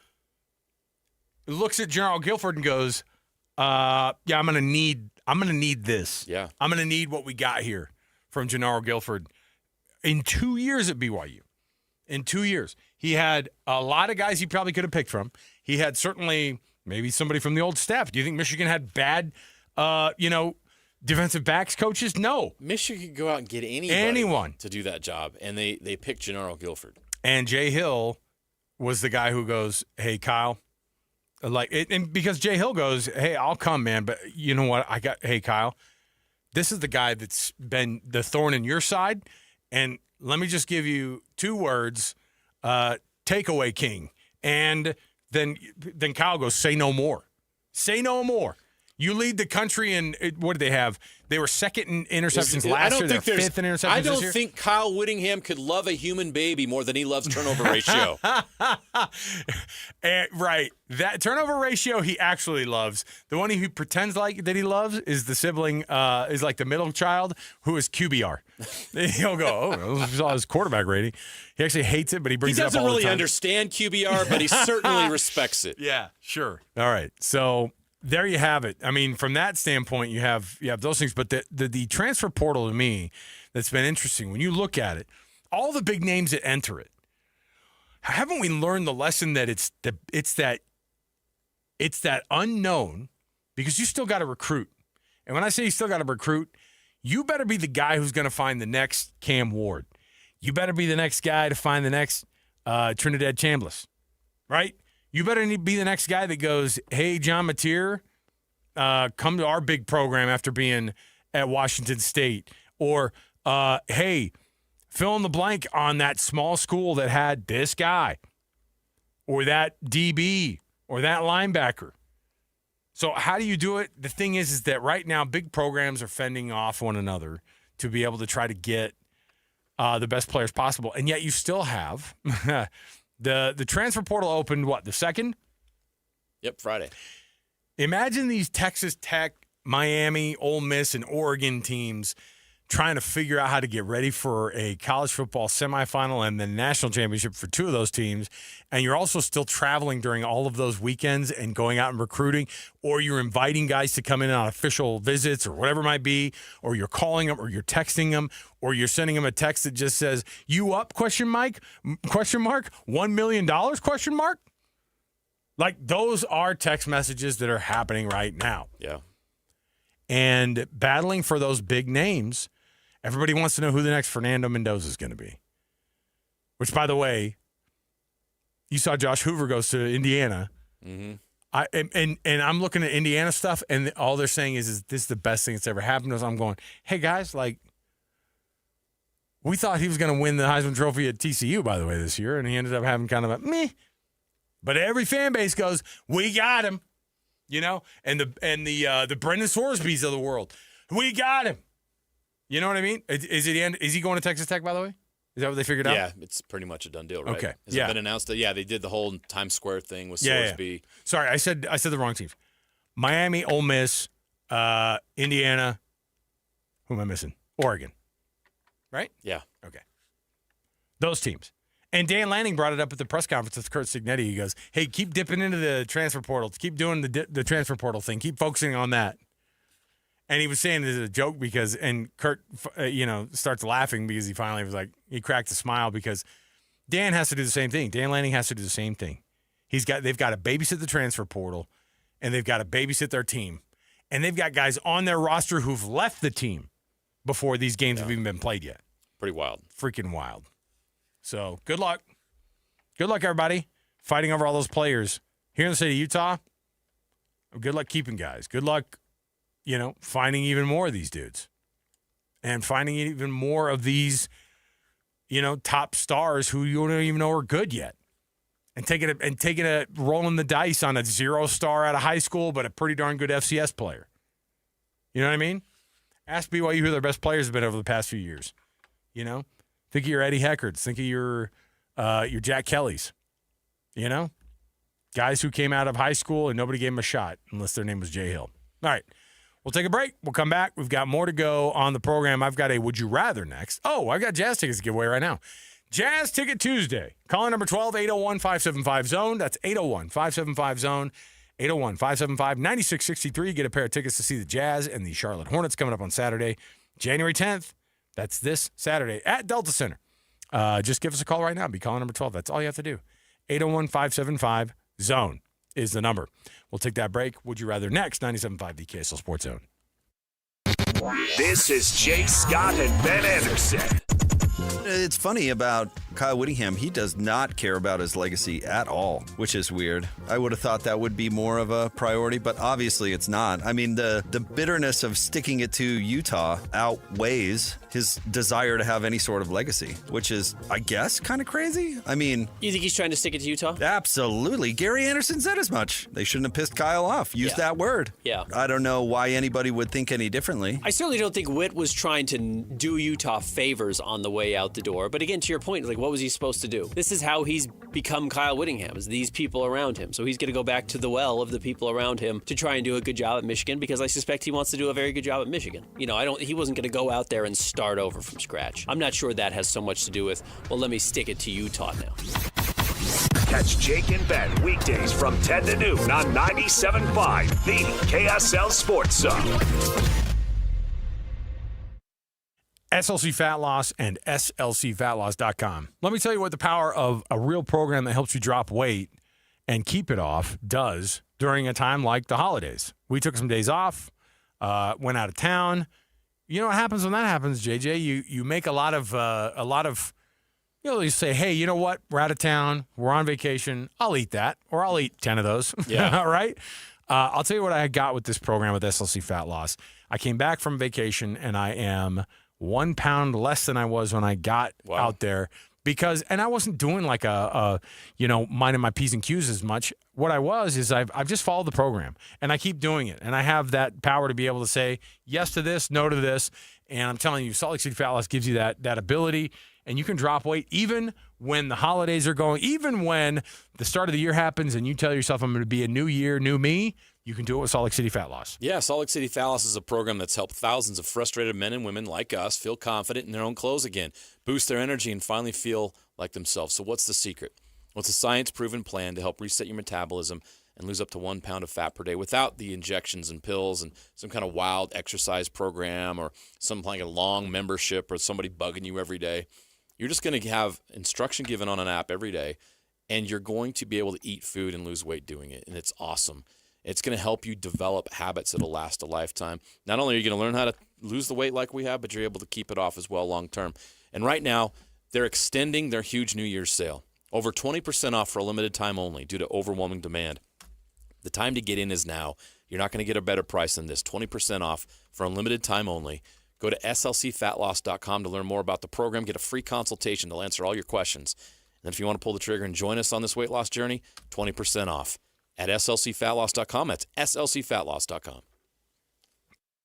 It all started with a commitment to comfort. Gillette Heating and Air is proud to be Utah County's go-to team for expert HVAC and plumbing solutions. Need a repair, upgrade, or seasonal tune-up? Don't let cost hold you back. With 0% financing available, it's easy to get the work done now and pay later. Plus, save $100 on any repair over $500 and keep your system running strong with a professional tune-up before the heat hits. Visit GilletteHVAC.com or call 385-GET-COOL to book today. Homegrown service pros, financing made simple, comfort made easy. Carrier, turn to the experts. A Carrier factory authorized dealer. Many of us not only are reflecting on the year past, but we're looking forward to the new year. And a great place to kick in the new year is at Ruth's Chris Steakhouse. And of course, we're very lucky. We've got 2 locations. We've got Hotel Park City and downtown Salt Lake City at 275 South West Temple. Anticipate that special meal after everything calms down in early January. We all need a little bit of a boost, right? It's Ruth's Chris Steakhouse. Think of those delicious steaks that are served on that sizzling hot plate. And of course, there are other entrees as well, poultry, seafood, cooked to perfection. The side dishes are magnificent. And of course, before you start your New Year's diet, you might want to cash in on one of those wonderful desserts that awaits us at Ruth's Chris Steakhouse. This is the time. Make your reservations now. Kick in the new year with Ruth's Chris Steakhouse. The KSL Sports Zone is your home for live local sports. Tomorrow night, the Utah Jazz are back in action in Oklahoma City playing the Thunder. Listen at 6 o'clock on 97.5 The Zone. Arizona State's at BYU. Big 12 basketball tips off at 7 o'clock on 102.7 FM. And the Ottawa Senators and the Utah Mammoth at 7:30 on 1280 The Zone. If you want to hear your company's name here, email Stephanie Palmer at spalmer@ksl.com and join the winning team at the KSL Sports Zone. This is a Utah Mammoth at 50 update on 97.5, the KSL Sports Zone. Yeah, it's your Mammoth at 50 update. Head coach Andre Turney talks about Kirill Vejmelka's performance and the win against the Rangers. You don't win without your goalie. It's impossible. If your goalie doesn't push or doesn't excel, the league is too good, and their goalie is good as well. So I think Veg is huge for us. Win for the Mammoth. Big win for the Mammoth at Madison Square Garden. They're coming home for 7 straight. Time to rack up some points. Would You Rather's next on JJ and Alex 97.5, the KSL Sports Zone. Listen, everybody! Real-life hypotheticals to get your brain churning. As JJ and Alex ask, would you rather?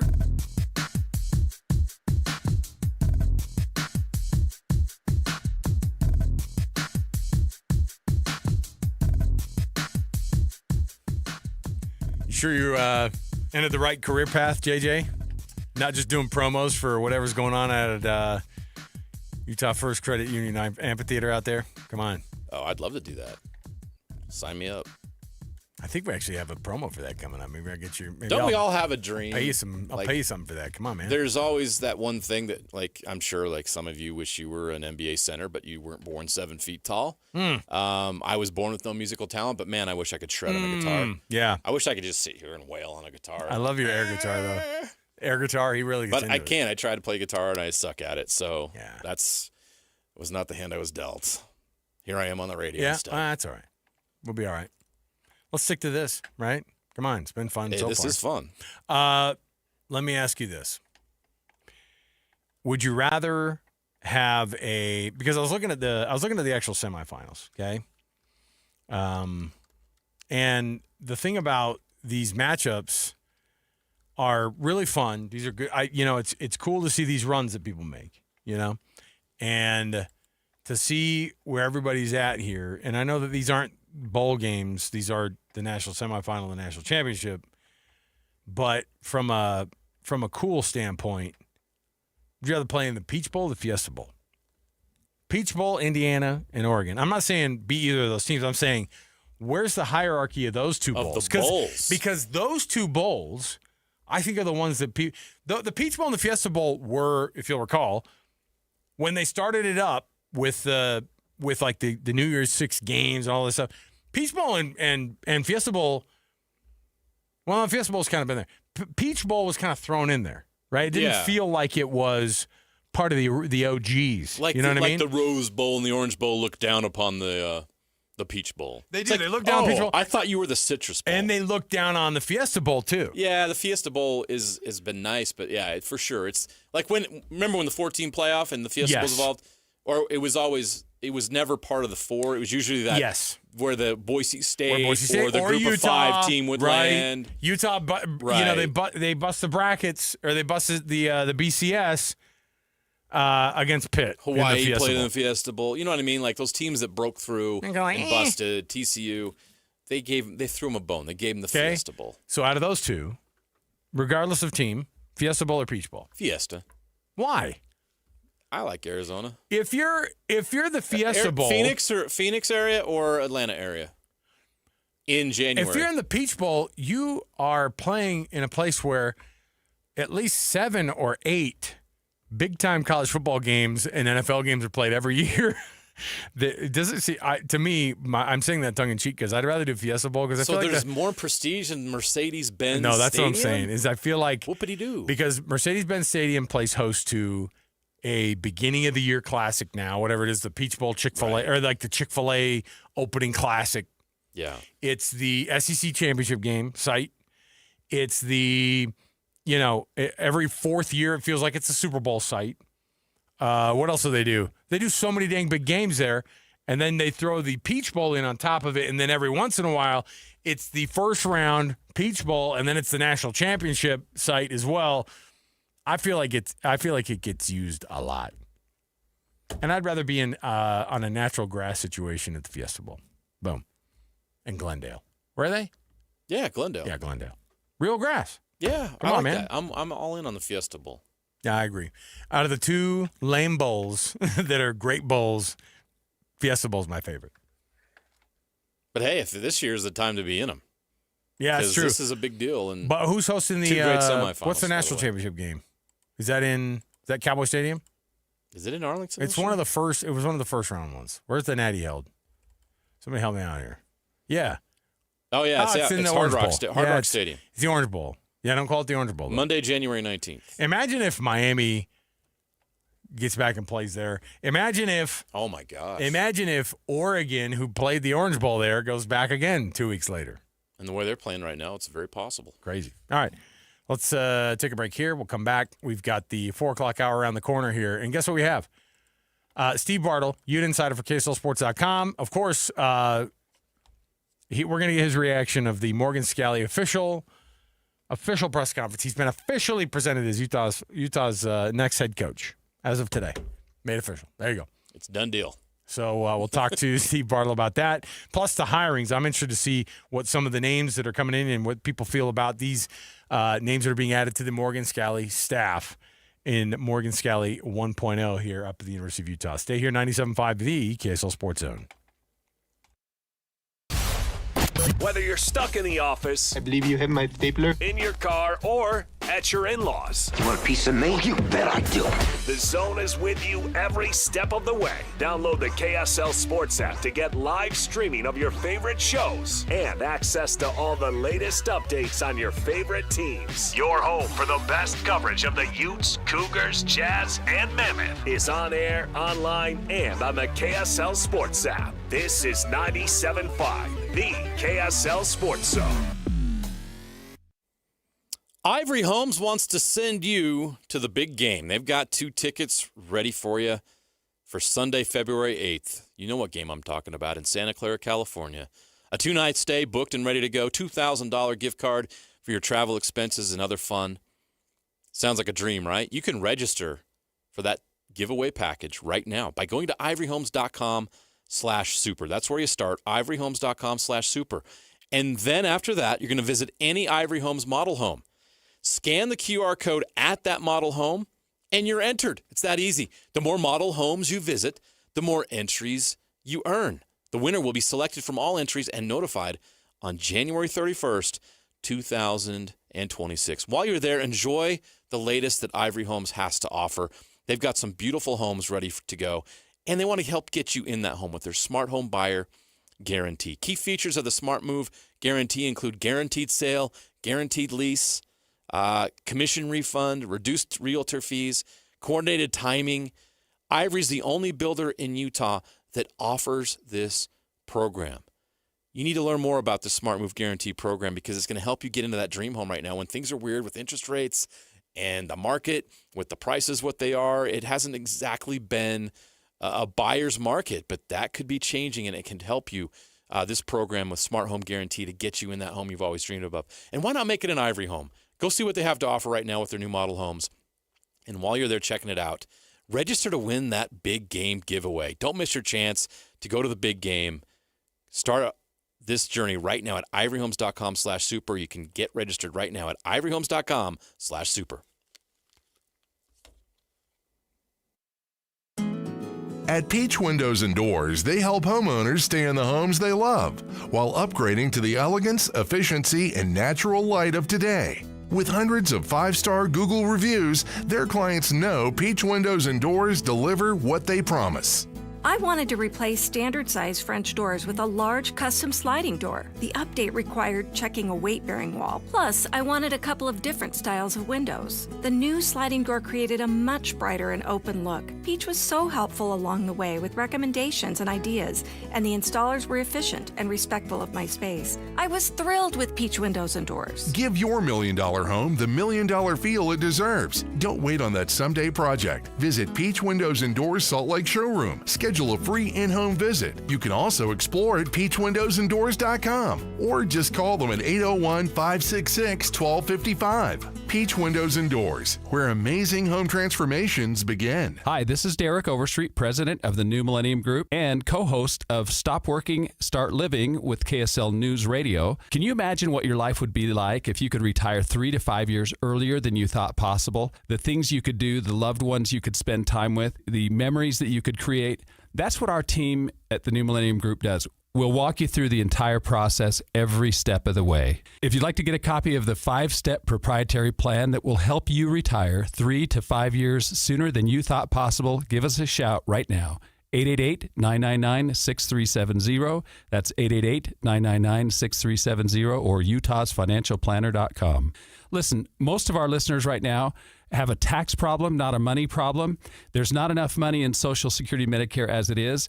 Let us show you how you can significantly reduce your taxes. That's 888-999-6370, 888-999-6370, or utahsfinancialplanner.com. Listen every Monday morning to DJ and PK and Monday afternoon with JJ and Alex for your Chevy Strong Play of the Game. Win great prizes from Rocky Mountain Chevy.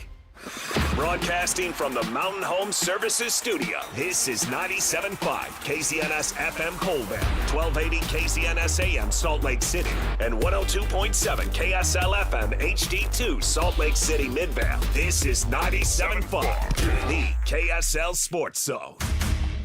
Your home for the best coverage of the Jazz, Utes, and Cougars is right here on the Zone. This is JJ and Alex on 97.5, the KSL Sports Zone.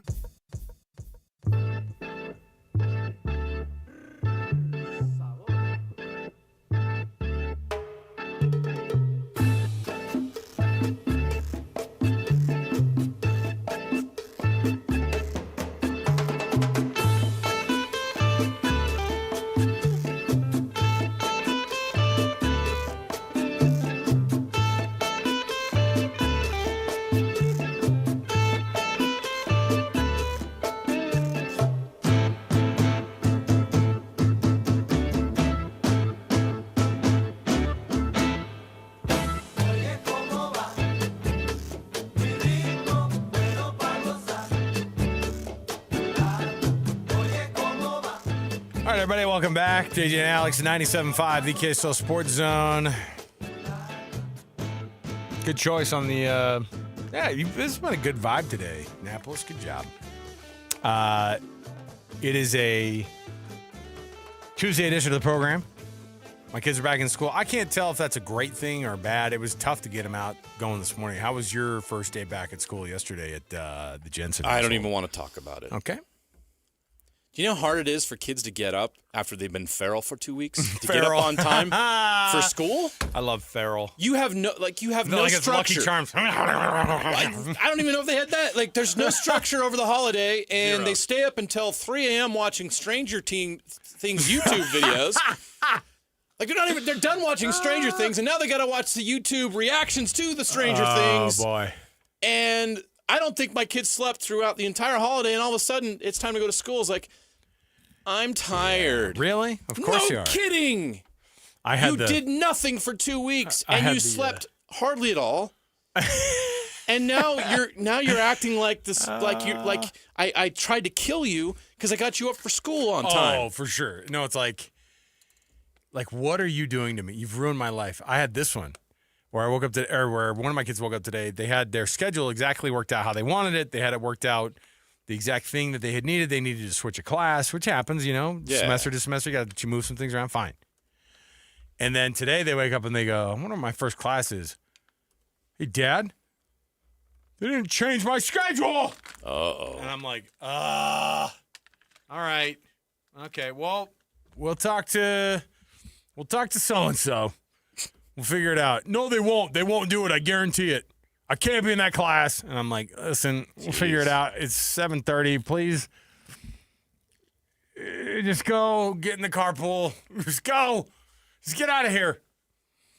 Just get out of my face. Anyway, that was my reaction today. I'm sure they were like, they're at school going, what's the deal with these parents when you go back to school? Like, we're doing the same thing. What is the deal? What's with these lame parents? All right. We had to get it off our chest because both of us, I should be excited. The kids are back to some everybody structure. listening right now that has kids understands the morning frustration. I know, but back to structure should be good, and just the first few days are awful. They'll fight it with everything they got. There are parents out there that go, all of a sudden, my kids become Wolverines when it's time to get up and for school on time. I don't even want to go in the hole. I don't know what you're talking about. My kids are straight A students. They've never hated school. There are so many of those parents out there that are like, good for you guys. Right. Let's jump into this hour. We got lots to do. We got lots to get through. Of course, we listened to some of the key pieces of the Morgan Scally official press conference last hour. He was, of course, introduced at 2 o'clock today, officially as the head coach of the University of Utah. We were waiting to hear something official over the last couple of weeks. We finally got it from the Utes and from Morgan Scally today. Good timing, too, because, frankly, a lot of the names on that coaching staff are starting to get worked out. A name that we've got worked out is our Ute insider to KSLSports.com. He's Steve Bartle, who's going to join us right now. Let's get going with Steve, and let's get the cut going right now.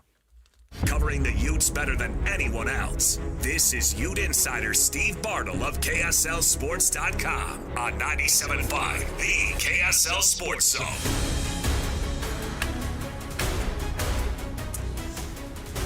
Yes, covering the Utes better than anybody else. He is our Ute insider to KSLSports.com. Steve Bartle on the program here with us. Steve, Happy New Year, brother. Thanks for being with us, man.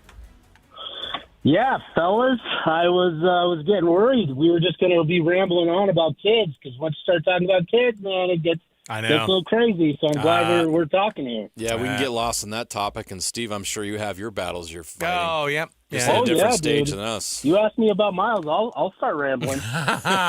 There you go. Well, sometimes it's a little bit easier to do our actual jobs, and right now is one of those good days to cover the Utes because Morgan Scally got up and I don't know what was the over under that Vegas had on how many times he'd cried during the press conference, because I would have if you would have taken the over, you would have got or if you would have taken the under, you'd have been way off because Morgan Scally gets emotional, man. That's one of the big differences between he and Kyle Whittingham. But what are Utah fans getting officially now with Morgan Scally? And now that they heard him at the press conference, what should they be excited about? Man, you should be excited about a lot with Morgan Scally. Listening to him today, it was really refreshing to hear a coach speak with, a genuine authenticity that it was just, I caught myself, obviously as a media member, it's our job to share insights from these types of press conferences, right? To share quotes, to share overall general sentiments of what is being talked about. Usually we go to tweets and all of that sort of stuff. And I just found myself captivated by what I was listening to. And that is sort of the effect that Morgan has, is his ability to speak and to, hit on so many different things, right? You talked about the emotion, the crying. He first cracked up when he talked about his wife, and that being his greatest recruiting job. And he immediately followed that up with, listen, I'm a baby. I know I'm a baby, but my team is going to rip your face off. Yeah. That is literally the quote. And I think that just sort of speaks to the type of person that Scally is, right? There is that emotion. And I think that is what is so unique and refreshing for a lot of fans, Utah fans in particular, that have just kind of grown accustomed to Kyle Whittingham speak and, the things that he hits on and sort of all of that. So it was refreshing to hear somebody speak with that sort of authenticity. And then there's a lot of belief in him as the leader to lead this program into the next era of whatever college football, whatever college athletics is going to be. We're watching it day by day, week by week, month by month, sort of evolve, right? We're seeing former NBA draft picks return to college and this becoming a professional model little bit by little bit. And I think to have somebody like Morgan Scally who can embrace that, who can lead Utah through all of that while still being true to who he is, which is a really caring, a really loving human being, I think that is exactly what Utah needs as they move forward into the future. And I think that Morgan Scally really needs to lean into that and wear that and be proud of the fact that he's a Utah man, and he's always been a Utah man from the very beginning to now. And I don't think there's a lot of coaches out there that can say that, with a few exceptions, where they've been at one place their entire life, both either as their dad played there, or grew up as a fan, played there, coached there. Who else can tell that story of Utah than Morgan Scally? How much do you think that's going to help him in this process of just being able to say, I am a Utah man, and this is all I know? But how does he make that a strength of his? Well, I mean, it's easy, right? I mean, I told you I was listening to him, and I was captivated listening to him. I mean, you can imagine how that message is going to resonate with kids as he starts to hit the recruiting trail, especially here in Utah, where over the last decade, Utah football has had a lot of success, and it's become a very competitive power conference program. And to now have somebody at the helm that has been through that, has, worked his way from the high school ranks and up through the football program as a player, who's had success, great success as a football player, and now as a coach, and now at the helm where first and foremost to him is, his relationship with the players and his belief in players. I think that's significant and what's going to become a strength for Morgan Scalley. I think, it's not that he needs to lean into it. He is leaning into it. I think that is what is going to be kind of the calling card of a Morgan Scalley program, is this genuine authenticity and emotion while still being, committed to the foundation of what Utah has built this football program on, right? The things that we've heard for the last 20, 30 years, toughness, physicality, being good, fundamentally sound football players. But I think what was really unique today in listening to Scalley, he harped on all of that, but he made a point that this is bigger than just football. This is about developing men into great people, great fathers. And I think having that sort of perspective at the helm and embracing it and being, forward-facing with it all, I think is a really big deal for Scalley as he begins, his tenure at the helm of Utah football. Steve, all the additions, of course, to this program, Morgan Scalley being the biggest one of them, obviously. The subtractions people tend to focus on a lot. We tend to focus a lot on the subtractions and how are you going to add to what they have and what they're building. What's the biggest challenge for Morgan Scalley? Because he has, I think, all of his staff put together. If we're maybe lacking a defense, no, we've got the defensive line coaches situation. Well, are they missing anybody on this new Morgan Scalley staff at all still that they need to add? The only thing that's up in the air is just sort of they hired the tight ends coach. Kevin McGivern is going to coach quarterbacks. It's just sort of the auxiliary staff, right? So your strength and conditioning coach, making that official. It's your analysts, your support staff beyond that, I think is the next step for Coach Scalley. And, with having Scalley at the helm the last couple of weeks and, his focus was all about finishing the season with his players the right way. And I think, there was a great concern that Utah was going to be gutted from a player standpoint, that with the portal opening up, that there was going to be, a pretty significant exodus, more so on the offensive side of the ball. But I think with the way that Scalley has led this team and the way that he's developed and built relationships with players, that it's helped them to this point. Now, obviously, there are still, 9 days, whatever it is, of the portal being open. And now that the staff is in place, I do think you're going to see more conversation. We're not going to see that, but there are going to be more conversations with players now, and we'll see potential movement moving forward. And I think that can be significant. We've already seen Utah get into the portal and add a few commitments today. So, this staff is juggling a lot, but I think Morgan has done it all with, organization being at the forefront of him being able to handle this. That was something that Coach Whittingham, highlighted as the biggest reason why he'll be successful as a head coach, is just how organized he is as a coach. And I think that's allowed him to sort of navigate everything that's going on, with obviously finishing the season, preparing for the coaching changes, and trying to figure out who his staff members are going to be, getting into the portal, retaining his own players. And I think he's been able to do that because of who he is and just the qualities that he has as a coach. During the press conference, he also was asked a question about I can't remember the context exactly the question, but essentially what he wants his program's identity to be. And he talked about physicality. Of course, that's always been Utah football, but he also mentioned innovation. What do you think he means by innovation? Yeah, I think that was, so I asked the question, right? We know his culture and his identity on the defensive side of the ball, right? Yeah. He talks a lot about his RSND culture and mindset. Relentless, smart, nasty ball hawks. That's what he's preached over the last however long he's been the coordinator. That has been his culture. And I think there's been a lot of speculation about what he wants on offense.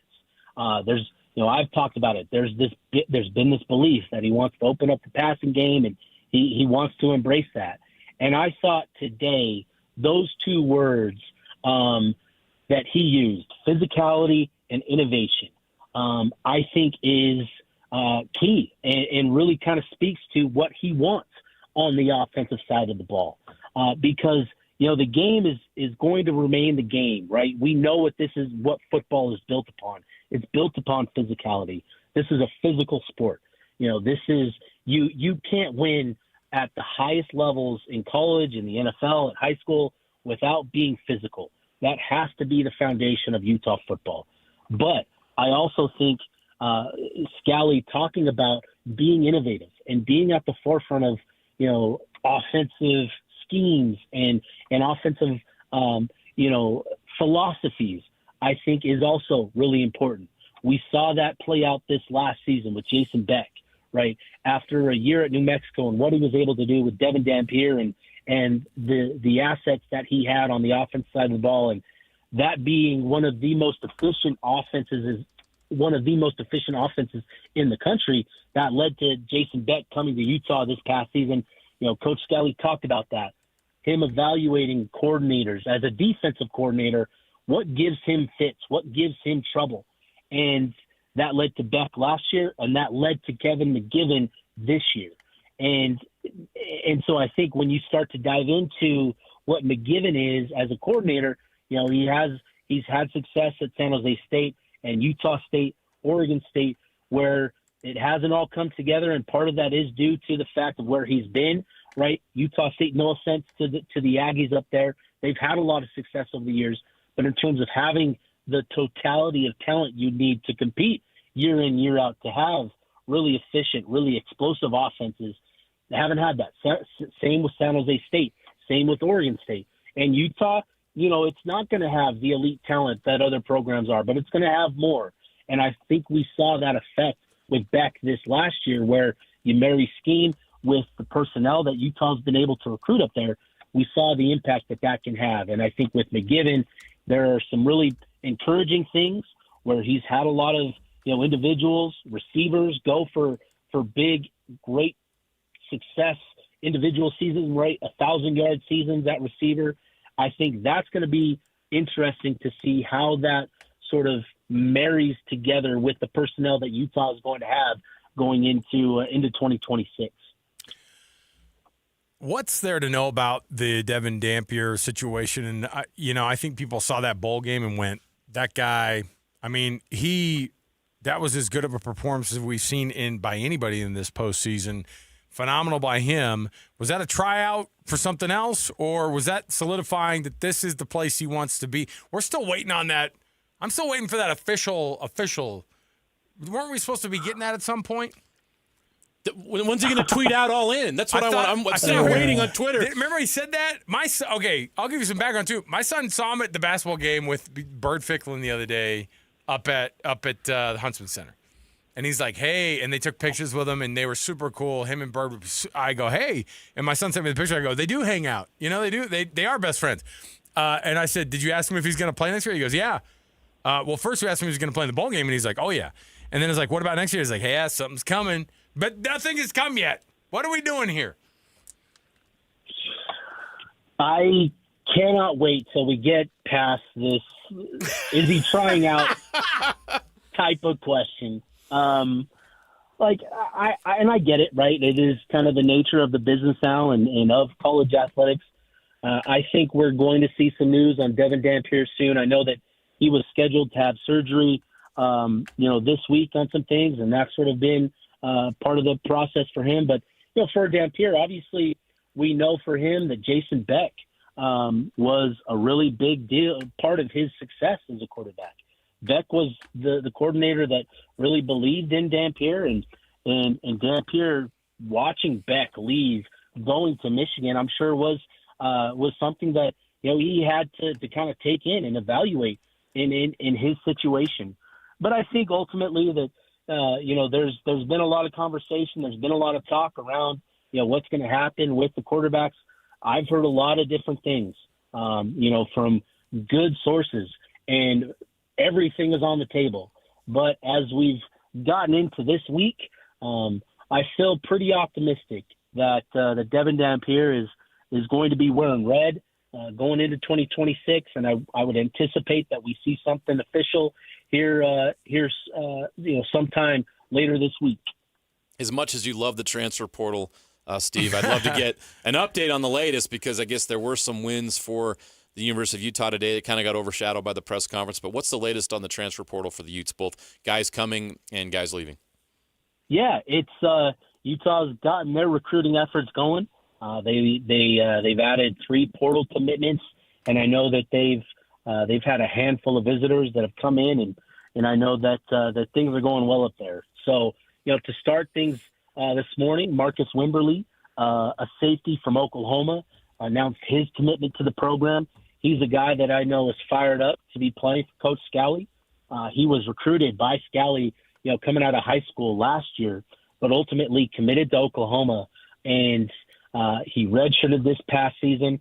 This is a kid from Arkansas who played both ways in high school, but really projects to that safety position, sort of in a Cole Bishop type of mold, where he's 6'2", he's 200 pounds, good athlete, and I think to add him with what Utah has in that room as well, kind of given the veteran leadership that they have, and Nate Ritchie, who's re-up for 26, Rabbit Evans as well in that room. You've got some other guys, and Nate Tillman. I think adding somebody like Wimberly is a good dynamic.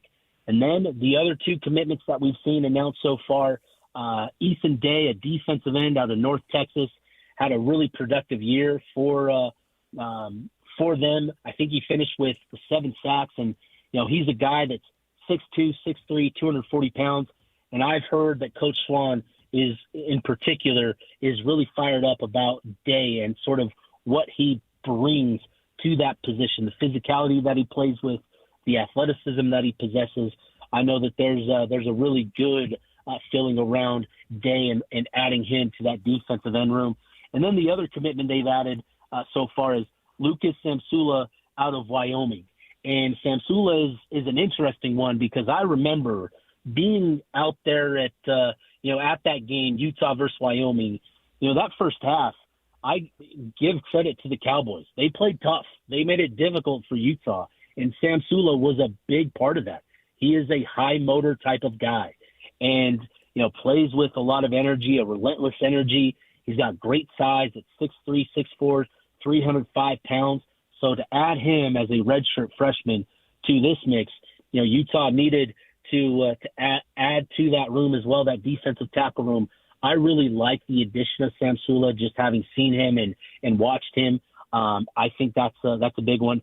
And then, with what else is on the table, I wouldn't be surprised to see Utah add a couple more commitments, potentially today, potentially, tomorrow, the next day. Utah is all in on recruiting the portal right now, and they're looking to kind of add to some really good pieces at key spots through the transfer portal. So Utah's, they've got their foot on the gas in the portal, and with everything else going on, and we've already seen good things for the program, and I know that they're closing in on a few other key pieces to add to the mix.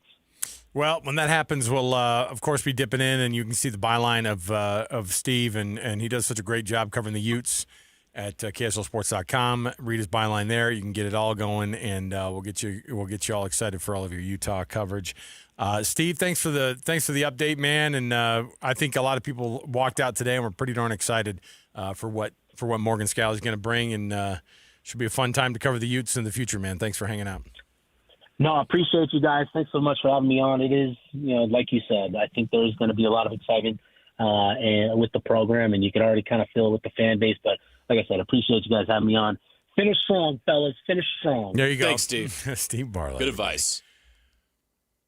I think that's exactly right. The juice that Morgan can bring, that fresh. There's a freshness today. There's a juice. Yeah. There's an excitement. It's a different approach. It's not that what Kyle was doing wasn't working or whatever. They just came off an 11-2 season. It's just sometimes change can be good in different ways, and sometimes it's just time. And Kyle Whittingham said it himself. He didn't want to wear out his welcome, and it was time for him. It's time for this program, and it's time now for Morgan Scally to be the head of it. We'll take a break. We'll come back.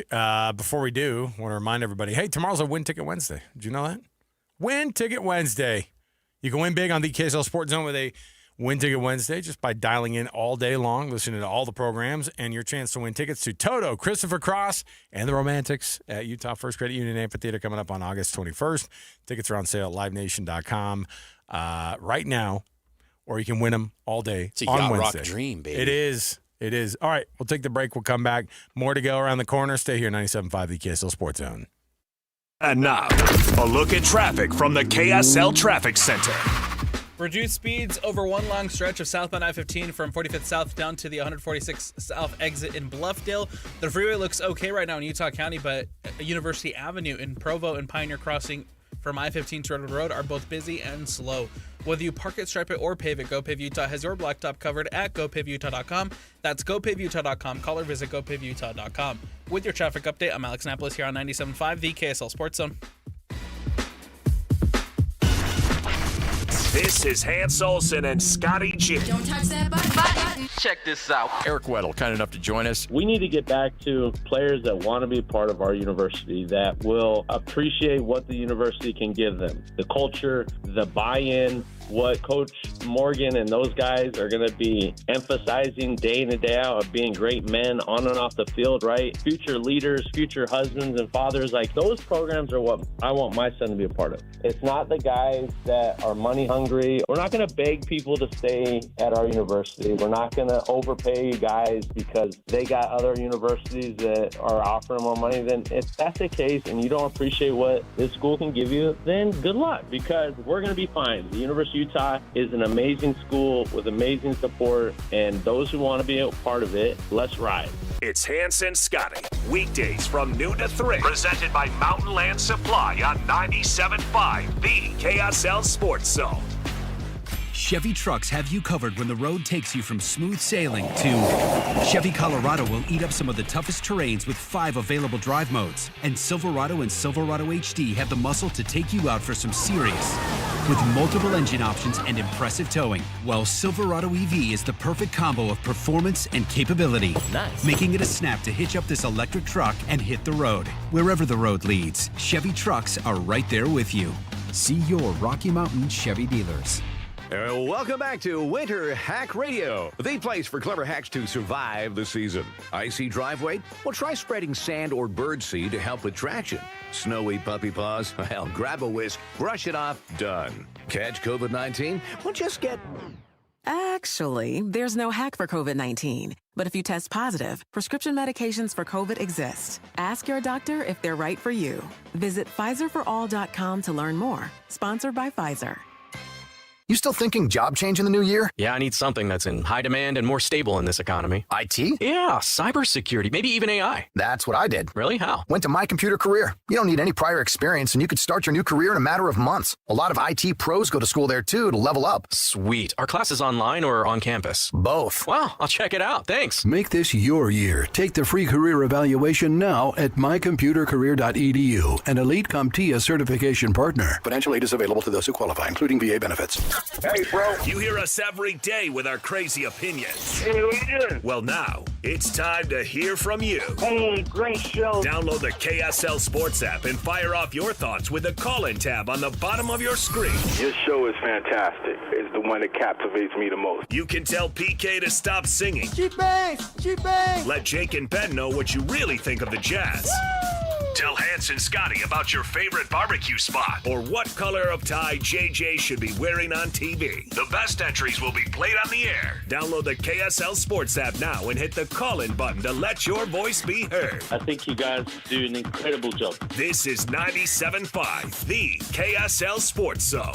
Bar Dub Grill is where roadside classics meet ranch-raised flavor. Sink your teeth into juicy, handcrafted burgers made with premium Bar W beef straight from the local Utah farm. From the bold cowboy barbecue burger to the sweet and savory Aloha burger, paired with crispy cowboy fries, hand-spun shakes, or signature spud nuts. Soft, airy, and unforgettable. Bar Dub Grill delivers honest eats with cowboy swagger. Bar Dub Grill in Nephi with easy access right off exit 222 in Nephi. Looking for peace of mind and big savings on your home's essential systems? Mountain Home Services has you covered with their safety and savings plan. Here's what you'll receive. Front-of-the-line repairs when you need them most. Annual inspections for HVAC, plumbing, and electrical systems. Exclusive discounts on equipment upgrades, services, and repairs. Mountain Home Services is proud to be the first to offer upfront pricing with no hidden fees. Plus, every job comes with their 100% satisfaction guarantee. Call 801-543-2222. 801-543-2222 or online at mountainhomeservices.com and join the safety and savings plan from Mountain Home Services. Protect your home, save money, and enjoy total peace of mind. Mountain Home Services. Your home, their priority since 1954. You've been listening to The Zone for decades. Yes! But now you can watch the guys break down your favorite teams. Some viewers may find the following video disturbing. Viewer discretion is advised. Catch the video stream of DJ and PK, Jake and Ben, Hanson, Scotty, and JJ and Alex right now at KSLSports.com or by searching KSL Sports on YouTube. Utah's best sports radio is on air, online, and on the KSL Sports app. This is 97.5, the KSL Sports Zone. Many of us not only are reflecting on the year past, but we're looking forward to the new year. And a great place to kick in the new year is at Ruth's Chris Steakhouse. And of course, we're very lucky. We've got 2 locations. We've got Hotel Park City and downtown Salt Lake City at 275 South West Temple. Anticipate that special meal after everything calms down in early January. We all need a little bit of a boost, right? It's Ruth's Chris Steakhouse. Think of those delicious steaks that are served on that sizzling hot plate. And of course, there are other entrees as well, poultry, seafood, cooked to perfection. The side dishes are magnificent.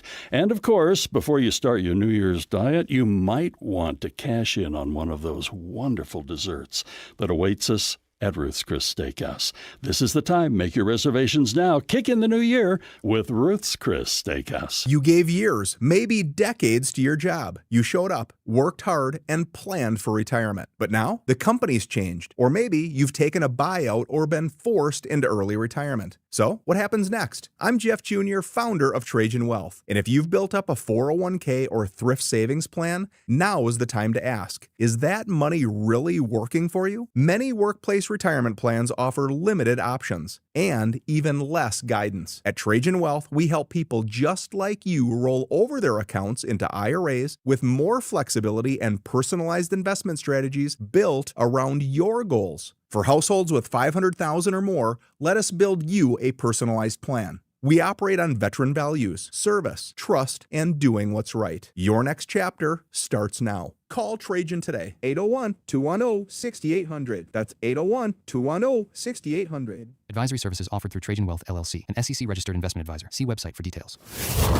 This is a Utah Jazz at 30 update on 97.5, the KSL Sports Zone. Will Hardy talks about his defensive personnel and if it fits the way the Jazz want to compete. Any group of people can perform to a certain level.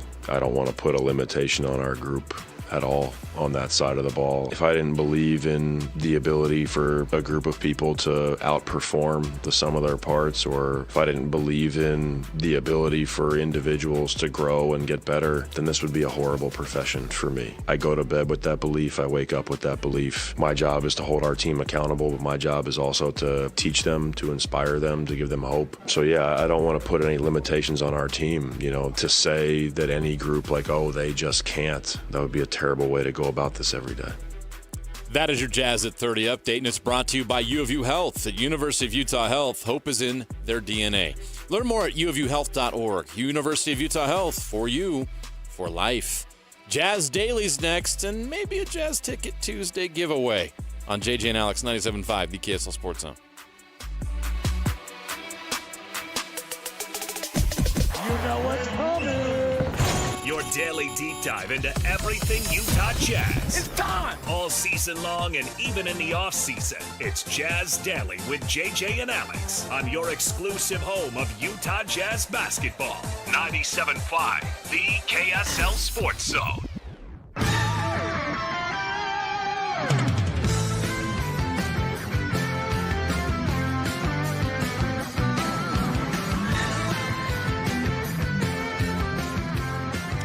Welcome back, everybody. JJ and Alex, 97.5 the KSL Sports Zone.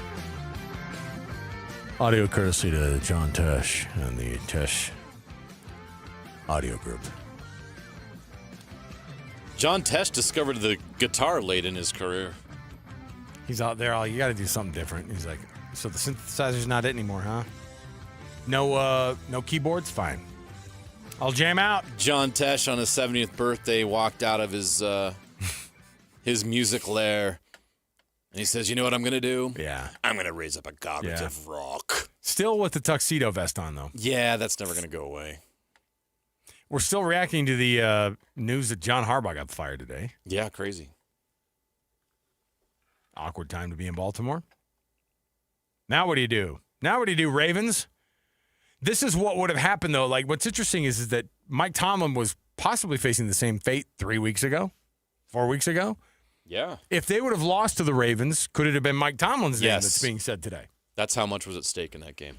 That's crazy. It Two is. guys who are they must be the most tenured coaches. They're the two longest tenured coaches. In the same division. I think they're even longer tenured than Andy Reid. I think Reid's been at the Chiefs for 11 years, but Tomlin's been 21. 21, and then Harbaugh's 18. 18. 18 seasons. And by the way, 180 wins over that time. Not a bad clip in the NFL, 10 wins a season. Crazy. When they are expected to be in the playoffs every year, and they basically were there every year, it's a wild thing to think. One of the guys who's one of the more brilliant minds. When you see a coach like John Harbaugh on the sidelines, you're like, oh, dude. Like, the Ravens are gonna be okay. That's like a little warm blanket there. Same thing with Tomlin. You won a Super Bowl there. So when those guys are not there anymore, wild. So anyway, Jazz Daily, of course. The second round of NBA All-Star voting, the fan vote, has come out, and I saw it earlier today, and I went, okay. Larry Markkinen is at 18th on the list. Now, to me, that was like, ooh, where do you have to legitimately be? Because we're not talking about him being you're going to get the guys who get voted in and they get 1 million votes each, right? You get Jokic, who's got like 2.5 million, okay? Larry Markkinen is a tenth of that. But he's not Nikola Jokic, and he's not LeBron. He's not going to get those types of numbers, okay? And miss me with the Cooper Flag being 19th on this list, by the way. You know, it's great. He's having a decent rookie campaign. I don't think anybody's looking at him and going, he's a first-year rookie All-Star. No one's saying that. Yeah. He's just a name that's a big name on a big team, or on Dallas's team who got a lot of fan votes. By the way, did we see the billboards like we usually see them this year? I didn't see them. No, I haven't seen one. No. Remember, usually it was like, hey, time to vote now. And I always thought that was cool. Like the team's going out there and going, hey. Maybe they have a billboard in China where all the voters are. Hey, JJ cracks the code. Exposing China for their all-star voting bots. JJ has more at 10. I'm a sports investigative journalist. We went to Beijing to find out more. But the reality is what? How close is Larry Markkinen to being named as one of those dudes? I think he's in a great spot. So remember, it's the starters. This is just the starters are named by 50% of fan vote, 25% comes from players, and 25% from the media, and then the coaches select the reserves. Yeah, the reserves this is isn't where like in the past when yeah. the All-Star starters were strictly named by All-Star fan voting. So it helps increase his chances of being named a starter. And then after that, it's all the coaches who obviously game plan for these guys night in night. And I love that because nobody's going to make a better choice than the coaches that go, well, maybe I think they pay attention, but you know what I mean. So the fact that he's got this much fan vote support is really great. And then I think there's going to be some player vote support and the media vote. I think a lot of people that cover the league and cover the NBA understand how good Larry Markkinen is. And there's a reason why he's in every single trade rumor out there, because I think a lot of writers and people that are involved in the league logically say, well, Larry Markkinen is an elite all-star player. He's stuck. I do that with air quotes. In Utah, where they're not going to win and they don't have a chance to win, of course it makes sense that he would be on the trade block and that some teams would be able to go after him. So there's a lot of respect for Lowry around the league. That's why I bring that up, and that's my point. So it's not as hard as it would have been in the past if it was just strictly fan vote. But the fact that he's that high on the fan vote is a great step for him because he can also get a lot of traction in the player vote and media vote. Now, do I think he's going to be named a starter? I don't. There's just too many great players in those spots. But you have to be a top 10 player in the league to get one of those spots. Yep. And is he that? Probably not. But is he top 20? He's a top 10 scorer in the league. I think he's a top 20 player for sure. And I think Keontae's knocking on the door of that. That's what I was wondering next is, like, if Keontae George was playing in New York and is having the year that he's had so far. On a winning team? Or just New York? On a 500 New York Knicks team. No. I don't think it would matter a market. I think what Keontae needs to do, and you saw this, it's a little bit apples and oranges, but Darren Williams, when he first came in the league, he was on a bad team his first year and he didn't start, and so there's perception that he wasn't Chris Paul, and he had to fight that perception. He eventually gradually beat that perception by being consistent for 2 or 3 years, and then all of a sudden he broke through when he was an all-star. Keontae's first year he was the 16th pick in the draft. It was a rookie year. He showed a lot of good things. Last year, it felt like, what is Keontae's role in this league? How good is he going to be? There was maturity issues. There was performance issues, a lack of consistency. He was coming off the bench. So all of a sudden people build these ideas about who you are as an NBA player. Well, he's blown all of that up this year. He's mature. He's talented. He's top 20 in the league in scoring. He's fantastic. But it takes everybody time to come around on that. Plus, you're competing with the other 19 best players in the world. If you're wanting to be considered one of the 24 best in the world, you're competing with 23 more to earn one of those spots. That's not easy to do. And so I think Keontae's going to come short of that. But I think next year, if he plays at this level again and the Jazz win more games next year, which I expect them to, you could see Keontae George become an all-star in this league, which is phenomenal when you consider where he started and where he was selected in the draft.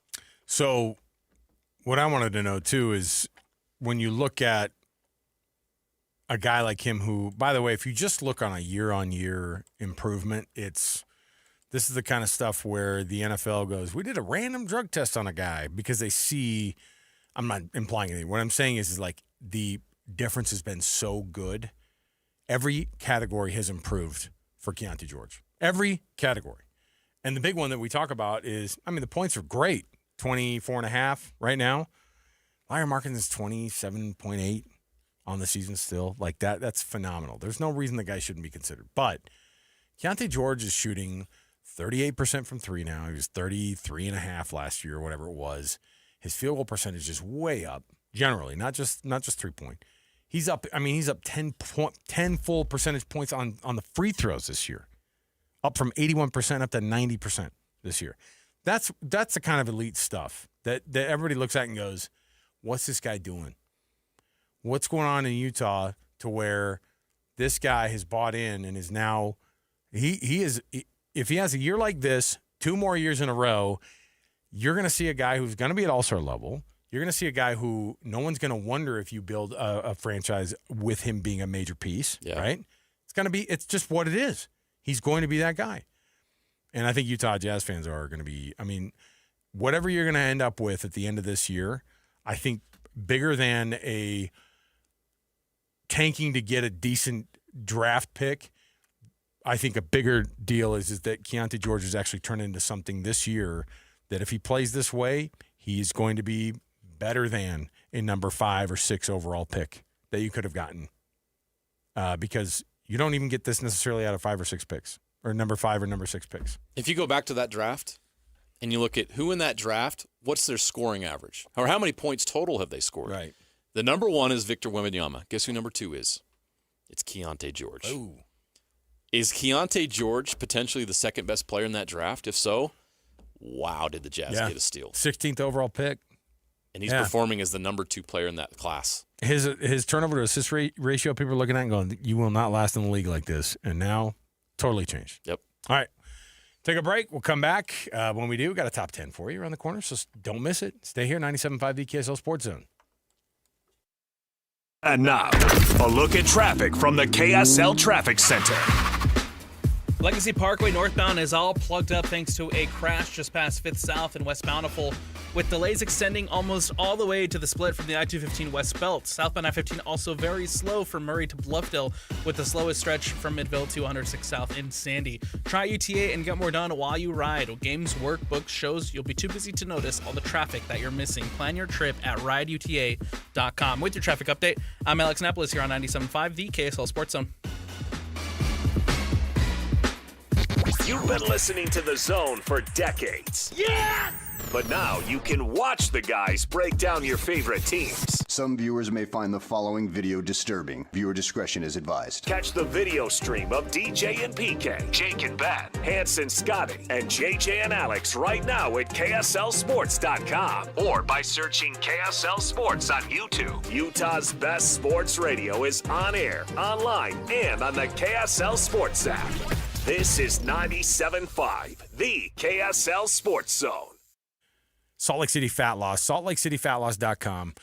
You heard us begging people at the end of last year to not just turn things around for their health or for their family's sake, but also for the sake of just like feeling better about themselves, right? Making that goal and making those things happen. Salt Lake City Fat Loss, you go to their website right now, and they are totally open about what the program is about. It's not about injections. It's not about anything else except for a natural way to be able to drop weight up to a pound of fat a day in those 60 days initially of the reduction phase. And then it's about keeping it off, JJ, which has been the huge difference for me.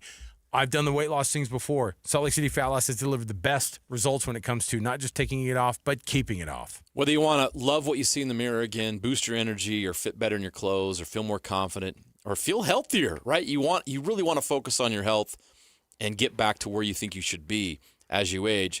Salt Lake City Fat Loss is a program that's going to work. You're going to meet your weight loss goals, and they're going to give you even more incentive to try this because you're going to get the best price you're going to be able to get right now. Salt Lake City Fat Loss has extended their huge New Year's sale, over 20% off for a limited time only. So go to their website right now. Learn more about this program. Learn why this program has worked for me and Alex so well. I lost 40 pounds in 60 days on the initial stage of this program, and they're helping me keep that weight off more than a year later. It works. It will help you reach your weight loss goals. Go to their website, slcfatloss.com, to learn more. Get that free consultation. That's slcfatloss.com. At Peach Windows and Doors, they help homeowners stay in the homes they love while upgrading to the elegance, efficiency, and natural light of today. With hundreds of 5-star Google reviews, their clients know Peach Windows and Doors deliver what they promise. I wanted to replace standard-size French doors with a large custom sliding door. The update required checking a weight-bearing wall. Plus, I wanted a couple of different styles of windows. The new sliding door created a much brighter and open look. Peach was so helpful along the way with recommendations and ideas, and the installers were efficient and respectful of my space. I was thrilled with Peach Windows and Doors. Give your $1 million home the $1 million feel it deserves. Don't wait on that someday project. Visit Peach Windows and Doors Salt Lake Showroom. Schedule a free in-home visit. You can also explore at peachwindowsanddoors.com or just call them at 801-566-1255. Peach Windows and Doors, where amazing home transformations begin. Hi, this is Derek Overstreet, president of the New Millennium Group and co-host of Stop Working, Start Living with KSL News Radio. Can you imagine what your life would be like if you could retire 3 to 5 years earlier than you thought possible? The things you could do, the loved ones you could spend time with, the memories that you could create. That's what our team at the New Millennium Group does. We'll walk you through the entire process every step of the way. If you'd like to get a copy of the 5-step proprietary plan that will help you retire 3 to 5 years sooner than you thought possible, give us a shout right now. 888-999-6370. That's 888-999-6370 or utahsfinancialplanner.com. Listen, most of our listeners right now have a tax problem, not a money problem. There's not enough money in Social Security Medicare as it is. Let us show you how you can significantly reduce your taxes. That's 888-999-6370, 888-999-6370, or utahsfinancialplanner.com. This is a Utah Mammoth at 50 update on 97.5, the KSL Sports Zone. Sean Dursey talks about his overtime winner against the New York Rangers at MSG. Lawson Krause does a great job of kind of winning a battle. Me and Schmaltzy have a pretty good connection, give and going with each other, so he gave me one. I tried to go back. For Krauser to win that battle is a key play on that. And then, 8 has eyes on every side of his head, so I knew if I just kind of beat my guy to the net and get open, he was going to find me. That is your Mammoth at 50 update. The top 10 is next on JJ and Alex, 97.5, the KSL Sports Zone.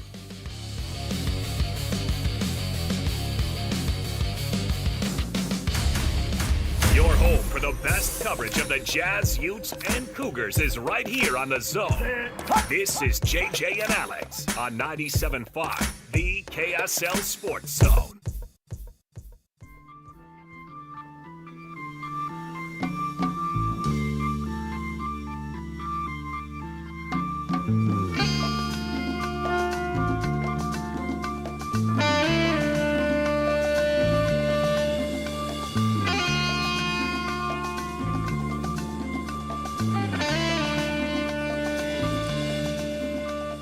Welcome back, everybody. More Santana, huh? What brought this up? Appreciate it, though. Annapolis, bringing us with some classic rock tunes today. Certainly, well, we haven't heard any yacht rock, although we are Wednesday going to be giving away some yacht rock tickets, so don't worry about that. We got you covered. Hey, I have a weird top 10 for you today. All right, let's get weird. You know what? That's a great New Year's resolution for this program this year, by the way. Let's get weird. I like 2026. That. Annapolis, you on board? He's like, I have to use the dump button way too much already on you freaking guys. I think let's get weird is probably not for you. All right? Here's what I've got for you. Listen, we've been doing the Salt Lake City Fat Loss thing for a while, okay? This is, and I don't mean to take shots at anybody, however. Top 10 athletes that probably could use Salt Lake City Fat Loss in their career. The fattest but best fat athletes of all time. And it's not, this isn't going off of their weight, okay? This is just the guys that you look at and you go, holy, what the? That guy's a little thick. That guy's a little. How do you quantify this? That guy's a little thicker than I remember. Well, when we get to the list, it's basically, I think performance is the premium on this list, but it's the guys with the performance that were a little bit thicker than you remember. Okay. So, thickest football, baseball, golf, whatever it might be, of all time, thick with two C's. Top 10. I didn't put this list together, by the way, so don't get mad at me. Don't come at me with the with this one. Are you ready? Let me make sure I can see them all here at once for the top 10. I've actually got 11, just because if it's a fat list, you didn't fit them all in one top 10 list. So on your mark, get set, go. William the Refrigerator Perry. Ding. Charles Barkley. Ding. Okay. Who's another big guy? Vince Wilfork. Ding. Tony Siragusa. Are you including John Madden in this? John Madden's a big guy. He's coach. A big guy. Great legendary coach. Broadcaster. Great coach. Did you see Nicolas Cage's? Bartolo Colon. Oh, you just cost me 10 seconds with your delayed. I know, I'm sorry, but he should have been on the list. Yeah. He should have been. Honorable. If you're thinking of a Major League Baseball player that's a little... I know, thicker than you remember. But played a long time? Is Babe Ruth Babe Ruth is on the list. Dang. Babe Ruth. Yeah. Again, performance at a premium here. Oh, man. Who was somebody else that just loved to eat that was in one of the leagues? Who ate himself out of the league? Oliver Miller? Ding! Got it. Yeah, I dug deep on that one. Luka Doncic? Oh, I think after his departure from Dallas, he should have been in consideration. You know what? That was mean, but I don't hate it. Nikola Jokic should probably be on the list, right? Like, people look at him and go... I mean, if you told me his breakfast was donuts and a pack of cigarettes, I'd be like, you would think it. That checks. That Serbs. Yeah. I don't know. I think Jokic could be on this list. Now, this one is from 2024 and a half. So okay. Anybody new we need to add to that? No, but let me throw some ones on here. And you tried to get me to name a female athlete. I wasn't going to do it. I did not get you to try. Yeah, you wanted me to. No, I didn't, and yes, I would you never did. have done that. This whole thing was a setup. What about that good-looking gal from... Did I mention one female athlete? I did not. Who's the one from League I'm of no Their dummy. Own? Remember League of Their Own? Don't even ask me, Rosie O'Donnell. I'm not even going to say. her. I'm not even going to say. It was the one who the dad goes, please, I know she's not the best-looking lady out there in the field, but... How would you like to play that part? I know. Okay, Eric Butterbean Esch. Butterbean? Yeah. John Kruk. Oh, Kruckster. Yeah. I tried to throw you a bone and say golf, and it was... It was your guy, John Daly. Yeah, John Daly would have been a Now, good I felt bad for this family. Prince and Cecil Field are both making the list. Oh, wow. All right, we'll take a break. We'll come back. More to go around the corner right here on the program. We've got some Mammoth to talk about, some Utah Mammoth to talk about. And Cole Bagley's working on some news that may or may not be breaking over the next 24 hours, so stay tuned to that. Jay Stevens is going to join us next. He's going to give us a little bit of some insight on that big win last night in overtime, and then also anything else that the Mammoth have to cover right now. Stay here, 97.5, the KSL Sports Zone. Whether you're stuck in the office, I believe you have my stapler, in your car, or at your in-laws. You want a piece of me? You bet I do.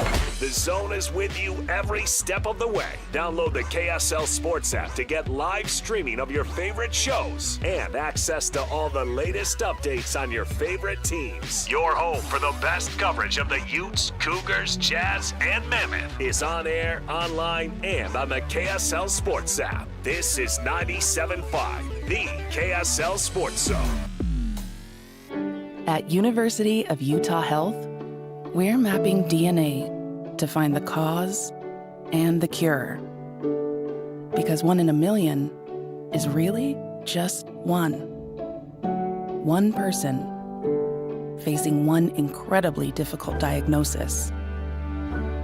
Looking for one thing: hope. Learn more at uofuhealth.org. Hey, Utah! Are you ready for the Utah Mammoth to hit the ice? From game-winning goals to behind-the-scenes moments, Mammoth Plus brings the action to you all season long. Whether you're at home, on the go, or in the stands, don't miss a single shift. Visit UtahMammothPlus.com and start streaming today. That's UtahMammothPlus.com. Every game, every goal, live on Mammoth Plus. Ready for unbeatable deals? At Tim Daly Nissan Southtown, drive home a new Sentra starting at just $19,900. Need more space? Get up to $9,000 off new Pathfinders. Or grab a rugged Frontier for as low as $399 a month. With 99% approval, 0 down, and 90 days until your first payment. There's never been a better time to buy. Plus, every vehicle comes with a Tim Daly Forever Warranty. Only at Tim Daly Nissan Southtown.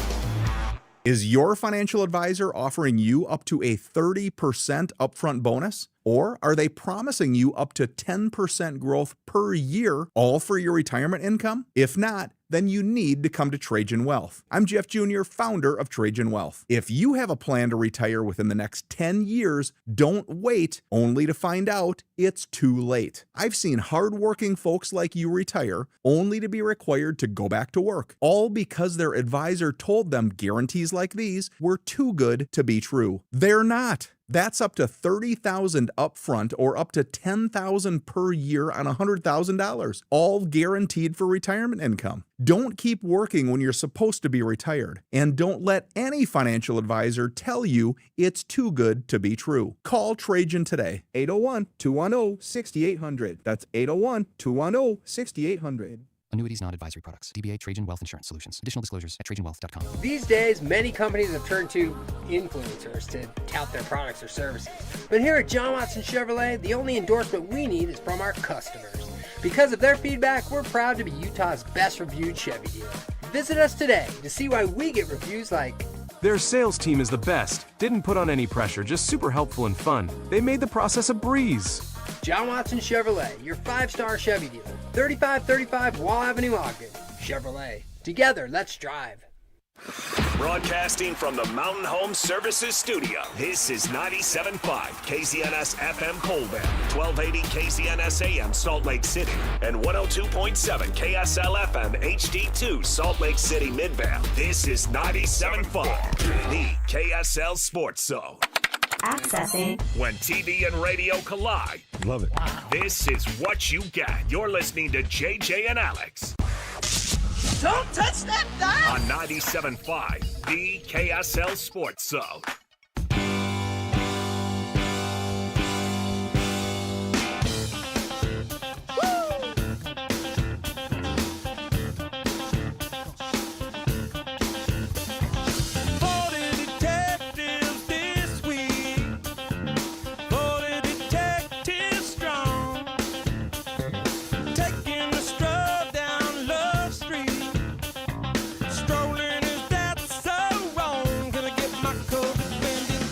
Welcome back, everybody. JJ and Alex, 97.5 the KSL Sports Zone. Alex Curie, Jeremiah Jensen. We were just sharing stories of raising kids and how easy that is in 2026. Yeah, and when and like, you know, comparing the stories of when they'll say when my kids do this thing, they team up. They know, hey, I can get mom and dad to do this. If we can all team up on this front, we'll get them. And I didn't fall for it today. All right? Good for you. Not going to do it. Holding your ground. You're going to school. Stand your ground. The very basic baseline of being a child. I got my kids to go to school today. Give me a medal. And all of you parents out there know just how much of an accomplishment that is for us parents. It is. Especially after a Welcome back to holiday school. break. Welcome back to school, everybody. So we hope you're going back to work and back to school and you get back to a routine. Let's go. Let's kick things off here. We got lots going on the show. We got Utah Mammoth to talk about. I was pleasantly surprised to see this comeback win for the Mammoth last night. Nice to do it in New York. Nice to do it at Madison Square Garden. Nice to do it against a Rangers team who has, 45, 46 points, I think, in the Eastern Conference. And it's interesting to see what this team does sometimes to be able to eke out wins. We're equally shocked on how they can eke out losses sometimes too. But last night was one of the good ones. And coming off of a bad 4-1 loss to the New Jersey Devils, it was a good sign last night. Let's jump into the cut right here, top of the hour. It's the very top of the program. Let's hit the cut right now on the show and get to Jay Stevens. Let's do it. It's time for the biggest story of the day. This is what made the cut with JJ and Alex on 97.5, the KSL Sports Zone. Trajan Wealth brings you this portion of the program at TRAJANwealth.com for all your trusted local needs in retirement. It is TrajanWealth.com. Jay Stevens joins us on the program, host of the Utah Puck Podcast, and he, of course, gets you all the news, the Puck Report, not just that. Also, he joins the program to give us the updates on everything that has to do with the Utah Mammoth and so many things across all of the NHL. Jay, big one last night, overtime win. We've seen this team kind of get some things figured out in overtime when they were losing all their overtime matchups before. What did you see last night at Madison Square Garden that you liked? The main thing I saw was a team that was crashing the net and looking for rebounds, not just on every play. And I'm not talking about taking out Shesterkin crashing the net. I'm just saying they're going to the net. They're looking for those rebounds. And on the power play, where we've suffered so badly this year, you're seeing the Mammoth actually, looking for those rebounds, regaining the puck, and getting a little bit more movement. And that's what we've needed. We needed to see out of the Mammoth. There's more movement, especially on the power play. What did you guys see? It was a fun game, right? It was great. I love the fight. You know what I love, Jay, is seeing a guy like Michael Carcone just busting his tail each and every game. And that has to rub off on the other guys. And if you're looking for an unexpected guy that gave you a boost, a guy that didn't think he was going to be here this year, I'm looking at Michael Carcone. I'm thinking, that guy's got some heart. That guy brings a spirit to this team that you absolutely have to have. You got stars. You got all these guys making money. But you need a guy like Michael Carcone that can come in here and bring that kind of effort night in and night out. That's what stood out to me last night. He stood out for me, Jay, all season long. 100%. You absolutely are nailing it. it's one of the things. It's funny. I just wrapped up a podcast, and the one thing I was talking about is how the couple of players that last year weren't really clicking for the Mammoth are the most important players this year. And it starts with Carcone, Krause, who took a ton of heat last year for not being what he was the year before. I think is having his best season ever. And they're just leading and they're throwing their body, and you're just seeing like Carcone is leading the way. And I picked him. They're like, who's going to make the most impact this game? And I said, it's Carcone. And he's doing it with will. And I love seeing it with him. And when he gets in the lineup, you're seeing the same out of Yamamoto. And it's just one of those things you want to teach your kids. You're like, hey, 1 year you're in, 1 year you're out. You got to figure out why you're out and then give it everything you got. It goes back to that Michael Jordan not making the team that 1 year and then just being the best. But you're dead on. Carcone's been my favorite player of the year. And I was talking about how last year I went in and I'm like, if I'm going to buy a jersey to go out and represent the team when I'm doing these watch parties or whatever, last year I bought Ian Cole and I bought Dursey.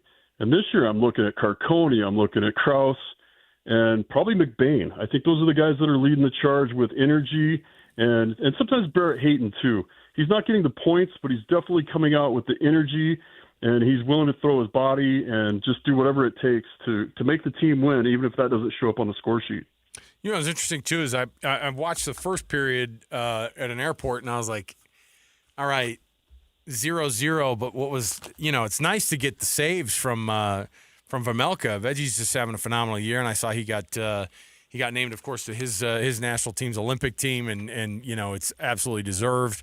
But the Mammoth had 3 shots on goal in the first period, and I went, that's not what Bear is going to want. Like 3 shots is not going to get it done. By the end of the night, they only took 17 total, but they scored the 3 goals. I think that bookending everything, a clean sheet in the first period, a clean sheet in the third, and then, of course, in overtime to get the win. Veggie has just been so solid. It seems like he's kind of hitting a stride right now. It's not that he's been bad this year. I think that he's sort of been finding himself a little bit more and finding the best version of himself, which I think he's coming into right now. One of the things that I've really noticed about Veggie, and it really kind of stood out to me in that Islanders game, is that you could tell you remember he was just reactivated off of IR after taking an upper body injury, which caught us all off guard. But he gets activated off IR after having 10 days off. Not 10 games, but 10 days off. Comes back and plays probably his best game of the year. And then, they have their struggles with New Jersey. And then with the Rangers, you see he made 3 huge game-changing saves. And, you talk about it's game-changing. All right, that should only happen once. But there were 3 times that he made a pad save on a breakaway, and he made a glove save during a penalty kill with a pass out from in front. I think you guys know what I'm talking about. He makes that glove save even though he wears his glove on the wrong hand. But he made that huge glove save that really stabilized the team and let everybody know, like, hey, Veggie's here. Everything's going to be all right. Everything's okay on the back end. Let's go take care of things on the front end. If you look at the schedule, Jay, last night's game was pretty important. And I know you don't want to stress 1 out of 82. But coming home from New York 2-1 on that trip before a 7-game homestand felt pretty important to me. Am I overplaying that, or was that a pretty big win last night? It was a huge win. It's a huge, it's a boost for the team, and it's exactly what they needed to come home and say, yeah, we beat the Rangers, and it was a feisty game, and there was a lot of crazy things going on. The team stayed together. The goaltending was great. The overtime play was great. Like, everything's starting to click. And you got to keep in mind, we're coming into this 27 road games and 17 home games. So it's gonna flip around a little bit. I expect to see some points being put in the bank here with 7 games at home over the next 2 weeks for the first time in a long time for the Mammoth to be home at the Delta Center where they get all that energy anyway, and it's just a great place to play. And I think we're really going to see what the Mammoth can be and what they've anticipated all year. Yeah, we're still missing Cooley, but other guys are pitching in, and it seems to all be coming together right when we need it. They kind of rode out the first half of the season with so many road games, and now it's going to be in the Mammoth's favor, and it's kind of, it's theirs to lose at this point, right? They've got the momentum, they've got the home games, everything's clicking, and let's just hope they keep the momentum going that way. When you look at kind of the schedule ahead here, it's not just the flip of the home games that are coming their way. There's also a massive international tournament that every one of these guys looks forward to with the Olympics coming up. How does that interrupt or add to what these teams are doing? Obviously, you got a handful of guys on the team who are going to their respective national teams. Does that buoy up the team? Does it kind of get that, or does it ruin any kind of let's get some things going here and get back to work and get on the ice? Where does the Olympics kind of fall when it comes to kind of the history of how the league deals with it when they get that break for most of these players? In the past, it's been kind of interesting because I talked to Trevor Lewis about this a few years ago. He lived through a break. He also lived through a lockout, but he lived through an Olympic break where the Olympians went and did their thing, and the rest of them all went to Cancun and kind of recharged their batteries. Honestly, I was kind of hoping Veggie maybe would have gotten left off the Czechia roster, which would have been absurd. But they do somehow. That small country has 7 NHL goaltenders, but it would have been nice to see them be able to recharge their batteries. And by the way, Peterka hasn't been named yet, but you got Mata, Keller, and Vejmelka, or Veggie. I expect to see Peterka get named to Germany, and so you're going to see those guys go out, and they don't come back drained. They come back playing one of the most historic things you can do as an athlete, and that kind of recharges your battery too. So you get both of that for the individual athlete. Yeah, it takes away from some of the team building, but from what I've seen in the past and kind of what Trevor Lewis has told me. I talked to a couple other guys that had played in the Olympics before, and they kind of just they came back and got right back into it, almost like, playing on 2 men's league teams. One plays this way and the other one plays this way, but you know which one you're on at which time. And, I wanted to see more time off for Veggie, but I think he's going to go out. I think he's going to play unreal, and I think he's going to come back with that energy, knowing that he represented his country, and that's a huge achievement personally for him. And I think that kind of will, maybe he didn't rest, but I still think that could recharge his battery. Sean Durzi, the hero last night, scoring that goal in overtime against the Rangers. I loved how Sean Durzi came out after that bad loss to the Devils. The team wasn't good in that game. And this problem all year long with this team has been inconsistency. They have a great game, 7-2 over the Islanders, and then they lose 4-1 against the Devils. It's frustrating, and it was good for me to hear Sean Durzi vocalize that and kind of challenge the rest of the locker room, the teammates. What did you think about Sean Durzi stepping up and being a leader the other day, calling that out, and then stepping up and actually backing it up on the ice? Durzi's absolutely one of the best people to ever interview before a game, after a game. Morning skate, whatever. He's not one of the guys that gives you those, canned answers about getting pucks deep and sticking to the systems and stuff. He gives you heartfelt, honest answers. And when he speaks, everybody else in that room listens. And I was saying that last year when he was hurt. It's more than just losing a defenseman. And I know he doesn't have a C on his jersey, but Durzi and Ian Cole are just glue back there for the guys, and they're glue in the locker room. They always say the right things. And the thing that really stood out to me about that, speaking about Durzi being a leader, is you could see how frustrated he was with that penalty that he got late in the third period, and thinking that could cost them the game. And it was the Ranger grabbed his stick and he made it look like a penalty, and the refs fell for it. And Durzi came out and was mad, and he, instead of ruining it or having a bad attitude about it, you saw him take it to 11 and just push the energy, and he took over that game. He started it in the very end of the third period. He almost ended it. And then overtime, for him to get it, not only was he in the right place, but that's not some place a defenseman normally is, on the back door wide open when there was almost a turnover. He wanted that win, and he kind of willed it into existence. And I think out of all the stuff you're going to take into these next games, it's going to be Durzi willing that win into existence and believing in the team and believing in himself. And I think the rest of the team are believers now. I think they all believe in everything that's going on, thanks to that leadership right there. Jay Stevens joining us. Utah Puck Report, of course. You can hear that podcast, download it wherever you find podcasts. Jay, the other thing that comes up is that, the schedule, like you said, kind of turns around, and they have 7 straight here at home. What do they have to do before the Olympic break from a record standpoint to be not just in this thing, but also kind of positioning themselves? This is a very, very, very difficult Western Conference and an even more difficult division that they're in. What do they have to do to kind of put themselves in the best position? Obviously, trying to go undefeated in 7 games at home is a tough ask. What do you think the reality is of what the baseline needs to be for them to go into that break? It can be real. The teams that are coming in are primed, for Utah to beat. I think they've got a favorable schedule coming up. I think one of the things you also have to look at is the Avalanche just had 2 major injuries that could really affect how the Avalanche are going for the rest of the season. I was fine with Colorado just running away with our conference and making it, so that everybody else was just fighting for scraps. But, you look, you've got the Blues, we're taking on Ottawa tomorrow, and then we got the Blues, and then the Blue Jackets, and the Maple Leafs. The Maple Leafs are always just such an odd team to play against because they can be the hottest team in the world or they can be the worst team in the world, but the media is all over them, and I'd like to see how Utah handles that media. But, yeah, I think outside of that Stars game, it looks great. The Kraken, that should be a win. So they can really write their own ticket here and really prove themselves. And you're going to get a lot of attention on that Maple Leafs game.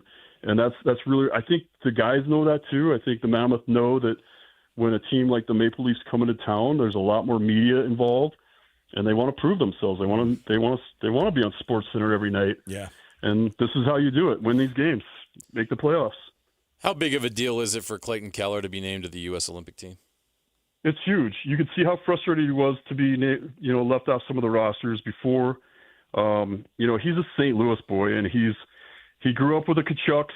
And that's going to be what the fun part is because you've got both Tkachuk brothers who just play such a violent and in-your-face, right to the line game, and they'll go in all the dirty areas, and they'll be right in front of the net. And Keller's going to be there with his amazing vision and his passing.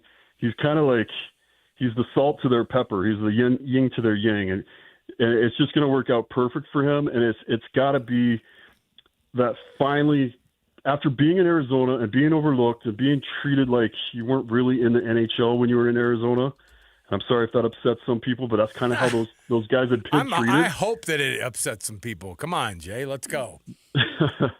Well, I'm the one that I get all the nasty emails from all the fans out of Arizona, but that's how it's been.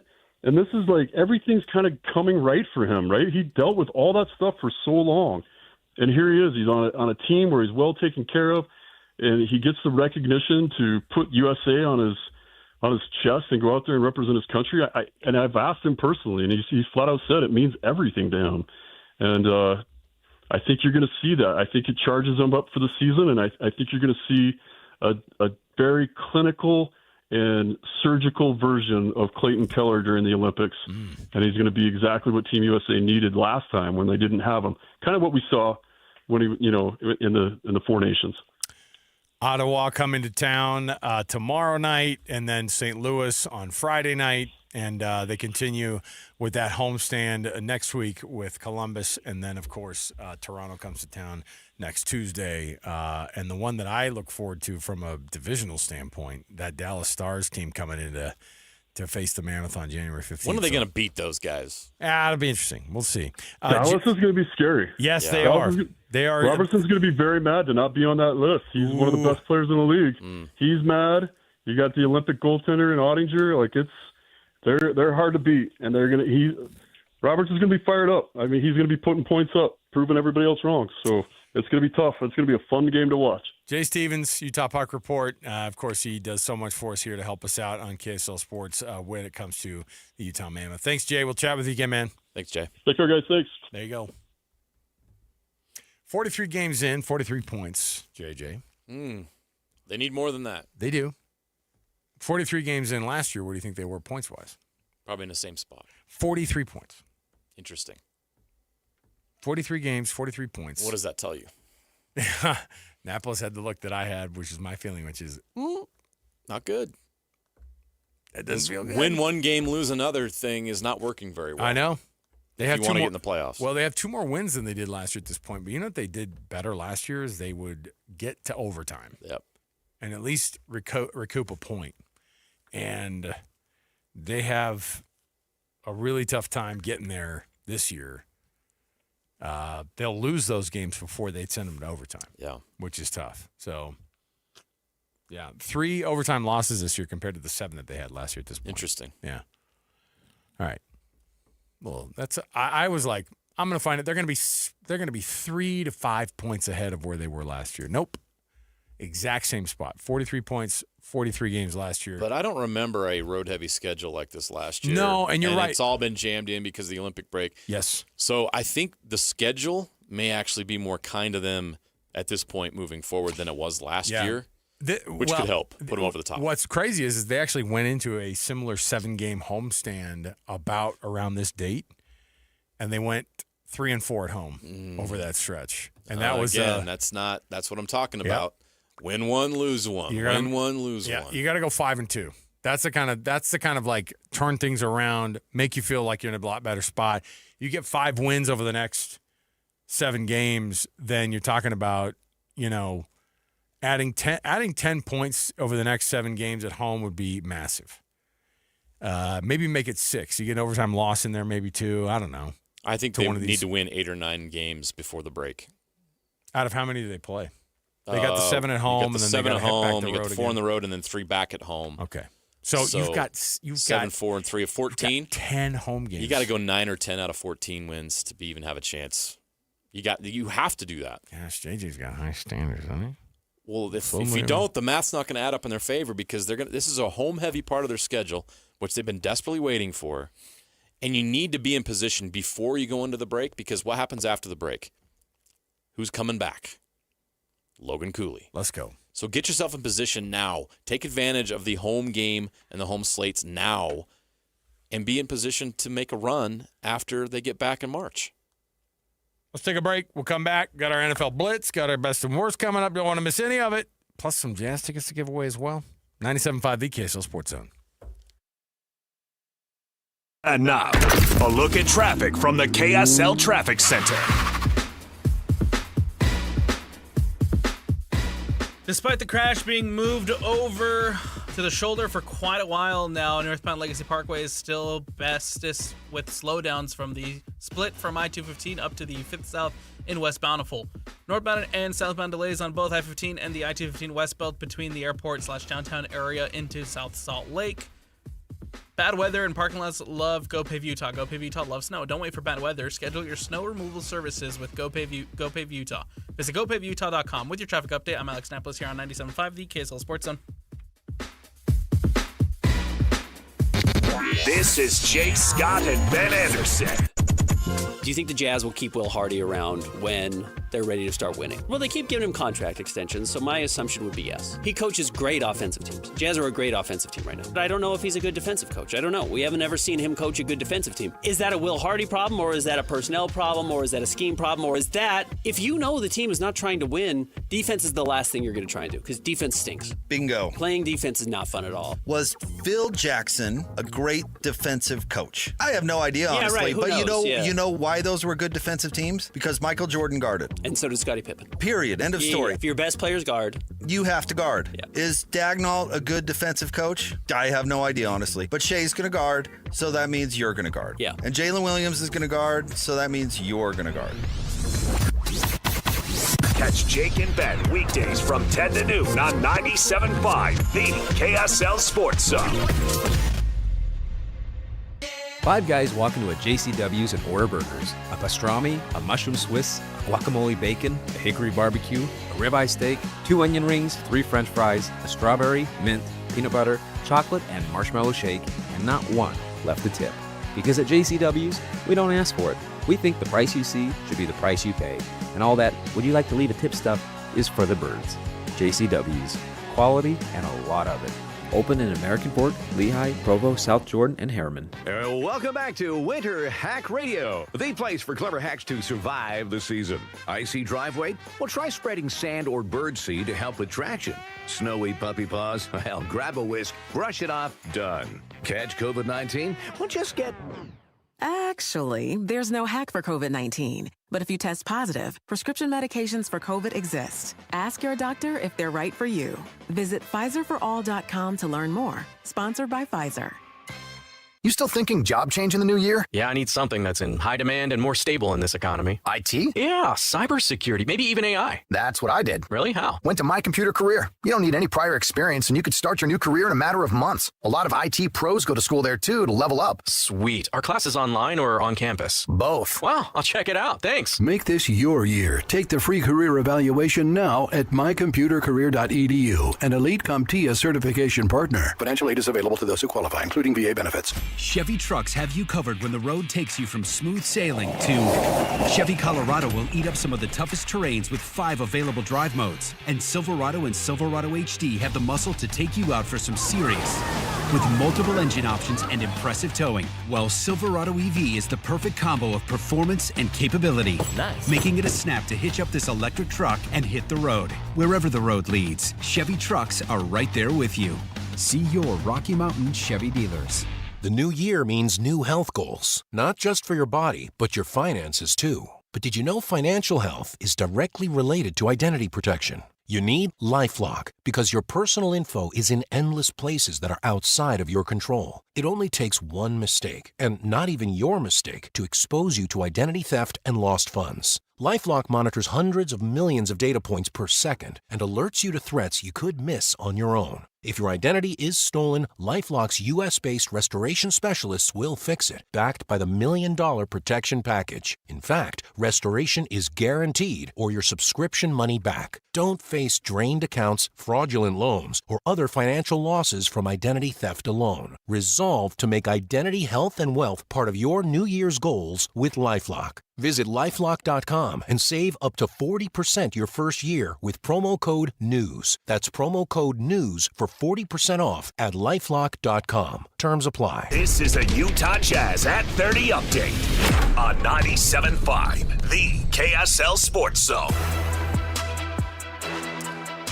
Will Hardy talks about what he would like the defensive identity to be of this Utah Jazz team. We've identified the type of shots that we're trying to take away, but we need more of a scramble mentality on every possession. Right now, we are late mentally, and we do not have the athleticism as a group to make up for that physically. It takes a lot of anticipation to do those things possession after possession. You know, defense takes a relentless level of competitiveness because there are so many situations that happen in every game, and am I supposed to go over the screen or under the screen? Well, the reality is that doesn't matter as much as not getting screened. Stop running into the screen. That is the only answer that never works, is just running into the screen and dying. That is your Jazz at 30 update. It's brought to you by U of U Health. At University of Utah Health, hope is in their DNA. Learn more at uofuhealth.org. University of Utah Health, for you, for life.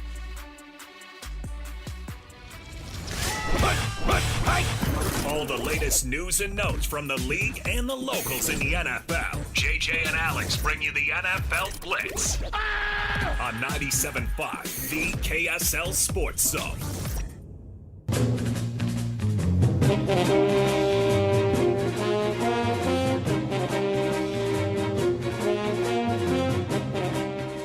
All right, welcome on in, everybody. JJ and Alex, 97.5, the KSL Sports Zone. Happy almost to the NFL playoffs. JJ, this is my favorite. I mean, honestly, I love college football. I've told you this before. I'm a college football guy. And I'm an NFL guy. And Wild Card Weekend is the freaking best, man. It is. And Divisional Weekend is the freaking second best, you know? Yeah. And I love it. And these are games I look forward to. The way we got here was exciting, you know what I mean? And, hey, did your Broncos wrap up that number 1 seed? It's a done deal. Broncos are number 1 in the AFC, and, man, do they need that home field advantage. Look at us. I know. How about that? NFC, Seahawks and Broncos. Come on. Back on top.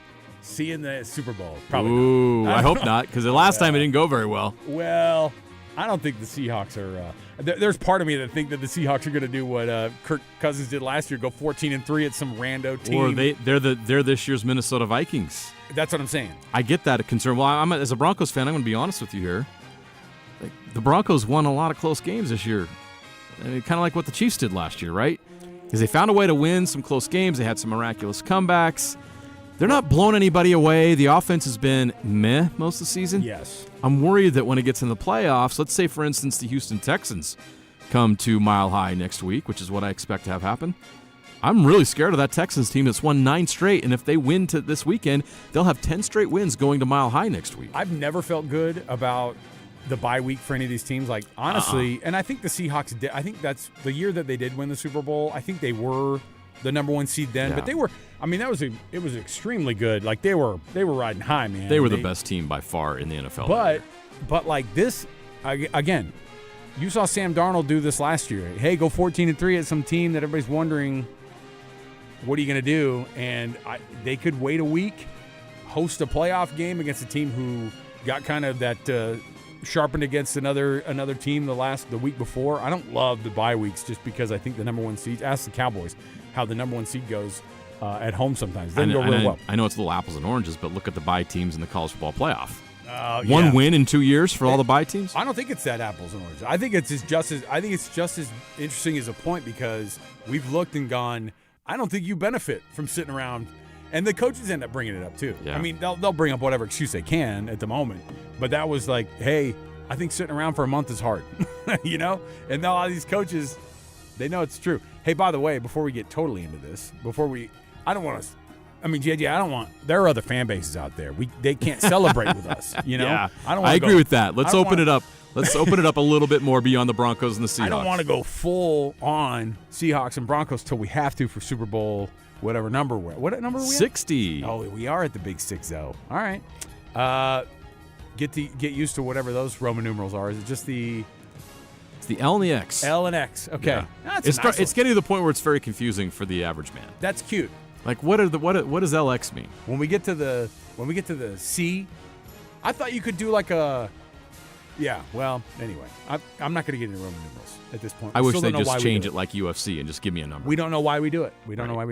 By the way, it's a Jazz Ticket Tuesday. That means we've got tickets to give away right now for you. Call in number 12, 801-575-ZONE. That's 801-575-ZONE. 801-575-9663. You can get yourself a pair of tickets to see the Jazz hosting the Charlotte Hornets on Saturday, coming up this Saturday at Delta Center. Check it out, 801-575-ZONE. We've got tickets for you on a Jazz Ticket Tuesday. All right, JJ, some firings, of course, that are of note. I wasn't able to chat with you. I don't know how much you guys talked about. I think it was a lot of heavy Morgan Scally yesterday on a short show, right? I was still not around. We talked a lot about the coaching changes, obviously, around the state, and we did hit some NFL. We did the NFL Blitz, and so we did talk about some of the firings over the weekend. Wild. And the massive change is taking place. And you look at some of the guys that were fired, you're like, yeah, that tracks. That did not go well. Yeah. The Cardinals and Jonathan Gannon, not good. Oh, yeah. Poor guy. Well, and guess what? The one I was shocked by is the Commanders relieving duties of both of their coordinators. And this is a year after they had some relative – I mean, they went to the dang NFC Championship game. I know a difference a year makes, but at the same time, at least on the offensive side, Cliff Kingsbury's got to be looking around going, hey, man, Jaden Daniels was hurt all year. What am I supposed to do with that? But I don't know. When you usually have a switchover like that, there is more than just the play calling issues. There's more than just struggling a little bit here and there. There might be some personality conflicts, and coaches want to get their guys in at some point maybe. And if it's not working, then even a year in the NFL is in dog years. It's a lot. You can't really be not good for very long. But I thought it was interesting because that's a franchise that hasn't pulled the trigger like that in quick succession in a long time. And I think it shows that they're probably – I think they could get right back again. That NFC East is wide freaking open. I don't think the Eagles are going to be on top for much longer. The Giants still have a long, lengthy rebuild left to go. Cowboys are fake always. Agreed. So it's a good place for, I think, the Commanders to go in and go, hey, if we got a couple other good spots, let's go do it. I just don't know who's going to replace him. Could be good news for Brian Johnson, who's the assistant head coach and the passing game coordinator. And quarterback coach. He essentially could become their play caller next year. I would assume that he may get elevated. I don't know who they're looking for or where they're at with that, but Brian Johnson may be an option. Was he ever full OC at Philadelphia? He was. Okay. And then he got let go after 1 year of you didn't get to the. He was Super Bowl he was part of that time. year where he had to fall on the sword for everything that was going on. Sirianni almost lost his gig, Exactly. so he had to pass it off to Johnson. All right, so the Cowboys have fired their defensive coordinator Matt Eberflus, who, by the way, was not that far removed. How's that guy in the league at all? From having a head coaching job. I know. I mean, it's a bad place to be here. I just don't know if – and again, it's just as interesting to me when the firings all start to go on. I was kind of bummed for Pete Carroll, but I think that he probably went to them and went, hey, man. That was never a long-term play. I'm not into it. Do you know how much they owe him, though? A lot. $16 million. Oh. Yeah. Yeah, they're getting into LSU territory when it starts to come to the multiple payouts because I think they've had to pay out Gruden $10 million, McDaniels $10 million. Mm-hmm. Everybody was $10 million, and then Pete Carroll's now $16. So jump in line of people who can get paid. I thought there would be more continuity there with Tom Brady getting involved, and it's still kind of a mess. And obviously my bias as a Broncos fan, but I think the league is better when the Raiders are good. The Raiders are one of the high-profile franchises in the league, and they draw a lot of interest when they're good. They're kind of like the Cowboys of the AFC, in my opinion. But they haven't been good for so long, it's been hard to get behind that brand. And I think that's hurt the NFL. I think the NFL's better when the Raiders are good. I'm looking at some of these jobs that are opened up, too, and it's the usual suspects. I mean, think about the Browns having Stefanski win Coach of the Year 2 years in a row. Yeah. And then getting to the spot. Now, the NFL is not for long, probably more so for coaches than it is for players almost sometimes. But Cleveland is just a place where I think that they're going to look. Who on earth would want to go get their first head coaching job at the Browns with their quarterback situation, with all the things that go along with that? I think that part of it was as soon as he decided he was going to go back and maybe look at Dylan Gabriel again, they were like, what are you doing here, man? We're trying to figure some things out with this number 12 kid, whatever his last name is, and we'll see if we can get him going. And I just don't think that they were in step with at some point the management goes, I don't think we're thinking on the same plane here. And so, although I don't know. I mean, you heard the wild story about Stefanski? What happened? So, long time ago, back in the early 90s, Tim McCarver, former broadcaster, he recently passed away, had a falling out with Deion Sanders that played out publicly. If you remember right, Deion Sanders dumped some water where McCarver at? On Tim McCarver. Yeah, where McCarver There's at? video of this. Yeah. And then they had a feud. And McCarver, remember, he was like, real mature, Deion, real mature. Do you know who Kevin Stefanski's father-in-law is? Oh, no way he's related to Tim McCarver. Tim McCarver. Yes. Huh. Can you believe that? Prime doesn't seem Shedeur like the kind of Sanders was drafted by the team who's coached by the son-in-law of Tim McCarver, and it's been very well known that Tim McCarver and Deion Sanders had a public feud. Go figure. No way that there wasn't a Thanksgiving or two that they discussed how much Grandpa hates Prime, or his, what did you say, it was his father-in-law? Yeah, I believe so. Okay.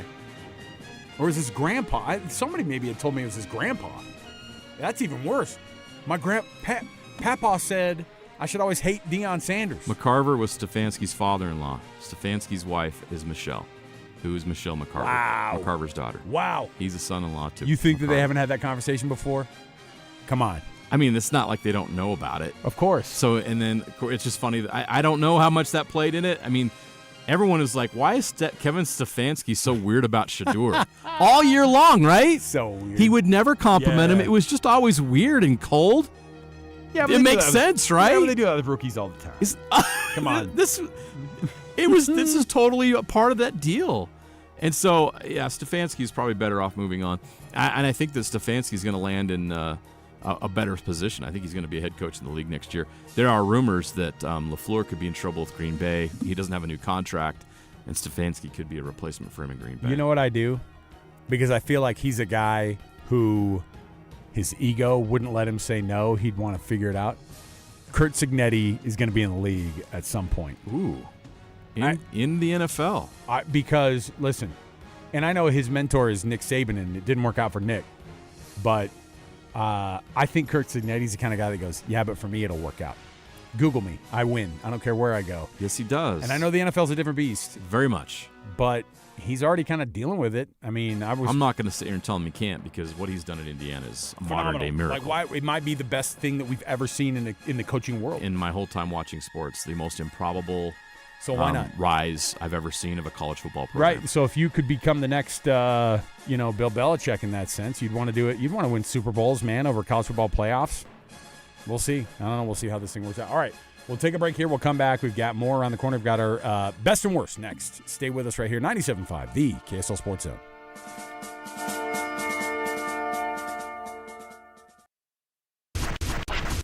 This is Hans Olsen and Scotty G. Don't touch that button. Check this out. Eric Weddle, kind enough to join us. We need to get back to players that want to be part of our university, that will appreciate what the university can give them. The culture, the buy-in, what Coach Morgan and those guys are going to be emphasizing day in and day out of being great men on and off the field, right? Future leaders, future husbands and fathers, like those programs are what I want my son to be a part of. It's not the guys that are money hungry. We're not going to beg people to stay at our university. We're not going to overpay guys because they got other universities that are offering more money. Then if that's the case and you don't appreciate what this school can give you, then good luck, because we're going to be fine. The University of Utah is an amazing school with amazing support, and those who want to be a part of it, let's ride. It's Hans and Scotty, weekdays from noon to 3, presented by Mountain Land Supply on 97.5, the KSL Sports Zone. Salt Lake City Fat Loss and SaltLakeCityFatLoss.com. JJ and I have been on this program going on more than a year now. Started last April, and in 60 days, I was able to drop 65 pounds. Now, that's impressive in itself, but the reality is I've dropped weight on programs before. This program helps you to be able to keep the weight off. That's what it's designed to do. Dropping the weight, the average person does between 15 and 20% of their body weight. But then they get on the program, JJ, and they're able to keep it off. That's the real key to Salt Lake City Fat Loss. No pills, no injections, no prepackaged meals, no crazy workout plans. Just a plan built by a doctor, backed by science, that's going to help you each and every day do what you have to do to get results. You're going to lose weight, and you're going to lose it fast on this program. You're not going to starve to death doing it. I ate great food on the plan.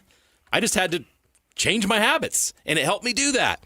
And before long, the fat melts away. I lost 40 pounds in 60 days. This program works, and the best part about this program is they also stick with you to help you keep it off. That's the most important part. What's the point of going through all that sacrifice and all that struggle to lose weight and then put it right back on? They're going to make sure you lose the weight and keep it off. That's the key with Salt Lake City Fat Loss. It's a great plan. It worked for me. It'll work for you. Go to their website, slcfatloss.com. That's slcfatloss.com. Get a free consultation. If you want to do this, you're going to get $200 off if you tell them JJ and Alex sent you. Go to their website right now, slcfatloss.com. Ready for unbeatable deals? At Tim Daly Nissan Southtown, drive home a new Sentra starting at just $19,900. Need more space? Get up to $9,000 off new Pathfinders. Or grab a rugged Frontier for as low as $399 a month. With 99% approval, 0 down, and 90 days until your first payment. There's never been a better time to buy. Plus, every vehicle comes with the Tim Daly Forever Warranty. Only at Tim Daly Nissan Southtown. The KSL Sports Zone is your home for live local sports. Tomorrow night, the Utah Jazz are back in action in Oklahoma City playing the Thunder. Listen at 6 o'clock on 97.5 The Zone. Arizona State's at BYU. Big 12 basketball tips off at 7 o'clock on 102.7 FM. And the Ottawa Senators and the Utah Mammoth at 7:30 on 1280 The Zone. If you want to hear your company's name here, email Stephanie Palmer at spalmer@ksl.com and join the winning team at the KSL Sports Zone. You've been listening to The Zone for decades. Yes! But now you can watch the guys break down your favorite teams. Some viewers may find the following video disturbing. Viewer discretion is advised. Catch the video stream of DJ and PK, Jake and Ben, Hanson, Scotty, and JJ and Alex right now at KSLSports.com or by searching KSL Sports on YouTube. Utah's best sports radio is on air, online, and on the KSL Sports app. This is 97.5, the KSL Sports Zone. At Peach Windows and Doors, they help homeowners stay in the homes they love while upgrading to the elegance, efficiency, and natural light of today. With hundreds of 5-star Google reviews, their clients know Peach Windows and Doors deliver what they promise.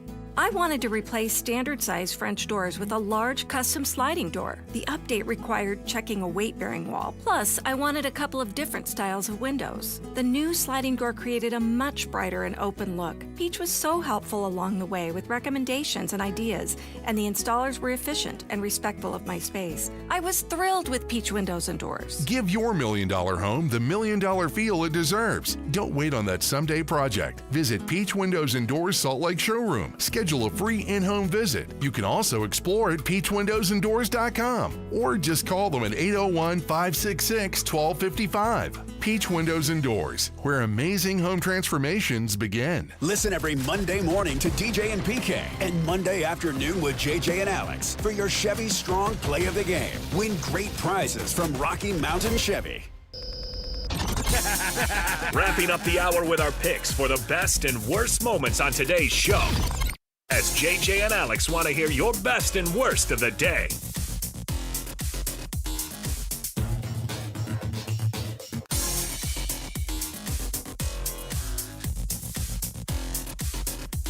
All right, everybody, welcome on in. JJ and Alex, final segment of the hour. Thanks for being with us. Best and worst on the program. A couple things to pick from here. I had on my mind a couple of things that were best and worst. Now, first of all, I couldn't help but think, and we didn't get to chat about how the results of all these college football playoff round 2 situations have gone. Yeah. But I was extremely excited by Ohio State losing. I mean, I'm going to say it. And Georgia. And Georgia losing. I don't think of Ole Miss as the old guard in the SEC. What I love about that game, it's a new shiny thing. Yeah, and what I love about that game was I liked that there was high scoring. I liked that there were multiple lead changes. And in the Ohio State game versus Miami, like, are we supposed to come back and apologize again? We rescinded the apology. We apologized to Carson Beck early in the season. We rescinded the apology after the 2 bad losses. And then we didn't take it back. We just kept it because we felt like he was overrated. He's like the Undertaker. Yeah. He just keeps sitting up again. He grabs I'm like, throat. wait a minute. I thought we buried you. I thought it was over. I thought you were dead. He grabs Ryan Day's throat. Now right he's 2 wins away from a national championship and proving all of us wrong. And the way Miami's playing right now, Alex, why not? The defense is so good that who cares what happens? I mean, Ohio State was the only defense that everybody talked about all year long. Right? It felt clear to me that Miami was the better team watching that game, it was hard to process that. This is something the Big Ten has to figure out. Yeah. Because what they got was a false sense of security on how this thing was supposed to go, and it didn't go how they thought. And I think that when the Big Ten looks and goes, "Hey, your schedule kind of sucked," we did not take that into account. We thought maybe we could guess. They built that on the backs of the terrible. That was Terrapins, a bad schedule. Did you say the Terrapins? Is that what you said? The Terrapins, yeah. Add them to the list. Look at Ohio State's schedule, and you'll be like, oh, who'd they play?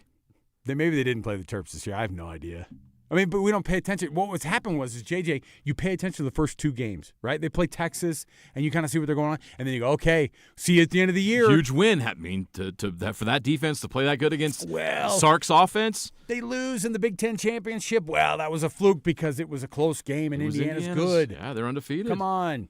So, yeah, Texas, Grambling, Ohio, Washington, Minnesota, Illinois, Wisconsin, Penn State was down this year, Purdue, UCLA, Rutgers, and Michigan. That was their regular season schedule that they just absolutely cruised through.